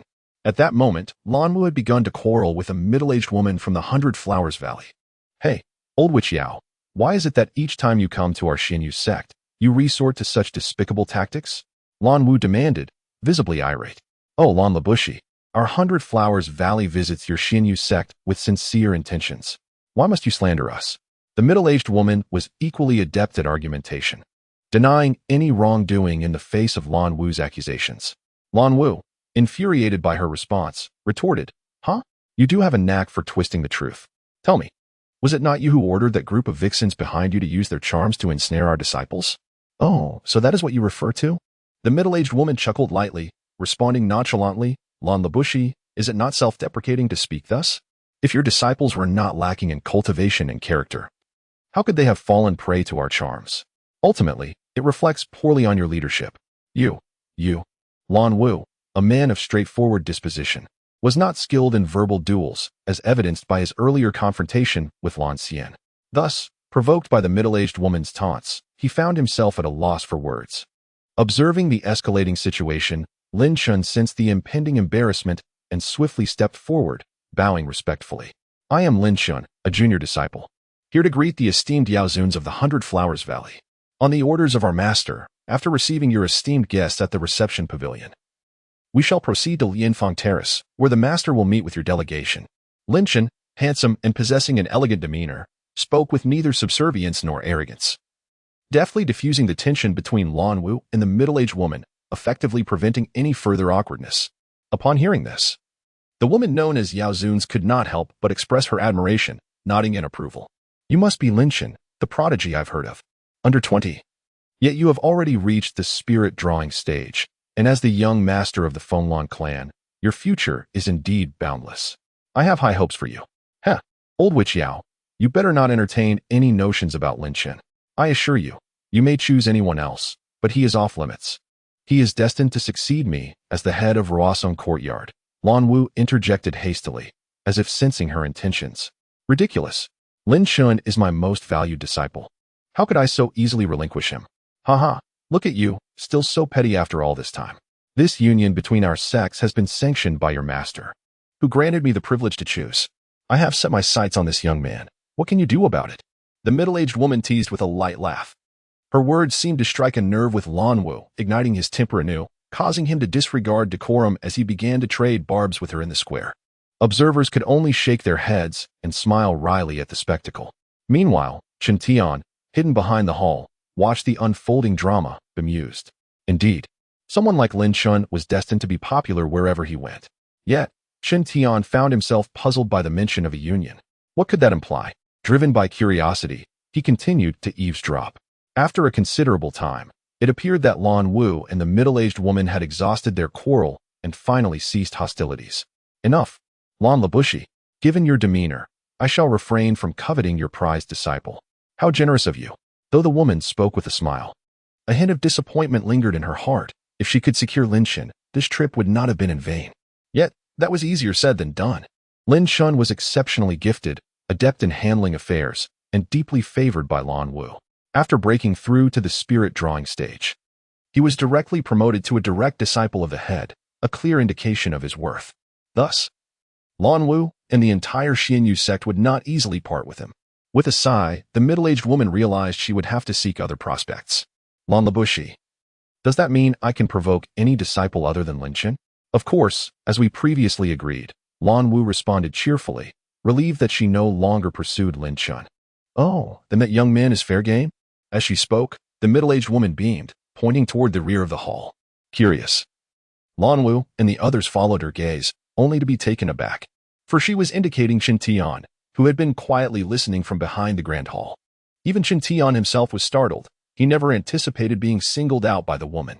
Hey, you, come here. Upon noticing Chen Tian, Lan Wu beckoned, astonished. Realizing he could no longer evade the situation, Chen Tian forced a smile and stepped from behind the hall to the square, bowing as he greeted. Disciple pays respects to master. As Lan Wu scrutinized Chen Tian's features, curiosity peaked within him. After glancing around, he could not help but ask, "Are you a disciple of Ruosong Courtyard?" With a sigh inwardly, Chen Tian recognized that Lan Wu had completely forgotten him. "Master, do you not recall?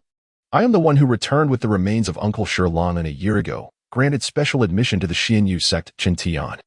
Lin Chen hastily clarified to Lan Wu. "Oh, so it is you." Upon hearing Lin Chen's words, Lan Wu finally remembered. He then turned to the middle-aged woman, curious, and asked, "Old Witch Yao, why did you specifically point him out? Does he possess some unique quality?" Chapter 48. Significant matters. Just ask this lad, and you shall know. It's truly unexpected that among your new generation of disciples, there exists such a formidable talent, the middle-aged woman remarked with a smile as she glanced at Chen Tian. Lan Wu, intrigued, turned his gaze toward Chen Tian and inquired, "Pray tell, what was your cultivation level during the last assessment?" At this moment, Chen Tian began to grasp the situation. It was likely that his earlier resistance against the seductive arts of Baihua Valley, powered by his celestial energy, had attracted the attention of the middle-aged woman. Realizing this, Chen Tian silently chided himself for his carelessness. Being ostentatious was not in his nature. He preferred to remain unnoticed. With this thought, Chen Tian feigned a trembling demeanor, as if gripped by fear, and stammered, Reporting to Master, I am merely at the first layer of the awakening stage." "What? This is impossible." Before Lan Wu could respond, the middle-aged woman was already taken aback, exclaiming, "I observed clearly just now. So many new disciples fell under the enchantments of my Baihua Valley's arts. Yet this lad remained unscathed. How can he possibly be only at the first layer of the awakening stage?" With a fierce glare directed at Chen Tian, she accused, "You must be deceiving us." "Haha, quite amusing. Yao, you seem to have misjudged this time. I cannot vouch for others, but I can assure you, this lad is nothing but a complete waste." Initially shocked by the woman's words, Lan Wu had wondered if he had misjudged the situation. However, upon hearing Chen Tian's claim of still being at the first layer of the awakening stage after such a long time, he felt a sense of relief. This lad was indeed a hopeless case. This cannot be. The middle-aged woman shook her head in disbelief. "How do you explain the fact that this lad resisted my Baihua Valley's seductive arts?" "Well," Lan Wu chuckled, turning to Chen Tian. "Why don't you explain it yourself?" "Yes." Chen Tian bowed to both of them and said, "Perhaps it is because I have never been exposed to women since childhood. I do not know which women are beautiful and which are not. When I saw those elder sisters flaunting themselves, although my heart stirred, what I truly longed for was still Xiaobai." "Xiaobai? Who is this Xiaobai? Is she truly more beautiful than my carefully selected maidens?" the middle-aged woman demanded, her curiosity piqued. "Ah, no, that's not it." Chen Tian shook his head. "Xiaobai is not a person. She is a celestial crane. Look, there she stands over there. I left in such a hurry this morning that I haven't fed her yet. I wonder if she is hungry now." As he spoke, Chen Tian pointed toward the far end of the plaza. The crowd turned their gazes to see a majestic, pure white crane standing on one leg, occasionally pecking at its feathers with its sharp beak. "Ha ha, ha ha ha." Lan Wu erupted in laughter. "Yao, now you must believe this lad. Not only is he a waste, but he is also a simpleton. To him, your beautiful maidens are less appealing than a mere beast. Quite amusing, indeed."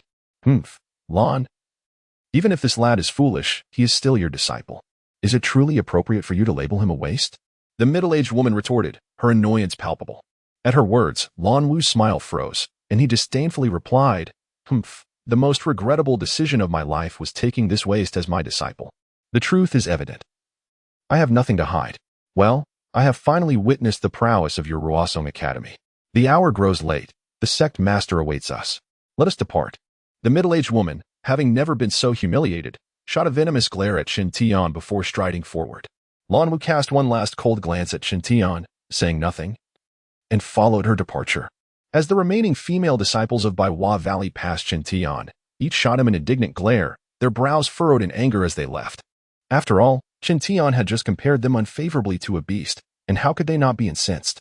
Witnessing this scene, Chen Tian felt a bitter pang in his heart. He had not anticipated provoking so many individuals. Once Lan Wu and the middle-aged woman had left, Lin Chen approached Chen Tian, offering comfort. "Chen Tian, my junior brother, do not take Master S words to heart. He was merely speaking without thinking. He did not mean to disparage you." It was evident that he was trying to care for Chen Tian's feelings. Yet, this reasoning was rather unconvincing. especially since Lan Wu had openly called Chen Tian a waste before everyone. Nevertheless, Chen Tian chose not to dwell on it, smiling as he shook his head. I appreciate your kindness, Senior Brother Lin. Rest assured, I am fine. Well, as long as you are fine. Lin Shen sighed in apparent relief. Let us head to Lianfang Terrace. May I join as well? Chen Tian asked, somewhat astonished. Of course, Lin Shen replied with a smile. In any case, the sect master will summon all disciples shortly. Just follow along. All right, I understand. Chen Tian had suspected that Bai Hua Valley's visit held ulterior motives when he eavesdropped behind the Grand Hall earlier. Thus, he said nothing further, nodding before following Lin Shen, Yan Yuchuan, and others toward the central Lianfang Terrace of Xinyu sect. Indeed, as they made their way halfway there, the resounding sound of bells echoed throughout the sect, signaling the call for all disciples. Chen Tian felt increasingly curious about Bai Hua Valley's intentions for their visit. Upon arriving at Lianfang Terrace, they found it already teeming with people, all equally bewildered disciples of Xinyu sect. At the center, atop a jade platform shaped like a lotus, stood Jinren Lanyang, Lan Wu, Lan Xian, and members of Bai Hua Valley. At that moment, Lin Chun and the others bid farewell to Chen Tian and returned to Lan Wu's side. Chen Tian remained among the other disciples, quietly listening below. Although he was uncertain about what would be announced next, the grand scale of the gathering indicated that it must be of great significance. But what could it possibly entail? Chen Tian felt a surge of curiosity and anticipation. Chapter 49, Malice. Chen Tian glanced around, noticing that everyone wore expressions of confusion, clearly indicating they had received no prior notification. He furrowed his brow in contemplation. Suddenly, an idea struck him, prompting him to scan the vicinity as if searching for something. Indeed, he realized that if all sect disciples were summoned to attend, the disciples from Linlang Courtyard should also be present. This implied that Xiao Long might be here as well. Chen Tian had not seen Xiao Long for an entire year and felt a deep yearning, compelling him to search relentlessly. However, despite his thorough search, he regrettably found no trace of Xiao Long, leaving him somewhat disheartened as he pondered, I wonder how Xiao Long has been faring? Just as Chen Tian was lost in thought, the venerable Lan Yongjinren stepped forward from the lotus platform, addressing the crowd with a resonant voice. Everyone, please be quiet. I have significant news to announce. His proclamation instantly hushed the bustling square, curiosity evident in the eyes of the crowd as they awaited the revelation of this significant news. Seeing the crowd quiet down, Lan Yongjinren smiled and continued. This matter was arranged 3 months ago in consultation with Bai Hua Valley, and now it is time to share it with you all. The top 3 winners of this year's newcomer competition will marry a core disciple from Bai Hua Valley, thereby forming a matrimonial alliance with them. What? An alliance with Bai Hua Valley? Lan Yongjinren's words resonated like a thunderclap, leaving the audience in stunned silence. Chen Tian felt a stir within.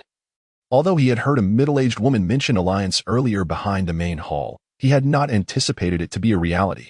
After a moment of astonishment, the crowd erupted into excitement. They had long heard of Bai Hua Valley's illustrious reputation. It was said that the female disciples there were not only stunningly beautiful but also masters of yin and yang techniques, their skills in the bedroom elevating them to near-divine status. Furthermore, the cultivation methods of Bai Hua Valley, centered around harmonious dual cultivation, promised to enhance both parties' powers in the throes of ecstasy, rendering it an unparalleled sect in the realm of cultivation. As Lan Yongjinren's words spread through the crowd, a wave of fervor surged within their hearts, particularly when they caught sight of the enchanting disciples from Bai Hua Valley on the lotus platform, their beauty nearly causing some to lose their composure. With the presence of Lan Yongjinren, Lan Feng, and Lan Sun, masters of the Xinyu sect, these disciples refrained from employing their alluring techniques. Nonetheless, their stunning appearances were enough to stir the long-suffering male disciples of the sect. Observing the infatuation on the faces of his disciples, Lan Yongjinren and Lan Sun exchanged glances of discontent. In contrast, the middle-aged woman from Bai Hua Valley appeared quite pleased, nodding in satisfaction. As the disciples seemed on the verge of losing themselves in reverie, Lan Yongjinren finally issued a cold snort imbued with spiritual power, causing the crowd to snap back to attention, their previously clouded gazes regaining clarity. He then cast a steely glance over the assembly and continued, Very well. The announcement has been made. You may return to your cultivation. This event presents a rare opportunity for you all, and I hope to see commendable achievements at the newcomer competition in 2 months. Understood, Master. The crowd responded in unison before dispersing. However, a few individuals lingered, seemingly still captivated by the beautiful disciples from Baiwa Valley, turning back to glance at them, causing several to stumble and fall. Witnessing such a spectacle, Lanyang Jinren could no longer maintain his composure, remarking pointedly, "A bunch of good-for-nothings." Upon hearing this, the middle-aged woman chuckled lightly, saying, "Master, let us not hold the whims of youth against them. Everyone has their desires and emotions." Humph. Retaining desires and emotions after choosing the path of cultivation is a practice of your Baiwa Valley. Our disciples at Xianyu sect are instructed to forsake all distractions from the very beginning, focusing solely on their cultivation. Only through this method can one achieve the ultimate path. Your Baiwa Valley and other minor sects practices are utterly misguided. The path of cultivation is manifold, yet it is evident that Lanyang Jinren holds his sect's philosophy in high regard, viewing the doctrines of Baiwa Valley and smaller sects as mere diversions. However, the middle-aged woman, undeterred by Lanyang Jinren's imposing demeanor, responded with a light laugh. "Though your arguments are sound, it appears that your disciples' thoughts are entirely contrary to your teachings. I suspect they are preoccupied with thoughts of how to ally with Baiwa Valley and partake in dual cultivation with our female disciples." With that, she shot a glance at Lanyang Jinren. His expression darkened immediately, and with a cold snort, he replied, "Yao Zun, let us set aside this discussion for now. Do you still remember our agreement?" "Of course. I have always kept it close to my heart," the middle-aged woman replied with a faint smile. "Rest assured, as long as you deliver the top 3 disciples from this newcomer competition to me for marriage in a Baiwa Valley, I guarantee the transfer of 4 spirit mines and 6 medicinal gardens to your sect. Furthermore, upon my passing, one of these 3 will succeed me as the leader of Baiwa Valley." "Excellent," Lanyang Jinren responded, his demeanor brightening. "Yao Zun, had it not been for the demise of another master of your Baiwa Valley, which greatly diminished your power, I would not have considered relinquishing our 3 most promising disciples to you. These 3 are the C army de la C army of each disciple cohort. Destined to reach the spirit gathering stage in the future, Baiwa Valley is indeed fortunate. Indeed, I am truly grateful for your generous assistance," the middle-aged woman said, her earlier assertiveness fading as she lowered her posture. Yet, in that fleeting moment as she bowed her head, the smile on her face vanished, replaced by an insidious expression. Chapter 50. Incitement. The alliance between Baiwa Valley and Xianyu sect was born out of necessity. Originally, there were 2 practitioners in Baiwa Valley who had reached the transformation into Spring Realm, the middle-aged woman surnamed Yu and an elderly woman surnamed Hua, known publicly as Master Yao and Master Hua. However, the path to immortality is fraught with challenges, and many spend their lives trapped at a single level, unable to make any progress. The elderly Master Hua was one such soul. After breaking into the mid-transformation into Spring Realm a century ago, she stagnated and ultimately succumbed to the ravages of time, passing away at that level. With her demise, the only remaining master in Baiwa Valley was the middle-aged woman, which posed a significant dilemma for the sect. When both masters were present, other smaller sects dared not act recklessly out of fear, but now that only the woman remained, several nearby minor sects began to covet Baiwa Valley's territory and disciples. After enduring for some time, the woman realized her limitations and contemplated the possibility of seeking external assistance through marriage. After much deliberation, she resolved to form an alliance with Xianyu sect. While Xianyu sect may not be particularly formidable compared to larger sects, it was, in fact, the most powerful sect within a 5,000-mile radius. Coincidentally, Xianyu sect was also inclined towards this union, recognizing the mutual benefits it would provide. Thus, an agreement was swiftly reached. Yet, the astute Master Lanyang, known for his cunning, refrained from immediately dispatching disciples who had reached the gathering spirit realm. Instead, he proposed to send the top 3 disciples from the upcoming competition. For a sect dedicated to cultivation, the most valuable assets are those who have reached the transformation into spring and gathering spirit realms, as they are the critical indicators of a sect's strength. While the transformation into spring realm is notable, attaining the gathering spirit realm is no easy feat. It is said that among 1,000 disciples, only one may eventually break through. Master Lanong was unwilling to part with 3 already accomplished gathering spirit disciples, as doing so would severely weaken his sect. After considerable contemplation, he decided that the top 3 competitors from the new disciples would be sent to marry into Baiwa Valley.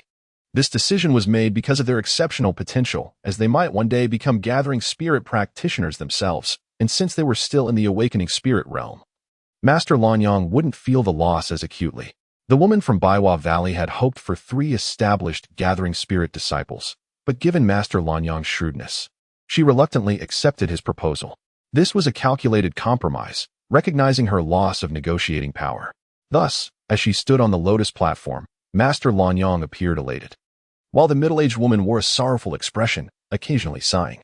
Once all the disciples had departed, Master Lanyang stroked his beard and remarked, "Master Yao, there are still 2 months until the upcoming competition. You may stay at our sect in the meantime, and we can enjoy the event together." Upon hearing this, the middle-aged woman smiled and replied, "That is precisely my intention. I shall impose upon your sect during this time." "Ah, we are already allies. There is no need for such formality," Master Lanyang chuckled, then turned to Lian Wu, instructing, "Junior brother, see to the arrangements for our esteemed guests from Baiwa Valley. Remember, they are honored guests, so do not neglect them." "Rest assured, senior brother, I will make the necessary arrangements," Lian Wu replied, bowing earnestly. Master Lanyang seemed in high spirits, nodded, and then turned to Lian Xian, asking, "Junior sister Lian Xian, I have heard that you recently cultivated a new tea on Linlang Mountain that has an exquisite aroma. Is that true?" "Indeed, it is," Lian Xian responded with a radiant smile. "This tea, named 100 Flavors Fragrance, was the result of my experimentation with nearly 1,000 recipes. This year is the first harvest, yielding only a small quantity, and I was hoping to invite you to taste it. Do you have time to visit Linlang Mountain for a cup?" "Ah, splendid. Let us go," Master Lanyang nodded. After which he reminded Lian Wu once more before soaring into the misty heights of Linlang Peak with Lian Xian. Always doting on his junior sister. Lian Wu's respectful demeanor vanished as he muttered darkly after Master Lanyang had departed. Though his words were spoken softly, they were keenly perceived by the middle-aged woman nearby. Initially taken aback, she soon seemed to have an epiphany, smiling as she approached him. "What's this? Lian Wu, are you dissatisfied with your master?" Realizing he had misspoken, Lian Wu hurriedly shook his head. "What nonsense are you spouting?" "Not at all." "Oh, is that so?" The middle-aged woman replied with a light chuckle. "Though I am but an outsider, it is clear that your master favors that junior sister far more than you. Does this not stir any resentment within you?" Her words struck a chord with Lian Wu, leaving him speechless. Sensing an opportunity, the woman pressed forward. "Lian Wu, I can hardly bear to watch. Can you truly endure this? As the saying goes, to the victor belong the spoils. I see little merit in Lanyang's capabilities. Why should he hold the position of sect master? I believe that the role should rightfully belong to you. What exactly are you implying?" Lian Wu raised an eyebrow, intrigued. The woman stepped closer, whispering conspiratorially in his ear, "Lian Wu, we have known each other for nearly a century and share a bond of some significance. If you are determined to vie for the position of sect master, I can mobilize the resources of Baiwa Valley to assist you. What? You wish for me to incite rebellion?" Lian Wu's expression shifted dramatically, his voice dropping to a mere whisper. Chapter 51. Subjugation of the Spirit Beast. "Indeed, as long as you are resolute in your decision, I shall devote all the strength of the 100 Flower Valley to support you. What do you say?" The woman with the surname Yao reiterated. Upon hearing this, Lan Wu was taken aback. He did not respond immediately, but fell into deep contemplation. After a considerable pause, Lan Wu finally spoke again. "Old Witch Yao, I shall pretend that I have not heard what you said today, but there cannot be a second chance. Otherwise, do not blame me, Lan, for being heartless." With those words, he turned on his heel and departed without a glance back.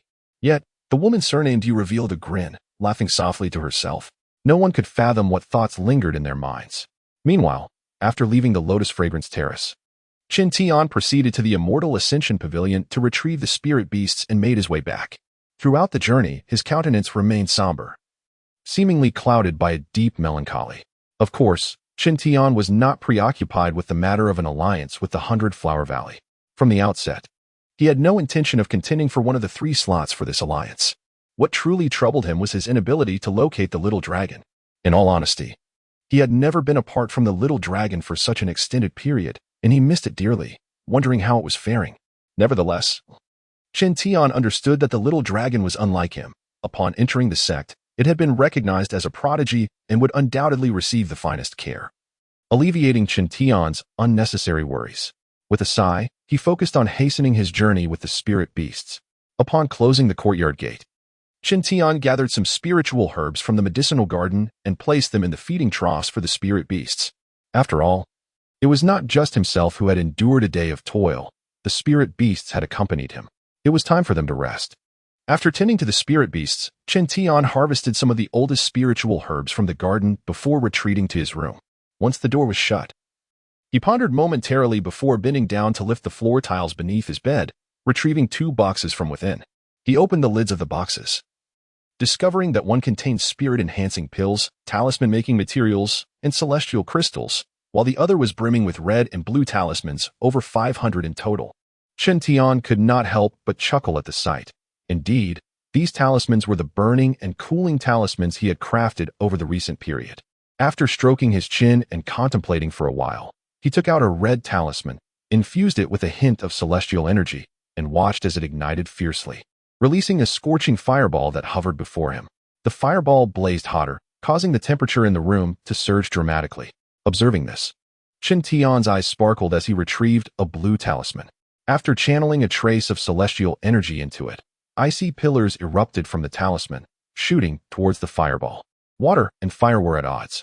Upon contact, the icy pillars and the fireball neutralized each other, transforming into a puddle of clear water that cascaded down. Witnessing this, Chen Tian finally broke into a genuine smile. He found it astonishing. He could not fathom why his aptitude for cultivation was lacking. Yet he seemed to possess an extraordinary talent for crafting talismans. Typically, even the most skilled talisman makers face a significant failure rate when producing talismans for the first time. However, Chen Tian had not encountered this. Aside from 2 initial failures, he had succeeded in every subsequent attempt, hundreds without a single failure. Such an astonishing success rate was almost unimaginable. If this were to spread, it would undoubtedly send shockwaves throughout the realm of cultivation. Chen Tian was immensely pleased with his achievements in talisman crafting, reflecting that heaven was indeed fair. While it had deprived him of talent in cultivation, it had compensated him in the art of talisman making. This was also attributable to Chen Tian's integration of celestial bloodlines. Without it, he would not have had the means to freely expend celestial energy for crafting talismans, nor would he have discovered his remarkable talent in this regard. As he contemplated this, Chen Tian's smile widened. However, after the moment of joy, he seemed to recall something else and reached for the book on talisman crafting. After flipping through several pages, he uncovered a glimmering golden talisman tucked within a compartment, his most treasured possession, the beast conjuring talisman. Upon extracting this talisman, Chen Tian chuckled softly and gently blew on it, causing a flash of golden light to erupt. In the next instant, a massive eagle soared forth from the talisman, settling quietly at Chen Tian's feet. Contrary to the previous rebellious demeanor of the last eagle, this one exhibited no such defiance. Instead, it appeared deeply intimidated, trembling as it crouched at Chen Tian's feet. This was due to Chen Tian having learned a mantra for punishing spirit beasts in talisman crafting. Spirit beasts sealed within talismans possess no physical form, leaving only their souls, significantly diminishing their strength compared to their living state. Nevertheless, some recalcitrant spirit beasts continue to resist their master's control. There have been tales of talisman holders being countered by the very beasts they had sealed, leading to their demise, illustrating that while the beast conjuring talisman can substantially enhance the power of lower-ranked cultivators, it also carries inherent risks. To mitigate this danger, the mantra for punishing spirit beasts was developed.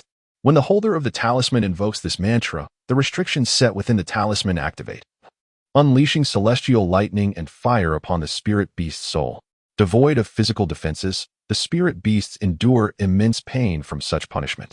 Thus, during this time, Chen Tian not only focused on crafting talismans, but also dedicated a portion of each day to discipline this proud eagle. Over time, regardless of its arrogance, the eagle ultimately bowed its head before Chen Tian, signifying its submission. In essence, Chen Tian had fully subdued the eagle, granting him the liberty to wield the beast conjuring talisman at will. With a smile, Chen Tian remarked, "You wretched creature, you only learn your lesson when forced. I was kind to you before, yet you took it for granted. Do not defy me again, understood?" The eagle trembled at his words, letting out a soft cry in acknowledgement. Chen Tian nodded, casting a spell to reabsorb it into the beast conjuring talisman. After completing these tasks, Chen Tian gazed vacantly out the window. To be honest, since returning from the Lotus Fragrance Terrace, he had felt a profound unease, as though something significant was about to transpire. But what, precisely, could it be? Chapter 52. The Newcomer's Competition. To be candid, Chen Tian harbored an abundance of secrets. Should others discover that he had fused with the bloodline of the celestial beings, it would inevitably incite malevolent intentions, leading to attempts on his life. A vivid memory resurfaced in Chen Tian's mind, recalling the scene he had witnessed in an illusion, a multitude of formidable beings from the human, demon, and devil races converging to hunt down the celestial beings. Their true intentions, driven by both envy and fear of the celestials' might, were primarily fueled by a desire to covet the celestials' formidable treasures and physical forms. Thus, if anyone were to uncover the secret of Chen Tian's body, he would be met with an unwarranted calamity. Chen Tian was not a fool. He began to contemplate his future. First and foremost, he resolved not to remain at the Xianyu sect any longer. Although his secrets had yet to be discovered, this did not guarantee his absolute safety. After all, 3 formidable elders, each possessing powers beyond the transformation mirror, resided within the sect, alongside numerous external sects that visited annually. Remaining at the Xianyu sect posed a significant risk. Furthermore, the sect had yet to provide Chen Tian with any tangible benefits. Was he destined to spend his life in the spirit beast garden, tending to beasts and cleaning up after them? This was certainly not the life he envisioned. Therefore, departing from the Xianyu sect became Chen Tian's foremost priority. He had already selected the opportune moment. After the current newcomers competition, he would petition the sect, claiming his lack of aptitude for cultivation, thereby seeking a position to manage the secular enterprises of the Xianyu sect, much like Wang Yu. Upon formulating this plan, a smile graced Chen Tian's lips, as he felt it to be splendidly devised. With 2 months remaining until the newcomers competition commenced, he realized he would soon be free from the Xianyu sect. However, during his time at the sect, Chen Tian had not emerged empty-handed. He had mastered the art of talisman crafting and had genuinely embarked on the path of cultivation. He held a sense of gratitude for the benefits bestowed upon him by the Xianyu sect, yet he was acutely aware that this was not his ultimate sanctuary. Henceforth, he resolved to contemplate future matters at a later time. Retracting his thoughts, Chen Tian ceased his aimless musings and focused intently on his meditation and cultivation. Before long, torrents of spiritual energy surged towards him, transforming into strands of golden celestial power that settled within his dantian, gradually circulating. Time flew by, seasons changed, and 2 months swiftly passed. Throughout this period, Chen Tian dedicated himself to daily cultivation within his chamber, utilizing his spare time to craft hundreds of spirit talismans. Interestingly, when Chen Tian initially merged with the celestial bloodline, his cultivation speed was remarkably swift, with noticeable progress each day. Yet, after a month of seclusion, his cultivation speed abruptly decelerated. The bone tablet, once dormant within his dantian, ceased to emit any celestial energy. Moreover, Chen Tian sensed an indescribable resistance, subtly restraining him at all times. It felt akin to a rapid runner suddenly ensnared by a rubber band, pulling him back just as he sought to accelerate. This peculiar sensation was far from delightful. Estimating his cultivation speed over the past month, he concluded it was roughly a quarter of that during the previous month, and he believed it would continue to slow further. This revelation astonished Chen Tian, leaving him perplexed about the underlying cause. Nevertheless, he did not overly worry, for despite the decline in his cultivation speed, it remained unparalleled by ordinary standards. Following the fusion with the celestial bloodline, Chen Tian had undergone a profound transformation. No longer the so-called waste he once was. He was confident that, with his current talents, even the so-called geniuses paled in comparison. Furthermore, a testament to Chen Tian's current prowess lay in the fact that within a mere 3 months of merging with the celestial bloodline, he had ascended from the first layer of the awakening stage to the equivalent of the 7th layer. It is worth noting that previously, it had taken him over 6 months merely to break through to the first layer of the awakening stage, and he had remained stagnant there for an additional 3 months without any progress. Compared to his former self, Chen Tian had indeed become extraordinarily formidable. Moreover, if word of his rapid advancement from the 1st to the 7th layer in such a short span were to spread, it would undoubtedly stir a significant uproar. For not a single soul within the entire Qianyuan continent could claim to have achieved such a feat on a certain day. 2 months later, the sound of bells and drums resonated throughout the sect, startling the birds in the surrounding mountains into flight. Upon hearing this, Chen Tian finally opened his eyes, breaking free from the tedium of his secluded cultivation. After stretching his limbs, he exited his chamber and gazed towards the Ascension Pavilion. Knowing that the newcomers' competition was finally set to commence, with a focused gaze, Chen Tian pondered for a moment before pocketing all the spirit talismans he had crafted in recent days, proceeding towards the Ascension Pavilion. The newcomers' competition at the Xinyu sect was held once every 2 years, yet this year felt distinctly different. The top 3 victors would not only receive numerous rewards from the sect, but also have the opportunity to form alliances with the 100 Flowers Valley, potentially leading to future dominion over it. This was an unprecedented opportunity in a century, prompting some capable newcomers to eagerly prepare to vie for those coveted spots.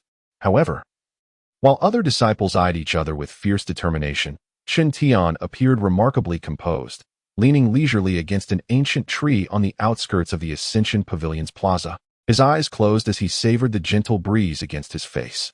Truth be told, Chen Tian had undergone a significant transformation and possessed the strength to compete for those 3 spots, yet he remained disinterested. Firstly, he did not wish to be bound. Secondly, he was not naive. Despite the apparent advantages of those 3 positions, they were ultimately pawns in the struggle between the Xinyu sect and the 100 Flowers Valley. Chen Tian was well aware that, contrary to the belief that the 100 Flowers Valley was merely a haven for women, some could be far more formidable than venomous serpents. Thus, Chen Tian chose to remain an observer. With this thought in mind, he plucked a blade of dogtail grass from nearby, casually chewing on it as he gazed up at the sky. "Are you, Brother Tian?" A youthful yet exuberant voice suddenly broke the tranquility. Upon hearing it, Chen Tian's body jolted, causing the blade of grass in his mouth to fall to the ground. Chapter 53. Farewell to Xiaolong. Chen Tian slowly turned his head in disbelief. Before him stood a youthful boy clad in white, wielding a sword, his face still bearing the innocence of youth. It was indeed Xiaolong. "Tian Ge, is that really you? It's been so long. Why haven't you come to find me?" Upon recognizing Chen Tian, Xiaolong joyfully bounded over, grasping Chen Tian's hands with excitement. Seeing Xiaolong in this place filled Chen Tian with elation as he chuckled. "Haha, I've just been busy, you know. Besides, I've kept track of your progress and heard you've been doing exceptionally well, so I didn't want to intrude. After all, having joined the Xinyu sect, we must prioritize our cultivation. Tian Ge, you're being too formal. If you came, what is the point of cultivation? I would rush out to see you immediately." Xiaolong's eyes sparkled with enthusiasm as he tightly held onto Chen Tian's arm, as if fearing he might vanish at any moment. However, witnessing Xiaolong's exuberance, Chen Tian felt a pang of sadness. He had just told Xiaolong a fib. He had not heard any news about him. After being recognized as a genius, Xiaolong had been taken to the Linlang Academy for focus training. Meanwhile, Chen Tian, regarded as a useless individual by many, had been left in the dark about Xiaolong's whereabouts. Yet, seeing Xiaolong's animated demeanor, Chen Tian couldn't bring himself to reveal the truth, fearing it would cause his friend distress. They soon engaged in a lively conversation, during which Xiaolong recounted his time at the Linlang Academy under the tutelage of Master Lanson, receiving 10 spirit-enhancing pills daily to elevate his cultivation. However, Lanyang forbade Xiaolong from wandering off, which was why he had not attended the last gathering of the sect's disciples. Upon hearing this, Chen Tian couldn't help but smile, feeling genuinely happy for Xiaolong, realizing he was being nurtured as a core disciple. 10 spirit-enhancing pills daily was a privilege not afforded to ordinary disciples. As the 2 friends excitedly conversed, Ji Tianyi arrived at the square. Spotting Chen Tian, he approached with a friendly greeting. "Chen Shidi, it's been quite a while." At Ji Tianyi's words, Chen Tian and Xiaolong paused their conversation, smiling and nodding in acknowledgement. Chen Shidi, who is this? He looks unfamiliar. Is he from Linlang Academy?" As Ji Tianyi stepped closer, he noticed Xiaolong and inquired curiously. Before Chen Tian could respond, Xiaolong stepped forward elegantly, introducing himself. "Greetings, senior brother. I am Feng Ruolong, the foremost disciple of Master Lanson from Linlang Academy. I've come to reminisce with Tian Ge." Witnessing Xiaolong's polished demeanor, Chen Tian felt a swell of pride. It was clear that he was no longer the child who merely trailed behind him, but had matured. However, to Chen Tian's surprise, after Xiaolong introduced himself, Ji Tianyi's previously jovial expression transformed into one of astonishment. He exclaimed, "What?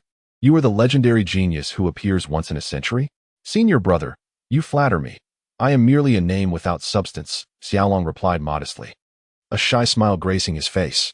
Ji Tianyi seemed momentarily stunned, taking a while to gather his composure before turning to Chen Tian, asking, "Chen Shidi, what is your relationship with him?"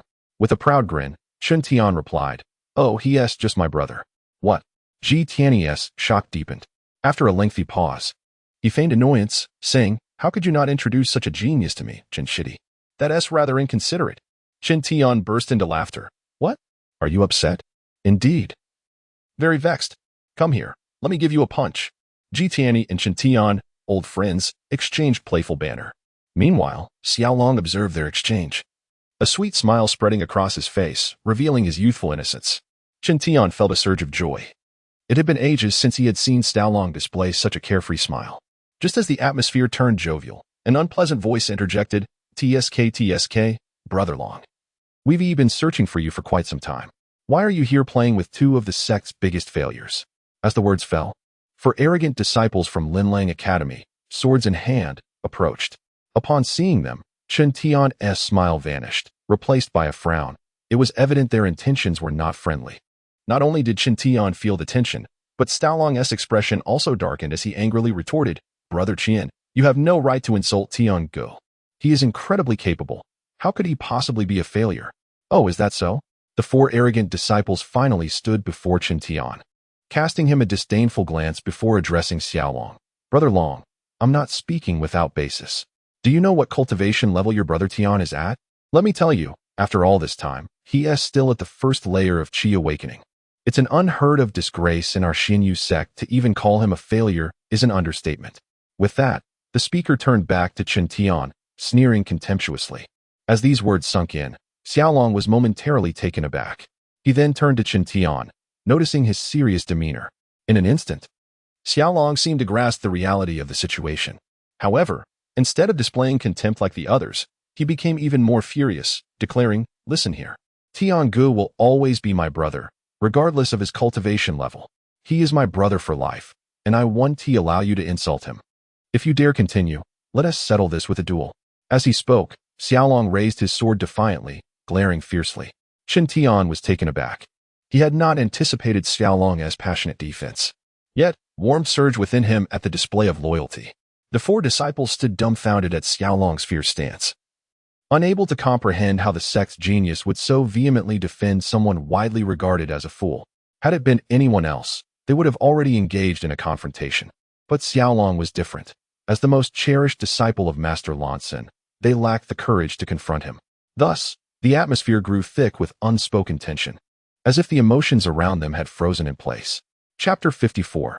The contest begins. Little Dragon and the 4 adversaries faced off for an extended period, neither willing to yield. Eventually, under the pressure exerted by Little Dragon, the 4 could no longer maintain their composure. With a fierce glare directed at Chen Tian, the leader among them declared, Junior Brother Long, the headmaster has summoned you. You must return to her without delay. Do as you see fit. With that, they turned on their heels and departed without a backward glance. Phew. Once they had left, Little Dragon finally sheathed his sword, exhaling a long sigh of relief. Thank you, Little Dragon. Chen Tian expressed his gratitude at that moment. Truth be told, Chen Tian had discreetly assessed the 4 individuals earlier and noted that the most formidable among them was merely at the 6th level of the Qi awakening stage. In contrast, after merging with the bloodline of the celestial race, Chen Tian's cultivation had surged remarkably within just 3 months. He had attained the equivalent strength of the 7th level of Qi awakening. Thus, had Chen Tian chosen to intervene, those 4 would certainly have been no match for him.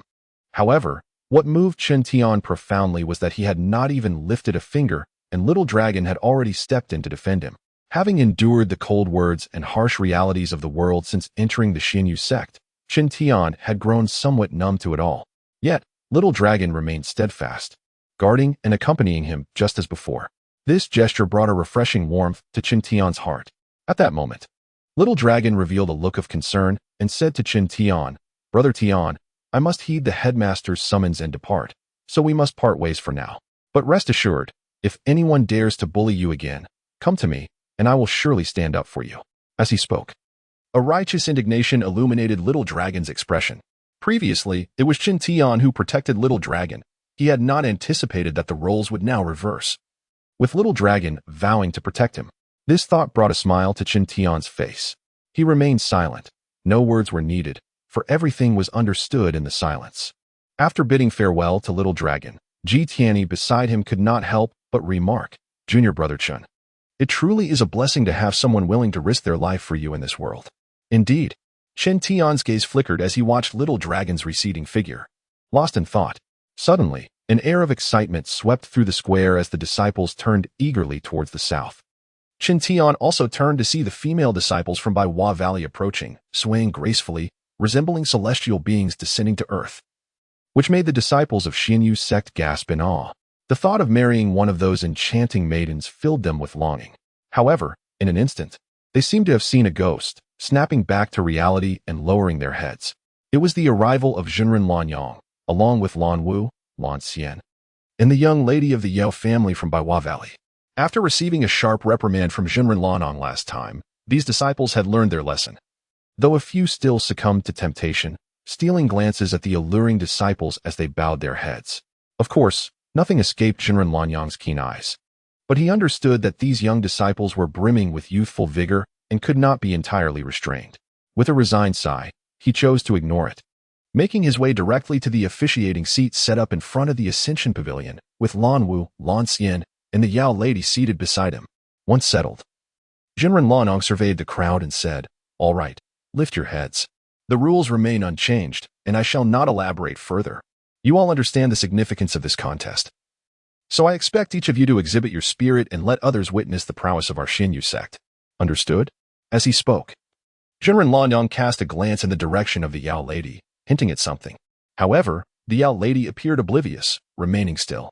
Noticing this, Zhenren Lanyang smiled slightly, waved his sleeve, and announced, "I hereby declare the current newcomer contest officially commenced." As his words echoed through the square, excitement surged among the crowd, who began to move toward their respective competition areas. The vast space of the Ascension Pavilion was divided into 4 smaller zones, allowing for simultaneous contests. The victors would advance to the next round. Chen Tian's first opponent was Pan Xingyu, a fact he had known for quite some time.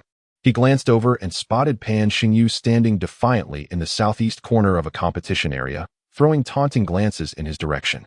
Upon seeing him, Chen Tian's expression turned icy as he slowly approached. Well, I never expected you to have the audacity to show up. I thought you would run away in fear." Pan Xingyu sneered as Chen Tian drew near. Chen Tian merely smiled faintly, choosing not to respond. "Oh, playing mute now?" Pan Xingyu pressed on with further provocation. "Listen, I'll give you a chance. If you kneel and bow to me 3 times, calling me grandfather each time, I will generously let you go and allow you to withdraw. What do you say?" To be honest, Pan Xingyu was confident that he would rank among the top 3, and perhaps even claim the first position. The only opponent he truly regarded with caution was Yin Yuchuan. Although several disciples had recently broken through to the 9th level of Qi Awakening, Pan Xingyu dismissed them all, fearing only Yin Yuchuan. Thus, he regarded Chen Tian with equal disdain. As Pan Xingyu continued his taunts, Chen Tian's demeanor grew increasingly frigid. "I apologize, Brother Pan, but I did not come here to flee. I came to defeat you." "Wait, did I hear that correctly?" Pan Xingyu's expression morphed into one of disbelief at Chen Tian's words. "Did you just say you intend to win against me?" Chen Tian smiled calmly and replied, "Congratulations. Brother Pan, your hearing is intact. That is indeed what I said." This time, not only Pan Xingyu but also the onlookers were taken aback. Yet, they quickly erupted into derisive laughter, convinced that Chen Tian had lost his mind. The notion that he could defeat Pan Xingyu seemed utterly implausible. Chapter 55. The Fisher's Sword Qi. However, Chen Tian paid no heed to the scornful gazes directed at him, walking with an air of indifference to the center of the competition venue. Upon witnessing this, Pan Xingyu's face contorted into a sinister expression as he coldly declared, "Very well. If you seek death, I shall oblige you today." With that, Pan Xingyu brandished a gem-encrusted sword, exuding a commanding presence as he strode into the arena, positioning himself opposite Chen Tian. Casting a disdainful glance at Chen Tian, he smirked and said, "Hey, kid, I'll give you one last chance. Do you wish to bow down and surrender? To be honest, my anger over your previous insolence has nearly subsided, so I advise you to avoid unnecessary suffering. Senior Pan is truly magnificent. Indeed, Senior Pan embodies great righteousness and kindness." As soon as Pan Xingyu finished speaking, his sycophantic followers began to shower him with flattery. Ji Tianyi, watching from the sidelines, appeared exceedingly anxious and whispered urgently, "Junior Brother Chen, you are merely at the first layer of the Qi Awakening stage, while Pan Xingyu is at the 9th layer. The disparity in your realms is insurmountable. This contest is inherently unfair. Why not concede? You needn't concern yourself with Pan Xingyu. I will personally advocate for you afterward." It was evident that Ji Tianyi was convinced of Chen Tian's impending defeat. Indeed, one is a mere waste at the first layer of Qi awakening, while the other is a prodigy on the cusp of the spirit guidance stage. Who would place their bets on Chen Tian? Chen Tian understood that Ji Tianyi meant well, yet he shook his head and replied, "Senior Ji, there is no need to persuade me further. From the outset, I never contemplated withdrawal. I must fight this battle. And not only that, I intend to win." Haha, this fool Chen Tian still spouts nonsense. Indeed, Senior Pan has kindly offered him a chance. Yet this brat fails to recognize his good fortune. Very well, Senior Pan, please teach this boy a lesson. After you knock him down, we shall go celebrate with drinks. At that moment, Pan Xingyu's lackeys jeered once more. Hearing this, Pan Xingyu chuckled and said, "I apologize, junior brother, but since everyone insists on my punishing you, I must reluctantly oblige. However, rest assured, given your inferior cultivation, I shall show mercy and only utilize 30% of my strength." As he spoke, Pan Xingyu drew his sword, provocatively aiming it at Chen Tian. Throughout this exchange, Chen Tian's expression remained unchanged. He cast a calm glance at Pan Xingyu and clasped his hands in greeting, saying, "Senior Pan, I look forward to your guidance." Truthfully, Pan Xingyu found Chen Tian's unwavering composure rather peculiar. Typically, when faced with his presence, most would be quaking in terror. Yet, strange as it was, Pan Xingyu's gaze towards Chen Tian grew increasingly frigid. Chen Tian had humiliated him before the crowd, defending Ji Tianyi, and this slight had long since festered within him. He had yearned for the opportunity to administer a proper lesson, and he would not let this chance slip away. Fueled by indignation, Pan Xingyu ceased his idle chatter. With a powerful stomp, he launched himself into the air, a fierce wind swirling around him, causing his garments to billow dramatically. His grand display attracted the attention of numerous female disciples from the 100-Flower Valley. Pan Xingyu, reveling in the spotlight, beamed with pride as the crowd's focus shifted towards him. However, upon noticing Chen Tian still standing impassively, his expression darkened. With a cold snort, he swiftly sliced his sword through the air, tracing an exquisite arc that surged towards Chen Tian. In an instant, the sword chi blossomed, multiplying from 1 to 2. Then 4, and so forth, until hundreds of lethal currents surged towards Chen Tian, exuding a palpable aura of death. Wow, Senior Pan opens with the Fisher Sword chi. It seems that Chen is doomed in a single move, exclaimed a bystander who recognized the technique. The Fisher Sword chi, capable of transforming one into myriad forms, was an unpredictable killing strike, and none anticipated that Pan Xingyu would unleash it so swiftly. Unlike Pan Xingyu, who hailed from a prestigious family, the other disciples of the Xinyu sect lacked the opportunity to learn such advanced sword techniques. Consequently, all present were fixated on the spectacle, eager to glean knowledge. At that moment, Ji Tianyi could no longer contain himself and shouted, "Junior brother Chen, that technique possesses tremendous power. You must evade." However, his warning came too late. As Ji Tianyi's voice faded, the torrent of sword chi surged forth like a tempest, threatening to pierce through Chen Tian's very being. Yet, to everyone's astonishment, Chen Tian remained unperturbed, calmly retrieving a stack of red talismans from his robe. With a flick of his wrist, he hurled them towards the incoming sword chi, intoning softly, "Explode! Boom! Boom! Boom! Boom!" In an instant, the red talismans ignited in a conflagration. Dozens of flames converging into a fiery sphere that engulfed the sky before Chen Tian, a violent gust of air surging upward, obliterating Pan Xingyu's hundreds of sword chi. The residual force of the explosion reverberated through the arena, drawing the attention of all present. Previously engaged in light-hearted conversation with a woman named Yao, the venerable Master Lanyang was taken aback by the explosive sound, rising to his feet. Yao's expression mirrored his surprise, and she too stood, only to furrow her brow upon recognizing Chen Tian, murmuring, "It's him." Initially, the audience for Chen Tian and Pan Xingyu's duel was sparse, as many anticipated a swift conclusion in Pan Xingyu's favor. However, following the earth-shattering explosion, spectators from afar began to converge, sensing that a captivating spectacle was about to unfold. Chapter 56. The Duel. Young man, what did you just employ? How could you possibly counter my fission sword chi? Pan Xingyu inquired coldly, his expression dark. The fission sword chi was formidable, yet its cultivation was arduous. Pan Xingyu had dedicated 3 painstaking years to achieve a modicum of success. He had believed that with this strike, he would effortlessly vanquish Chen Tian, securing victory. However, to his disbelief, his once assured attack was effortlessly neutralized by Chen Tian. Not only was Pan Xingyu astonished, but the other disciples of the Xianyu sect were equally intrigued, eager to discern what Chen Tian had just done. In an instant, their gazes shifted from Pan Xingyu to Chen Tian, fixating intently upon him. For the first time, Chen Tian was acutely aware of so many eyes upon him. Yet he remained unperturbed. Instead, he reached into his garment and produced a stack of red paper talismans, presenting them to the onlookers. "It's nothing but a few humble burning talismans," he declared. As the crowd scrutinized the talismans, they realized that what Chen Tian held were indeed merely burning talismans.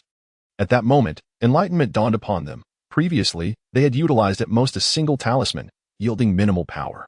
However, Chen Tian had thrown dozens at once, their explosive energies combining to create the searing fireball that had dissipated Pan Xingyu's efficient sword qi. While this method may have seemed somewhat underhanded, its principles were sound. Yet it bore limitations. Although Pan Xingyu had cultivated to the 9th level of the Qi awakening stage, he had yet to truly enter the spirit induction stage, a realm vastly superior. Thus, when a cultivator of the spirit induction stage unleashed the efficient sword qi, even hundreds or thousands of burning talismans would prove ineffective. Nevertheless, that was a concern for another time. The immediate significance was that Chen Tian had indeed triumphed over Pan Xingyu, a notion none had anticipated before the contest began. Consequently, as they regarded Chen Tian, their expressions shifted, with those who had previously deemed him worthless now silenced. Their anticipation peaked. What other miraculous feats could Chen Tian possibly unveil? Observing his glory usurped by Chen Tian, the proud Pan Xingyu found it intolerable. Glaring at Chen Tian, he seethed, "You little rascal. Let us see if you can withstand a few more of my strikes. I refuse to believe you possess so many burning talismans." With that, Pan Xingyu gripped the hilt of his sword tightly, channeling streams of spiritual energy into its blade. Instantly, the sword radiated a mesmerizing purple glow. At the peak of its brilliance, he unleashed 3 consecutive waves of purple sword qi towards Chen Tian. Following this, Pan Xingyu descended to the ground, panting heavily. Perhaps the exertion of releasing 3 sword qi had taken its toll. Yet, despite his fatigue, he maintained a cold gaze on Chen Tian, sneering, "Die, you brat." These 3 waves of sword qi were indeed fission sword qi, yet they bore significantly greater potency than the previous strike. The qi swiftly multiplied in the air, transforming from 3 into thousands, all shimmering with a purple luminescence, converging upon Chen Tian like a storm of lethal raindrops. Witnessing this spectacle, a hint of caution finally flickered across Chen Tian's otherwise composed visage. With swift motion, he reached into his chest garment once more, retrieving a thick stack of blue paper talismans numbering over 200. Pan Xingyu's sword qi surged rapidly, leaving little time for contemplation. Upon producing the blue talismans, Chen Tian hurled them into the sky, simultaneously forming hand seals and softly intoning, "Wind, arise." In an instant, a small whirlwind erupted from Chen Tian, racing towards the blue talismans. A wondrous sight unfolded as each talisman detonated upon encountering the whirlwind, releasing a flurry of snowflakes. The whirlwind, now mingled with snow, dramatically lowered the ambient temperature around the plaza. Yet this was merely the beginning. As each blue talisman exploded, the number of snowflakes multiplied exponentially. Before long, what had begun as a mere breeze transformed into a cataclysmic blizzard, darkening the skies and unleashing ferocious winds. Although cultivators at the 3rd level of the Qi awakening stage were immune to temperature extremes, the surrounding disciples of the Xianyu sect felt a chill seep through them, instinctively wrapping their arms around themselves. As all the blue talismans detonated, the blizzard swelled to an immense scale, truly capable of blotting out the sun. Suddenly, Chen Tian pointed, causing the tempest to hover before him. At that moment, the thousands of murderous sword qi unleashed by Pan Xingyu arrived. Yet upon entering the blizzard, they found themselves stymied, as if an insurmountable force were impeding their advance. Witnessing this, Chen Tian smirked disdainfully and softly commanded, "Contract." As his words fell, the once mighty blizzard began to shrink towards its center. Though its size diminished, the temperature plummeted further, and the winds intensified. Ultimately, amidst the unrelenting cold, the thousands of purple sword qi, seemingly reluctant, self-destructed in a spectacular display, vanishing into nothingness. What is this sorcery? The disciples of the Xianyu sect stood in collective astonishment. Yet, the most shocking revelation was yet to come. After dissolving the multitude of sword qi, Chen Tian once again reached into his garment, extracting over 50 of the earlier burning talismans. With a flourish of his hands, He sent these talismans soaring into the heart of the blizzard. As they detonated, waves of warmth erupted forth. When these warm currents collided with the frigid winds of the blizzard, vapor was generated. This vapor, upon freezing, transformed into countless sharp, diamond-shaped ice pillars, thousands in number. Go! Chen Tian commanded, and with a sweep of his sleeve, the multitude of ice pillars surged towards Pan Xingyu. Chen Tian had begun his counterattack. Chapter 57. Fierce battle. Witnessing this scene, all the disciples of the Xinyu sect present were filled with astonishment. Before the match, they could never have imagined that Chen Tian would possess the ability to launch an attack against Pan Xingyu, as they believed it was already a blessing that Chen Tian had not been immediately overwhelmed. However, what unfolded before their eyes was utterly shocking. This so-called waste, who was scorned by all, not only deftly countered several of Pan Xingyu's assaults, but also had the strength to retaliate in the end. How could this not evoke a sense of awe? Yet, the most astonished of all was likely Pan Xingyu himself. He had been certain that his full-force strike would undoubtedly defeat Chen Tian. The reality, however, was a harsh blow to his pride. Not only had Chen Tian effortlessly neutralized his thousands of fractal sword energies once more, but he had also turned the tide and initiated an attack against Pan Xingyu. As he observed the glistening diamond-shaped ice pillars hurtling towards him, Pan Xingyu realized with certainty that if struck, he would be reduced to a mere sieve. With no time to ponder, he gritted his teeth, produced a yellow talisman from his person, and intoned a brief incantation before hurling it with force. Instantly, the talisman erupted in the air, giving rise to an enormous serpent that slithered forth, its tongue flicking menacingly. This serpent was colossal, coiling like a small mountain. The moment it manifested, it swung its tail violently, swatting away the barrage of ice pillars. It then opened its maw wide and swallowed the raging blizzard whole. At once, the sky brightened again, and the temperature began to rise. The Beast Containment Talisman. It's the Beast Containment Talisman. Run, run for your lives. Once they regained their senses, the onlookers hastily fled from the arena where Chen Tian and Pan Xingyu were engaged in combat, fearing they would be devoured by that monstrous serpent. Ha! How do you feel now, little one? Are you frightened? I wonder what you can do to counter my red python serpent. Pan Xingyu laughed heartily, observing the crowd's panic. But after his laughter subsided, he fixed a cold, intense gaze upon Chen Tian. Truth be told, Pan Xingyu was furious, exceedingly so. He had initially believed that his formidable strength would make it effortless to deal with a mere first-stage spirit-awakening waste. Yet, he had not anticipated that Chen Tian would be such a formidable opponent, managing to thwart his numerous attempts and forcing him to deploy his final trump card. This realization only fueled Pan Xingyu's anger.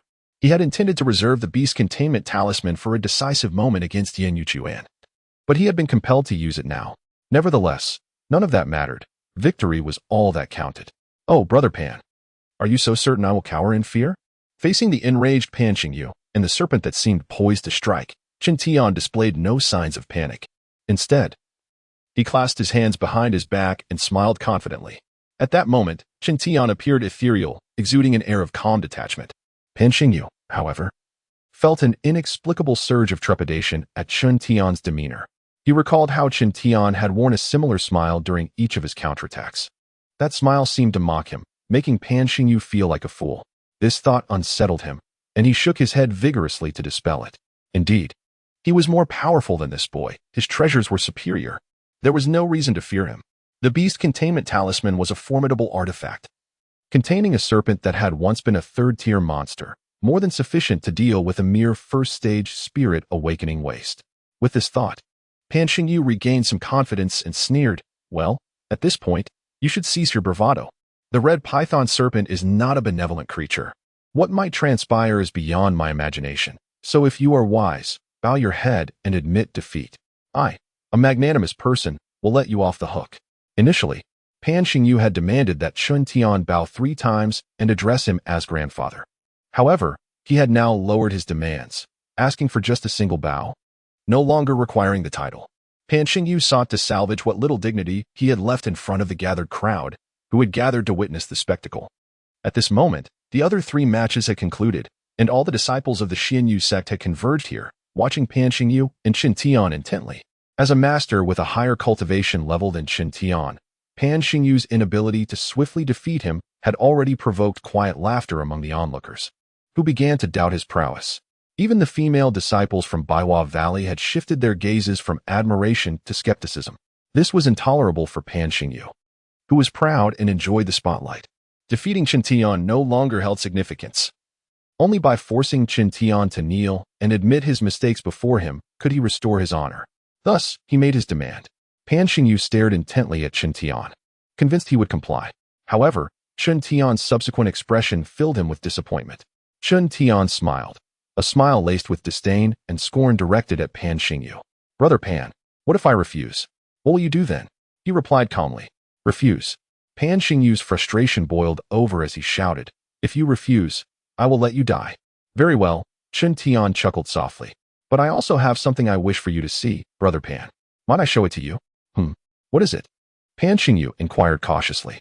Without a word, Chen Tian reached into his robe and, upon emerging, revealed a talisman identical to Pan Xingyu's beast containment talisman.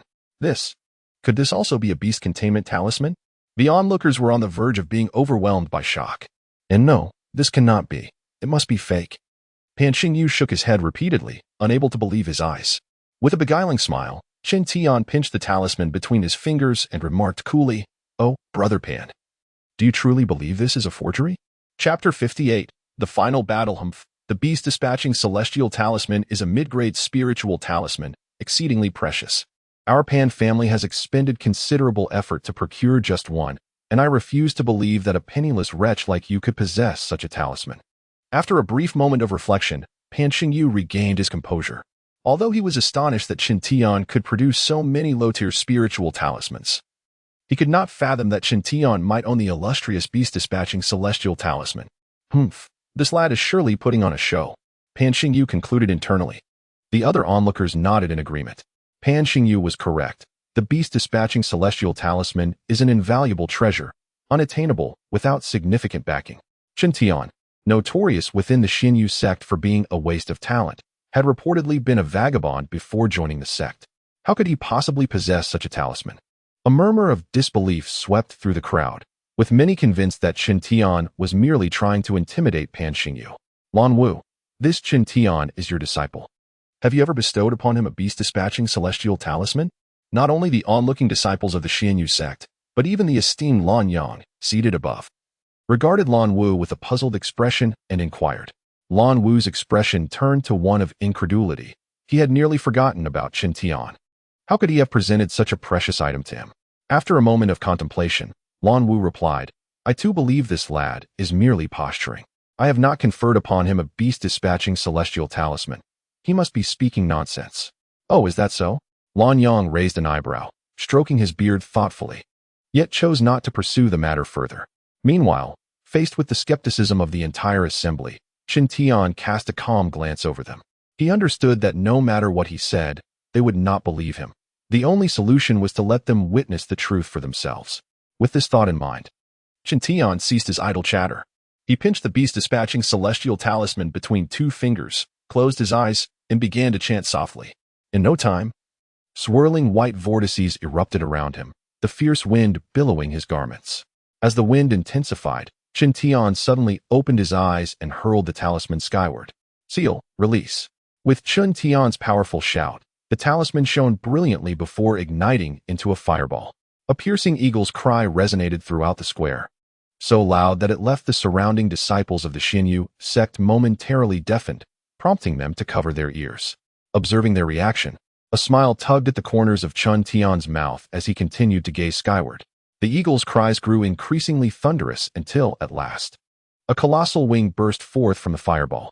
This wing, measuring 3 zhang in span, blotted out the sun above, casting a shadow over the left side of the square. The crowd gasped in astonishment. With another shrill cry, a second wing emerged, equally imposing, obscuring the sun on the right side of the square. Instantly, the sunlight was swallowed by these two massive appendages. At that moment, the head of a majestic eagle finally emerged from the fireball, its sharp, sinister eyes surveying the crowd. Pan Xingyu was terrified. The others were equally frightened. They clearly recognized that this was indeed the beast-dispatching celestial talisman, and the creature summoned was an enormous eagle. Initially, they had doubted that the so-called waste, Chen Tian, could possess such a treasure, but now reality had delivered a resounding slap to their faces. Equally taken aback was Lan Wu, who watched as the eagle fully emerged from the fireball. His expression shifted dramatically as he whispered to himself, "The soaring eagle." He finally recognized both the eagle and the talisman, for it was originally his. This tale traces back to Ling Yazi. After breaking through to the spirit guiding stage, Ling Yazi had not made any progress for 50 years. Desperate, he approached Lanwu, requesting to manage a spiritual mine. Ling Yazi intended to secretly siphon off a portion of the celestial crystals for his own use to enhance his cultivation. At that time, Lanwu needed to gather celestial crystals to secure a loyal faction to counter Lan Yang, and their goals aligned perfectly. With Lanwu's endorsement, Ling Yazi successfully took charge of a mine abundant in celestial crystals. Due to Ling Yazi's subsequent exemplary performance, a delighted Lanwu gifted him the beast-dispatching celestial talisman sealed with the soaring eagle as encouragement. However, Lanwu never anticipated that this talisman would eventually fall into Chen Tian's hands. It was evident that Chen Tian must have acquired it from Ling Yazi. That fool Ling Yazi. Lanwu cursed silently as he pieced together the events. As Lanwu simmered in frustration, Lan Yang shot him a sidelong glance, a hint of amusement dancing in his eyes, yet he remained silent, turning his attention back to the contest between Chen Tian and Pan Xingyu. At this moment, all present had shifted their focus to the unfolding spectacle, utterly unprepared for what had initially appeared to be an uneven match to evolve into a fierce confrontation. Even more astonishing was the fact that one contender was at the 9th layer of the spirit guiding stage, while the other was merely at the 1st layer. This unexpected turn of events significantly surpassed the crowd's expectations. In no way. How could you possess a beast-dispatching celestial talisman? Pan Xingyu's face turned pale with fear as he stared at the gigantic eagle hovering above Chen Tian. "Is there any need for me to answer you?" Chen Tian replied with an unflappable smile, observing Pan Xingyu's terrified demeanor. Upon hearing this, Pan Xingyu's indignation flared anew. Coldly, he retorted, "Humph, do not get too smug. Even if you have acquired such a treasure as the beast-dispatching celestial talisman, the spiritual energy required to wield it is beyond what a mere 1st-layer waste like you can handle. Very well, I shall let you exhaust your spiritual energy and perish." Pan Xingyu was now utterly consumed by rage, fixated solely on the thought of eliminating Chen Tian. Without further ado, he pointed at Chen Tian, his eyes ablaze, and bellowed, "Crimson Python, charge forth and devour him." Hiss, hiss.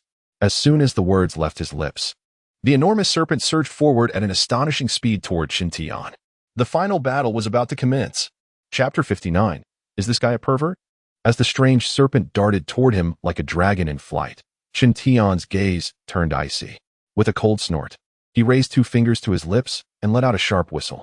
Upon hearing the whistle, the soaring eagle that had been circling above Chen Tian's head suddenly had its eyes flash red and dove toward the crimson serpent. The serpent, not lacking in intelligence, momentarily abandoned its assault on Chen Tian and reared up to meet the incoming eagle.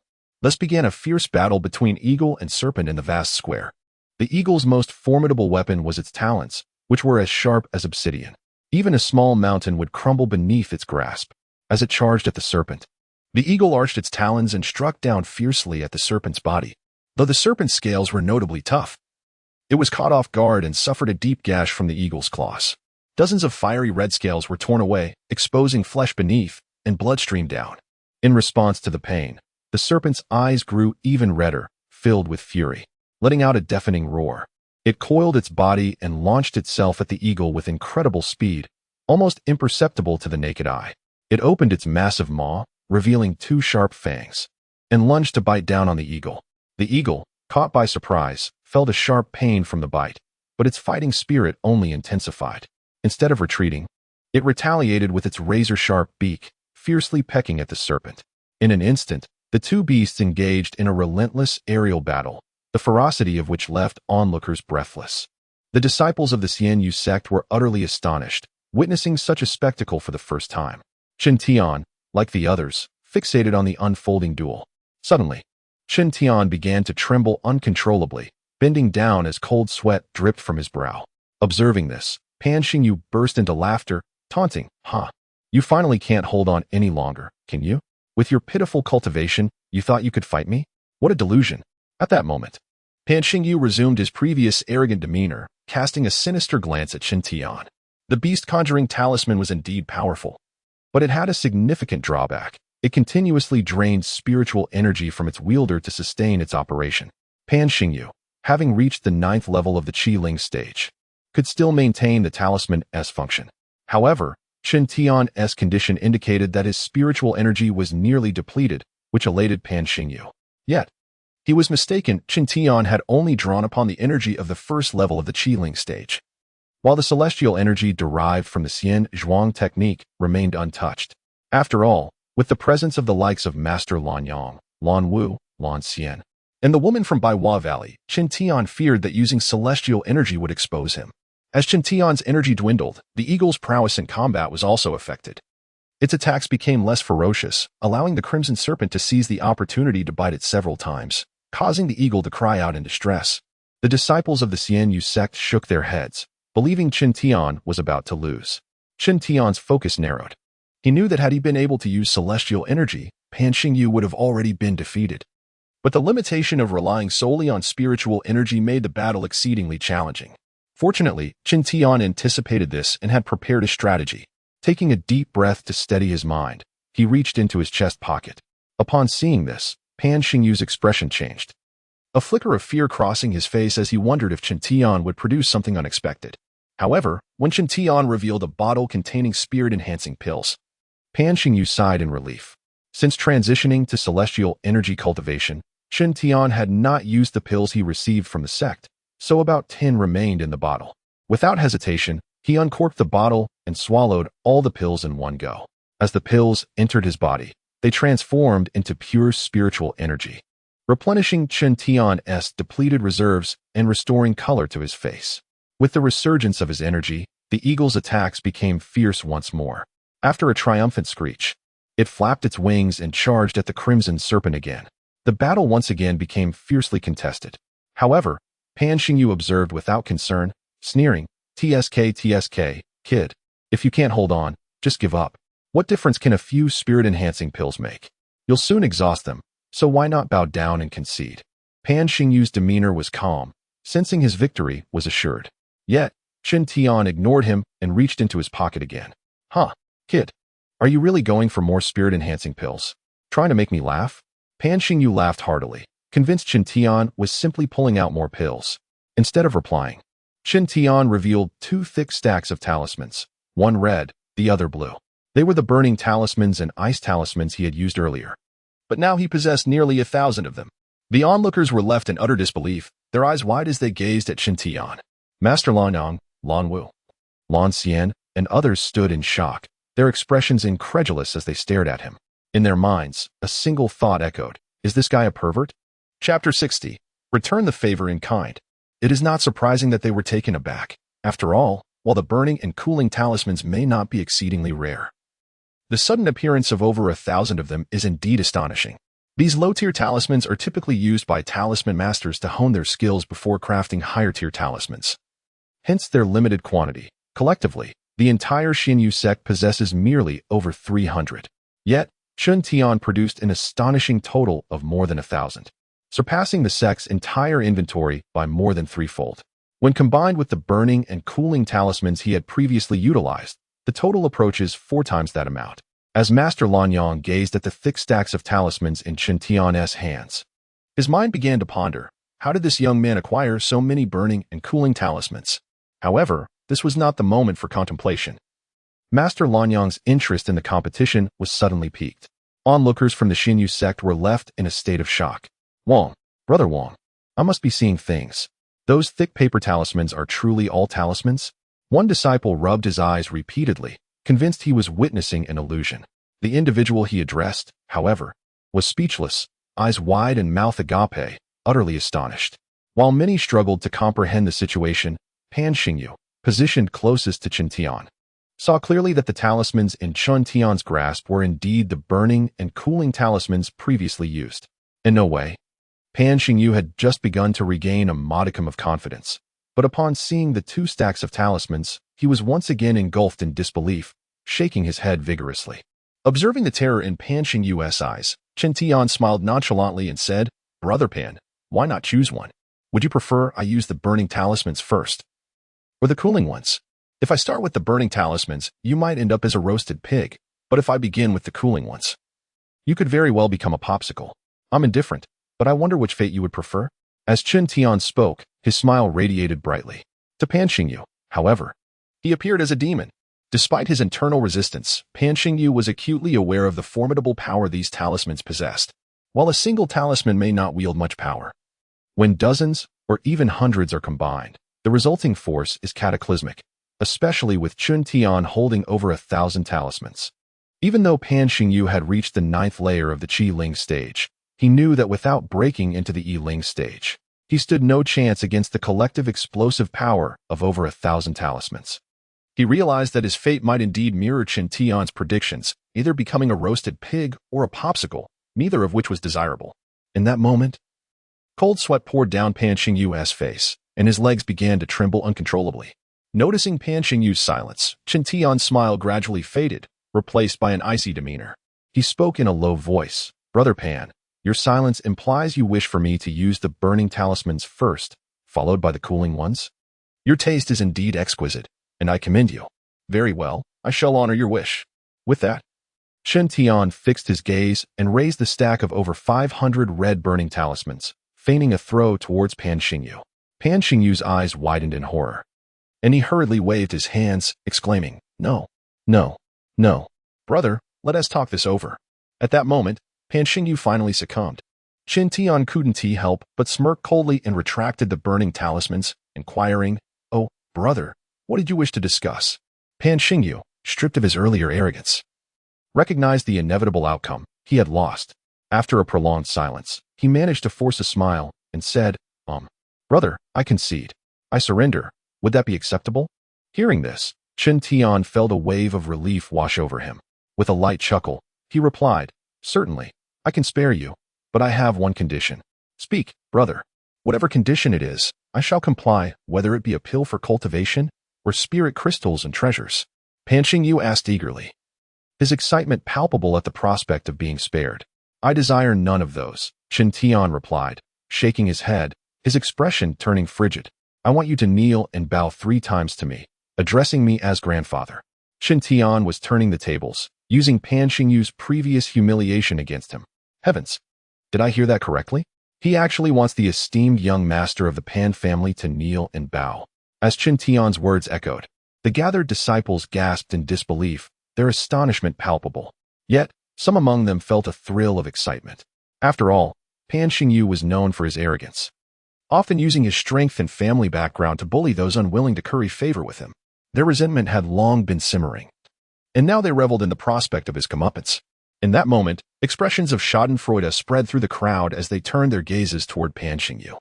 Truth be told, upon hearing Chen Tian's demand, Pan Xingyu felt an overwhelming urge to rush forward and eliminate him.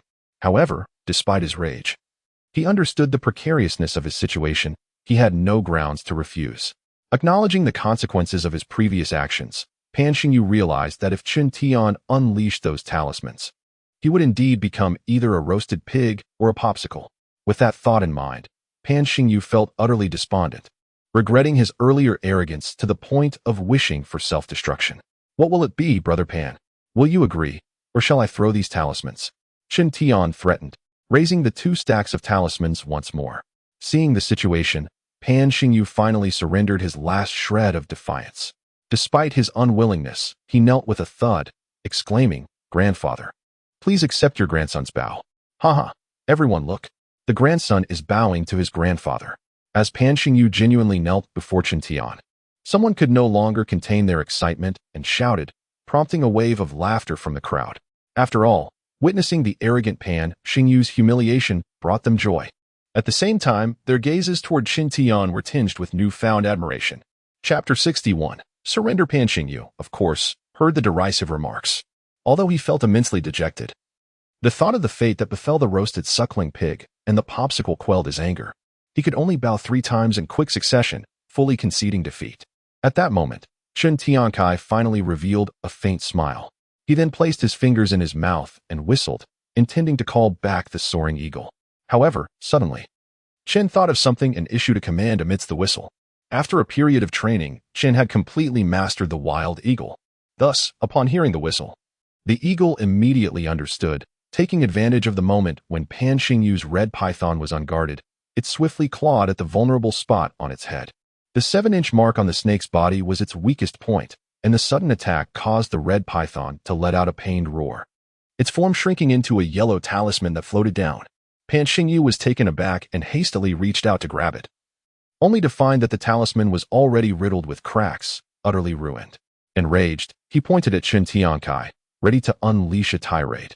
However, Chen's expression darkened as he raised the 2 stacks of burning and cooling talismans in his hand, saying coolly, "Brother Pan, what can I say?"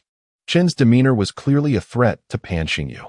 Not one to be fooled, Pan Xingyu recognized Chen's intentions and could only swallow his anger, sighing, "It's nothing. I lost this match, but we shall see in the future." With that, he shot Chen Tian a fierce glare before turning to leave the arena. Chen, however, paid no heed to this and, after a chuckle, walked over to Ji Tianyi. To be honest, Ji Tianyi was still in a state of disbelief after witnessing the earlier spectacle, his mouth agape, lost in thought. When Chen approached him and noticed his dazed expression, he found it amusing and gave him a gentle shove, saying, "Hey, Ji brother, wake up. It's going to rain. Hurry and bring in your clothes." Upon hearing Chen's teasing, Ji Tianyi jolted back to reality, staring at Chen and stammering, "Brother, punch me. I feel like I'm dreaming." Chen burst into laughter, replying, "All right, Ji brother, brace yourself. I'm going to give you a punch." He clenched his fist and pretended to strike Ji Tianyi. Seeing Chen's pose, Ji Tianyi panicked, waving his hands. No, please spare me, brother. I was just joking." Chen, fully aware of Ji's antics, shared a hearty laugh with him. After their laughter subsided, Ji Tianyi expressed his awe. "Brother, today has truly opened my eyes. Even now, I can hardly believe you defeated Pan Xingyu." "Indeed, Chen Shidi, do you possess some secret? Care to share?" "Chen Shidi, you were incredibly impressive just now. Come visit me for tea sometime. Let us have a proper chat about today's match." Not only Ji Tianyi, but other disciples from the Xianyu sect also flocked around Chen, eager to engage with him. Before the competition began, many had derided Chen as worthless. Yet now, they all referred to him as Shidi, displaying a newfound familiarity. Such is the reality. Only by proving one's strength can one earn respect. The world of cultivation is perpetually a realm where the strong reign supreme. The smiles from these disciples were merely attempts to glean some winning strategies from Chen. Chen was well aware of their motives, so he smiled and clasped his fists, stating, "Truth be told, I merely happened to be lucky against Brother Pan. There are no special techniques involved. If anything, the fault lies with Brother Pan. As the ancients say, pride leads to downfall. Perhaps Brother Pan has forgotten this lesson." Chen's remarks were quite astute, deftly deflecting inquiries while subtly mocking Pan Xingyu once more. Upon hearing this, a few of Pan Xingyu's followers displayed their anger, storming off, likely to report to Pan. Chen noticed their expressions but remained unfazed, cheerfully addressing the questions posed by the other disciples. Naturally, he used the excuse of good fortune to brush off their inquiries. When the crowd realized they could not extract any secrets from Chen, they fell silent. According to the rules, the newcomer competition spanned 3 days, with 3 matches each day. As Chen chatted with the crowd, the second round of matches commenced, featuring 4 arenas. However, due to Chen's extraordinary performance against Pan Xingyu, his arena was particularly crowded, with even the enchanting female disciples from the 100 Flowers Valley gathering to witness Chen's remarkable prowess once more. Realms such as Master Lan Yong, Lan Wu, and Lan Xian adjusted their seating for a more comfortable view of Chen's display. Yet, Chen seemed indifferent to the attention, closing his eyes and patiently awaiting his new opponent's arrival. Shortly thereafter, a plump disciple from the Xianyu sect approached Chen, softly saying, "Chen Shidi, I am Huan Yu, and I humbly seek your guidance." Clearly intimidated by Chen's previous performance, Huan Yu stumbled over his words, struggling to speak coherently.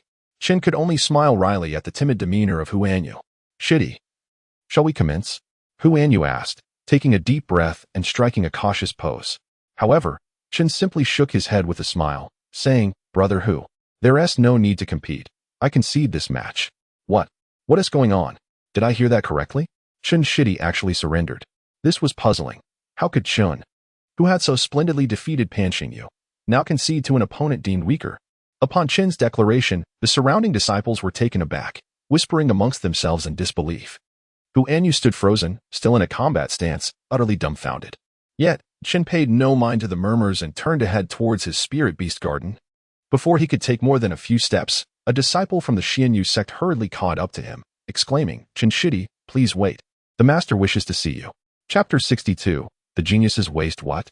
Upon hearing this phrase, Chen Tian abruptly halted his steps and turned around, questioning with confusion. Are you saying that the master wishes to see me? The one who had approached was a lad of 17 or 18, who, while catching his breath, nodded and replied. Indeed, junior brother Chen, the master has personally instructed that you should visit him. Upon hearing this, Chen Tian's gaze sharpened, and he raised his head to glance at the pavilion of the ascending immortals, where he noticed Master Lanyang beaming down at him. Furrowing his brow, Chen Tian nodded to the lad, saying, Very well, I understand. Please lead the way. Yes, junior brother Chen, this way, please, the lad said, not daring to delay. As he hurriedly guided Chen Tian towards the location of Master Lanyang, the other disciples of the Xianyu sect, observing this, were filled with curiosity, wondering what had transpired. In truth, not only were they perplexed, but so was Chen Tian, who nervously speculated, could it be that Master Lanyang has discovered the secret I harbor? However, upon further reflection, Chen Tian dismissed this thought, for if the secret of his fusion with the celestial bloodline had truly been uncovered, Master Lanyang would not have sent his personal attendant to fetch him. Yet if it were not this, what could it possibly be? Chen Tian pondered for a while but could not conjure any thoughts, so he shook his head and decided to cease his musings. Whatever comes, I shall meet it head on, he resolved. Under the lad's guidance, it was not long before Chen Tian stood before Master Lanyang, who was accompanied by Lian Wu, Lian Xian, and a woman from Baiwa Valley with the surname Yao. Chen Tian, not daring to be neglectful, quickly bowed respectfully, stating, Disciple Chen Tian pays respects to Master Lanyang. Stroking his beard and evidently pleased with Chen Tian's humble demeanor, replied with a smile, No need for excessive formalities. Rise. Thank you, Master. Chen Tian expressed his gratitude and stood upright, silently awaiting further discourse. Master Lanyang scrutinized Chen Tian from head to toe before inquiring, What stage of cultivation have you reached? Chen Tian felt a sudden chill but hastily responded, reporting to Master, I am unworthy. I have only attained the first layer of the Qi awakening stage. Master Lanyang furrowed his brow and commanded, Extend your hand. Chen Tian, uncertain of Master Lanyang's intentions, realized that he had no choice in the matter. With a sense of unease, he slowly extended his hand. Master Lanyang grasped it firmly, closing his eyes to begin his examination. Suddenly, Chen Tian felt an icy chill coursing through him from Master Lanyang's grip, an overwhelming force that surged wildly within, recklessly navigating through his meridians. Meanwhile, Master Lanyang's expression shifted between contemplation and frown, lost in thought. Chen Tian was so tense that he nearly forgot to breathe. Deeply concerned that Master Lanyang might uncover his secret of merging with the celestial bloodline. Amidst this anxiety, the chilling energy that had invaded his body finally dissipated. And as Master Lanyang reopened his eyes and regarded Chen Tian with curiosity, he slowly stated, Indeed, you are at the first layer of the Qi awakening stage. Hearing this, Chen Tian released a long-held breath. It seemed Master Lanyang had not discovered his secret. Humph, brother, I told you he is merely a waste. What more do you doubt? At this moment, Lian Wu, standing nearby, scoffed at Chen Tian. Upon hearing this, Chen Tian felt a wave of disappointment wash over him. Although Lian Wu was nominally his master, he had never regarded Chen Tian with any respect, perpetually labeling him a waste. How could this not chill one's heart? Master Lanyang appeared displeased by Lian Wu's remark and promptly admonished, Junior brother, what do you define as waste? Someone who can defeat a practitioner at the 9th layer of the Qi awakening stage while only at the 1st layer. Does that sound like a waste? Or have you ever encountered such a talented waste? This. Lian Wu, typically inarticulate and wary of his master, found himself at a loss for words, his neck reddening under the reprimand. Sensing the awkwardness of the situation, the woman from Baiwa Valley, with the surname Yao, chuckled lightly and intervened. All right, I believe Lian Wu was merely speaking impulsively. Chen Tian is a disciple of Ruosong Courtyard and, therefore, also Lian Wu's apprentice. Surely, there is no master who does not care for his disciple, is there? As she spoke, the woman cast a sidelong glance at Lian Wu. Although Lian Wu was not particularly bright, he was no fool. He quickly responded, Yes, that is precisely my meaning. With that, he shot a grateful look toward the woman, as if thanking her for rescuing him. Yao smiled again and said, Actually, I have a question for this young brother. Would that be acceptable? Upon realizing the topic had shifted to him, Chen Tian quickly bowed, saying, I am at your service. Yao nodded with a smile and inquired, Since you were able to defeat Pan Xingyu at the 9th layer of the Qi awakening stage, why did you choose to concede against Huan Yi? Who is weaker than him? Chen Tian chuckled, having anticipated this question. He responded promptly, the reason is quite simple. During my battle with Senior Brother Pan, I had already exhausted much of my spiritual energy. If not for those 10 spirit-enhancing pills, I might not have even triumphed over Senior Brother Pan. Therefore, when facing Senior Brother Hu, I had no excess spiritual energy left to activate any talismans, so conceding was indeed the wisest choice. The others nodded in agreement. It made sense. After unleashing hundreds of talismans and activating the powerful beast-calling talisman, it was indeed a challenge for someone at the first layer of the Qi awakening stage to endure. Truly commendable, demonstrating both courage and wisdom. And possessing an understanding of retreat, Yao praised Chen Tian. However, at this moment, Lian Xian, who had remained silent until now, suddenly spoke up. By the way, I noticed you produce numerous burning talismans and ice-sealing talismans, numbering over 1,000. Yet, as far as I know, our entire Xianyu sect does not possess such a quantity. Where did you acquire them? With Lian Xian's question, everyone turned to Chen Tian, equally curious about this matter. Chapter 63. The contest for Chen Tian. In response to Lan Yan's inquiry, Chen Tian dared not conceal the truth and hurriedly replied, "It's nothing much. These spiritual talismans were merely crafted by me during my idle moments for amusement." What? Upon hearing Chen Tian's words, the expressions of everyone present shifted dramatically, and they all stood up, their gazes towards Chen Tian igniting with fervor. Repeat that. Master Lan Yan, known for his steadiness as the head of the Xianyu sect, displayed a glimmer of excitement in his eyes. Lan Yu also transformed from initial disdain to palpable excitement at Chen Tian's revelation. Although the woman named Yao remained the calmest of the group, her eyes now regarded Chen Tian with newfound interest. Unaware of the reason behind Lan Yan and the others' astonishment, Chen Tian felt compelled to elaborate respectfully. I have long been in charge of the Spirit Beast Garden, and while my days have been leisurely, they were also rather dull.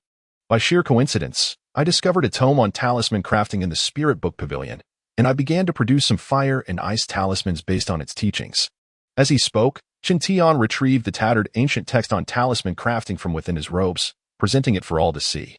The excitement among Lan Yan and his companions surged as they exchanged glances, their expressions brimming with exhilaration. What was your success rate while crafting these talismans? Master Lan Yan, suppressing his excitement, inquired once more. Furrowing his brow, Chen Tian responded, I must be honest, Master. I failed only twice in the initial attempts, but thereafter, every one of the subsequent 1,000 attempts succeeded. This declaration reignited the fervor within the group, as they regarded Chen Tian with awe, akin to gazing upon a priceless treasure. Particularly Lan Yu, who, amidst his astonishment, felt a deep regret for almost overlooking such a prodigious talent. The excitement among Lan Yan and the others was palpable. It is crucial to note that in the realm of cultivation, 2 types of individuals are exceedingly rare. One category consists of the old masters who have attained the condensation sea realm. The cultivation stages are delineated as follows: awakening spirit, guiding spirit, gathering spirit, transforming spring mirror, condensation sea, and establishing heaven. While those who reach the transforming spring mirror can become sect leaders, it is the condensation sea realm that is truly elusive. The disparities in power between each stage are monumental. A guiding spirit cultivator can effortlessly slay an awakening spirit practitioner. A gathering spirit cultivator faces certain demise against a transforming spring practitioner. Likewise, a transforming spring cultivator stands no chance against one in the condensation sea realm. The chasm between these levels is unfathomable. Yet, alongside this power, the difficulty of breaking through to the next level is equally daunting. Even the most gifted cultivators cannot ensure a transition to the transforming spring mirror, and the leap from transforming spring to condensation sea is even more formidable. Consider this. The Xianyu sect has existed for over 2,700 years. Yet the highest cultivation achieved by its founding ancestor only reached the late transforming spring mirror stage. In over 2 millennia, no condensation sea master has emerged. The challenge of advancing to the condensation sea realm is indeed apparent. Within the entirety of the Qianyuan continent, the existing condensation sea masters could be counted on one hand, and they belong to the continent's most prestigious sections. As for cultivators at the establishing heaven stage, there have been no reports of their existence. This does not imply that such invincible masters do not exist. Rather, they may simply choose to remain hidden for various reasons. Thus, the condensation sea masters are held in the highest esteem on the Qianyuan continent. However, another category of individuals, the talisman crafters, is similarly rare. The art of talisman crafting is limited by various factors, resulting in a scarcity of individuals adept in this skill. Typically, only major sects can pool their resources to cultivate a talisman master who holds a nearly exalted status, just beneath the sect leader. Additionally, other sects are constantly vying for these crafters, enticing them with lucrative offers to join their ranks. Consequently, talisman crafters are universally revered across the Qianyuan continent. The Xinyu sect lacks a talisman master, so upon discovering Chen Tian's talent, the excitement among them was palpable. The potential to cultivate a talisman crafter would significantly enhance the sect's strength. Just imagine if every disciple within the sect were equipped with a beast summoning talisman. Their power in competitions against external disciples would surge dramatically. As these thoughts raced through their minds, Lan Yin and his companions gazed at Chen Tian with fervent intensity. Master Lan Yin, we of the 100 Flowers Valley wish to claim this young man. At that moment, the words of the woman named Yao shattered the prolonged silence. However, as soon as her statement left her lips, Lan Yin's expression darkened, and he coldly replied, Yao Zuanzhang, are you jesting? Chen Tian is a treasure of boundless potential. Master Lan Yin would never easily relinquish him to the 100 Flowers Valley. Yao, undeterred by Lan Yin's displeasure, continued, Master Lan Yin, surely you have not forgotten our prior agreement? You promised that we of the 100 Flowers Valley could select 3 disciples from this year's newcomers, did you not? Lan Yin paused, momentarily stunned. It was true he had made such a promise. Yet, if it were anyone else, he would have no qualms. But the thought of Chen Tian potentially becoming a talisman master was something he could not overlook. After a brief moment of contemplation, Lan Yin's expression regained its composure as he coldly stated, Very well, Yao Zuanzhang, I shall not be unreasonable. You may select 5 disciples from this year's newcomers to take to the 100 Flowers Valley, but as for Chen Tian, you should not even entertain the thought. As he spoke, Lan Yin unleashed his cultivation power, a wave of pressure directed towards Yao. Having reached the late transforming spring mirror stage, he stood in stark contrast to Yao, who was merely at the initial stage of the same realm.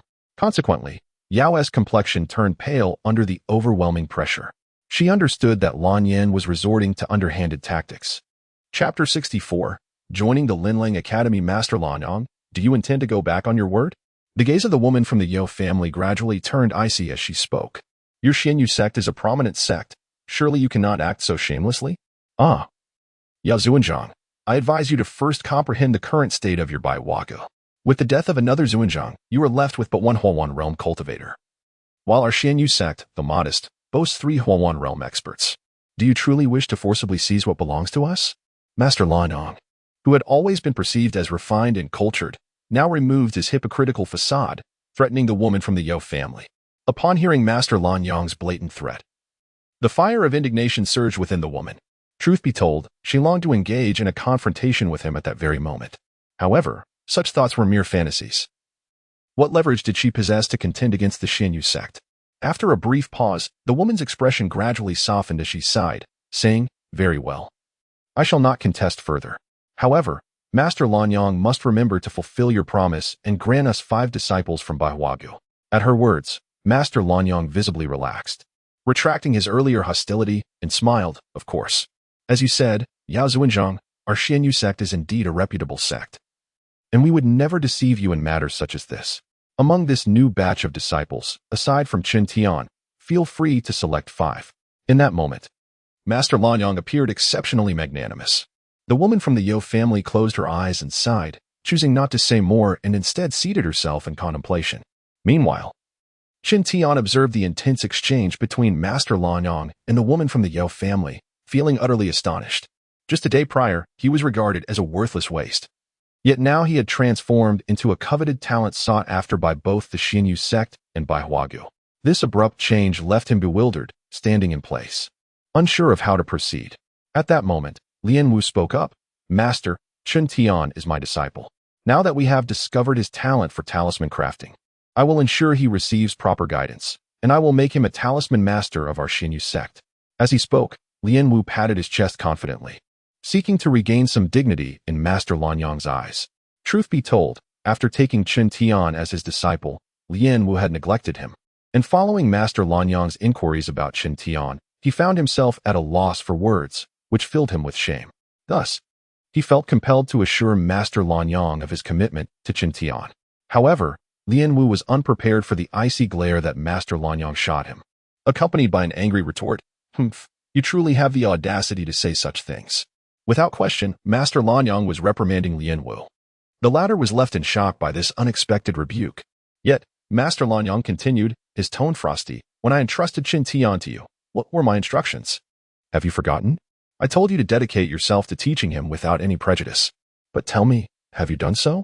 As he spoke, Master Lanyang's eyes seemed to pierce through Lien Wu. Well, Lien Wu stammered, flustered by Master Lanyang's scolding, muttering under his breath. Humph, when we assessed his aptitude, he was just a waste. Who could have known that he possessed talent for talisman crafting? What did you say?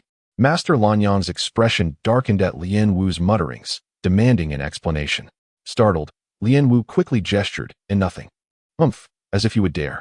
Master Lanyang shot him an exasperated glance before sighing, feigning helplessness. It seems you are unfit to be a mentor. Given that Chen Tian is an invaluable asset to our Xianyu sect, I cannot entrust him to you. Henceforth, let Lien Xian teach him the art of talisman crafting. What? Upon hearing this decision, Lien Wu was momentarily taken aback, but fury soon welled up within him as he protested. Master, I cannot accept this arrangement. Humph. Did I ask for your approval? Master Lanyang glared at him, speaking in an authoritative tone. You shall simply comply.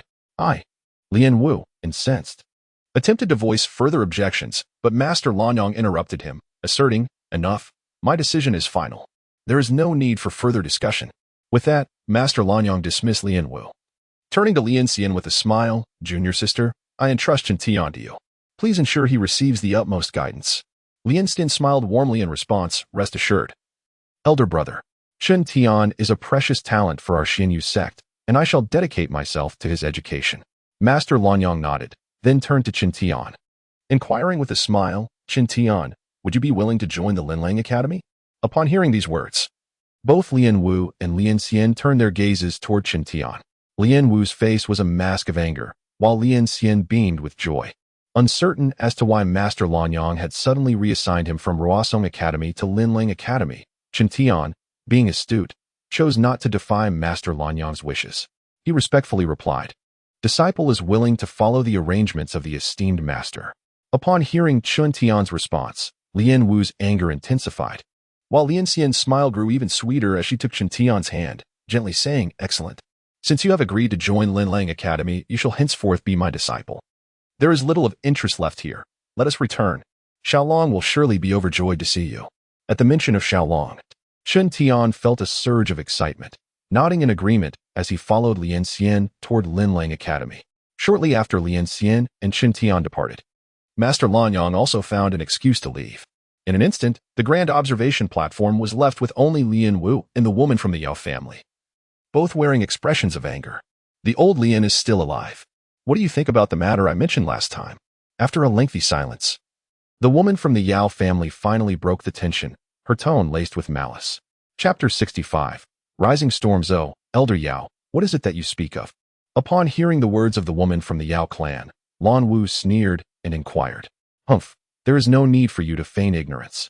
It pertains to our previous discussion about uniting forces to overthrow Lan Yang. Are you truly destined to forever live under his shadow? The Yao woman cast a disdainful glance at Lan Wu, clearly unconvinced that he had forgotten their conversation. With the topic laid bare, Lan Wu ceased his pretense, responding coldly. Before I answer your question, we must first clarify one matter. What reward do you seek upon our success? At this, the anger on the Yao woman's face vanished, for she recognized that Lan Wu was intrigued. With this newfound interest, negotiations became more favorable. A smile blossomed on her face, as radiant as peach blossoms, as she declared, rest assured, I harbor no ulterior motives towards your Xinyu sect. My sole concern is for our Baiwa Valley. You are aware that I am the only one holding it together, while my disciples lack the strength to make a significant impact. Therefore, I propose this. I will mobilize the entire strength of our valley to assist you in defeating that old man Lan Yang. After your ascension to the position of sect leader, all I require in return are a few disciples in the gathering spirit stage to help restore Baiwa Valley's strength. What say you? In truth, the Yao woman had sensed Lan Wu's rebellious intentions even before their meeting. She had prepared for two scenarios. Should she manage to extract sufficient benefits from Lan Yang, Baiwa Valley would align itself with Xinyu sect. However, If Lan Yang proved obstinate or miserly, she intended to win Lan Wu over and support his rebellion, thus reaping benefits from the chaos. Given the current situation, hope appeared dim with Lan Yang. That cunning old man had concealed his truly gifted disciples, not allowing them to participate in the competition, while treating Bai Hua Valley with disdain. Addressing the Yao woman as if she were beneath him, it seemed he aimed to completely subjugate Bai Hua Valley, a scenario she was determined to avoid. After much contemplation, the Yao woman resolved to collaborate with Lan Wu to topple Lan Yang. After all, Lan Wu was a brute, not particularly clever, making him easier to manipulate. As this thought crossed her mind, she cast a glance at the contemplative Lan Wu, her eyes glimmering with cunning, reminiscent of a venomous serpent fixating on its prey, instilling a sense of dread. Yet, Lan Wu remained oblivious, lost in deep thought. Truth be told, he had long grown weary of Lan Yang's actions. Beyond the incessant scoldings he received, as if he could do nothing right, Lan Yang consistently prioritized his own disciples over Lan Wu, reserving all the best resources for them. This was evident with both the recent Xiao Long and the current Chen Tian. Lan Wu's resentment had festered for years. Since a decade ago, he had begun to cultivate his own following within Xianyu sect, steadily amassing strength that could rival Lan Yang's. What he lacked was merely an opportunity. Now, hearing the Yao woman offer her assistance in his rebellion felt like a fortuitous wind at his back. Gradually, Lan Wu sensed that the stars had aligned, and the time was ripe for a significant upheaval. Seizing the moment was paramount. He resolved to act decisively.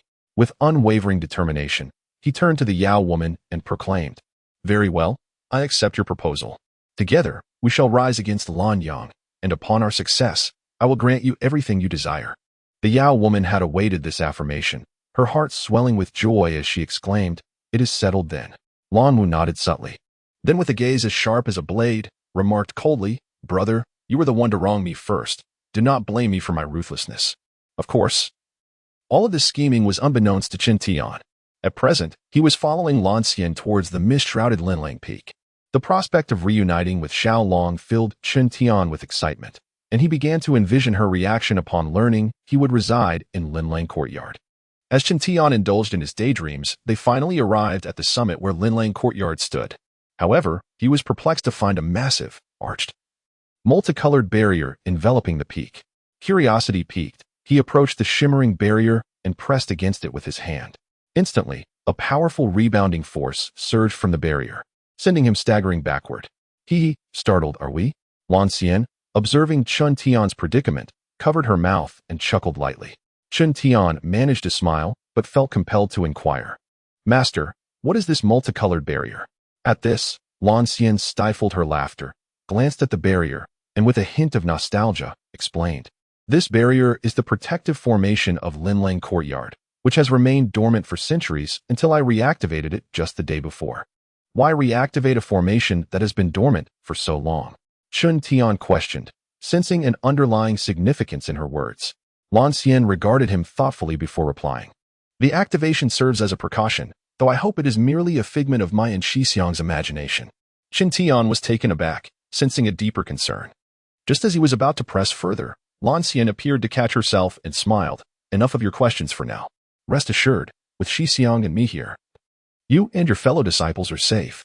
With that, she approached the protective formation, her demeanor suggesting she wished to say no more. Though Chen Tian's curiosity remained piqued, he recognized that further inquiries would yield no answers, so he followed her. Yet, in the depths of his mind, an unsettling feeling lingered, hinting that something was amiss. Chapter 66. A sense of unease. Chen Tian hastily stepped forward, arriving beside Lan Xian, gazing at the immense protective formation with a look of bewilderment. "Master, how shall we enter?" he inquired. Lan Xian smiled faintly and replied, "Just wait a moment." With that, she gracefully flicked her arm, and a jade rui of vivid green materialized in her hand. She raised the rui and began to chant softly. In no time, a gentle light radiated from the rui, penetrating the colorful barrier before them. Instantly, a luminous opening, large enough for two to pass through, appeared within the shimmering veil. Chen Tian was astonished by the spectacle. However, Lan Xian appeared unfazed. She retracted the rui, smiled at Chen Tian, and said, "All right, let us proceed." Nodding in agreement, Chen Tian followed her into the rich tapestry of light. Upon crossing the barrier, a breathtaking scene unfolded before Chen Tian's eyes. Lush mountains and clear waters surrounded them, with birds singing and flowers blooming, enveloped in mist and caressed by gentle breezes. The very air seemed imbued with a refreshing spiritual essence, invigorating anyone who inhaled it. Akin to a paradise beyond the earthly realm. In stark contrast to Roassong Courtyard, this place felt like heaven compared to earth. What do you think? Lan Xian asked, noticing Chen Tian's momentary trance with a knowing smile. Snapping back to reality, Chen Tian exclaimed in awe, "It is simply exquisite." Satisfied with his response, Lan Xian led him onward. Yet, just a few steps later, a youthful figure darted towards them, exclaiming excitedly, "Brother Tian." Chen Tian turned to see it was none other than Xiaolong. In an instant, Xiaolong leaped into his embrace, rubbing her cheek against his attire as if to cling to him. Amused by her display of affection, Chen Tian exchanged an awkward smile with Lan Xian, understanding their sentiments. Lan Xian chuckled, "Very well, you may catch up with Xiaolong. I shall take my leave, but heed this, from now on. No disciple of Linlang Courtyard is to step outside the protective formation without my command. Is that understood?" As she spoke the latter part, her expression turned serious. And Chen Tian felt a sudden chill. He nodded vigorously, acknowledging her directive. Satisfied, Lan Xian summoned a cloud and ascended into the sky, leaving Chen Tian to contemplate the vast, colorful barrier, his mind swirling with thoughts. "Brother Tian, what troubles you?" Xiaolong asked, tilting her head in confusion as she noticed his distant gaze. With a smile, Chen Tian suppressed his thoughts and shook his head. "It's nothing. By the way, Xiaolong, why weren't you at the plaza earlier? Aren't you participating in the trials today?" At this, Xiaolong puffed her cheeks in frustration. "Ugh, don't even mention it. This year, Master didn't allow me to compete at all. I was only permitted to watch the festivities for a short while before being sent back." "What's the reason for that?" Chen Tian inquired, puzzled. "Who knows?" Xiaolong shrugged. "Master simply forbade me from entering the trials, and not just me. Some other talented seniors were also kept from competing. It's so frustrating." With that, she finally released Chen Tian, crossing her arms in a display of discontent. Yet, as Chen Tian listened, an unsettling feeling began to brew within him, intensifying and causing his heart to race. He sensed that something significant was about to unfold. "Brother Tian, what's wrong?" "You've been lost in thought," Xiaolong remarked innocently, her head tilted in curiosity. At her words, Chen Tian seemed to reach a resolute decision, his expression turning grave. "Xiaolong, we cannot stay here. We must leave Xinyu sect tonight." "Why, Brother Tian? We've only just reunited. Why must we depart from Xinyu sect?" Xiaolong was taken aback by his sudden declaration. Without elaborating, Chen Tian insisted earnestly, "Xiaolong, if you wish to stay by my side, do not question me. Just trust me and come with me tonight, all right?" Xiaolong was momentarily bewildered. However, upon observing Chen Tian's serious demeanor, she pondered for a moment before nodding. "All right. Brother Tian, I believe in you."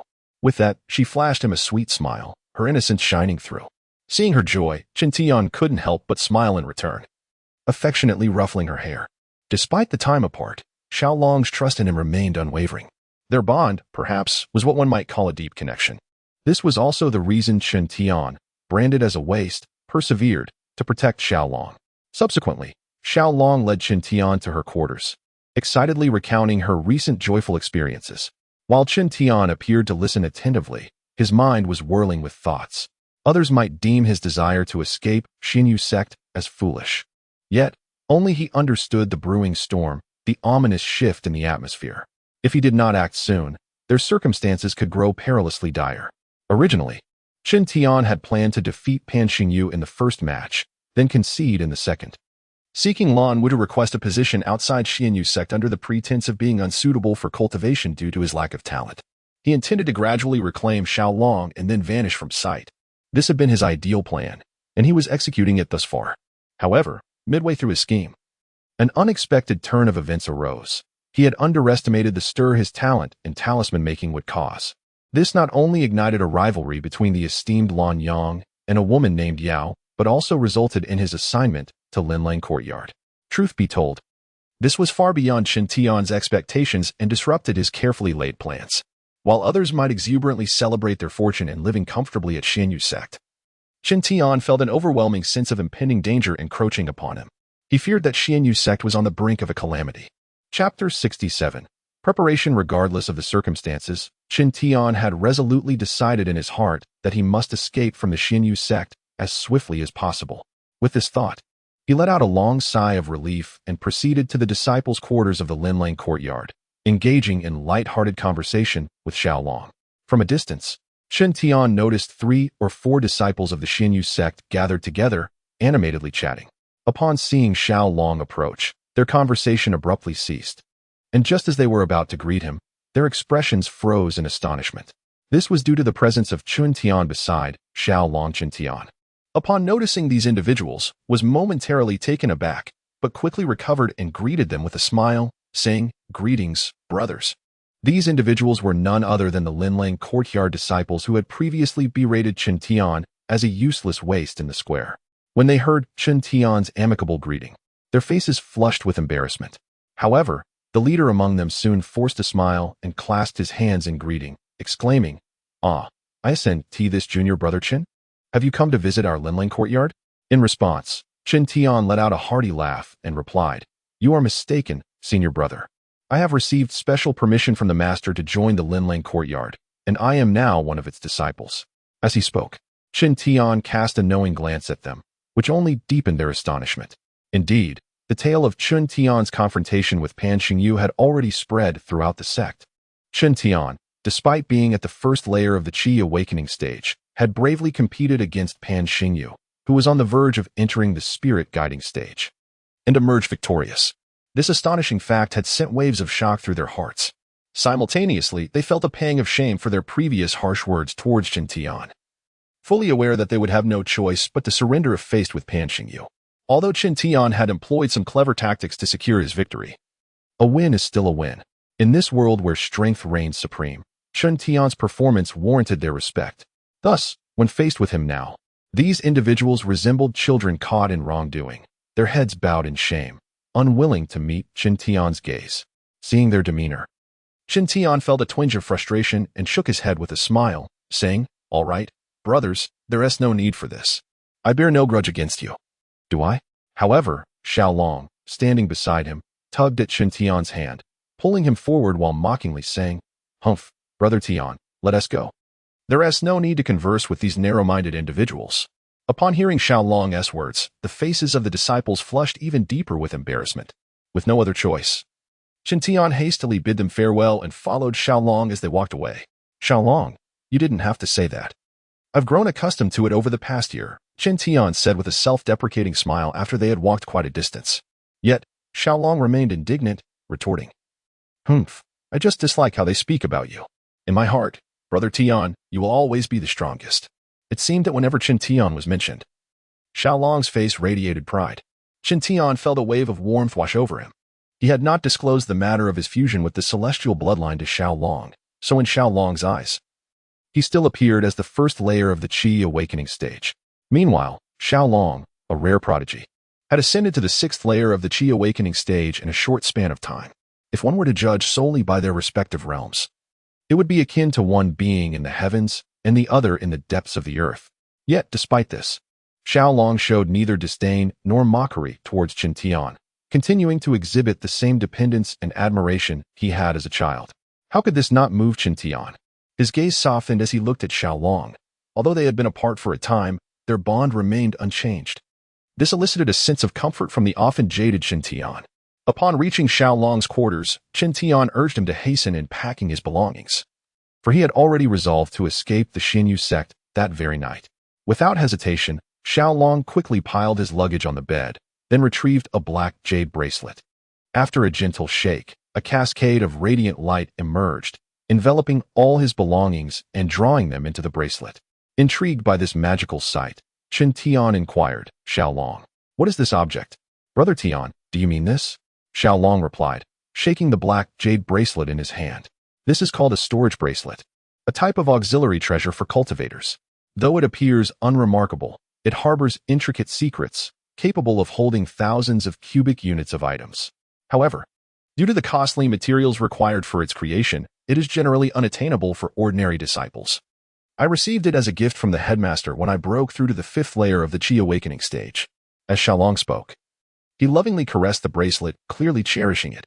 Chen Tian was impressed, murmuring his admiration for such a convenient item. "Brother Tian, if you desire it, I could give it to you," Xiaolong suddenly offered, but his small hands clutched the bracelet tightly, his expression betraying reluctance.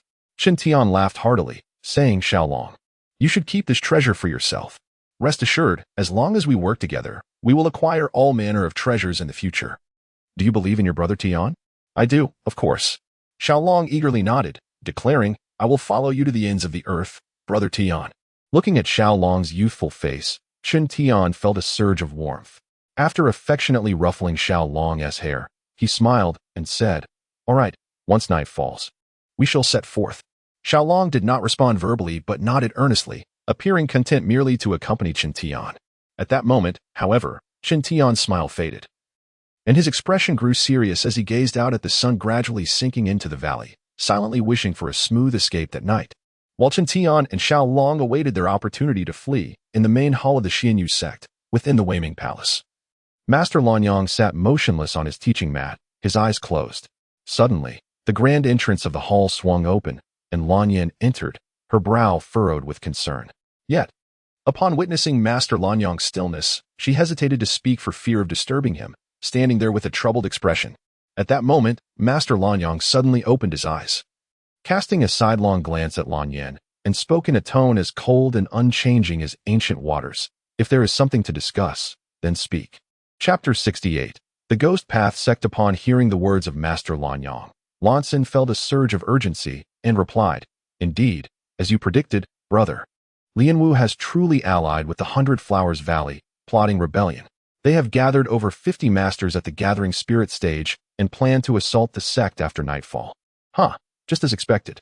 After receiving Lansan's report, Master Lanyang's eyes gleamed ominously, sending a chill down one's spine. Lansan, too, was no longer playful. Instead, she spoke with utmost formality. However, I believe Lianwu never anticipated that you, brother, had uncovered his intentions a decade ago and began laying plans against him. I only hope he can reconsider and withdraw now. Lansan, after all, cherished their brother-sister bond and wished to avoid a violent confrontation. There is no turning back now. Yet Master Lanyang's expression grew increasingly frigid, his voice resonating like an eternal icy abyss. I have devised my plans for so long, waiting for this very moment. How can I simply relent?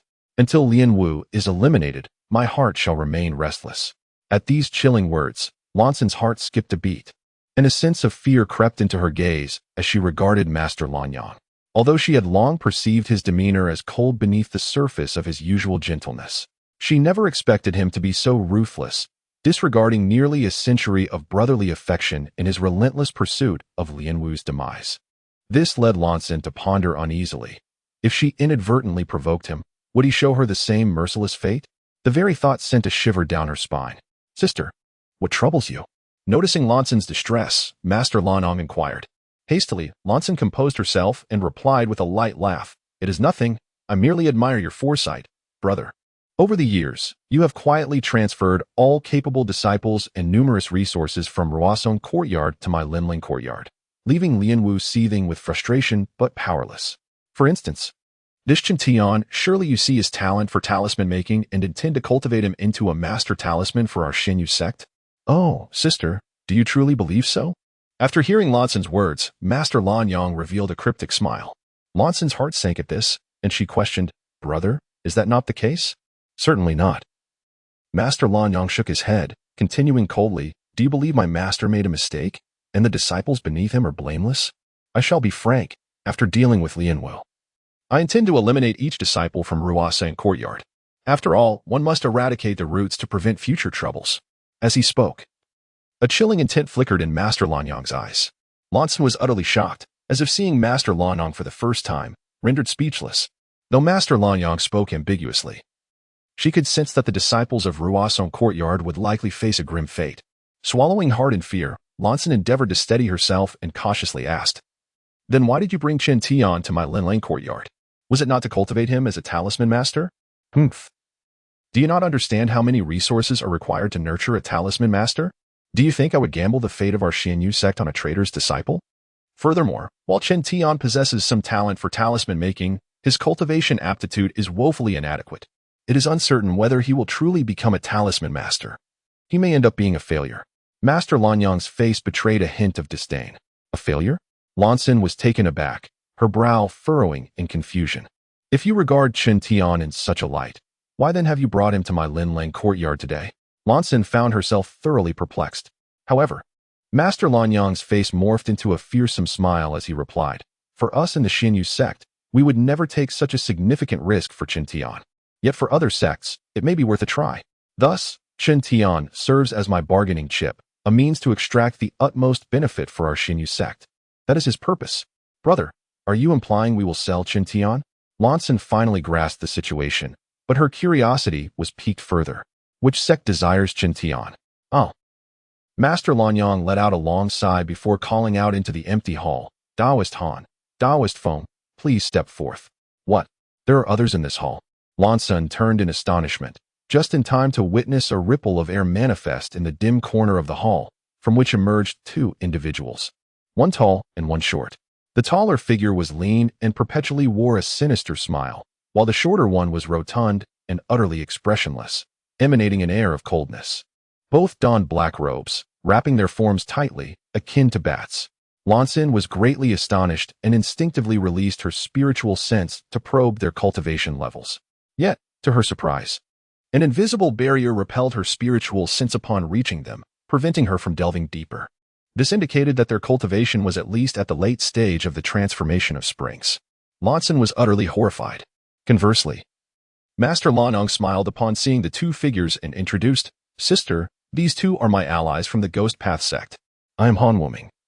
And this is my senior brother, Feng Qingqiu. We pay our respects to Miss Lansin, the head of Linlang Courtyard." As Master Lanyang finished speaking, the tall, thin cultivator chuckled lightly. This individual appeared quite talkative, while his senior brother Feng remained expressionless, leaving one uncertain of his thoughts. However, upon learning that these two hailed from the Ghost Path sect, Lansin was once again struck with shock. The Ghost Path sect was notoriously eerie, often utilizing the flesh and skulls of mortals to craft magical artifacts. Rumors circulated that their spells required the consumption of human blood, vastly differing from conventional cultivation philosophies, leading the righteous sects to view them as a heretical cult, rarely engaging with them. Thus, Lansin could not fathom why Master Lanong would seek their assistance. Chapter 69. The Rebellion Begins. Hee. Master Lanyang, you haven't forgotten the reward you promised us, have you? At this moment, a tall, slender cultivator named Han Wuming let out a peculiar laugh and inquired. Of course, Master Lanong replied with a slight smile. Rest assured, once you assist me in quelling this turmoil, I will, in the name of the Xianyu sect, help you procure 3,000 young boys and girls, along with 5,000 celestial crystal stones. What? 3,000 young boys and girls? Upon hearing Master Lanyang's words, Lanyan's eyes widened in astonishment. However, Han Wuming immediately responded with a satisfied grin. Master Lanyang is indeed generous. Ever since our last grand ritual at the Ghost Dao sect, we have captured all the young boys and girls from the nearby villages. Other places are protected by so-called righteous sects, preventing our disciples from advancing further. I never expected you would come to us at such a critical moment to propose cooperation. This truly resolves our urgent predicament. Indeed. This is what we call a win-win situation. Master Lanong laughed heartily, then continued, "By the way, I have something else I wish to exchange with you. Are you willing?" What is it? Han Wuming asked, intrigued. We have a disciple within the Xianyu sect who possesses remarkable talent in talisman crafting, with no one to guide him. He has independently developed thousands of burning and cooling talismans, showcasing boundless potential. With a bit of cultivation, he might become a talisman master. Upon hearing this, Han Wuming's eyes brightened, and he nodded. If what you say is true, then we at the Ghost Dao sect are indeed interested. Speak, what do you desire in exchange? Master Lanyang seemed to have anticipated their agreement, and spoke calmly. Just 3 blood spirit pills. How does that sound? What? 3? Han Wuming appeared startled by this condition. Impossible. Too expensive. The usually silent Feng Qingqiu unexpectedly interjected, his tone succinct and resolute. You must consider this carefully. This disciple's talent in talisman crafting is extraordinarily high. If the Xianyu sect were not unable to afford the resources required for his training, we would not be so willing to let him go. Furthermore, I have heard that your sect has faced significant pressure from various major factions, making talisman masters exceedingly rare. Thus, acquiring such a gifted individual for merely 3 blood spirit pills is hardly excessive, is it? Master Lanyang gazed at them with a smile. Upon hearing this, Han Wuming and Feng Qingqiu exchanged frowns, and, after a long deliberation, finally nodded decisively. Very well, 3 it is. We have a deal. Master Lanyang's smile broadened. Hee. But Master Lanyang is truly ruthless. To concoct a single blood spirit pill requires the blood and essence of 300 young boys and girls, along with other precious materials. Yet you have just swindled us for 3. That is indeed more ruthless than we of the Ghost Dao sect. Despite his words, Han Wuming understood the motivation behind Master Lanyang's actions. He had been trapped in the mid-stage of the transformation spring realm for decades without being able to break through to the later stage. He must be quite anxious. Hence his desire for the blood spirit pills. Otherwise, he would not have agreed to the terms so readily. Rest assured, I, Lanyang, will not shortchange the Ghost Dao sect. Your reputation may be tarnished, but we, the Xinyu sect, remain a prestigious orthodox sect, held in high esteem by mortals. I will continue to provide you with young boys and girls in the future. Master Lanyang, seemingly oblivious to Han Wuming's thoughts, continued to smile. Upon hearing this, both Han Wuming and Feng Qingqiu's faces lit up with joy. Then let us wish for a pleasant cooperation in the future. With that, Master Lanyang, Han Wuming, and Feng Qingqiu all erupted into laughter. However, witnessing the smiles of these 3, Lanyan felt a deep sense of dread within her heart. She could not help but question, is this still the senior brother I once knew? Undoubtedly, in Lanyan's eyes, these 3 had transcended the boundaries of righteousness and evil, becoming demons in their own right. Boom. Boom. Boom. Charge. Kill that old devil Lanyang. Suddenly, from the foot of the mountain, the sounds of explosions and shouts erupted. The cacophony was so loud that it shook the entire great hall. Clearly, Lan Yu had begun his assault on the sect. Yet, in the face of such a terrifying onslaught, Master Lanyang and the 2 cultivators from the Ghost Dao sect remained utterly unfazed. Hee, Master Lanyang, my brother and I shall take our leave into hiding. Summon us when you require our assistance, Han Wuming said with a smile. Master Lanyang nodded and replied, then I shall trouble you both. Hee, not a problem. With a strange laugh, Han Wuming and Feng Qingqiu gradually faded away, melding back into the void, disappearing from sight. At that moment, Master Lanyang withdrew his gaze, his expression turning sinister once more. Coldly, he declared, Lan Yu, since you are so intent on seeking death, I shall grant you your wish. And as for the 100-Flower Valley, you are truly oblivious. Perish together. With that, Master Lanyang erupted into a maniacal laugh, displaying a demeanor utterly devoid of any celestial grace, resembling a demon in every sense. On the other side, the fierce battle raged on. Lan Yu's sudden assault caught the members of the Xinyu sect completely off guard, just as they attempted to organize a counterattack. They were mercilessly slaughtered by Lan Yu and his rebellious army. Before long, Lan Yu had seized control of the majority of the mountain peaks within the Xinyu sect and breached the protective array surrounding Linglang Peak, charging inward. Finally, the conflict erupted into full-scale chaos. Amidst the clash of various celestial techniques and treasures, 2 figures raced through a bamboo grove at the foot of Linglang Peak. These were Chen Tian and Xiao Long, both intent on fleeing the Xinyu sect. Everywhere they looked, corpses and blood littered the ground, and the sounds of battle and booming explosions echoed persistently. Chen Tian's heart was filled with shock. Although he had vaguely suspected that something significant would transpire within the Xinyu sect, he had never anticipated it would come so suddenly and violently. The situation was deteriorating rapidly, teetering on the brink of catastrophe. Yet, within Chen Tian's mind, a singular thought prevailed: escape and survive. His gaze turned icy as he resolved that should anyone dare to impede his progress, he would not hesitate to eliminate them, whether they be man or deity. Chapter 70. The mantis stalks the cicada. Fortunately, the route chosen by Chen Tian was exceedingly discreet, allowing him and Xiao Long to race through without detection, ultimately arriving at the exit of Linglang Peak. Before them lay a once vibrant protective formation, now marred by a gaping hole through which radiant beams of light cascaded. The ground was littered with numerous corpses, their demises grotesque and unseemly. Tiangu, what is happening? Xiao Long queried, astonished at the scene before him. After a moment's contemplation, Chen Tian replied, if I surmise correctly, it appears that Lan Wu has rebelled against the sect. What? Xiao Long gasped, alarmed. Tiangu, what shall we do? Yet, instead of hastily responding, Chen Tian lowered his head and thought. Despite Lan Wu's current offensive momentum, it was evident to Chen Tian that Jinren Lanyang had been prepared for this eventuality. It seemed likely that Lan Wu would meet with failure in the end. What a clever ploy, like a mantis stalking a cicada, while a yellow bird waits in the wings, Chen Tian scoffed. He understood that Lan Nong was biding his time, intending to lure out Lan Wu's remaining followers and annihilate them in one fell swoop. This strategy was undeniably astute. However, Chen Tian had no desire to become entangled in the conflict. His sole wish was to escape this place of turmoil with Xiaolong as swiftly as possible. Thus, the current upheaval suited his intentions perfectly, for the greater the chaos within the sect, the less attention would be paid to him, facilitating their escape. With this resolution in mind, Chen Tian turned to Xiaolong and smiled reassuringly. Do not fear, Xiaolong, follow me, and I shall lead you away from here. Upon seeing Chen Tian's warm smile, Xiaolong's previously frantic spirit calmed, and he nodded, gripping Chen Tian's hand more firmly. As if to say that with Chen Tian by his side, he feared nothing. The duo concealed themselves in the bamboo grove, observing for a while longer, confirming that the primary assault was concentrated on the main peak of Linglang. This location felt relatively safe. Xiaolong, now is the time. Let us go, Chen Tian shouted, grasping Xiaolong's hand and expending every ounce of strength to propel them toward the outskirts of Linglang Peak. They soon vanished into the vastness of the night. What Chen Tian could not foresee was that just as they fled, a disturbance rippled through the air at their former location. A young man clad in the garb of a disciple from Xinyu appeared out of thin air, glancing in the direction of Chen Tian's escape. With a sinister smile, he coldly remarked, "Very well, let us see just how far you can run."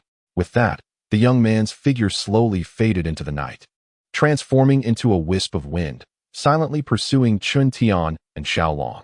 This night was destined to be one of unrest for the Xinyu sect. In the pitch-black darkness, brilliant flashes erupted from the clash of magical artifacts and spells, resembling a dazzling display of fireworks. Yet, these fireworks, although beautiful, were merciless. From Linglang Peak to Weiming Palace, the ground was strewn with corpses, the stench of blood permeating the air of the Xinyu sect. Led by Lan Wu, the rebellious faction had seized control of all territories within the sect, save for Weiming Palace. At that moment, Lan Wu struck down 2 guardian disciples before Weiming Palace with his flying sword. Victory was tantalizingly close, with only the conquest of the Grand Hall remaining. As triumph loomed on the horizon, a glimmer of excitement illuminated the faces of Lan Wu and the woman from Baihua Valley beside him. Lan Wu had never felt such elation as he did today. Wiping the blood from his sword, he called into Weiming Palace, "Brother Lan Yang, Sister Lianxian, cease your futile resistance and surrender. Rest assured, for the sake of our past camaraderie, I shall grant you clemency." No sooner had his words left his lips than the doors of Weiming Palace creaked open. Jinren Lanyang emerged, accompanied by Lianxian and several elder disciples of the Gathering Spirit stage. Upon sighting them, a spark ignited in Lan Wu's eyes. "Ah, it seems the wise recognize the times. Brother, sister, your willingness to surrender delights me." Lan Wu felt assured of his victory, his smile widening. "Oh, Lan Wu, do you truly believe I have come to surrender?"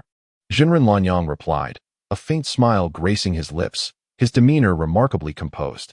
Seeing Jinren Lanyang's calmness, Lan Wu was momentarily taken aback. Yet, he dismissed it as a desperate struggle and puffed out his chest, declaring, "Lanyang, I advise you not to be foolish. You have no path of retreat. Your only option is to surrender. Otherwise, do not blame me for being merciless. Yes, surrender swiftly and relinquish the position of sect leader. Lanyang, you are unworthy to lead. Yield your seat." At that moment, those behind Lan Wu echoed his demands, their voices resounding like a tempest. Lan Wu reveled in their fervor, laughing triumphantly. However, Jinren Lanyang ignored them, focusing instead on the woman from Baihua Valley. "Tell me, Yao Zuns, do you intend to betray me as well?" "Humph, Lanyang. Your tyranny has gone too far. Do not blame me for my ruthlessness," the woman retorted icily.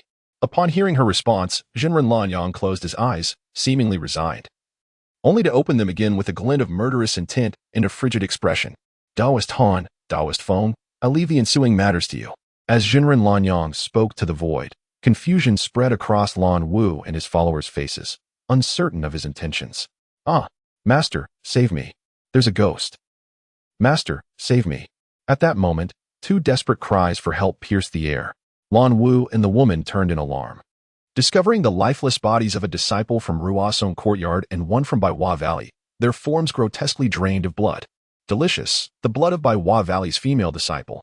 At that instant, above them materialized 2 figures, one grinning broadly, the other shrouded in darkness, both clad in black robes, their lips stained with blood.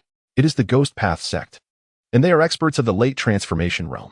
The appearance of these two sent shockwaves of fear through Lan Wu and his companions, their expressions shifting dramatically. Jinren Lanyang. How shall we dispose of these individuals? The smiling figure, Han Wuming, asked with a gleeful cackle. Jinren Lanyang's face remained impassive as he coldly replied, kill them all. Leave not a single one alive. In uttering these words, Jinren Lanyang's expression betrayed no emotion. His gaze toward Lan Wu and his faction akin to that of one surveying corpses. Despair enveloped them all. Chapter 71. Ruthless upon hearing the command from Master Lanyang. Han Wuming and Feng Qingxiu exchanged cold smiles and promptly produced a 3-inch tall black pagoda. As soon as this black pagoda appeared, it expanded dramatically, swiftly transforming into a towering structure of 100 zhang in height. Simultaneously, both Han Wuming and Feng Qingxiu infused the pagoda with a stream of azure light. The pagoda then descended upon Lan Yun and the woman with the surname Yao.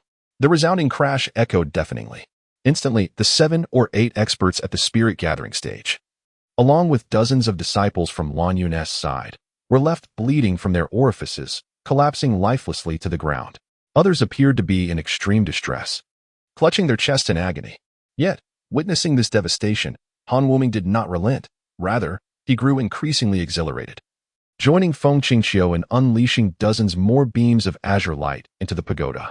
Die, die, all of you perish, echoed Han Wuming's piercing laughter as the colossal pagoda relentlessly struck down upon the crowd, the explosive sounds reverberating through the heavens. At that moment, Chen Tian and Xiao Long had already fled several dozen miles from the Xinyu sect. However, upon hearing those thunderous roars, he involuntarily halted and glanced back towards the direction of the sect. There, he beheld the ominous pagoda rising and falling. It was the first time Chen Tian had witnessed such a terrifying assault, filling him with dread. He understood that Master Lanyang was retaliating, and Lan Yun's side was undoubtedly doomed. Yet time was not on his side. He must escape the Xinyu sect before the chaos subsided. Clenching his teeth, Chen Tian continued to sprint forward, hand in hand with Xiao Long. Meanwhile, not far behind Chen Tian, a young man who had been pursuing him revealed himself, contemplatively glancing at the descending pagoda, a sinister smile creeping across his lips. With a flicker, he melded back into the night, leisurely continuing his pursuit of Chen Tian. Under the relentless assault of the massive black pagoda, more disciples and spirit-gathering experts on Lan Yun's side succumbed, spitting blood and collapsing. Although Lan Yun and the woman named Yao struggled to hold on, their faces betrayed despair, their spirits waning, and their protective auras dimming significantly, indicating they were on the verge of collapse. At this juncture, Han Wuming and Feng Qingxiu appeared to be growing bored, biting their tongues to draw blood, which they splattered upon the pagoda. Their hands deftly weaved intricate gestures, sending forth waves of purple light into its depths. A tremendous roar emanated from within the pagoda as it began to rotate slowly. With each revolution, the pagoda expanded by several tens of zhang. Ultimately, this already colossal structure doubled in size, emanating a ghostly azure glow, hovering ominously above Lan Yun and the others. Upon witnessing this scene, despair etched itself onto the faces of Lan Yun and the woman named Yao. Go! With a thunderous command from Han Wuming, the enormous pagoda crashed down upon the heads of the crowd. The shockwave and sound it produced were even more profound and jarring than before, shaking even Chen Tian, who was several dozen miles away. However, this time he refrained from looking back at the Xinyu sect. Instead, he hastened his escape with renewed vigor. As the aftershocks finally subsided, Han Wuming cackled ominously and directed a final incantation into the pagoda. Instantly, the immense structure shrank rapidly, returning to Han Wuming's grasp, where it vanished in a flash of azure light. On the plaza in front of the unseen palace, Lan Yun's faction had suffered devastating losses, with casualties exceeding half their number. Even Lan Yun and the woman named Yao lay on the ground, blood trickling from their mouths in a state of utter agony. Master Lanyang, your turn is next. Han Wuming grinned at Lanyang. Lanyang nodded, producing a gleaming golden sword from his sleeve with a flick of his wrist. He then approached the woman named Yao, speaking coldly, I regret to inform you, Yao Zun, that your 100 Flowers Valley now belongs to my Xinyu sect. You. Upon hearing Lanyang's words, the woman named Yao trembled with rage, preparing to unleash a torrent of curses. However, before she could utter a sound, Lanyang swung his sword, severing her head from her body without a second glance. Next, he approached Lanyan. No, please. Senior brother, do not kill me. We are brothers. Lanyan cried out in terror after witnessing the fate of Yao. Indeed, senior brother, for the sake of our many years of friendship, spare Lanyan this once, pleaded Lanyan Xian, moved by compassion. Upon hearing Lanyan Xian's words, Lanyan felt a flicker of hope, believing there was still a chance for salvation. Yet, at that moment, a chill coursed through his neck, followed by a searing heat. Simultaneously, Lanyan's gaze began to rise, revealing the plaza strewn with bodies, some lifeless, others on the brink of death, writhing in agony. Then he beheld a familiar form, a body devoid of a head, blood gushing forth like a fountain from its severed neck.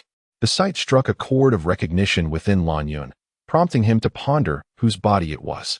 Yet gradually, his eyelids grew heavy, and the urge to sleep overwhelmed him, causing his eyes to close slowly.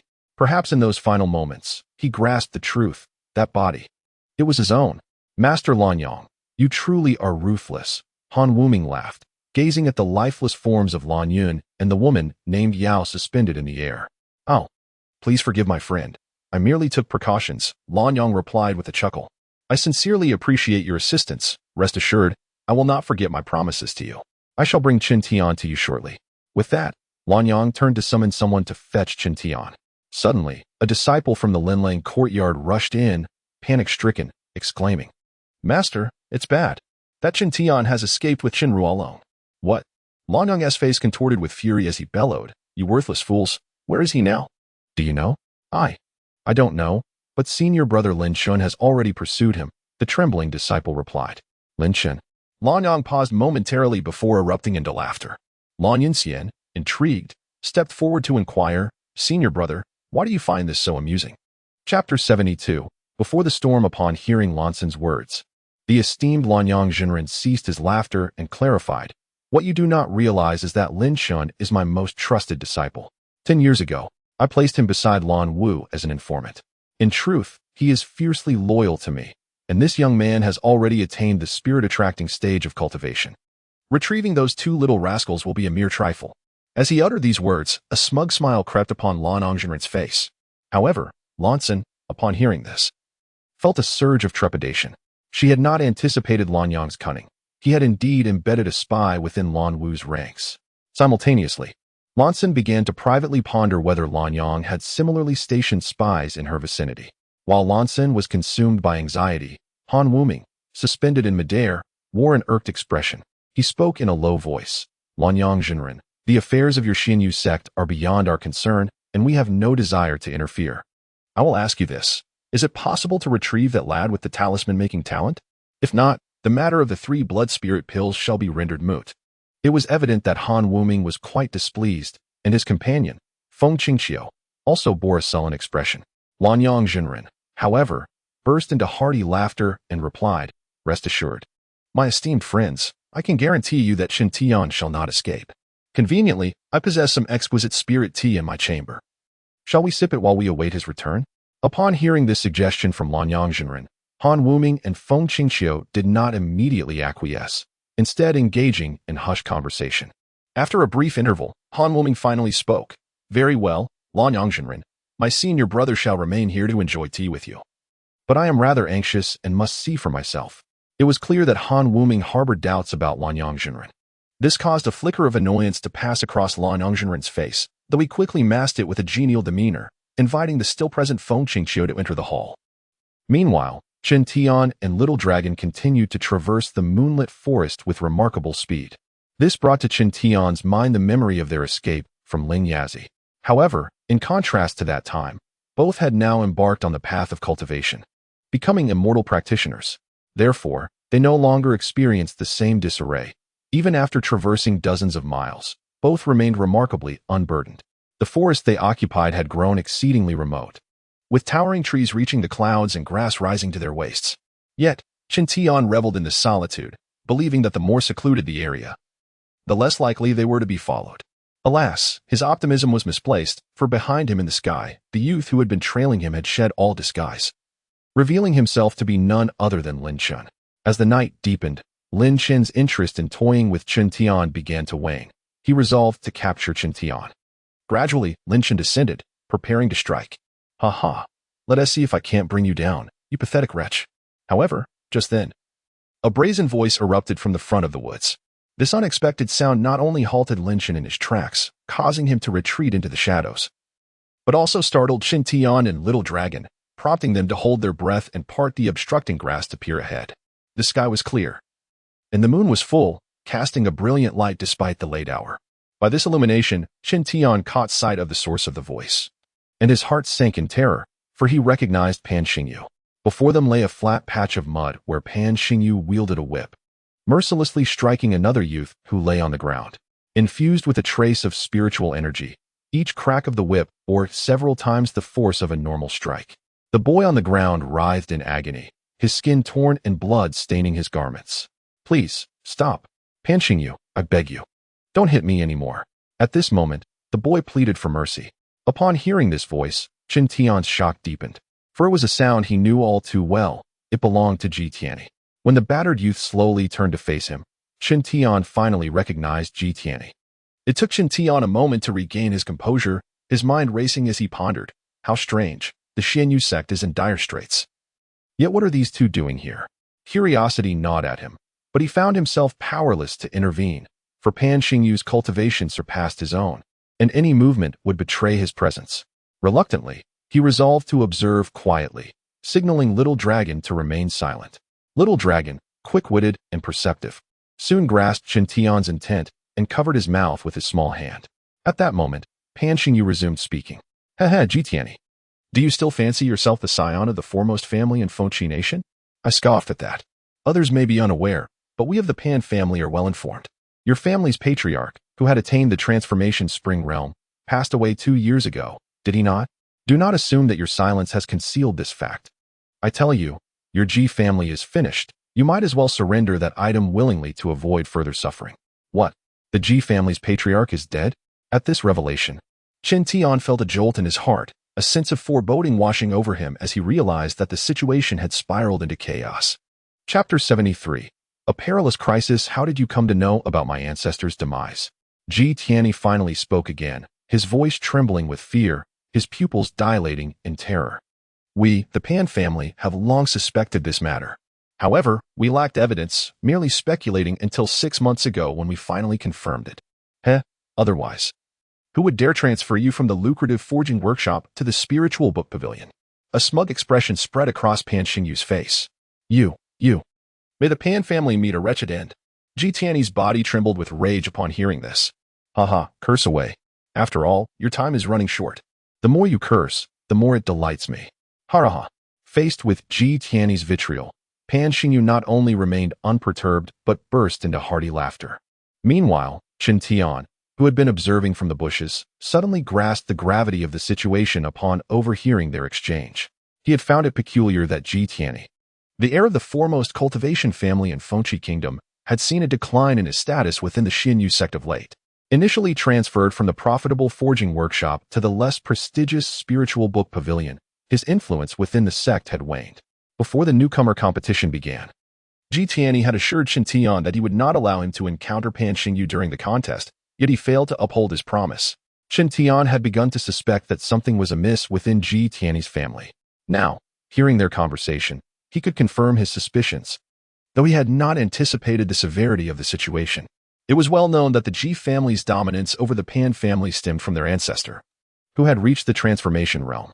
With the death of the Ji ancestor, the family had irrevocably lost its power, explaining Pan Xingyu's newfound audacity. With his thoughts collected, Chen Tian contemplated 2 paths before him. One was to avoid provoking Pan Xingyu and lead the little dragon away to safety. The other was to step forward and rescue Ji Tianyi. He felt the weight of over 1,000 burning and freezing talismans tucked within his clothing pocket, his last resort against Pan Xingyu. Should he save him or not? Chen Tian's gaze sharpened as he deliberated. Just then, Pan Xingyu appeared to lose his final patience, his expression darkening ominously as he raised his foot to deliver a vicious kick to Ji Tianyi's abdomen. "Ji, I shall ask you one last time. Where is that item? Will you speak or not? If not, I will end your life right now." Pan Xingyu's expression was sinister, almost frenzied, as he ruthlessly stomped on Ji Tianyi. Under the forceful assault, blood began to trickle from Ji Tianyi's mouth, yet he gritted his teeth, refusing to utter a word. Witnessing this, Chen Tian furrowed his brow. Realizing that Pan Xingyu was intent on extracting something from Ji Tianyi, taking advantage of the chaos within the Xianyu sect. After all, even if he killed Ji Tianyi, he could easily claim it was a casualty of the turmoil. Understanding Pan Xingyu's scheme, Chen Tian couldn't help but sneer. What a vile heart. As Pan Xingyu continued to stomp mercilessly, Ji Tianyi finally could bear it no longer. He opened his mouth and expelled a glowing blue orb, which hovered in the air. Upon seeing the orb, Pan Xingyu's face lit up with ecstasy. Haha, so it was here. Ji Tianyi, you truly have a knack for hiding things, but alas, this wind spirit orb shall belong to the Pan family from now on. With that, Pan Xingyu reached out to seize the floating blue orb. However, at that moment, a shadow darted in from a distance, snatching the orb from Pan Xingyu's grasp and rushing to Ji Tianyi's side, asking with concern, Brother Ji, how are you? Come, let me take you out. Initially dazed by pain, Ji Tianyi regained consciousness upon hearing the voice. His eyes widened in excitement upon recognizing the newcomer. Chen Tian. How is it you are here? Indeed, it was Chen Tian who ultimately chose to intervene. Not one to be cold-hearted, he could not abandon Ji Tianyi, who had once shown him kindness. Oh, I thought it was someone else. Turns out it's just you, kid. I wasn't looking for you. But it seems you've come to me instead. Perfect. Today I shall deal with both of you. Pan Xingyu's surprise morphed into a cold smile upon seeing Chen Tian's sudden appearance. Horrified, Ji Tianyi tightened his grip on Chen Tian's hand. Chen, I can't go on. I lack the strength to escape. But you are different. I know you can get away. So please, don't worry about me. Take this. And the wind spirit orb back to the Ji family. I beg you, brother. As he spoke, Ji Tianyi stealthily pressed a green jade slip into Chen Tian's hand.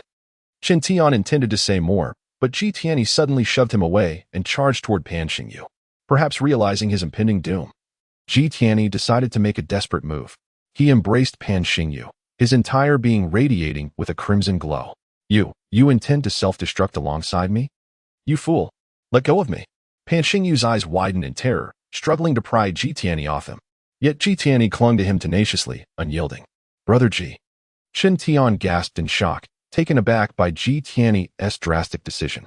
Brother Chen, I am grateful to you for risking yourself to save me. However, as your elder, I must advise you, do not engage in such foolish acts again. The cultivation world is fraught with deception, and I have once sought to manipulate you.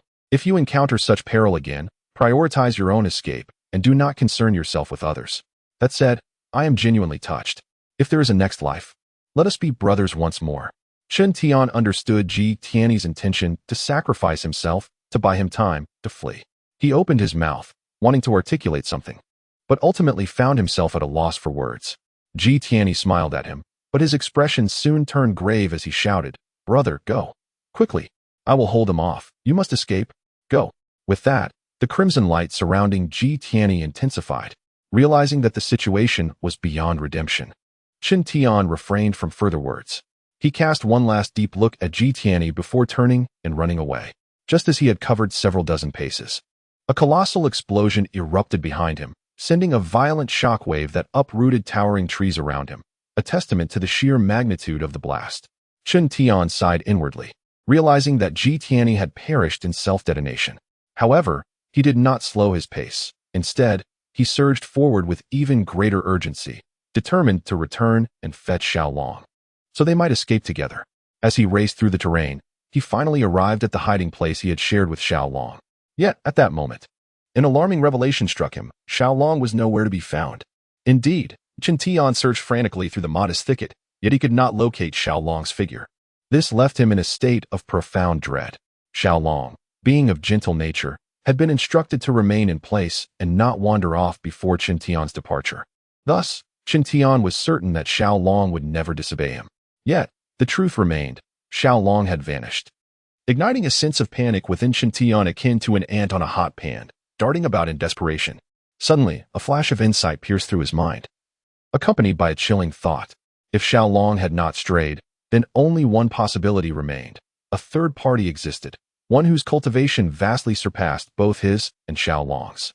This individual must have abducted Xiaolong while he was away. With this realization, Chen Tian's gaze grew increasingly frigid. As he pondered this dire situation, rustling sounds emerged from behind him, signaling someone approaching through the grass. Chen Tian. Brother Chen, where are you? Playing hide and seek is no fun. Come out so I can kill you. Rest assured, before I take your life, I shall torment you thoroughly, haha. Ha ha ha. The voice, laced with madness and concealed malice, belonged to Pan Xingyu. Chen Tian's expression darkened further. He could hardly believe that this man had survived the earlier explosion. His mind raced, recognizing the precariousness of his situation. First, Xiaolong had been taken by an unidentified master, and now the wrathful Pan Xingyu was closing in, intent on his demise. Both threats were formidable, each fraught with peril. Chen Tian found himself ensnared in a web of immense danger. Yet, rather than succumbing to fear, his eyes began to chill with resolve. An ancient adage states, a dragon has a reverse scale, touch it and face death. Xiaolong was Chen Tian's reverse scale. He silently vowed that regardless of who dared to harm Xiaolong, he would stake his very life to pursue them relentlessly. As this determination surged within him, a palpable aura of menace erupted from Chen Tian, causing the surrounding flora to tremble slightly in response. Interesting, a voice echoed from above. I did not expect these little spirits to be so entertaining. How amusing. Meanwhile, Han Wuming had arrived in the skies above. Choosing to remain concealed within the void, observing Chen Tian, Lin Chen, and the almost deranged Pan Xingyu with an amused smile, intrigued by the unfolding drama.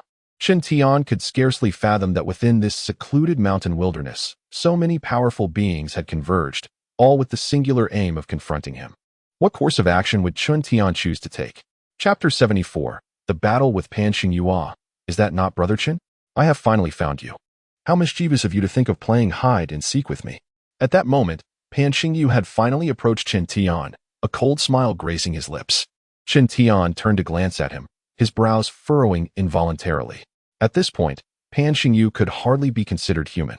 Although Ji Tianyi's self-detonation had not killed him, the immense force had inflicted considerable injury upon him. One side of Pan Xingyu's face had been blown away, revealing his stark white skull, with one eye hanging grotesquely. Simultaneously, his abdomen bore a large gaping wound, blood and intestines spilling forth. Yet, despite his ghastly, half-dead appearance, Pan Xingyu remained alive. His gaze fixed upon Chen Tian with an otherworldly fury. Chen Tian understood that Xiaolong could not have been abducted by Pan Xingyu, for they had been together moments before, leaving Pan Xingyu with no opportunity to commit such an act. However, Chen Tian also recognized the urgency of eliminating Pan Xingyu to free himself to search for Xiaolong. Moreover, since Ji Tianyi had perished because of Pan Xingyu, Chen Tian was even less inclined to let him escape. With Pan Xingyu gravely injured and in a vulnerable state, there was no better time to strike. Resolving this in his mind, Chen Tian's gaze sharpened as he reached into his chest, retrieving over 1,000 burning talismans and ice talismans, coldly declaring, Pan Xingyu, since you seek death, I shall oblige. Upon seeing the thick stack of talismans in Chen Tian's hands, Pan Xingyu erupted into derisive laughter, his skeletal visage adding to the horror of his mirth. Seeing Pan Xingyu laugh so maniacally, an unsettling feeling surged within Chen Tian, prompting him to coldly inquire, what is there to laugh about when death is imminent? Imminent death? Pan Xingyu continued to laugh, shaking his head. You underestimate me. After suffering such a great loss during our duel, do you think I would make the same mistake again?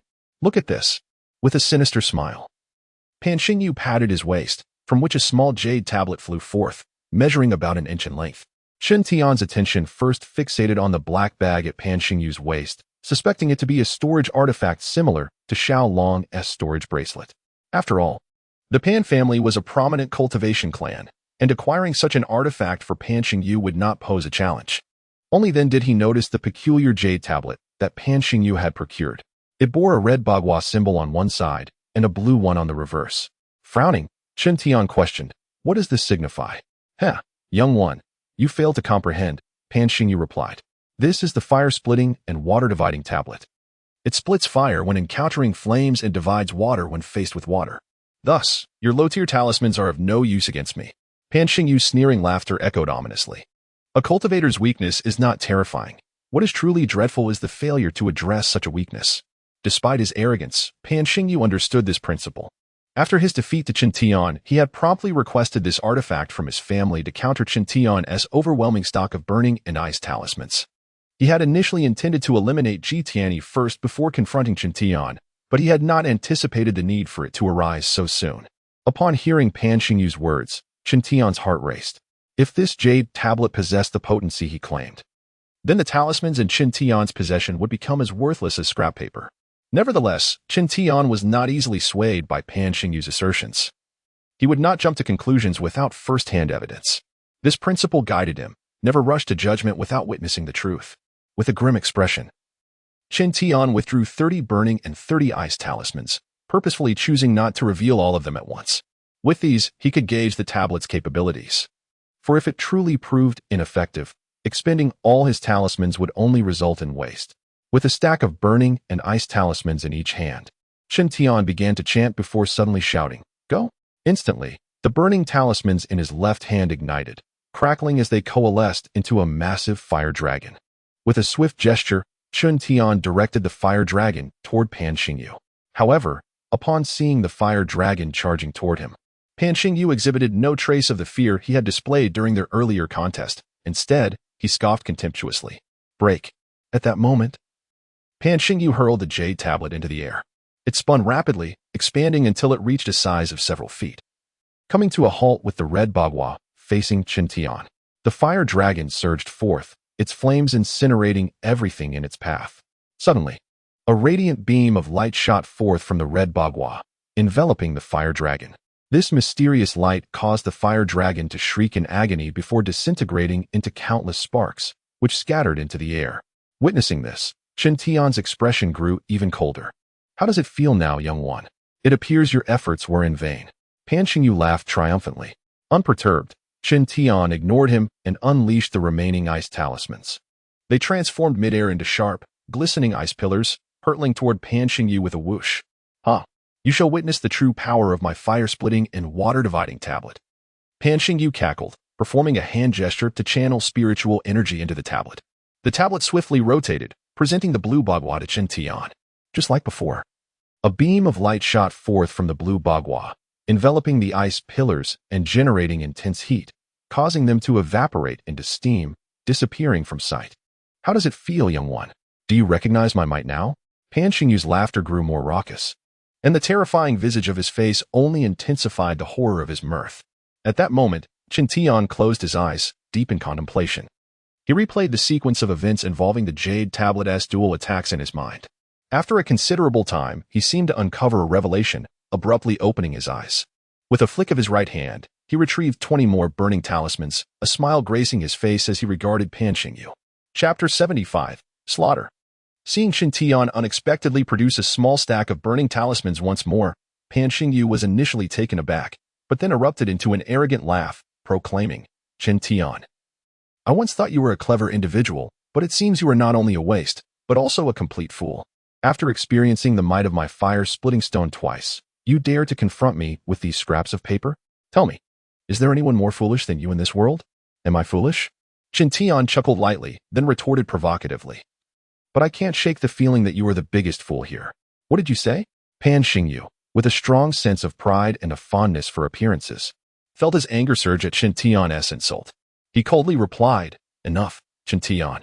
I won't waste more words with you.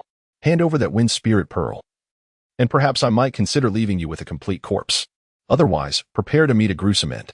As he spoke, the remnants of Pan Xingyu's face twisted into a sickening grin, revealing his deep-seated rage, as if he wished to flay Chen Tian alive. The wind spirit pearl? Chen Tian paused, suddenly recalling that Ji Tianyi had mentioned this name when he handed over the jade slip. However, he was puzzled as to why Pan Xingyu was so fixated on it. Nonetheless, Chen Tian knew that now was not the time for such thoughts. He needed to deal with Pan Xingyu first. Resolutely, Chen Tian focused his gaze, splitting 10 burning talismans into 10 fireballs and launching them at Pan Xingyu. Yet, Pan Xingyu only laughed mockingly. "Huh? I thought you had something substantial in mind, but it turns out you are still resorting to such methods. Are you really this foolish?" With a gesture, Pan Xingyu directed the fire-splitting stone to confront the incoming burning talismans. Who is the fool remains to be seen." Chen Tian replied with a cold smirk, swiftly darting toward Pan Xingyu.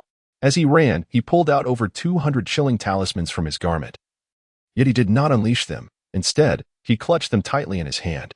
Upon witnessing this action, Pan Xingyu's pupils dilated in realization. "Damn it, boy. You were seeking death," he shouted in a fury, attempting to adjust the fire-splitting stone's orientation. However, Chen Tian was not about to let him succeed. With a chilling smile, he once again hurled the remaining 10 burning talismans toward the stone. The talismans transformed midair into fireballs the size of fists. striking the stone and redirecting its focus back to the red 8 trigrams, which emitted a radiant glow, attempting to obliterate the 10 fireballs. Simultaneously, Chen Tian closed the distance to within a mere foot of Pan Xingyu. At that moment, he crushed the chilling talismans in his other hand. Instantly, they exploded into a 3-foot-long ice sword. Since the fire-splitting stone was preoccupied with the fireballs, it had no time to attend to Chen Tian's ice sword. Seizing the opportunity, Chen Tian thrust the ice sword violently into Pan Xingyu's body amidst his horrified gaze. A piercing pain erupted within Pan Xingyu, forcing a scream from his lips. Chen Tian, I will kill you. I will kill you. In his agony, Pan Xingyu lost all rationality, staggering toward Chen Tian like a wild beast. Yet, with the ice sword embedded in him, each step he took released a chilling aura, reddening his eyes with pain. Brother Pan, do you now understand who the fool is? Chen Tian remained steadfast, his gaze icy as he regarded him. After the previous 2 encounters, Chen Tian had discerned an intriguing fact. The fire-splitting stone operated solely as a defensive artifact. When fire was directed at it, it would pivot to the red 8 trigrams to shatter the flames. Conversely, when confronted with water or ice, it would switch to the blue 8 trigrams to dissolve them. However, the transition consumed precious moments, leaving a fleeting vulnerability. Chen Tian had exploited this gap, using the burning talismans to keep the fire-splitting stone fixed on the red side, advancing toward Pan Xingyu, and then forming the ice sword to strike him directly. Due to the stone's persistent focus on the red trigrams, it was too late for it to counter the ice sword with the blue side. Thus, Chen Tian's strike succeeded. Having already sustained severe injuries from Ji Tian's self-detonation, Pan Xingyu was further weakened by the ice sword's penetration, spitting blood after merely a few steps. However, within him surged a greater sentiment, hatred. Hatred for Chen Tian, having been defeated by Chen Tian twice. This was an unbearable reality for the self-important Pan Xingyu. More crucially, he was the scion of the Pan family, having reached the 9th level of the Awakening Realm, while Chen Tian was merely a rural bumpkin, a waste at the 1st level of the Awakening Realm. Yet, the so-called waste had repeatedly bested him, a reality Pan Xingyu simply could not endure. In his fury, Pan Xingyu's already grotesque visage became even more terrifying. Witnessing his tenacity, Chen Tian reached into his garment and grasped the beast spirit talisman. With a resigned sigh, he realized that, despite his reluctance to use it just yet, the current situation left him no choice. He had to activate the beast spirit talisman to decisively overcome Pan Xingyu. Just as Chen Tian prepared to summon the talisman, a radiant sword shot toward him from the distance with astonishing speed, arriving in the blink of an eye. Yet, it did not target Chen Tian. Instead, it aimed directly at Pan Xingyu. The sword circled Pan Xingyu 3 times before severing his head, which rolled away into the grass, bearing his unwilling expression. Upon witnessing this scene, Chen Tian felt no fear. Rather, his gaze hardened, growing cold as he looked toward the direction from which the sword had come. Chapter 76. Doubt. The moon hung high in the sky, casting a chilling silence all around, save for a few restless birds singing mournfully. Chen Tian stood motionless, gazing into the distance, his eyes flickering rapidly, lost in thought. Suddenly, the sound of footsteps crunching through the grass broke the stillness. Someone was approaching Chen Tian. He remained unmoved, coldly staring into the dark corner. At last, a shadowy figure emerged from the gloom, gradually drawing closer. As the distance closed, Chen Tian began to discern the man's features. He was a young man in his 20s, garbed in the attire of the Xianyu sect, indicating his affiliation with them. The pure white moonlight cascaded down, gradually dispelling the final veil of obscurity from the man's face. Chen Tian finally recognized him, and to his astonishment, he exclaimed, "Senior brother Lin Chen, is that you?" Indeed, it was Lin Chen. "Haha, junior brother Chen Tian, I have come to congratulate you on your achievement," Lin Chen replied, stepping forward with a hearty smile. His demeanor remained as elegant and refined as ever. Achievement? Chen Tian's expression shifted to one of mild surprise at Lin Chen's words. After furrowing his brow, he queried, "May I ask, senior brother, what achievement have I accomplished? You may not be aware yet," Lin Chen said as he walked towards the corpse of Pan Xingyu. "But tonight, the first seed of Lanwu and the people from Baihua Valley rebelled and attacked Linlang Peak. The situation is perilous. Is there truly such a matter?" Chen Tian appeared taken aback, his astonishment evident as he hurriedly asked, "What happened next?" Next, Lin Chen retrieved his sword, wiping away the blood. Fortunately, the master displayed unparalleled might, single-handedly slaying both the esteemed Yao from Lanwu and Baihua Valley. Upon witnessing the dire circumstances, the disciples of Ruosong Academy scattered in all directions. At this moment, the master decreed that anyone who captured or killed a disciple of Ruosong would be handsomely rewarded. Pan Xingyu was one of the most valued disciples of Lan Wu. So by eliminating him, you have indeed accomplished a great feat. As he spoke, Lin Shen returned holding Pan Xingyu's severed head and smiled faintly at Chen Tian. However, Chen Tian shook his head and replied, "Senior brother Lin Shen, that is not the case. It was your sword that ended Pan Xingyu's life. If anyone deserves the credit, it should be attributed to you, not me." Haha, junior brother Chen Tian, you are truly an honest person. Lin Shen laughed heartily and continued, "If you had not severely wounded him beforehand, how could I have dispatched him so easily? I merely added the finishing touch. The merit belongs to you. Now, let us return to the sect together to receive our rewards." As he spoke, Lin Shen reached out to grasp Chen Tian's arm. However, Chen Tian immediately stepped back, evading the gesture. "What do you mean by that, junior brother?" Lin Shen's expression darkened slightly as his voice lowered. Chen Tian shook his head respectfully, saying, "Senior brother, you misunderstand. I do wish to accompany you back, but first, I have a few questions I would like to ask. Would that be all right?" Upon hearing Chen Tian's intention, Lin Shen's face brightened with a gentle smile.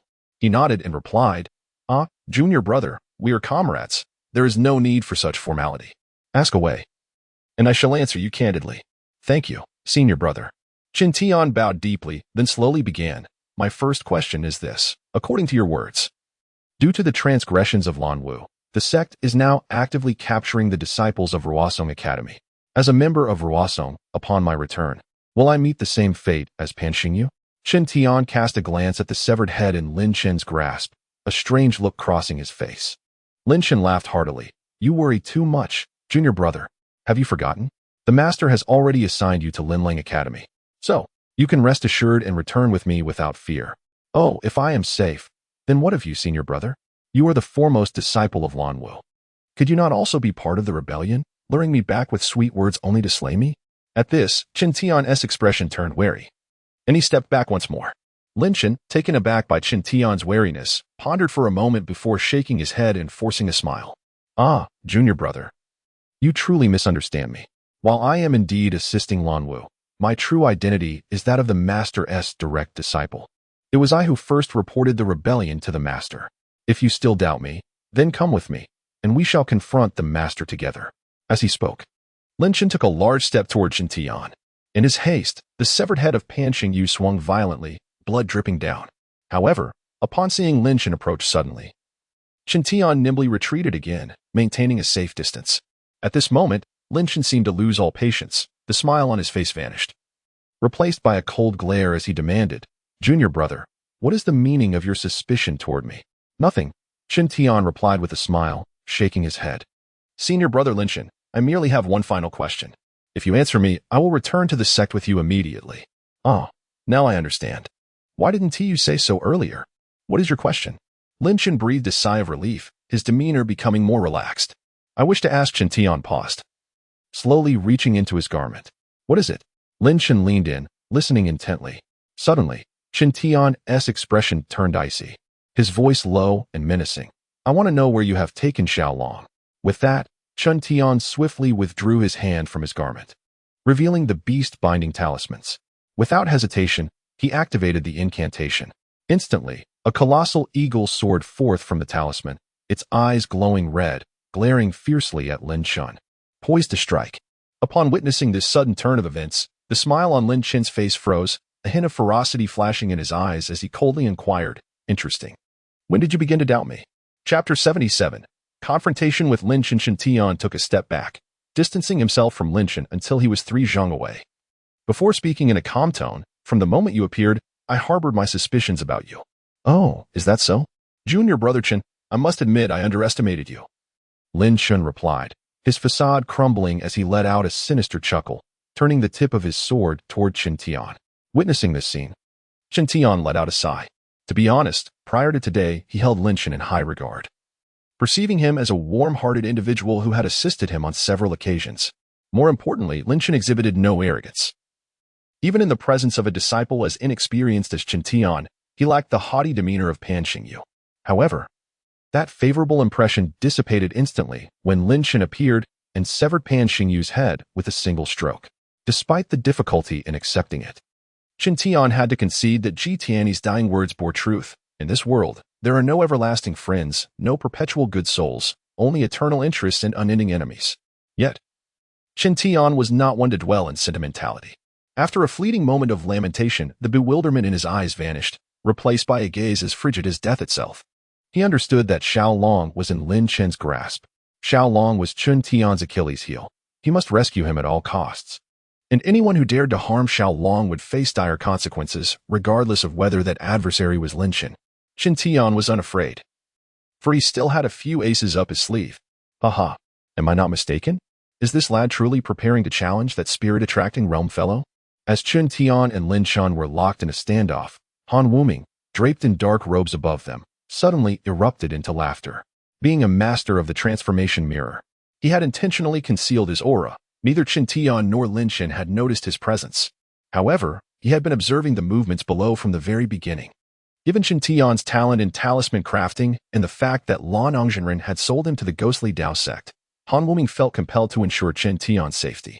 During Chen Tian's battle with Pan Xingyu, Han Wuming had nearly intervened several times.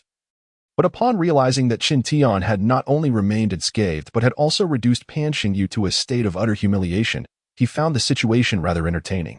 After careful observation, Han Wuming noted that Chen Tian possessed only the spiritual energy equivalent to the first layer of the spirit-opening realm, while Pan Xingyu was at the 9th layer. Under normal circumstances, any other individual would have been utterly defeated. Yet, while the recent battle had exceeded Han Wuming's expectations, it did not overly surprise him, as Chen Tian's victory was solely attributed to the plethora of talismans at his disposal.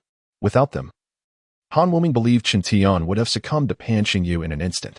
However, the current circumstances truly surpassed Han Wuming's imagination.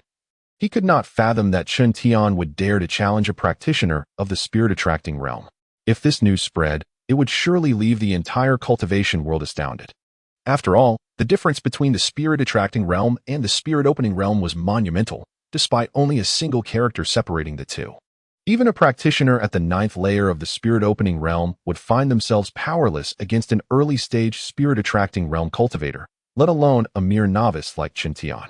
Han Wuming shook his head in resignation. While he admired Chen Tian's indomitable spirit, he deemed him more courageous than strategic, convinced that this contest would inevitably result in failure. Very well, when that lad is on the verge of defeat, I shall lend him a hand. But for now, haha, I shall enjoy the spectacle. With a mischievous lick of his lips, Han Wuming chuckled like a child, remaining irreverent even after living for centuries. Junior brother Chen, I advise you to retract the beast-calling talisman. You cannot defeat me, and I have no desire to engage in battle with you. I am simply here under the orders of our revered master to escort you and Xiao Long back to the Xianyu sect, without any intention to harm you. Lin Chen, glancing at the soaring eagle guarding Chen Tian, shook his head helplessly as he spoke.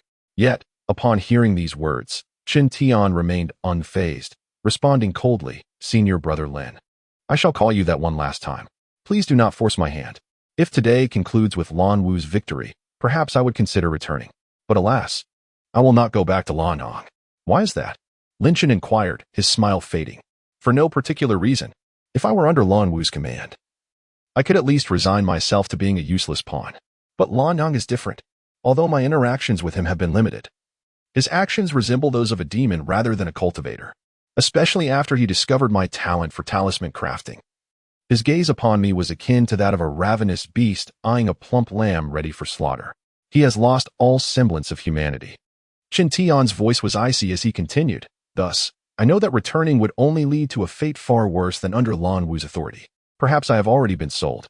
Upon hearing this, Lin Chen was taken aback. He had not anticipated that despite Chen Tian's lack of cultivation talent, his intellect was remarkably sharp. Realizing that a soft approach would no longer suffice, Lin Chen recognized that only one option remained. With this thought, Lin Chen ceased his words, raising both hands as his treasured sword levitated before him. Sword Spirit, Xingtian Dragon, go! With a thunderous command, Lin Chen executed a series of intricate hand seals and infused a stream of spiritual light into his sword. Instantly, the blade began to tremble violently, and with a resounding dragon's roar, a shimmering yellow dragon burst forth from Lin Chen's sword. Lin Chen's sword was indeed a treasure known as the Huangji Zhanlong sword. Containing a fragment of a dragon's soul, capable of manifesting in physical form and immensely powerful.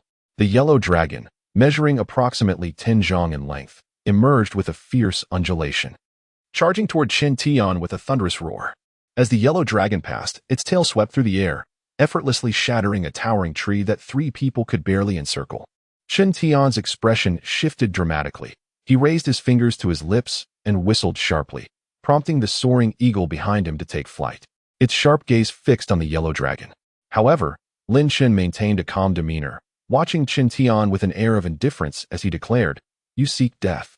Chapter 78. The dual winds of warmth and chill before long. Huang Long and the soaring eagle of the sky intersected in midair. The eagle, retracting its body and revealing its sharp talons, aimed to strike Huang Long. However, at that very moment, Huang Long opened its massive jaws, unleashing an incredibly powerful gale that surged forth. The ferocity of the wind was such that it bent the surrounding trees and uprooted the frilier ones, snapping them in half. The eagle, caught in the brunt of the tempest, faced the greatest pressure. It flapped its wings furiously, attempting to resist the gale, but no matter how hard it tried, it could not advance and was continuously pushed backward by the wind. Witnessing this spectacle, Lin Chen burst into hearty laughter, declaring, "Chen Shidi, do you now recognize my prowess? Do not be deceived by your easy victory over Pan Xingyu. He is merely a disciple at the Qi Ling stage. As for us practitioners at the Yingling stage, you shall never prevail against us." "Oh, is that so?" Chen Tian responded, unfazed, a cunning smile creeping onto his face. Seeing Chen Tian's demeanor, Lin Chen could not help but retract his earlier bravado. He had observed the confrontation between Chen Tian and Pan Xingyu and knew that whenever Chen Tian wore such a smile, the tide of battle would often turn. Although Lin Chen believed Chen Tian could not possibly defeat him, the sly grin on Chen Tian's face made him feel a twinge of unease. With a chuckle, Chen Tian reached into his pocket, pulling out the remaining 700 or so burning and freezing talismans. Initially taken aback by the stack of low-tier spiritual talismans in Chen Tian's hands, Lin Chen soon erupted into raucous laughter once more, exclaiming, "Chen Tian, you are truly an enigma, sometimes clever, other times foolish. I've already told you that those low-tier burning and freezing talismans might work against someone like Pan Xingyu. But to think you could use them against me is sheer folly." With that, Lin Chen's gaze turned icy, his expression filled with disdain as he looked at Chen Tian, dripping with mockery. High above, Han Wuming shook his head, sharing the sentiment that Chen Tian was being absurd. Lin Chen was not Pan Xingyu. He was a practitioner at the Yingling stage and could easily summon a protective spiritual light to withstand any flames or ice projectiles. How could he possibly fear these talismans? "Heh, it seems I must prepare myself," Han Wuming mused with a smirk, retrieving a small, jet-black bell, ready to intervene should Chen Tian falter and face Lin Chen's counterattack. After all, Chen Tian's talent for talisman crafting was invaluable to the ghostly Dao sect, and now was not the time for his demise. With that resolution, Han Wuming chuckled darkly, resuming his quiet observation from the shadows. In the face of Lin Chen's ridicule, Chen Tian remained undeterred. With a flash of spiritual light, he divided the stack of talismans, holding the burning talismans in his left hand and the freezing ones in his right. "What a foolish individual," Lin Chen sighed, then calmly called out to Chen Tian, "Very well, if you are so stubborn, then let us see what you can do. If I, Lin Chen, blink in the face of your attack, I shall address you as grandfather, just like last time with Pan Xingyu." Lin Chen's confidence was palpable as he spoke those words. In response, Chen Tian finally broke his silence, coldly retorting, "Lin Chen, do not speak so boastfully. Should your words come to fruition, you will surely regret it." "Humph. Do you think I fear you?" Lin Chen scoffed, a sneer on his lips. He once again formed a hand sign, sending a surge of spiritual energy into Huang Long's being. Instantly, the dragon's form expanded, growing from 10 to 20 zhang, its immense body towering over the tallest trees in the vicinity. The gale it exhaled intensified, uprooting century-old trees with ease. It became clear that Lin Chen was too lazy to summon his protective spiritual light, relying solely on Huang Long's wind to confront Chen Tian. The eagle of the sky, already struggling, let out 2 desperate cries as it was battered backward by the escalating winds. Seeing this, a fierce glint appeared in Chen Tian's eyes. No longer hesitating, he unleashed all the talismans he held into the fray. To everyone's astonishment, he did not direct the talismans at Lin Chen, but rather surrounded Huang Long with them in the air. Hundreds of talismans swirled around the dragon like snowflakes on a winter's night, each shimmering with spiritual light on the brink of detonation. Lin Chen, however, only laughed louder, taunting, Chen Tian, do you truly believe you can use those talismans to harm my Huanglong? Let me enlighten you. My Imperial Dragon-Slaying Sword is a mid-grade spiritual tool, and Huanglong is the very embodiment of an ancient divine dragon soul, unbreakable by your scrap paper talismans. Lin Chen's gaze was rife with mockery as he regarded Chen Tian. Yet, Chen Tian paid him no heed. Instead, he closed his eyes, murmuring incantations, urging the myriad talismans to respond. The burning talismans glowed red, while the freezing ones shimmered blue. As Chen Tian's energy surged, the red and blue lights danced in an exquisite display, illuminating the night sky with ethereal beauty. However, this splendor was destined to be fleeting. At the peak of the brilliance, Chen Tian finally opened his eyes, bellowing at the top of his lungs, "Explode! Explode! Explode! Explode! Explode! Detonate for me!" As his voice fell, the first talisman erupted, followed swiftly by the second, third, fourth, and fifth. In mere moments, hundreds of talismans exploded in unison, filling the heavens with a cacophony of thunderous blasts. The red and blue light from the explosions transformed the night into day. Yet, the explosion was as swift in its departure as it was in its arrival. When the final talisman detonated, silence once again enveloped the world. True to Lin Chen's claim, Huanglong emerged unscathed from the chaos, still opening its jaws to unleash gales upon the eagle of the sky, which could do little more than retreat under the relentless onslaught. Suddenly, a gentle warm breeze swept through, bringing a comforting sensation, followed by a sharp, cold gust that sent shivers down one's spine. But that was not the end. More alternating warm and cold winds surged forth, stirring the atmosphere around Chen Tian, transforming the fabric of reality itself. As Lin Chen beheld this bizarre spectacle, he finally comprehended the purpose behind Chen Tian's earlier actions, and his expression darkened ominously. Chapter 79. Repelling the Yellow Dragon. Observing Lin Chen's increasingly frigid gaze, Chen Tian chose to disregard him, instead focusing on the currents of wind swirling around them. It became apparent that Chen Tian had detonated all the incendiary and frost symbols not to assault Lin Chen or the Yellow Dragon, but rather to disrupt the atmospheric pressure in the vicinity by harnessing the contrasting airflows, thereby inciting a tempest to counter the fierce winds expelled by the Yellow Dragon. It is well known that warm air rises while cold air descends. This interplay of rising and falling air stirs the surrounding atmosphere, engendering a powerful turbulence.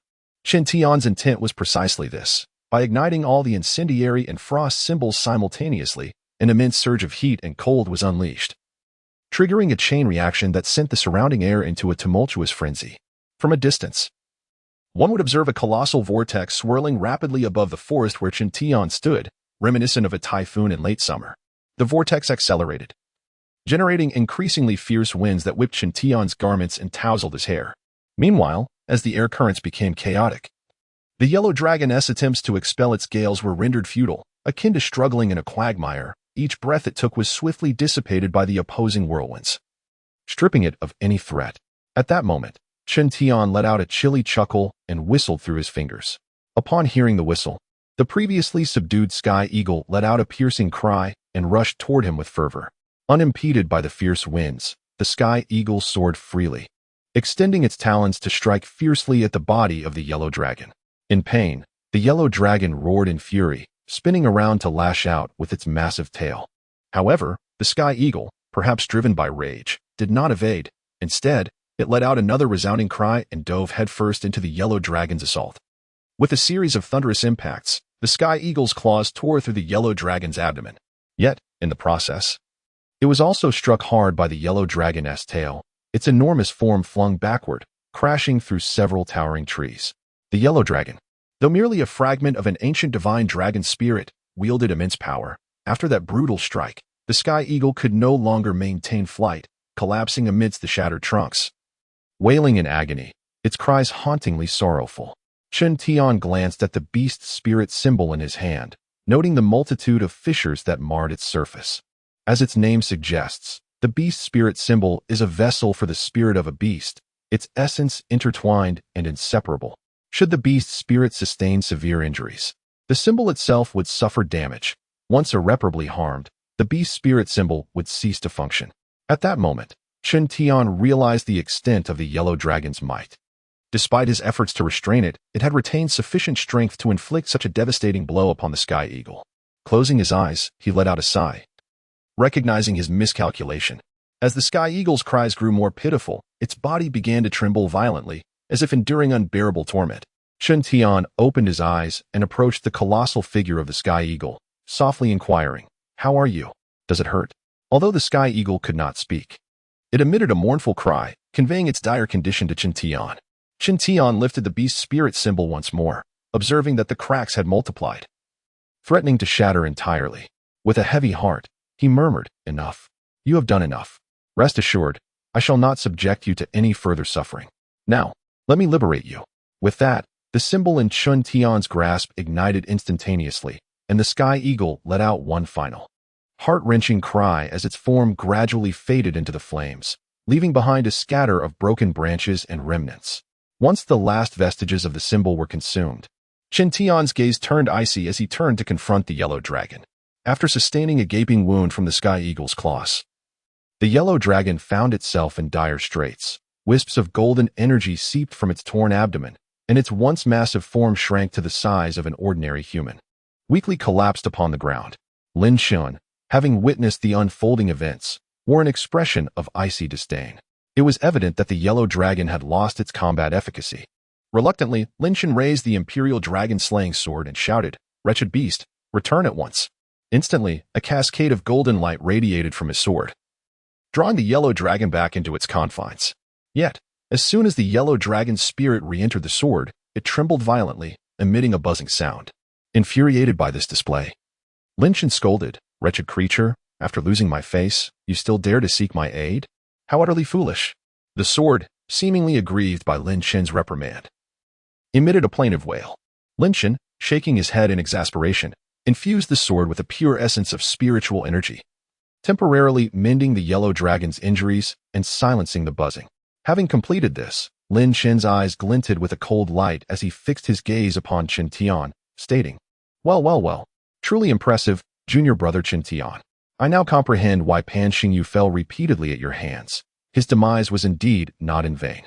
You are the most astute individual I have encountered." Lin Chen's repeated praise was laced with a malevolent undertone, evident in the venomous expression upon his face. Chen Tian, perceptive to the resentment and veiled threat in Lin Chen's tone, felt no trepidation. Instead, he burst into hearty laughter and, once he calmed, remarked, "Lin Chen, do not be overly eager in your flattery, lest I become conceited. Now, perhaps it is time for you to fulfill the oath you made earlier?" "Oath?" Lin Chen paused, a shadow of doubt crossing his features. "What oath? Surely you have not forgotten so quickly? You clearly stated that if you blinked in the face of my onslaught, you would call me grandfather. Yet, when you witnessed my sky eagle attack your yellow dragon, you blinked several times. Thus, by your own words, you have lost. According to the oath, you must now call me grandfather. Surely, you do not intend to go back on your word?" Chen Tian teased, a mischievous smile curling at the corners of his lips. Chapter 80. A choice. Upon hearing this, Lin Chen's expression changed dramatically. He finally recalled that he had indeed made such a promise. However, the arrogant Lin Chen could never truly comply. With a cold smirk, he flipped his hand, producing a jade slip seemingly from thin air, and said, "Chen Tian, do you recognize this person?" With that, Lin Chen tossed the jade slip into the sky. Instantly, it radiated a crimson glow, causing the tranquil night sky to ripple like a curtain of water.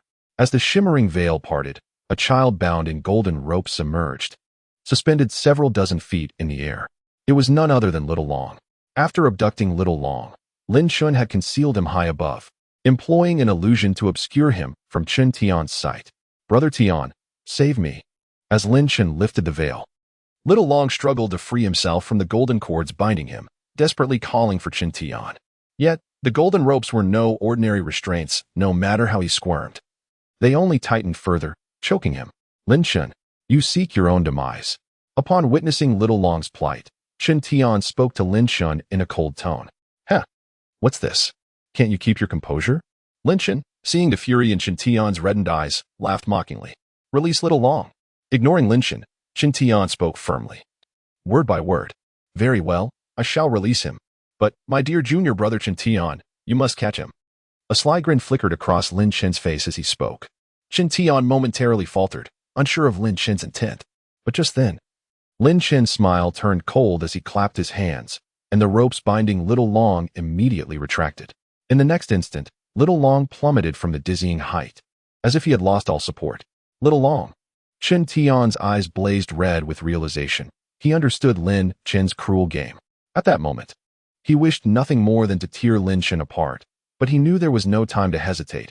He had to save Little Long. With a fierce determination, Chen Tian dashed toward the falling child, aiming to catch him before he met the ground. However, just as he moved, a sinister smile crept onto Lin Chen's lips. He gently caressed the Imperial Dragon-slaying sword in his hand, then shouted, "Go." As his voice echoed, the sword transformed into a streak of golden light, hurtling toward Chen Tian. The rapid velocity created a deafening sound as it sliced through the air, exploding behind Chen Tian. Startled by the noise, Chen Tian glanced back, spotting the Imperial Dragon-slaying sword racing toward him. His heart sank as he instantly grasped Lin Chen's intention. He was being forced to make a choice. Indeed, if Chen Tian altered his course or paused to defend himself, he could shatter the sword's assault. Yet, such actions would mean he could do nothing to save Little Long, who would plummet to his death. Conversely, if Chen Tian disregarded the sword, he could catch Little Long before he hit the ground. But he would have to endure the sword's deadly strike himself. Given the sword's ferocity, a direct hit would spell certain doom. To save Little Long or to preserve his own life. This was the cruel dilemma Lin Chen had presented to Chen Tian, a twisted mockery of his predicament. With Lin Chen's cultivation at the soul convergence stage, he could effortlessly eliminate both Chen Tian and Little Long. Yet, he chose to make Chen Tian decide between the two, reveling in his torment. This also revealed Lin Chen's fury, provoked repeatedly by what he considered a worthless adversary. He had lost his rational composure. Once intending to take both back, he now found satisfaction in the prospect of capturing either one. Meanwhile, Chen Tian's heart raced with anxiety. He had no time to ponder further. He had to make a choice swiftly, or he might lose both Little Long and his own life. If only he had a few burning or freezing talismans left to delay the sword's assault, he might gain precious moments. Alas, he had just expended all his talismans, including the beast-taming talisman. Realizing this, Chen Tian couldn't help but smile bitterly. After a deep sigh, he resolved to exchange his life for Little Long's. He could not let Little Long's plea for help go unanswered. He had promised to protect him and would see it through to the end.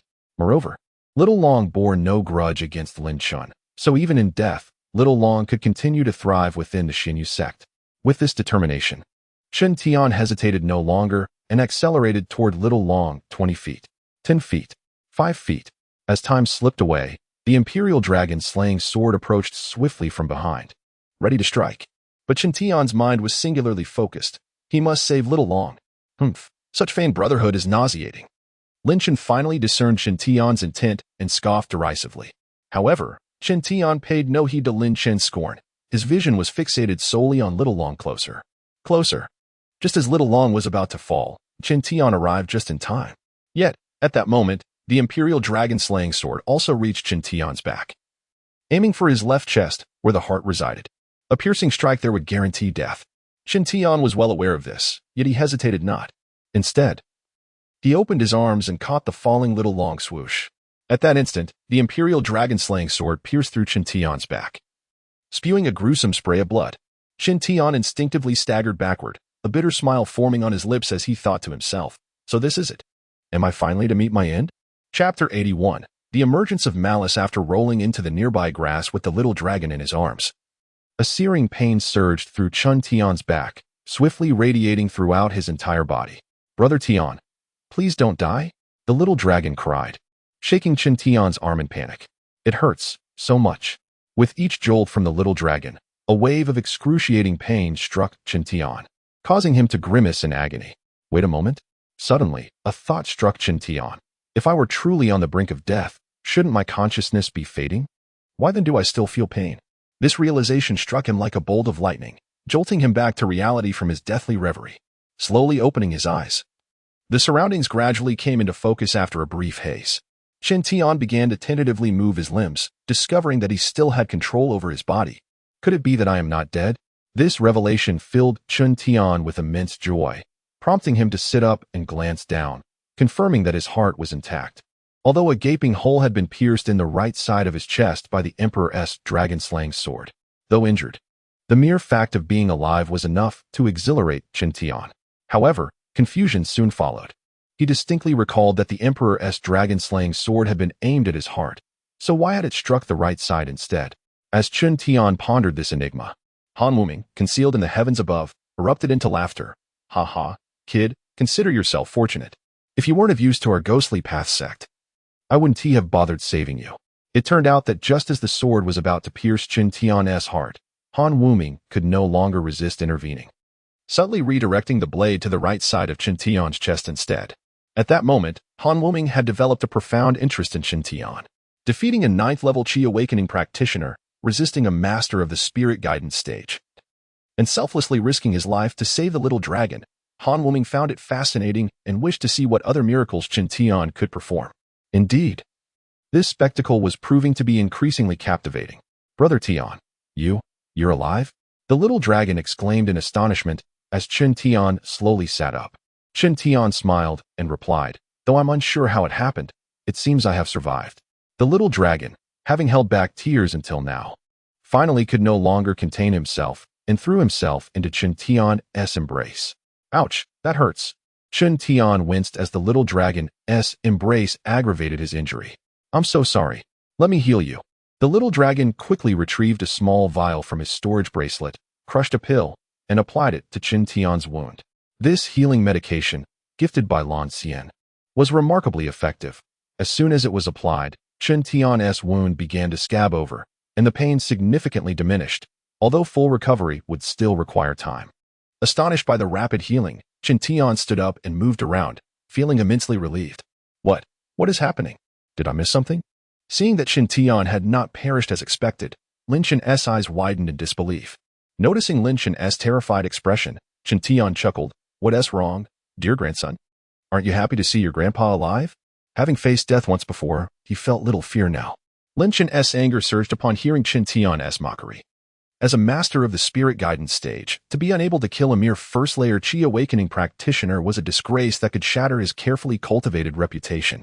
Determined not to suffer such humiliation, Lin Chen resolved to ensure that Chen Tian would not escape his wrath. With a glint of malice in his eyes, Lin Chen coldly declared, Chen Tian, I was originally ordered to bring you back alive, but now I've changed my mind. You shall all die. And I've prepared a narrative claiming you encountered Pan Xingyu and were killed to cover up the truth. I'll simply return with Pan Xingyu's head to report. He raised the severed head of Pan Xingyu, laughing sinisterly.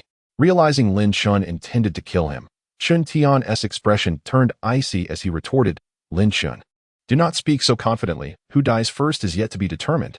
What? Lin Chen was momentarily stunned before bursting into incredulous laughter.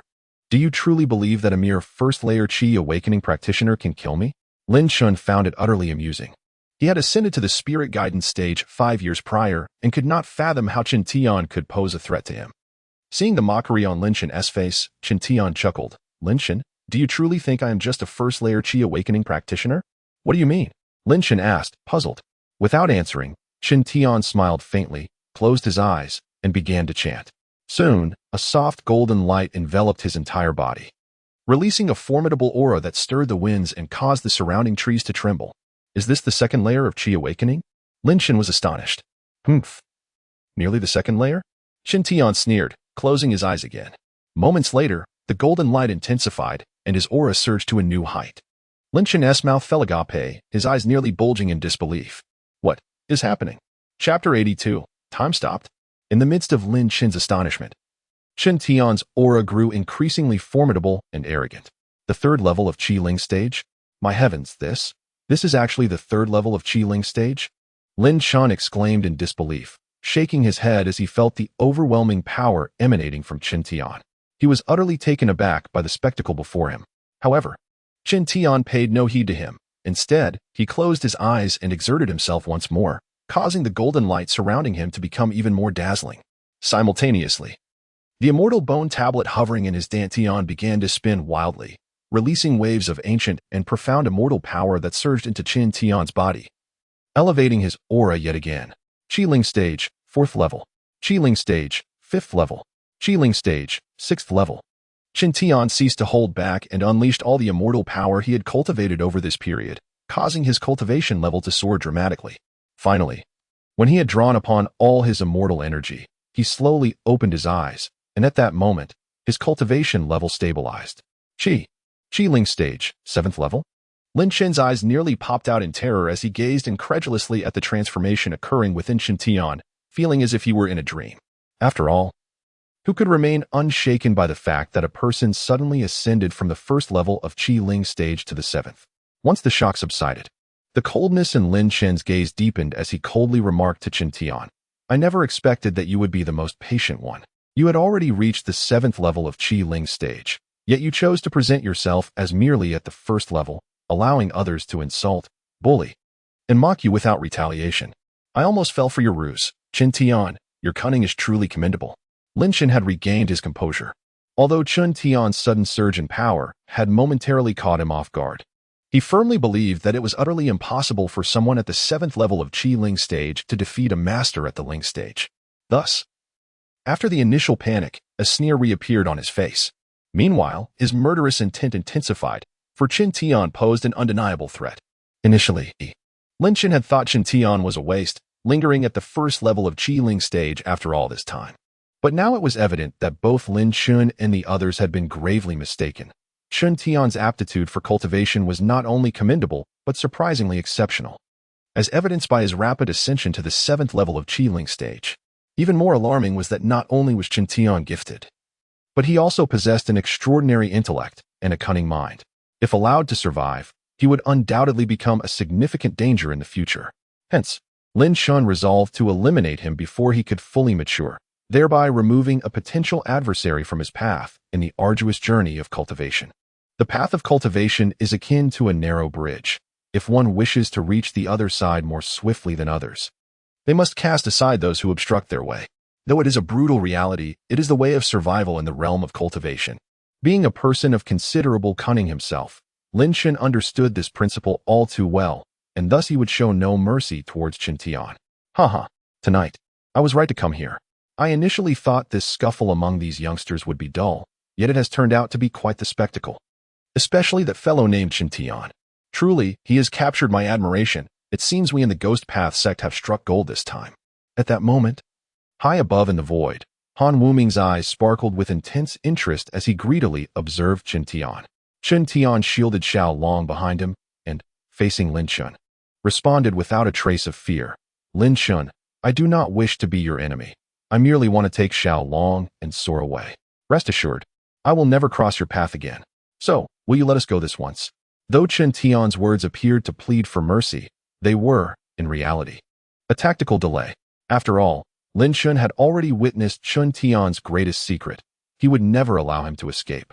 Chen Tian had to eliminate Lin Chen to ensure that his secret remained concealed. His apparent plea for mercy was merely a ruse to buy time to execute a celestial technique. Stealthily, Chen Tian placed his right hand behind his back, continuously shifting through intricate and obscure hand seals. Countless golden rays converged, forming a sphere of light resembling a small sun. Xiao Long, witnessing this behind Chen Tian, gasped in astonishment.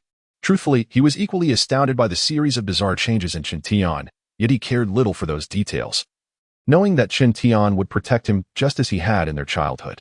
Lin Chen, seemingly oblivious to Chen Tian's subtle movements, seemed more intrigued by the plea for mercy. He erupted into laughter and said, "Chen Tian, do you think I desire enmity with you? However, if you both leave, I will have difficulty explaining to the sect.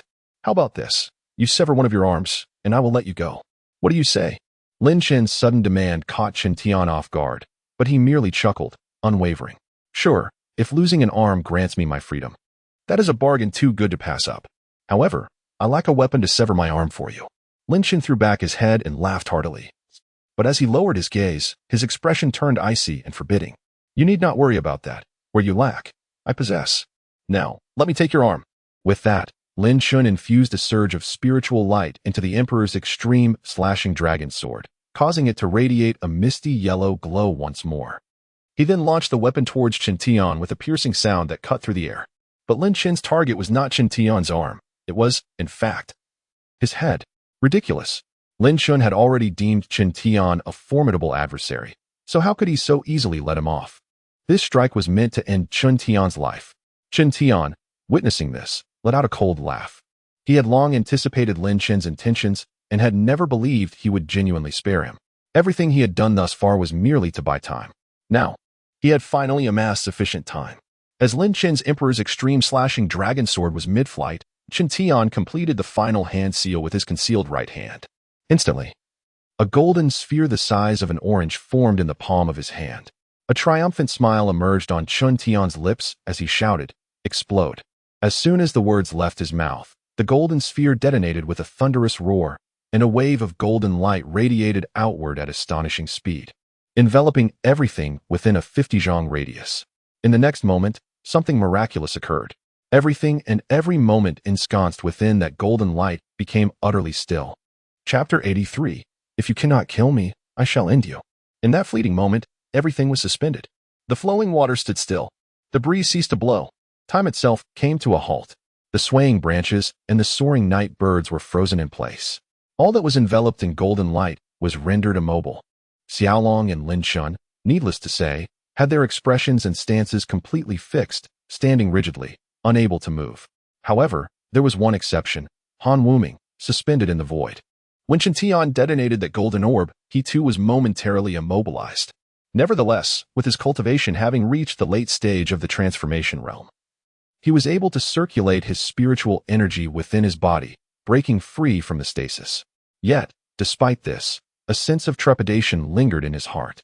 Although the time he was immobilized was less than a heartbeat, for a master of his caliber, that fleeting instant was ample time to accomplish many things, including vanquishing an opponent. Thus, if he were to be similarly restrained by another master of the transformation realm during combat, he shuddered to think of the consequences. Han Wuming no longer displayed the relaxed demeanor he had earlier. Instead, he adopted a serious expression, his gaze fixed intently on Chen Tian. Pondering with curiosity, how many secrets does this young man possess? First, he surged from the first layer to the 7th layer of the awakening realm, and then, wielding the power of the 7th layer, he managed to immobilize even himself, truly an alarming anomaly. Han Wuming ultimately concluded that he could not regard Chen Tian through the lens of ordinary perception, for there existed within him an unfathomable transformation. Of course, Chen Tian was oblivious to Han Wuming's thoughts. His sole focus lay on Lin Chen, who was immobilized not far away. The golden orb Chen Tian had unleashed was, in fact, a celestial art, not merely an ordinary technique from the world of cultivation, but a high-level celestial art chronicled on the bone tablet. Ever since Chen Tian had harnessed some celestial energy through the celestial transformation technique, he had diligently studied the celestial arts inscribed on the bone tablet, seeking a technique suitable for his current strength. After extensive research, he finally discovered a relatively simple celestial art he could execute: the immobilization technique. Although the immobilization technique was the simplest celestial art recorded on the bone tablet, it did not imply its potency was inferior. According to the tablet, the highest power of the immobilization technique could confine an entire star domain in the void for a century. Naturally, with Chen Tian's current meager celestial energy, he could not achieve such an immense effect. At present, he could only immobilize Lin Chun, a master of the spiritual awakening phase, for approximately 10 breaths. Time was of the essence, leaving no room for Chen Tian to waste. Thus, upon casting the immobilization technique, he rushed toward Lin Chun with utmost speed. After 3 breaths, Chen Tian finally reached Lin Chen's side. Without hesitation, he clenched his right fist and swung it violently at Lin Chun. A dull thud echoed as Chen Tian's fist struck Lin Chen, who remained bound by the immobilization technique, sending him flying. Yet, this was not the end. Upon witnessing Lin Chen's flight, Chen Tian did not relent, but instead flashed forward to intercept Lin Chen's landing, delivering another fierce punch that sent him hurtling away like a sandbag. Although Chen Tian's strength was only at the 7th layer of the awakening realm and still quite feeble, the celestial race was inherently the most dominant among all beings, with their physical prowess being extraordinary. Hence, after merging with the celestial bloodline, Chen Tian's physique was significantly more formidable than that of an ordinary cultivator. Employing his resilient body to relentlessly assault Lin Chun was his sole path to victory. At this juncture, Chen Tian ceased to conserve celestial energy, unleashing it without restraint, channeling it into a series of overwhelmingly powerful strikes upon Lin Chen. Another punch landed with a resounding thud, sending Lin Chen once again spiraling backward, blood spilling from his mouth, indicating he was beginning to sustain injuries. He could not afford to stop. Chen Tian gasped for breath while internally urging himself. Only by continuously attacking could he secure victory. Another punch. He could not halt. This was his singular opportunity. If he failed to resolve Lin Chen in one breath, Once the immobilization technique faltered, he would never have another chance.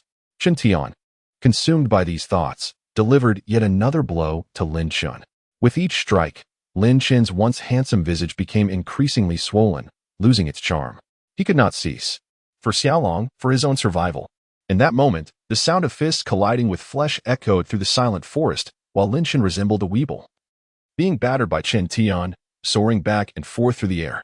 Time flowed swiftly, and finally, upon the completion of Chen Tian's 10th punch, the golden light enveloping the forest shattered and dispersed.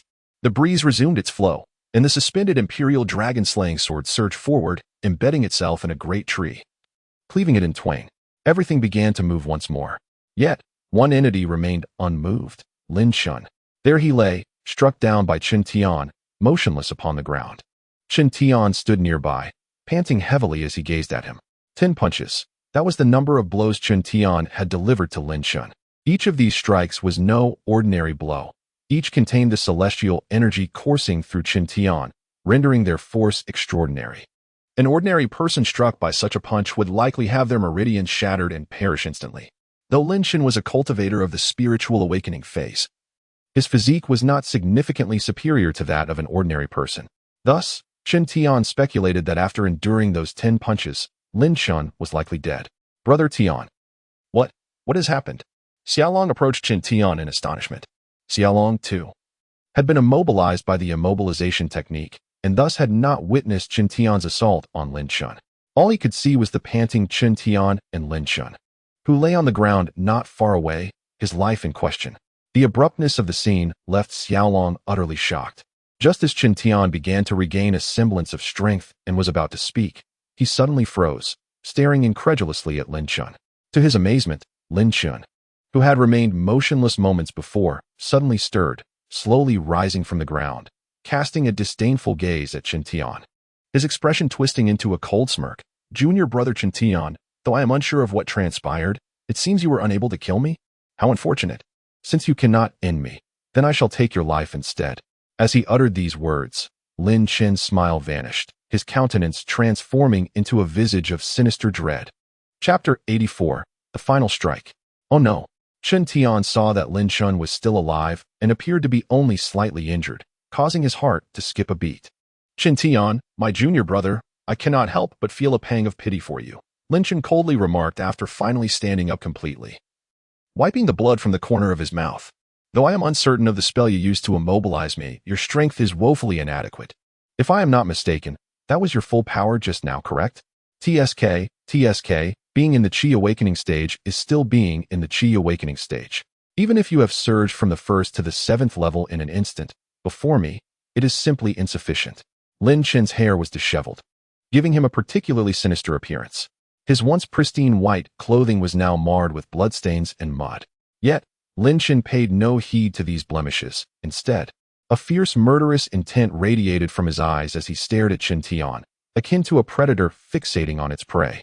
Chen Tian, are you prepared to face my wrath? This time, I shall ensure your demise. Lin Chen was truly enraged, since embarking on his path of cultivation. He had never felt so thoroughly humiliated. More importantly, this humiliation stemmed from someone far weaker than himself, Chen Tian. This realization ignited a torrent of murderous fury within Lin Chen. Chen Tian had become the embodiment of his inner demons. If he did not eliminate Chen Tian, Lin Chen would forever be haunted by this burden and unable to continue his cultivation. Thus, he was resolute in his intention to kill Chen Tian. In a fit of rage, Lin Chen summoned the Emperor's Dragon Slayer sword, which had been lodged in a tree, back to his hand. He frantically channeled his spiritual energy into the blade. Before long, a resounding dragon's roar echoed through the air once more. Lin Chen's gaze turned icy as he brandished the sword and bellowed, "Wretched beast, come forth." As his command rang out, the yellow dragon emerged from the sword, thrashing its tail with renewed vigor. This time, the dragon was not only fully healed, but had also grown to more than double its previous size. Its furious eyes fixed on Chen Tian. Upon witnessing this, a bitter smile crept onto Chen Tian's face. Lin Chen spoke the truth. He had indeed exerted his utmost strength against Lin Chen, yet the disparity in power between the Qi awakening and spirit guiding stages was insurmountable. For the first time, Chen Tian truly felt the vast chasm that existed between different realms in the world of cultivation, a gap so immense it was despairing. Although he had previously faced near-death experiences, he had always managed to escape. Yet now, he was acutely aware of the terror and helplessness that accompanied the approach of death. Was this to be the end of his life? With a despondent smile, Chen Tian summoned the last remnants of his strength and roared at the heavens. But damn it all, I refused to submit. This marked the first time Chen Tian uttered such profanities, and perhaps it would be his last. Just as he vented his frustration, Lin Chen commanded the yellow dragon to charge at him. The colossal dragon swooped down with thunderous might. However, at that moment, a fierce light ignited in Chen Tian's eyes. Resignation was not in his nature. If he were to perish, he would do so fighting with every ounce of strength he possessed. With that thought, Chen Tian unleashed all his celestial power. Even knowing he could not win, even knowing defeat was inevitable, he chose to battle, to strive. In a frenzy of energy, Chen Tian mobilized every scrap of celestial power within him, his skin transforming to a resplendent gold, the hallmark of the celestial race. Though he had not fully integrated the bloodline of the celestial beings and could not manifest his external form, it did not negate the fact that he was indeed a member of that noble lineage. Thus, in this moment of life and death, the emblem of the celestial race revealed itself. It symbolized not only their nature, but also their indomitable spirit. The celestial race, even in death, remains a proud lineage. Yet, upon witnessing Chen Tian's transformation, Han Wuming, lurking in the void above, widened his eyes in terror, his voice trembling as he muttered, "Could it be? This boy possesses celestial blood?" Had Chen Tian heard this revelation, he would have been astonished, for he was the first to recognize Chen Tian's heritage. However, hidden from view, neither Chen Tian nor Lin Chen could detect his presence. After a fleeting moment of panic, Han Wuming burst into laughter, murmuring, "At last, I understand. No wonder this boy seemed so peculiar. He is a descendant of the celestial race. Heavens, are you sending me a grand gift?" With that thought, Han Wuming's gaze towards Chen Tian turned insatiably greedy. Just then, the massive yellow dragon lunged towards Chen Tian, who roared as he summoned every ounce of his power to clash with it.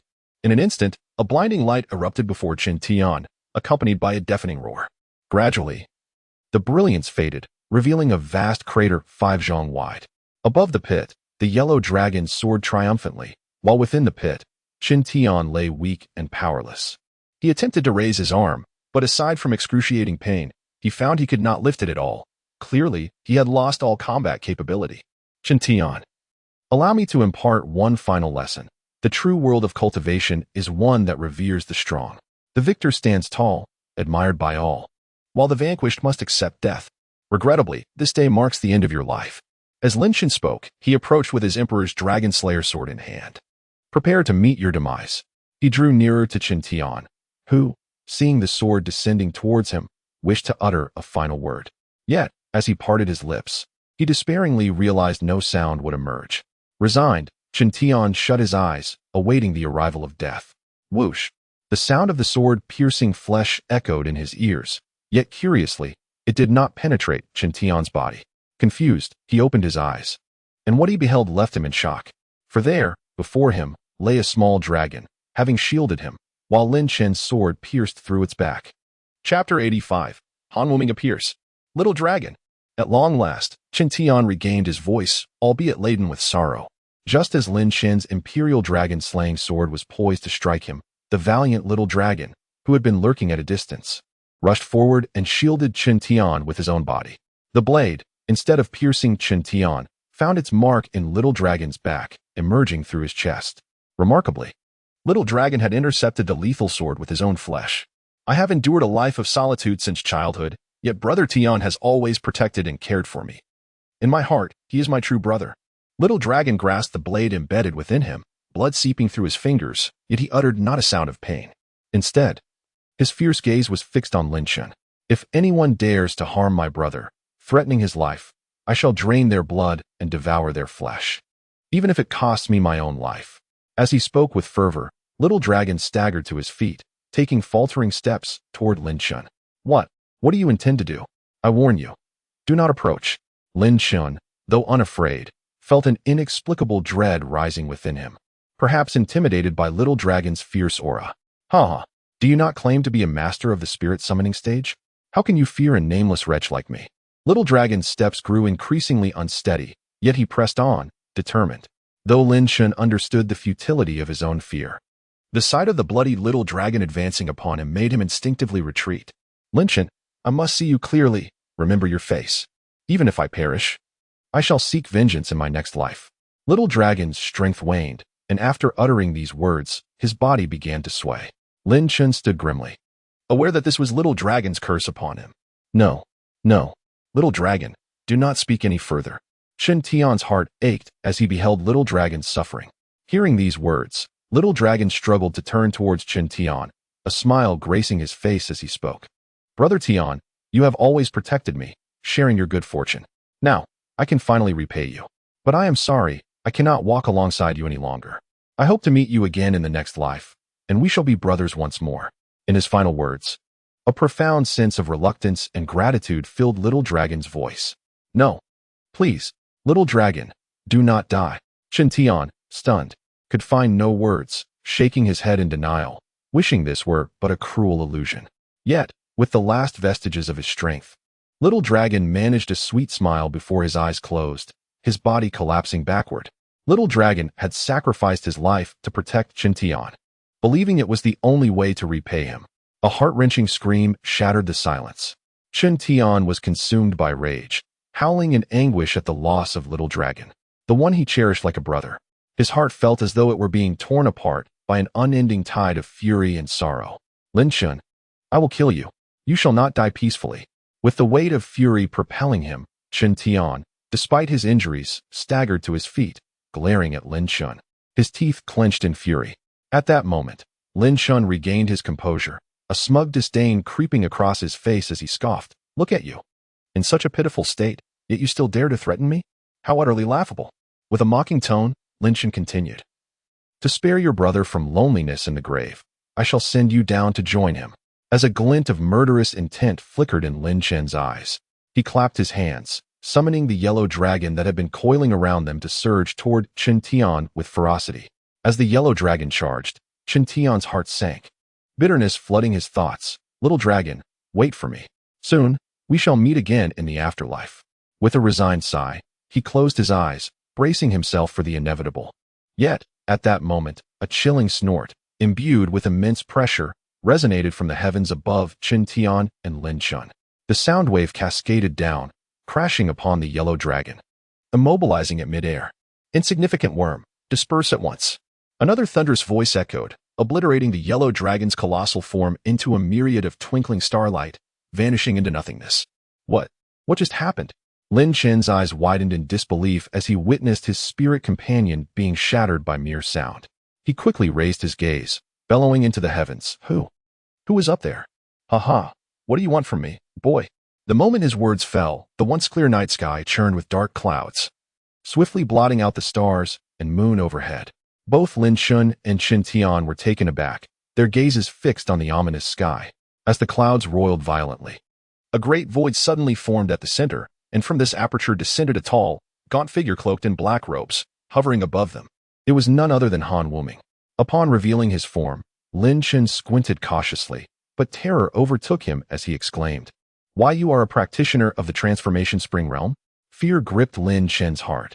He had attempted to probe the man's level of cultivation with his spiritual sense, but it had been forcefully repelled before reaching him. Ordinary practitioners of the spirit gathering stage could not achieve such a feat, indicating that this individual was at least above the transformation spring realm. Though Lin Chen had entered the spirit summoning stage, he was merely at its initial level, and the appearance of this formidable transformation practitioner sent tremors through his body. I did not expect a senior to arrive so unexpectedly. What brings you here? Lin Chen, trembling with apprehension, cautiously inquired, hoping the man was merely passing through and would soon depart. Regrettably, Lin Chen's hopes were dashed as Han Wuming let out a sinister laugh, slowly declaring, Haha, nothing much. I simply came to kill you. Chapter 86, Kneel and Bow. What? Lin Chen's heart jolted upon hearing this, and he hastily raised his head in terror, questioning in confusion, Senior, it seems we have no grievances between us, right? Why, upon our first meeting, do you declare your intent to kill me? Haha, do you wish to know the reason? Very well, I shall enlighten you. Blame it on your offense to this young man. Han Wuming chuckled ominously, gesturing towards Chen Tian. Chen Tian? Lin Chen was taken aback, his body trembling slightly as he spoke again. Senior, do you have some connection with this fellow? Indeed, there is a connection, and a significant one at that. This young man is now affiliated with our Ghost Dao sect, and your offense against him is tantamount to offending our sect. Thus, I must take your life. Is that not a justifiable reason? A glint of cold light flickered in Han Wuming's eyes as he regarded Lin Chen with a knowing smile. What? You claim Chen Tian is a member of the Ghost Dao sect? That is impossible. Cold sweat trickled down Lin Chen's forehead as he shook his head vigorously. He is clearly a disciple of our Xianyu sect. When did he join the Ghost Dao sect? It was not only Lin Chen who was stunned. Chen Tian himself was equally astonished, for he had no recollection of ever joining the Ghost Dao sect. In fact, he had never even heard the name before. Heh. What is this? Are you questioning my words? In response to Lin Chen's bewilderment, Han Wuming countered with an eerie chuckle. No, that is not my intention. It's just. Lin Chen found his mind in disarray, struggling to articulate his thoughts. Enough. Since you refuse to believe me, allow me to present you with proof. With that, Han Wuming produced an object and tossed it to Lin Chen. Lin Chen caught it hastily, but upon glancing at it, he gasped, This is my soul jade token? Indeed, what Han Wuming had revealed was none other than Lin Chen's soul jade token. Now do you understand? This soul jade token was given to me by your esteemed master. And that young man was sold to our Ghost Dao sect by your master using 3 blood spirit pills. As he spoke, Han Wuming did not look at Lin Chen but cast a sidelong glance at Chen Tian, a strange light flickering in his eyes. At that moment, Chen Tian's expression grew increasingly cold. He had indeed surmised correctly. Master Lanyang was no benevolent figure. He had long harbored intentions against him. What Chen Tian did not anticipate was that he would be sold to the Ghost Dao sect. Lin Chen was equally perplexed, rendered speechless by the shock that consumed him. After swallowing hard, he hurriedly pleaded. Junior was unaware that junior brother Chen Tian had joined your esteemed Ghost Dao sect. Thus, everything that transpired was a misunderstanding. I implore you, senior, to spare my life for the sake of my master, Master Lanyang. Lin Chen was exceptionally astute. He invoked Master Lanyang's name to caution Han Wuming against rash actions. Han Wuming, having cultivated for over 200 years, was not oblivious to Lin Chen's intentions. His gaze turned icy as he responded, What? Do you intend to threaten me with that old ghost Lanyang? No, that is not what I meant. Seeing Han Wuming's growing ire, Lin Chen hastily shook his head. Let me tell you, our Ghost Dao sect upholds freedom and fearlessness, despising threats against ourselves. I initially considered sparing your life, but now, it seems I must kill you. Han Wuming's tone grew increasingly frigid. Lin Chen's heart sank, regret washing over him. He had not anticipated that his small cleverness would backfire, inciting Han Wuming's fury further. No, I cannot perish here. I have a promising future ahead. And I aspire to become the master of Xinyu sect. Panic-stricken, Lin Chen began to stealthily retreat, seeking to escape. However, how could such trivial intentions elude Han Wuming's keen observation? At that moment, he spread his hands, revealing a white skull that manifested above them. With a sinister smile, Han Wuming hurled the skull towards Lin Chen. The skull expanded in midair, its eye sockets glowing with a spectral red light as it surged toward Lin Chen. The sight of the colossal skull sent Lin Chen into a panic, his legs giving way as he collapsed to the ground. Spare me, senior. I shall never dare again. In that moment, the proud Lin Chen had long forgotten his previous arrogance. His sole desire was to preserve his life, for he certainly did not wish to meet his end so abruptly. Young man, are you begging for mercy? Han Wuming seemed amused, clapping his hands to halt the skull's advance. He then addressed Lin Chen. Since you so desperately wish to live, you must first demonstrate your sincerity. For instance, kneel and bow to me 100 times, and perhaps I shall consider sparing you. Upon hearing that there might be a chance for survival, Lin Chen's heart leaped with joy. Without a second thought, he collapsed to the ground, fervently bowing to Han Wuming. I was blind and failed to recognize the mighty, offending a disciple of your esteemed sect. I have sinned. Please do not hold it against me, and spare my life. In that moment, Lin Chen was a far cry from his previous haughty demeanor. In his quest for survival, he repeatedly bowed before Han Wuming. Witnessing this scene, Han Wuming turned to Chen Tian with a smile. Young man, do you see this? Earlier, you wagered against him, demanding he kneel and call you grandfather, yet he refused. Now, I merely suggested it, and he obediently complies.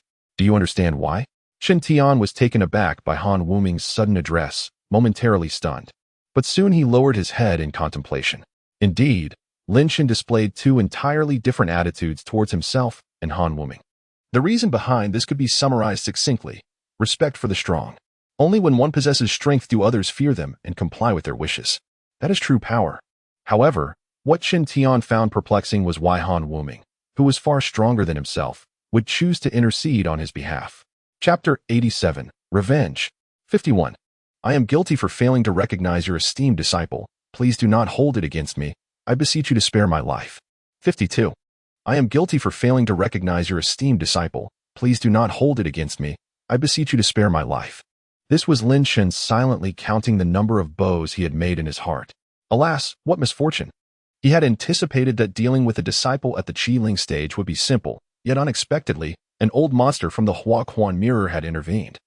Claiming that Chen Tian was a disciple of their ghost Dao sect, and that he must die for offending Chen Tian, Lin Shen lamented inwardly. 57. I am guilty for failing to recognize your esteemed disciple. Please do not hold it against me. I beseech you to spare my life. But for heaven's sake, I do not wish to die. After all, I had just helped the revered master defeat Lan Wu. Upon my return, I would undoubtedly be rewarded, and more importantly, I might earn the master's favor, paving my way to ascend to the position of the sect leader of the Xianyu sect. The mere thought of it filled him with excitement. Thus he resolved that he must survive. He yearned for more. With growing trepidation, Lin Shen hastened his bows. 61. I am guilty for failing to. Ah, how strange. What is happening? My body has suddenly become immobile, so cold enough to freeze me solid. As Lin Shen bowed for the 60th time, wishing to voice another complaint, he suddenly realized he could no longer control his body, as waves of icy chill assaulted him. Once the chill subsided, he attempted to speak, but instead, he coughed up blood. His body involuntarily toppled backward, though Lin Shen was oblivious to the scene. Chen Tian observed everything with clarity. When Lin Shen bowed for the 61st time, Han Wuming had struck. A green light shot into the white skull. In the next moment, the skull dove downward, its gaping maw exhaling a chilling breath towards Lin Shen. This chill was no ordinary cold. Upon contact with Lin Shen, it instantly sealed his meridians and froze the spiritual energy within his dantian. Lin Shen collapsed to the ground, staring in horror at Han Wuming, as if reproaching him for his betrayal. Han Wuming, noticing Lin Shen's gaze, let out a sinister laugh, saying, "Ha ha, kid, do not blame me. I merely stated I would consider it. I never promised to spare you. My apologies, but I have changed my mind. I want you dead." As he spoke, Han Wuming's smile vanished, and a chilling aura emanated from him. Lin Shen was filled with dread. He could hardly believe that the senior, Han Wuming, could be so fickle. However, no amount of struggle would avail him now, as he saw Han Wuming's finger point towards the white skull hovering before him, seemingly ready to issue the command to kill. Wait. At that moment, Chen Tian suddenly called out to Han Wuming. This man does not require your direct intervention. He killed Xiaolong, and I shall personally take revenge. Chen Tian glared at Lin Shen, his eyes blazing with fury. Upon hearing Chen Tian's words, Han Wuming first paused, then nodded indifferently, as if in agreement, beckoning the white skull back. Lin Shen, I have made it clear. I will kill you. After Han Wuming stepped back, Chen Tian moved forward to retrieve the Huang Zhizhanlong's sword, the very weapon that had slain Xiaolong. As he approached Lin Shen, gritting his teeth, the blood of Xiaolong still stained the blade, and with each step Chen Tian took, a droplet of blood dripped down, splattering onto the ground like a vivid crimson flower, creating a haunting scene. No, I do not wish to die. I have so many unfulfilled ambitions. My future is bright. I truly do not want to die. Lying on the ground, Lin Shen could see with utmost clarity the entire process of that droplet of blood falling and splitting. Its vivid red hue signaled the approach of death. Simultaneously, Lin Shen recalled Xiaolong's fierce gaze before his death, clearly awaiting their shared descent into the underworld. With this thought, terror consumed Lin Shen even more, as he seemed to perceive Xiaolong's phantom beside Chen Tian. Just then, Chen Tian reached Lin Shen's side and bellowed like a tempest. Lin Shen, go die? With that, Chen Tian gripped the sword tightly and with all his might plunged it downwards, the Huang Zhizhanlong sword piercing Lin Shen's heart with unerring precision. Lin Shen's eyes widened in disbelief. After a moment of trembling, he finally stilled, succumbing to death. Upon witnessing Lin Shen's demise, Chen Tian cast aside the sword and raised his face to the heavens, calling out, Xiaolong, do you see this? I have killed Lin Shen. I avenged you. Do you see it? Brother Tian has avenged you. As Chen Tian's voice trembled with emotion, Han Wuming, observing Chen Tian's display, felt no twinge of empathy. Rather, the strange light in his eyes intensified. After a long while, Chen Tian finally calmed himself. Turning to Han Wuming with a deep bow of gratitude. Thank you, Senior, for stepping forward on my behalf, enabling me to exact my revenge. From this day forth, I shall be a member of the Ghost Dao sect and serve it diligently. From their brief exchanges, Chen Tian understood that the Zhenyang Jinren had sold himself to the Ghost Dao sect in exchange for 3 blood spirit pills. Though this decision left him feeling powerless, in light of Han Wuming avenging him, he reluctantly agreed to accompany him back to the Ghost Dao sect. However, at that moment, Han Wuming erupted into a sinister laugh. Ha ha. Kid, did you think I helped you kill that fellow solely because you joined our Ghost Dao sect? Huh? Upon hearing this, Chen Tian was momentarily taken aback and asked in confusion, Then, may I inquire, Senior, was there another motive? Indeed, there is. Han Wuming replied with an enigmatic smile. I merely wish to make a trade. Your body for a transaction. With that, Han Wuming's gaze toward Chen Tian became insatiably greedy. Chapter 88. One wave fades, another rises. Senior. What do you mean by that? Chen Tian was taken aback, instinctively retreating a step, and coldly asked, What do you mean by trading my body? Kakik, it's quite simple, Han Wuming replied, hastily following Chen Tian's retreat with a sinister grin. I will assist you in avenging your brother by eliminating that brat, but you cannot expect me to act without compensation, can you? I must receive some form of reward. After all, so, is the reward you speak of wanting my body? Observing the increasingly greedy glint in Han Wuming's eyes, Chen Tian finally understood his intentions. A chill running through his heart. Kakik, precisely. Han Wuming chuckled, nodding his head. Had I not intervened, you would have met your demise as well. Thus, allowing you to avenge yourself before your end is indeed a fair transaction. Wouldn't you agree? Chen Tian's expression darkened completely as he spoke. Senior. May I ask another question? Kakik, go ahead. I am but a humble disciple in the awakening stage, while you, Senior, are a master of the transformation stage. Why do you covet my body so? Upon hearing this, Chen Tian fixed his gaze intently on Han Wuming. Kakik, child, do not feign ignorance. You may deceive others, but not me. Han Wuming's sinister smile widened. You possess the bloodline of the celestial race, do you not? You, how did you know? Chen Tian was taken aback. Kakik, it matters not how I came to know. Simply answer yes or no. After scrutinizing Han Wuming's gaze, Chen Tian realized he could no longer conceal the truth. He coldly nodded and said, Indeed, but what of it? What of it? Han Wuming shook his head with a look of regret. What a waste of a precious treasure. Although you have integrated the celestial bloodline, it appears you have not fully completed the fusion. Otherwise, a mere awakening stage individual would pose no challenge to you. Even hundreds would fall at your fingertips. Hence, your celestial bloodline is squandered within you. It would be far better off with me, ensuring it is put to good use. It was clear that Han Wuming had set his sights firmly on Chen Tian's body. Chen Tian felt a surge of panic. After the recent battle, he had completely grasped the vast disparity between realms. Just a single awakening stage opponent like Lin Shen had proven difficult for him to contend with. Facing Han Wuming, a master of the transformation stage, he felt utterly hopeless. A direct confrontation was out of the question. Chen Tian's mind raced as he sought an alternative means of survival. Child, what are you pondering? Noticing Chen Tian's silence and contemplative demeanor, Han Wuming retracted his smile, his voice turning cold. Chen Tian was jolted from his thoughts and tentatively asked, As a junior, I lack understanding. May I request further guidance from you, Senior? Why so many trivialities?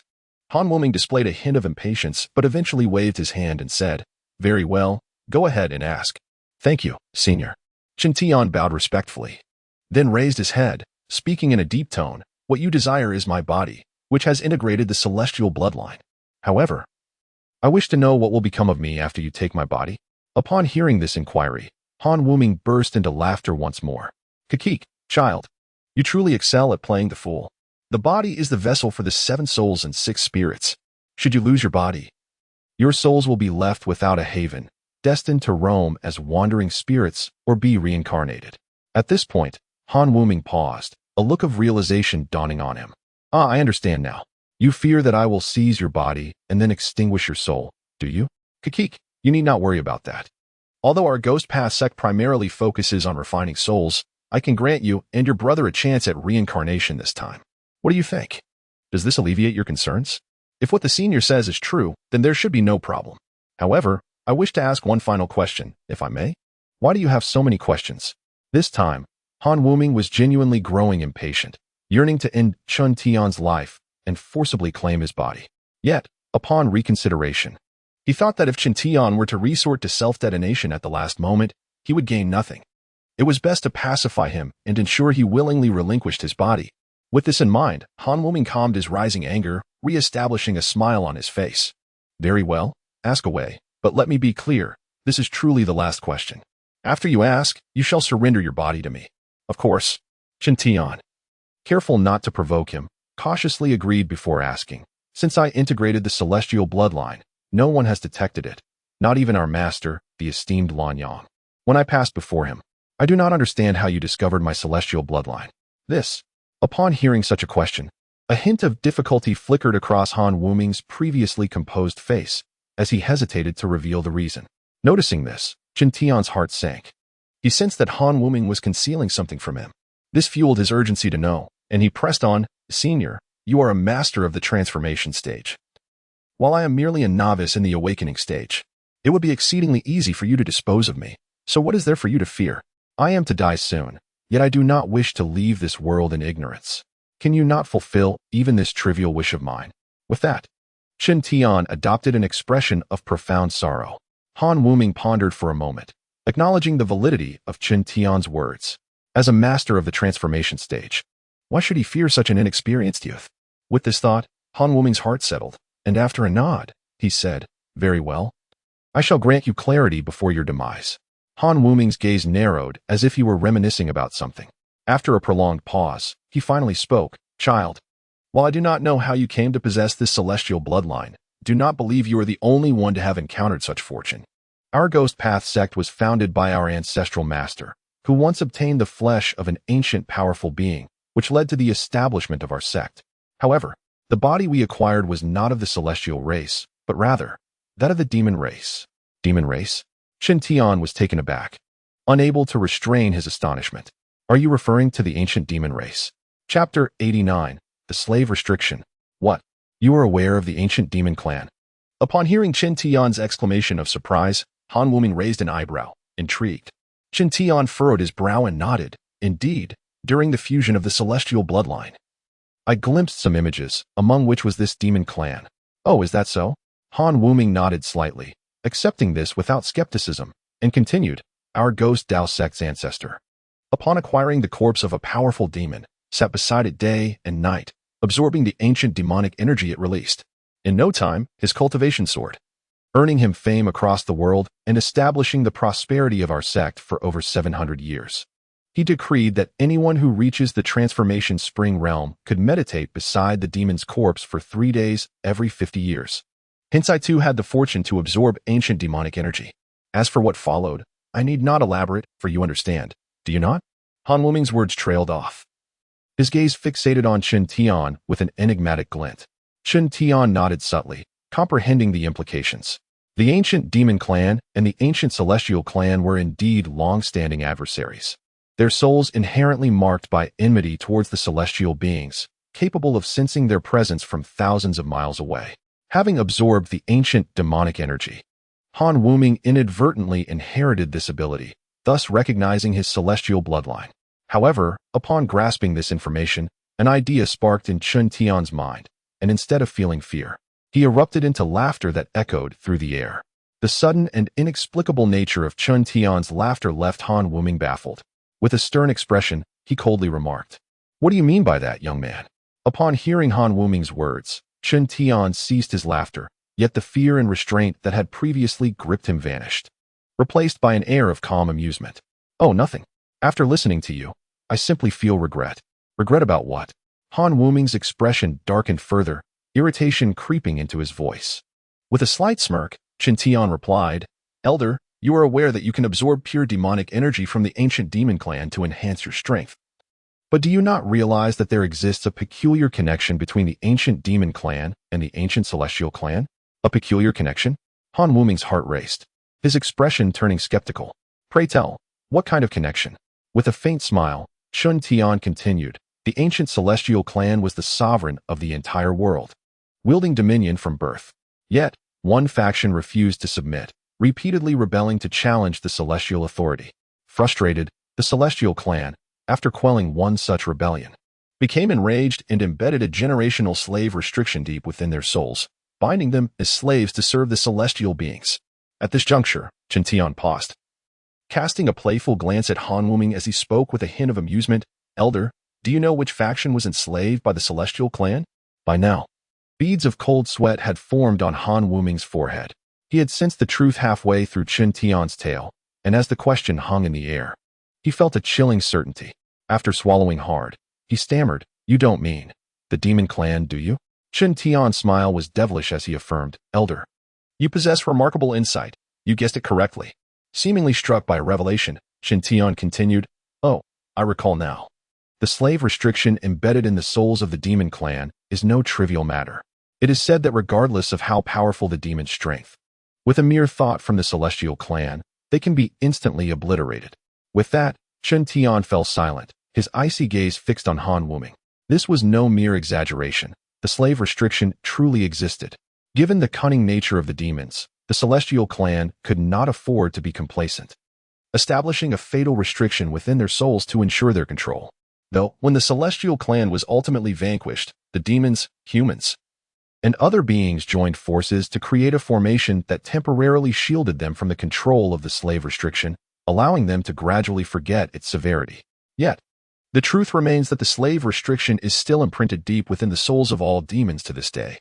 After hearing Chen Tian's words, Han Wuming was overtaken by astonishment, hastily exclaiming, "Do not attempt to deceive me. Even so, what of it? The demon clan may be enslaved, but I am human, not a demon. I surely bear no such restriction." "Not so fast," Chen Tian countered with a knowing smile, shaking his head. "Elder, have you already forgotten your earlier words? You merely absorbed some demonic energy from the ancient demon clan, inheriting the ability to sense the celestial presence. Conversely, could it not be possible that the slave restriction inadvertently seeped into your soul as well?" At this revelation, Han Wuming's eyes widened in terror. Chen Tian's reasoning held a certain validity. Having acquired the ability to sense the celestial presence, it was indeed conceivable that the slave restriction could have also transferred. Realizing this, Han Wuming was engulfed in dread, losing his earlier composure. He glared at Chen Tian, his voice laced with venom. "Even if I bear the slave restriction, what does it matter? You are not a true descendant of the celestial clan. Do you truly believe you can wield that restriction?" This was Han Wuming's last glimmer of hope, to rely on Chen Tian's incomplete celestial body, assuming it would render the restriction dormant. Observing the fear etched on Han Wuming's face, Chen Tian's expression turned frigid as he replied coldly, "Indeed, Elder, I am uncertain whether I can control that slave restriction. Hence, I intend to test it, unless you object." "You dare." Han Wuming's fear intensified at Chen Tian's words. Regret washed over him for having divulged so much information to this young man. Yet, as his remorse faded, a murderous intent surged within him. In an instant, Han Wuming's figure blurred as he lunged toward Chen Tian, convinced that if he could eliminate him now, it would not be too late. Chapter 90. Initiation in a state of urgency. Han Wuming could no longer afford to hold back. He unleashed all his magical power in a moment of explosive intensity, racing towards Chen Tian like a thunderbolt. He fervently thought to himself, "I must stop this brat before he attempts anything." Regrettably, despite his desperate haste, he was still a step too late. As he approached within 10 feet of Chen Tian, a brilliant golden light suddenly erupted from Chen Tian's body. This radiant light shone like the morning sun, instantly dissolving the dark demonic energy surrounding Han Wuming. Bathed in this golden illumination, Han Wuming was engulfed by excruciating pain that tore through his body, leaving him in agony. Yet, he did not retreat. Instead, he fixated on the source of the golden light, continuing to inch closer to Chen Tian. However, his speed significantly diminished, each step forward exacerbating the pain he endured. Observing Han Wuming's relentless approach, Chen Tian's expression shifted. He realized he was still too weak to confront him. Nevertheless, Chen Tian was not one to easily concede defeat. Gritting his teeth, he seemed to have made a resolute decision. With a mental command, the celestial bone tablet residing in his dantian burst forth, hovering above his head and beginning to rotate slowly. This bone tablet, belonging to an immortal, contained an immeasurable purity of celestial energy. However, most of it had been expended when Chen Tian initially fused with the celestial bloodline, leaving only a fraction behind. Although he had preferred not to tap into this remaining energy, the dire situation left him no choice. He would utilize it all. As the bone tablet hovered above him, Each rotation released waves of pure celestial energy that seeped into his body. With this infusion, the golden light emanating from Chen Tian intensified and became even more resplendent. You brat, not only will I kill you, but I will also turn your bones into artifacts. Imprison your soul. I shall ensure you never attain rebirth. The overwhelming celestial energy ignited Han Wuming's suffering, and he unleashed a furious tirade towards Chen Tian. Yet, Chen Tian paid him no heed. He closed his eyes, clearing his mind, and began to attune himself to the presence of the slave seal. Truth be told, even Chen Tian harbored doubts about the existence of this seal. After all, his celestial bloodline had not fully merged, and Han Wuming only possessed half of a demonic lineage. Thus, Chen Tian's current actions felt more akin to a gamble. Should he win, he could continue to live. If he lost, the outcome was unmistakable. He would be obliterated by Han Wuming. The odds of this gamble stood at 50-50. Yet, for Chen Tian, this probability felt remarkably high. After all, without taking the risk, he would assuredly lose. Now, at least he possessed a chance. With this thought, Chen Tian cleared his mind once more, wholly dedicating himself to seeking that elusive 50% chance of survival. Just then, Han Wuming had already closed the distance to less than a foot away from Chen Tian, as if a mere reach could bring him within grasp. The ferocity on Han Wuming's face intensified. However, at that very moment, Chen Tian, who had been keeping his eyes shut, suddenly opened them, exclaiming in delight, "I found it." With that, Chen Tian's hands moved rapidly, casting intricate and profound spells into Han Wuming's body. It hurts, brat. What are you doing? Upon receiving these spells, the once jubilant Han Wuming now cried out in agony. Yet, Chen Tian ignored him, his hands continuing to weave spells with increasing speed.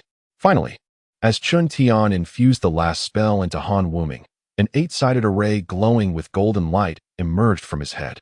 "This is the slave seal," Chen Tian exclaimed in elation. His suspicions were confirmed. After absorbing the ancient demonic energy, Han Wuming had also inherited the slave seal. Seeing the seal manifest, Chen Tian felt a surge of confidence. He gathered all the celestial energy within him and directed it towards the 8-sided array. Instantly, the array shimmered with blinding golden light, ancient characters emerging and beginning to rotate slowly. Chen Tian felt another wave of joy. He knew he was close to activating the slave seal. At that moment, Han Wuming's fate would be entirely in his hands.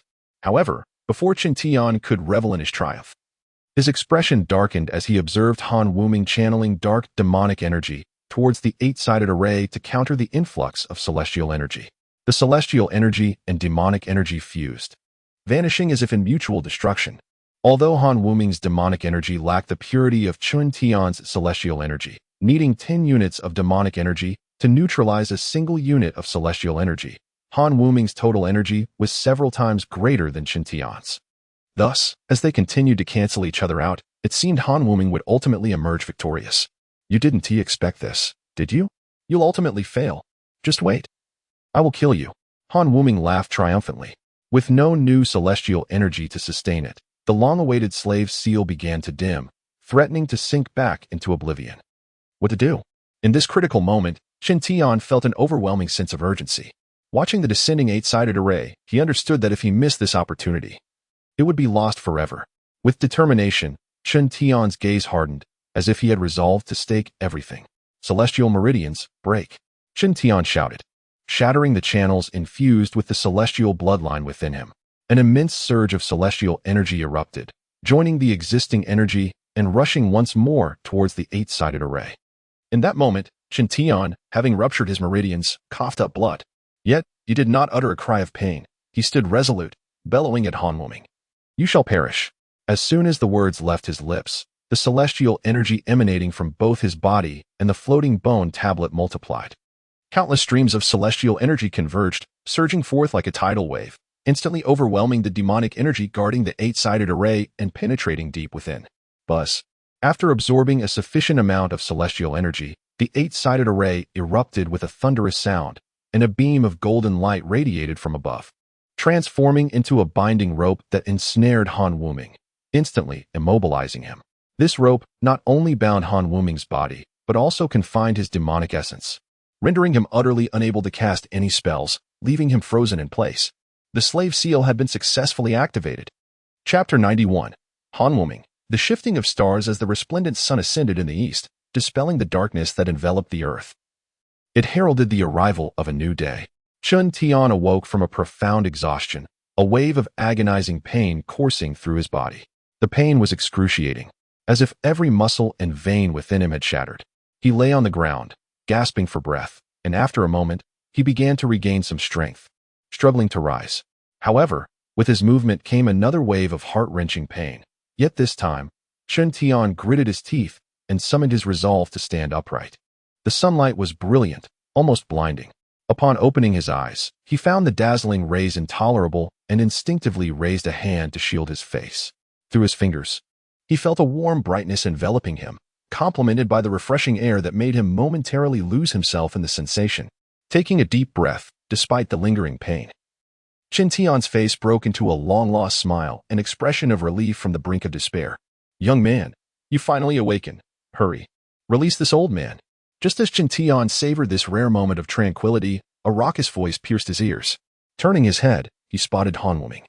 His expression dark and sullen, standing still, while above him, the eight-sided array of the slave seal continued to spin ominously. At that moment, Han Wuming felt a profound sense of frustration. The night before, he could never have imagined that he would be bested by a mere fledgling in the Qiling stage. And worse, that he would be subjected to a slave seal. Despite having cultivated to the late stage of the transformation fountain realm, he found himself utterly unable to break free from this binding, and after a long night of futile attempts, fatigue had taken its toll. "Ah, Senior, good morning." Chen Tian disregarded the fury radiating from Han Wuming's face and instead began to jest. "Young man, do not get too pleased with yourself. The day I rid myself of this cursed thing, I shall make you wish you had never been born." Han Wuming's gaze turned icy as he threatened Chen Tian with malevolence. Upon hearing this, Chen Tian's smile vanished, his expression darkening as he coldly replied, "Senior, I address you as such out of respect, but do not mistake my courtesy for fear. Do you truly not understand your current predicament?"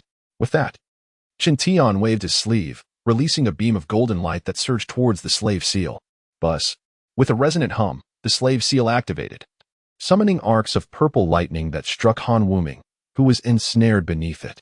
These lightning bolts were peculiar. They did not target his physical form, but instead assaulted his very soul. Instantly, an indescribable agony surged from the depths of Han Wuming's spirit, leaving him in excruciating torment.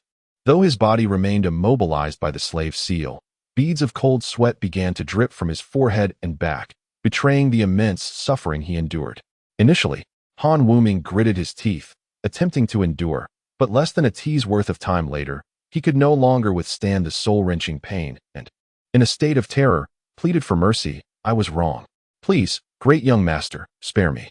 Upon hearing Han Wuming's pleas, Chen Tian's lips curled into a smirk as he unleashed another beam of golden light, causing the purple lightning to dissipate.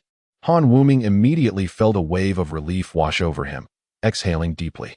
After allowing Han Wuming a moment to recover, Chen Tian raised an eyebrow and inquired, "By the way, I still do not know your name. Pray, do enlighten me." "Humph. My name is not something for a mere child like you two," Han Wuming began. But realizing the potential consequences of offending Chen Tian again, he hesitated. After a brief moment of contemplation, he donned a facade of subservience, smiling, "I am Han Wuming. At your service, master." "Wait, did I hear you correctly, master?" Chen Tian's expression shifted to one of astonishment upon hearing Han Wuming's words. "Hee, what a delightful jest, master. Since you activated the slave seal upon me, I am henceforth your servant, so calling you master is only fitting, is it not?" Han Wuming continued to ingratiate himself. Chen Tian felt a pang of confusion. Just moments ago, Han Wuming had been brimming with arrogance, and yet within such a short span, his demeanor had transformed entirely. Observing Han Wuming closely, Chen Tian discerned a flicker of malevolence hidden behind his forced smile, and a realization dawned upon him. If I am not mistaken, you intend to buy time, to bide your moment before seeking to eliminate me, do you not?" Chen Tian regarded Han Wuming with a cold snort. At these words, Han Wuming's heart sank. He had not anticipated that Chen Tian would be astute enough to perceive his intentions so swiftly. Indeed, how could Han Wuming, a practitioner of the transformation fountain realm, accept being subordinate to a mere fledgling? Thus, he resolved to placate Chen Tian, to mislead him, all the while searching for an opportunity to break free from the shackles of the slave seal and exact his vengeance upon Chen Tian. Yet, unfortunately for Han Wuming, His instinct to deceive Chen Tian, as if he were a naive child, sealed his fate. Chen Tian, having witnessed the world's harsh realities and myriad of human behaviors, would not be so easily duped by such a lowly ploy. Instead, it ignited within him an insatiable thirst for vengeance. It seems keeping you alive serves no purpose. Rather than risk you finding an opportunity to slay me later, I would be better off eliminating you now. A chilling glint flickered in Chen Tian's eyes as he picked up Lin Chen's Imperial Dragon-slaying sword and advanced towards Han Wuming. Seeing the frost-like glimmer in Chen Tian's gaze, Han Wuming realized that Chen Tian was indeed serious, and a surge of panic gripped him. He hastily exclaimed, "Young master, I was wrong. I truly was wrong. Please grant me another chance. I will wholeheartedly serve you as your slave. I beg you, do not kill me." Upon hearing this, Chen Tian paused before Han Wuming, his gaze sharpening as he queried, "Is that truly your word?" Chapter 92, Becoming a Servant. Truly, truly, truly. It is indeed more genuine than pearls. Han Wuming nodded fervently, seemingly anxious for Chen Tian to believe him. Observing his demeanor, a subtle smirk appeared at the corner of Chen Tian's mouth, which quickly shifted to a serious expression as he coldly remarked, "Words alone are not enough. Surely you do not expect me to accept your claim without proof?" Han Wuming found himself in a quandary. After contemplating for a moment, he seemed to muster a resolve, earnestly declaring to Chen Tian, "Very well, to demonstrate my sincerity, I shall willingly surrender my soul to you. What do you say? Do you truly wish to offer your soul?" A glimmer of excitement flickered in Chen Tian's eyes as he eagerly pressed on. In truth, this was the very statement Chen Tian had been awaiting. Although he had activated the enslavement restriction within Han Wuming's body just before losing consciousness the previous night, the restriction had only been partially completed due to Chen Tian's incomplete fusion with the celestial bloodline and Han Wuming not being a true demon. Thus, while Chen Tian could restrain Han Wuming or punish him with purple lightning, he could not instantaneously end Han Wuming's life with mere thought without the latter's soul. If Han Wuming were to voluntarily offer his soul, it would enable Chen Tian to fully realize the enslavement restriction, allowing him to accept Han Wuming as a servant without worry. At that point, regardless of Han Wuming's cultivation level, if he ever harbored ill intentions towards Chen Tian, the latter could extinguish him from afar with but a thought. With such assurance, Chen Tian would no longer fear betrayal. Seeing the joy on Chen Tian's face, Han Wuming felt a pang of bitterness, yet he recognized that the initiative was no longer in his hands. Reluctantly, he nodded, saying, "Indeed, I willingly offer my soul to become your servant, master." With this affirmation, Chen Tian felt a profound relief. He extended his right hand, which suddenly radiated a golden light, and coldly commanded, "Now hand it over."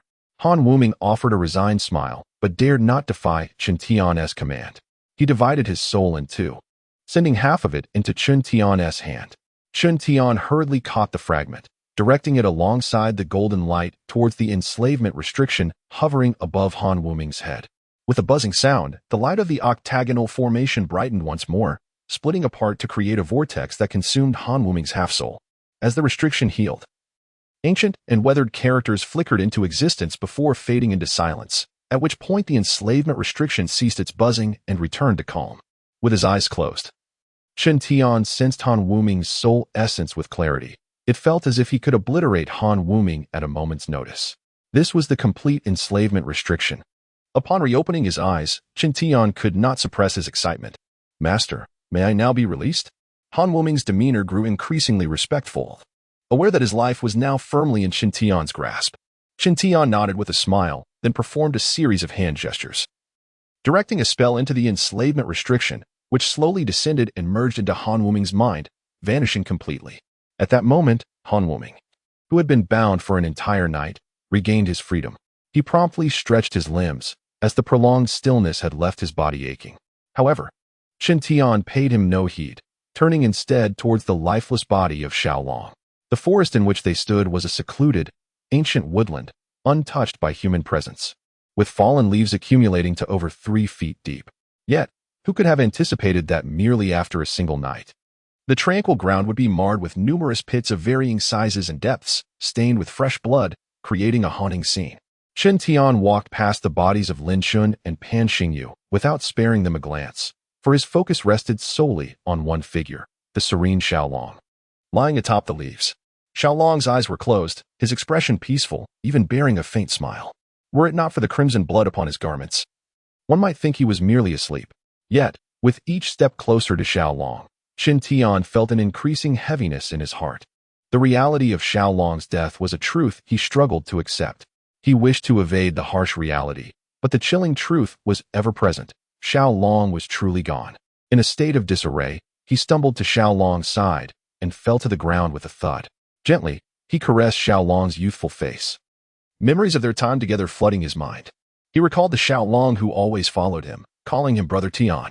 The Xiaolong who was timid and would tremble in fear during thunderstorms, clinging to his clothes. The Xiaolong who always thought of him, waiting to share delicious food upon his return. Yet, in an instant, all of that had vanished. Chen Tian's heart ached as if it were being cleaved in two. He clenched his fists in frustration, wishing to punish himself. He believed Xiaolong's fate was his fault. If only he had not brought Xiaolong to Xianyu sect. If only he had been stronger, perhaps the outcome would have been different. Gazing vacantly at the sky, he silently pleaded for the heavens to provide him with answers. How he longed for Xiaolong to awaken. But could such a humble wish ever be granted? Chen Tian sighed deeply. Master, may I speak? Han Wuming had appeared behind Chen Tian at some point. What is it? Speak. Chen Tian did not turn around, still fixated on Xiaolong's peaceful visage, his tone icy. After a brief pause, Han Wuming cautiously continued, In truth, Master, I might possess a method to bring your brother back to life. Chapter 93. The Art of Soul Severing and Life Renewal. What? Please repeat that. Chen Tian exclaimed, his heart racing with disbelief. He turned to Han Wuming, fixing him with an intense gaze. Although Chen Tian was young, he exuded an aura of formidable determination that left Han Wuming feeling a sense of gravity. Han Wuming, wary of the atmosphere, responded with utmost respect, Master. I mean to say that I possess a method to resurrect your brother. Upon comprehending the revelation, Chen Tian's initial shock gave way to overwhelming joy. He sprang to his feet, grasping Han Wuming's arm, and urgently inquired, Please tell me, what is this method? Sensing the urgency in Chen Tian's demeanor, Han Wuming wasted no time and spoke candidly, Master, you may not be aware, but in the Ghost Path sect to which I belong, we cultivate techniques that intertwine with the realms of heaven, earth, and the spirits of the deceased.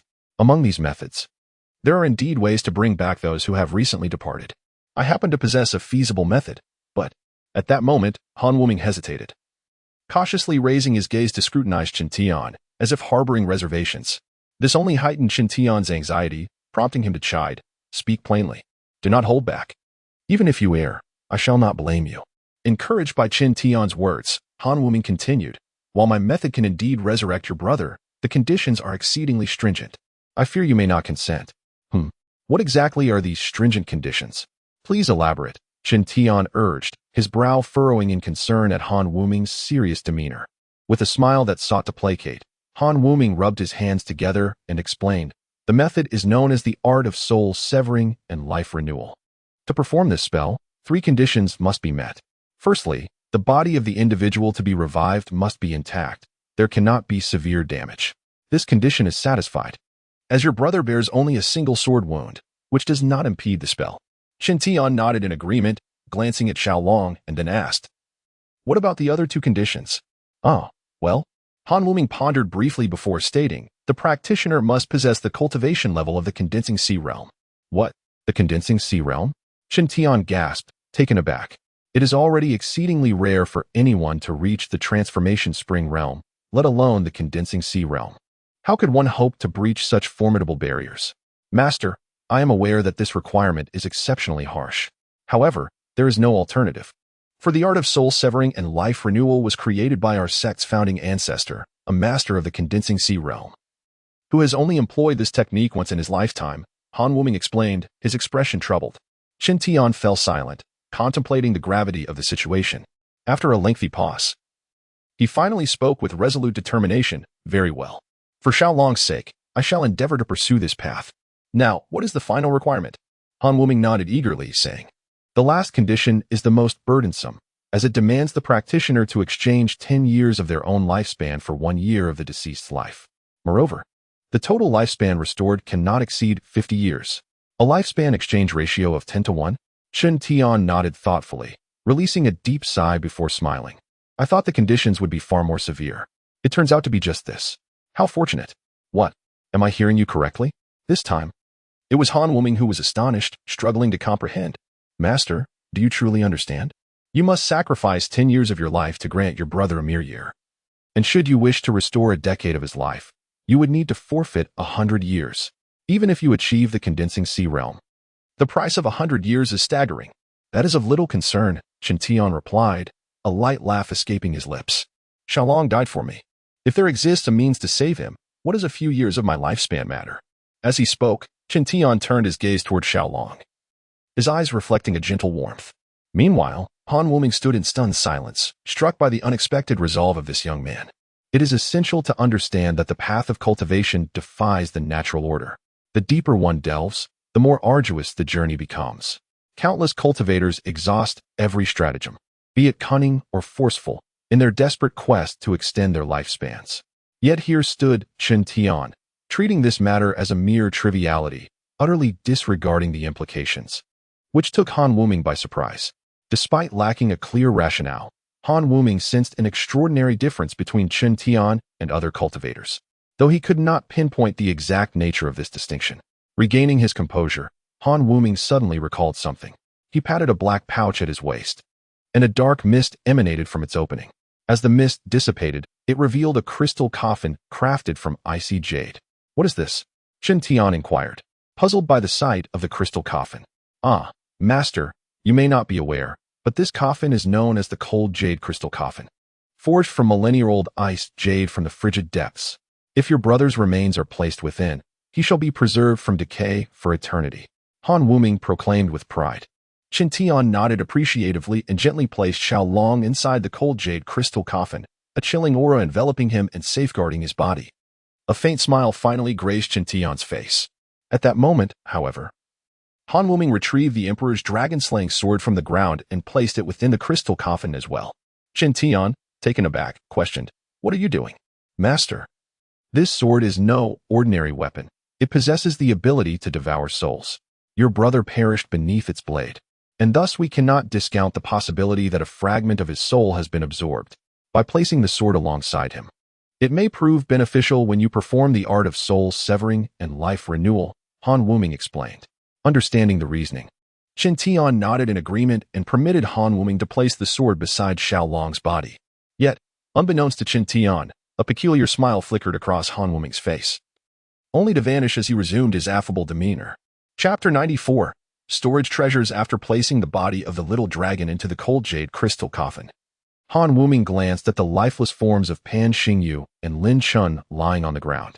He respectfully inquired of Chen Tian, "Master, how should we handle these individuals?"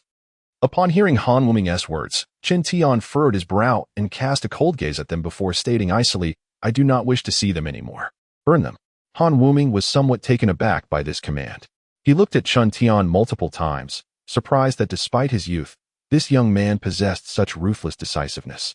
However, Han Wuming was no benevolent soul either, so upon receiving Chen Tian's directive, he did not hesitate. With a sinister chuckle, he approached the bodies of Pan Xingyu and Lin Chen.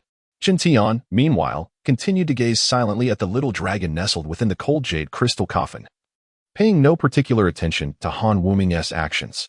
To be honest, Chen Tian was not concerned about Han Wuming betraying him, for after activating the complete slave seal, no matter how much more powerful Han Wuming was, a mere thought from Chen Tian could easily obliterate him.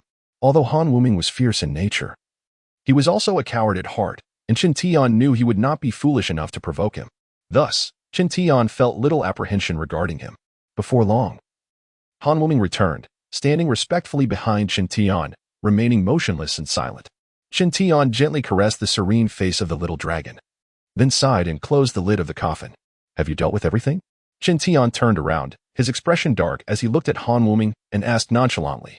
Han Wuming, not daring to be negligent, quickly bowed and replied respectfully, "Reporting to Master, I have incinerated the 2 bodies with purgatorial ghost fire, ensuring that even cultivators from the transformation mirror will find no trace here." Upon hearing this, Chen Tian lifted his gaze to the empty ground before him. Indeed, the bodies of Pan Xingyu and Lin Chen had vanished, and even the bloodstains on the ground had been completely eradicated.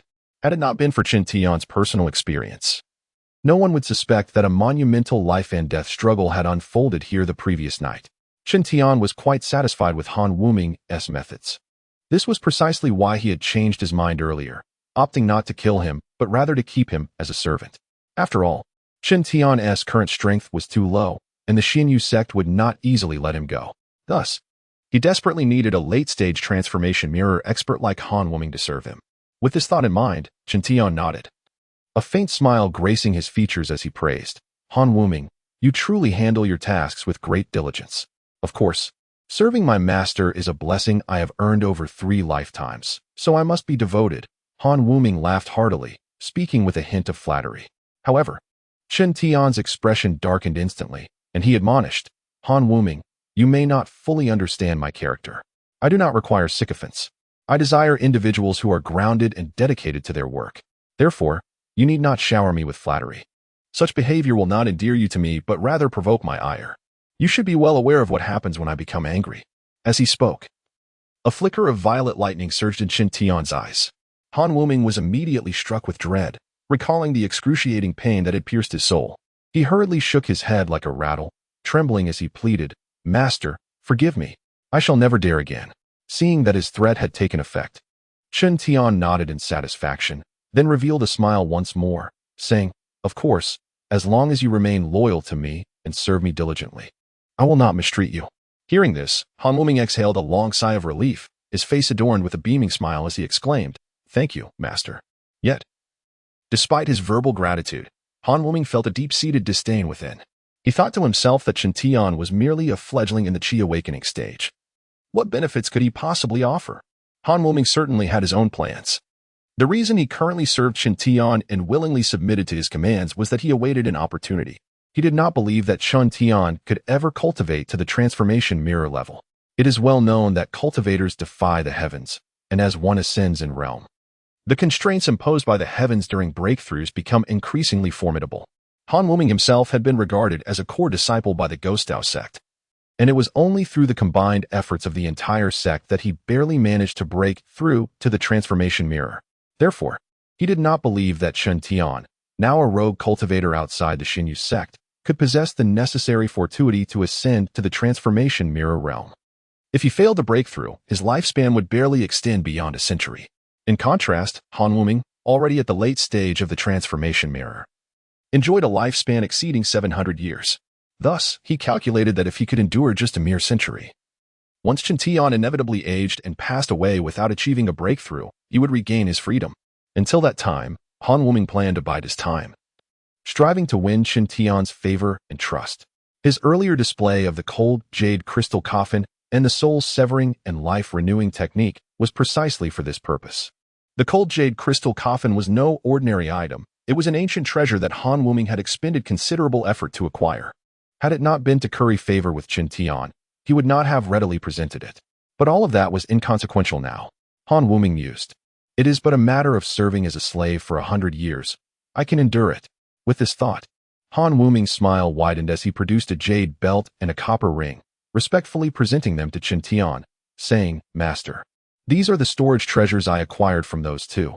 I have not examined their contents and present them to you. As Chen Tian beheld the items Han Wuming offered, curiosity surged within him. He knew that Pan Xingyu and Lin Chun were scions of prominent families, having received numerous rewards from the Xinyu sect. Thus the treasures within were likely abundant. Chen Tian reached for the jade belt and copper ring, examining them for a moment before inquiring with a puzzled expression. How does one activate these?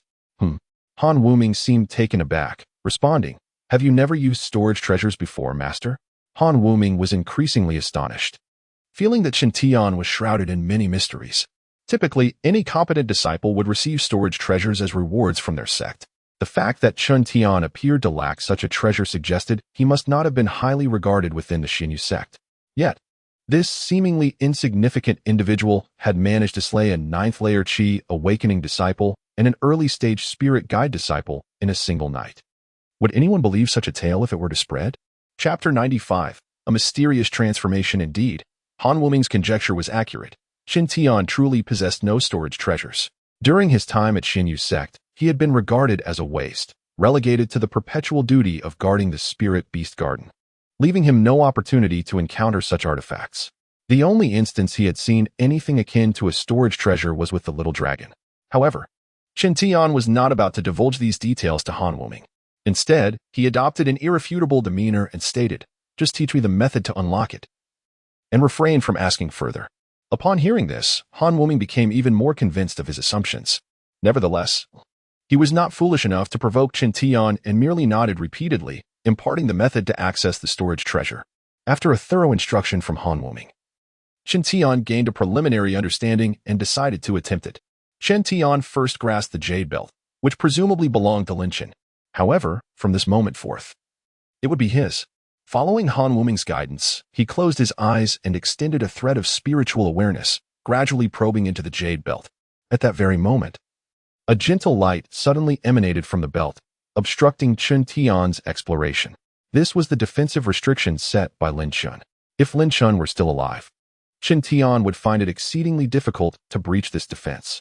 Yet, with Lin Chen's demise, the restriction's power had significantly weakened, allowing Chen Tian to penetrate it with relative ease. Instantly, all the items within the jade belt were laid bare before Chen Tian's spiritual awareness. As expected of a disciple in the spirit gathering stage, Lin Chen had amassed a wealth of valuable items. Chen Tian conducted a cursory examination and discovered nearly 1,000 celestial crystals and dozens of bottles containing various spirit pills. However, these did not pique his interest. What truly exhilarated him was the sight of a resplendent golden bow and arrow, along with a violet long sword tucked away in a corner of the belt, both of which were likely magical treasures. Honestly, Chen Tian had been lamenting the scarcity of reliable magical artifacts, and these two items were precisely what he needed. After withdrawing his spiritual awareness with a sense of satisfaction, he then picked up the copper ring, which was Pan Xingyu's storage treasure. Following the same procedure as before, Chen Tian effortlessly delved into the copper ring. To his disappointment, however, he found no magical treasures within Pan Xingyu's ring. This was somewhat expected, as Pan Xingyu was only at the 9th level of the spirit awakening stage, without breaking into the spirit gathering stage. It was reasonable that he could not wield any formidable treasures. Although devoid of magical artifacts, Pan Xingyu, as a member of a prominent family, possessed a veritable mountain of enhancement pills and celestial crystals within the copper ring, their quantity exceeding that of Lin Chen's by more than double. It seemed that Pan Xingyu's rapid cultivation growth was indeed attributable to his daily consumption of these spirit pills. Truly, he was a product of a wealthy lineage. Nonetheless, all of these items now belonged to Chen Tian. After once again retracting his spiritual awareness, a faint smile blossomed on Chen Tian's lips. This haul was indeed substantial. Not only had he enslaved Han Wuming, an old monster in the later stages of the transformation mirror, but he had also acquired the storage treasures and their contents from both Pan Xingyu and Lin Chen. The sole source of sorrow for Chen Tian was the loss of the little dragon, who had perished under Lin Chen's sword while protecting him. Fortunately, he had obtained the soul-severing and life-renewing technique from Han Wuming, offering him a chance to revive the little dragon in the future. Thus, the only task that remained for Chen Tian was to diligently enhance his own strength, which was of utmost importance. As he contemplated this, a glimmer of resolute determination sparked in his deep-set eyes. At that moment, Han Wuming cautiously inquired, "Master, what shall we do next?" Responding to this, Chen Tian returned to the present, pondering for a while before replying, "I need to meditate for a bit. You shall guard me." "Yes, the old servant understands." Han Wuming nodded with utmost reverence, aware that he could not contravene any of Chen Tian's commands. Observing Han Wuming's obedient demeanor, Chen Tian nodded in approval before settling down cross-legged. To be candid, the previous night, when activating Han Wuming's slave restriction, Chen Tian had depleted his celestial energy, causing a rupture in his hard-earned celestial bloodline. Since that moment, he had sensed something amiss within his body, but he had not found the opportunity to investigate until now. With some time finally to spare, Chen Tian intended to conduct a thorough examination. With this thought, he slowly closed his eyes, sending forth his spiritual awareness to introspect within his own body. Meanwhile, Han Wuming dutifully circled around Chen Tian, vigilant against any disturbances in their surroundings. However, during rare moments of respite, Han Wuming would steal glances at Chen Tian, noticing the varied expressions that crossed his face. Initially, Chen Tian appeared somber, then puzzled, followed by deep contemplation, and finally, a serene demeanor. It was as if Chen Tian's state of mind shifted with each passing moment, piquing Han Wuming's curiosity about what was transpiring within him. After a while, Chen Tian finally opened his eyes, revealing a wry smile of resignation. He felt a sense of dismay. having discovered that the portion of his celestial bloodline he had merged with had suffered severe damage, rendering him unable to condense celestial energy any longer. This was an exceedingly unfortunate situation. Chen Tian had not anticipated that the consequences of his reckless actions the previous night would be so dire. Originally, he had fantasized about the day he would accumulate sufficient celestial energy to visit the Ghost Path sect and enslave all its disciples as he had with Han Wuming. However, it now seemed that such aspirations were beyond his reach. Chen Tian had just attempted to refine celestial energy using the celestial transformation technique, only to find it utterly impossible. The extent of damage to his celestial bloodline had far exceeded his expectations. This was a misfortune, yet it was accompanied by an unexpected stroke of good fortune. Chen Tian was astonished to discover that his innate talent for cultivation had inexplicably improved dramatically. During his time at Xinyu sect, he had been labeled a waste precisely due to his notoriously poor cultivation aptitude. Yet now, upon re-evaluating his body, he found that his previously abysmal cultivation talent had inexplicably transformed for the better. Attempting to practice briefly, Chen Tian was astonished to find that a mere thought allowed him to draw forth the spiritual energy of the heavens and earth, flowing into him in a relentless surge, effortlessly converting into pure spiritual essence for his own use.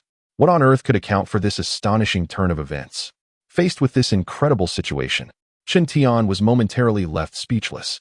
Chapter 96, A New Beginning. Though Chen Tian could not fathom the sudden transformation of his cultivation aptitude from that of a mere inept to a prodigious genius, he speculated that it might be linked to his integration of the celestial bloodline. He recalled how, during his prior use of the celestial transformation technique to convert spiritual energy into celestial power, the surrounding spiritual essence would effortlessly coalesce with his intent. This sensation mirrored what he had just experienced, leading Chen Tian to surmise that his prolonged practice of refining celestial power had inadvertently altered his inherent cultivation aptitude, thus transforming him from a worthless individual into a genius in the realm of cultivation. Of course, this was merely his conjecture, and the true circumstances remained elusive. Nonetheless, this change was undeniably advantageous for Chen Tian. Suddenly, a pang of bitterness crossed his face as memories flooded back of Lan Wu's disdain, of the other disciples labeling him as worthless, and of how the esteemed Master Lan Yang had betrayed him for ephemeral gains, selling him to the Ghost Dao sect. All of this stemmed from the fact that his previous cultivation aptitude was so abysmal that everyone believed he would forever languish at the Qi awakening stage, unable to progress further. Yet, Chen Tian held no animosity towards them. He had once shared the same belief. Now, however, he felt a curious anticipation. Should they learn of his astonishing metamorphosis from a cultivation failure to a genius, what expressions would grace their faces? Perhaps they would be utterly astonished. He mused inwardly. Truth be told, he had little desire to concern himself with their reactions anymore, for he had resolved to sever ties with the Celestial Feather sect. While joining a sect could offer numerous benefits to a cultivator, his time within the Celestial Feather sect had revealed that such a lifestyle was ill-suited for him. He yearned for a life of freedom and unrestrained exploration. With this thought, clarity returned to Chen Tian's gaze. He stood up from the ground, contemplated for a moment, and then retrieved a copper ring, deciding it would serve as his storage treasure. Ah, Master, while the jade belt is undeniably more precious in both material and craftsmanship, why did you ultimately choose this? Han Wuming approached Chen Tian, puzzled. I recognize that the jade belt is a more valuable storage artifact, yet it is far too ostentatious. Given my current lack of strength, it would be unwise to flaunt such a treasure. It would undoubtedly incite the greed of other cultivators, leading to troublesome consequences. This copper ring, though less impressive, is simple and unassuming, making it quite fitting for me, Chen Tian explained, stroking the copper ring on his finger with a satisfied smile. Han Wuming was taken aback by Chen Tian's words. He had not anticipated that someone so young could possess such meticulous thoughtfulness and remarkable self-control, surpassing even some seasoned cultivators. This was indeed a rare quality. Perhaps this young man would achieve great things in the future, he thought to himself. However, this notion was swiftly dismissed. What am I saying? How could this young man possibly succeed? If he did, I would be destined to serve him as a slave for life. I must eliminate him before he grows too powerful. With this resolution, Han Wuming's demeanor turned icy. Yet, being a seasoned cultivator with centuries of experience, he quickly masked his true feelings, replacing his cold demeanor with a sycophantic smile. Master, where shall we go next? At this, Chen Tian's gaze fell upon the cold jade crystal coffin, and a tender expression graced his features as he softly replied, "Let us return home." "Home? What do you mean by that?" Han Wuming was taken aback, unable to comprehend his words. However, Chen Tian paid him no mind, continuing to gaze gently at the coffin, as if the person within could understand his thoughts.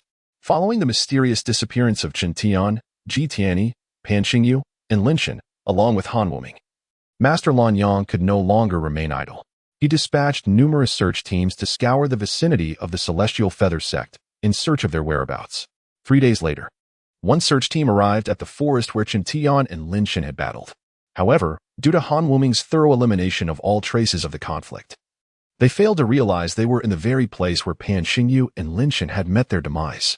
After a cursory examination, they pressed onward in their search. Thus, after a month of fruitless searching, the operation was ultimately deemed a failure. Yet, the repercussions of this incident were far from concluded. The Ghost Dao sect, having lost a master at the transformation stage, could not simply let the matter rest. Enraged, they demanded accountability from Master Lan Yang. In the heat of the moment, Lan Yang retaliated by accusing Han Wuming of neglecting to pay for the 3 blood spirit pills and of abducting Chen Tian while killing Ji Tianyi, Pan Xingyu, and Lin Shen, insisting that the Ghost Dao sect should bear the blame. With both parties entrenched in their respective positions, patience waned, and a fierce confrontation ensued. In the ensuing clash, Lan Yang was ambushed and severely wounded by the Ghost Dao sect, while Lan Skin fell in a subsequent battle, significantly weakening the Celestial Feather sect, which began its gradual decline. Of course, these developments are stories for another time. Let us not dwell on them now. In the kingdom of Duomo, in the town of Lufeng, a quaint settlement with fewer than 5,000 inhabitants, the people were notoriously indolent. The men eschewed diligent farming, preferring to indulge in drinking and gambling, while the women neglected their weaving, gathering in small groups to gossip endlessly over sunflower seeds. Amidst this atmosphere of decay, the sudden arrival of an individual would shatter the status quo. On this particular day, the sun blazed fiercely, rendering the ground scalding hot. Even the village dogs, unable to bear the heat, lay panting under the shade of trees. The townsfolk engaged in their usual pastimes of gambling and idle chatter when, without warning, an icy chill swept in from the distance, akin to the abrupt transition from summer to winter, causing the lightly clad residents to shiver involuntarily. Startled, they rose to investigate, only to be astonished to discover that the source of this frigid aura emanated from a youth bearing an enormous ice coffin upon his back.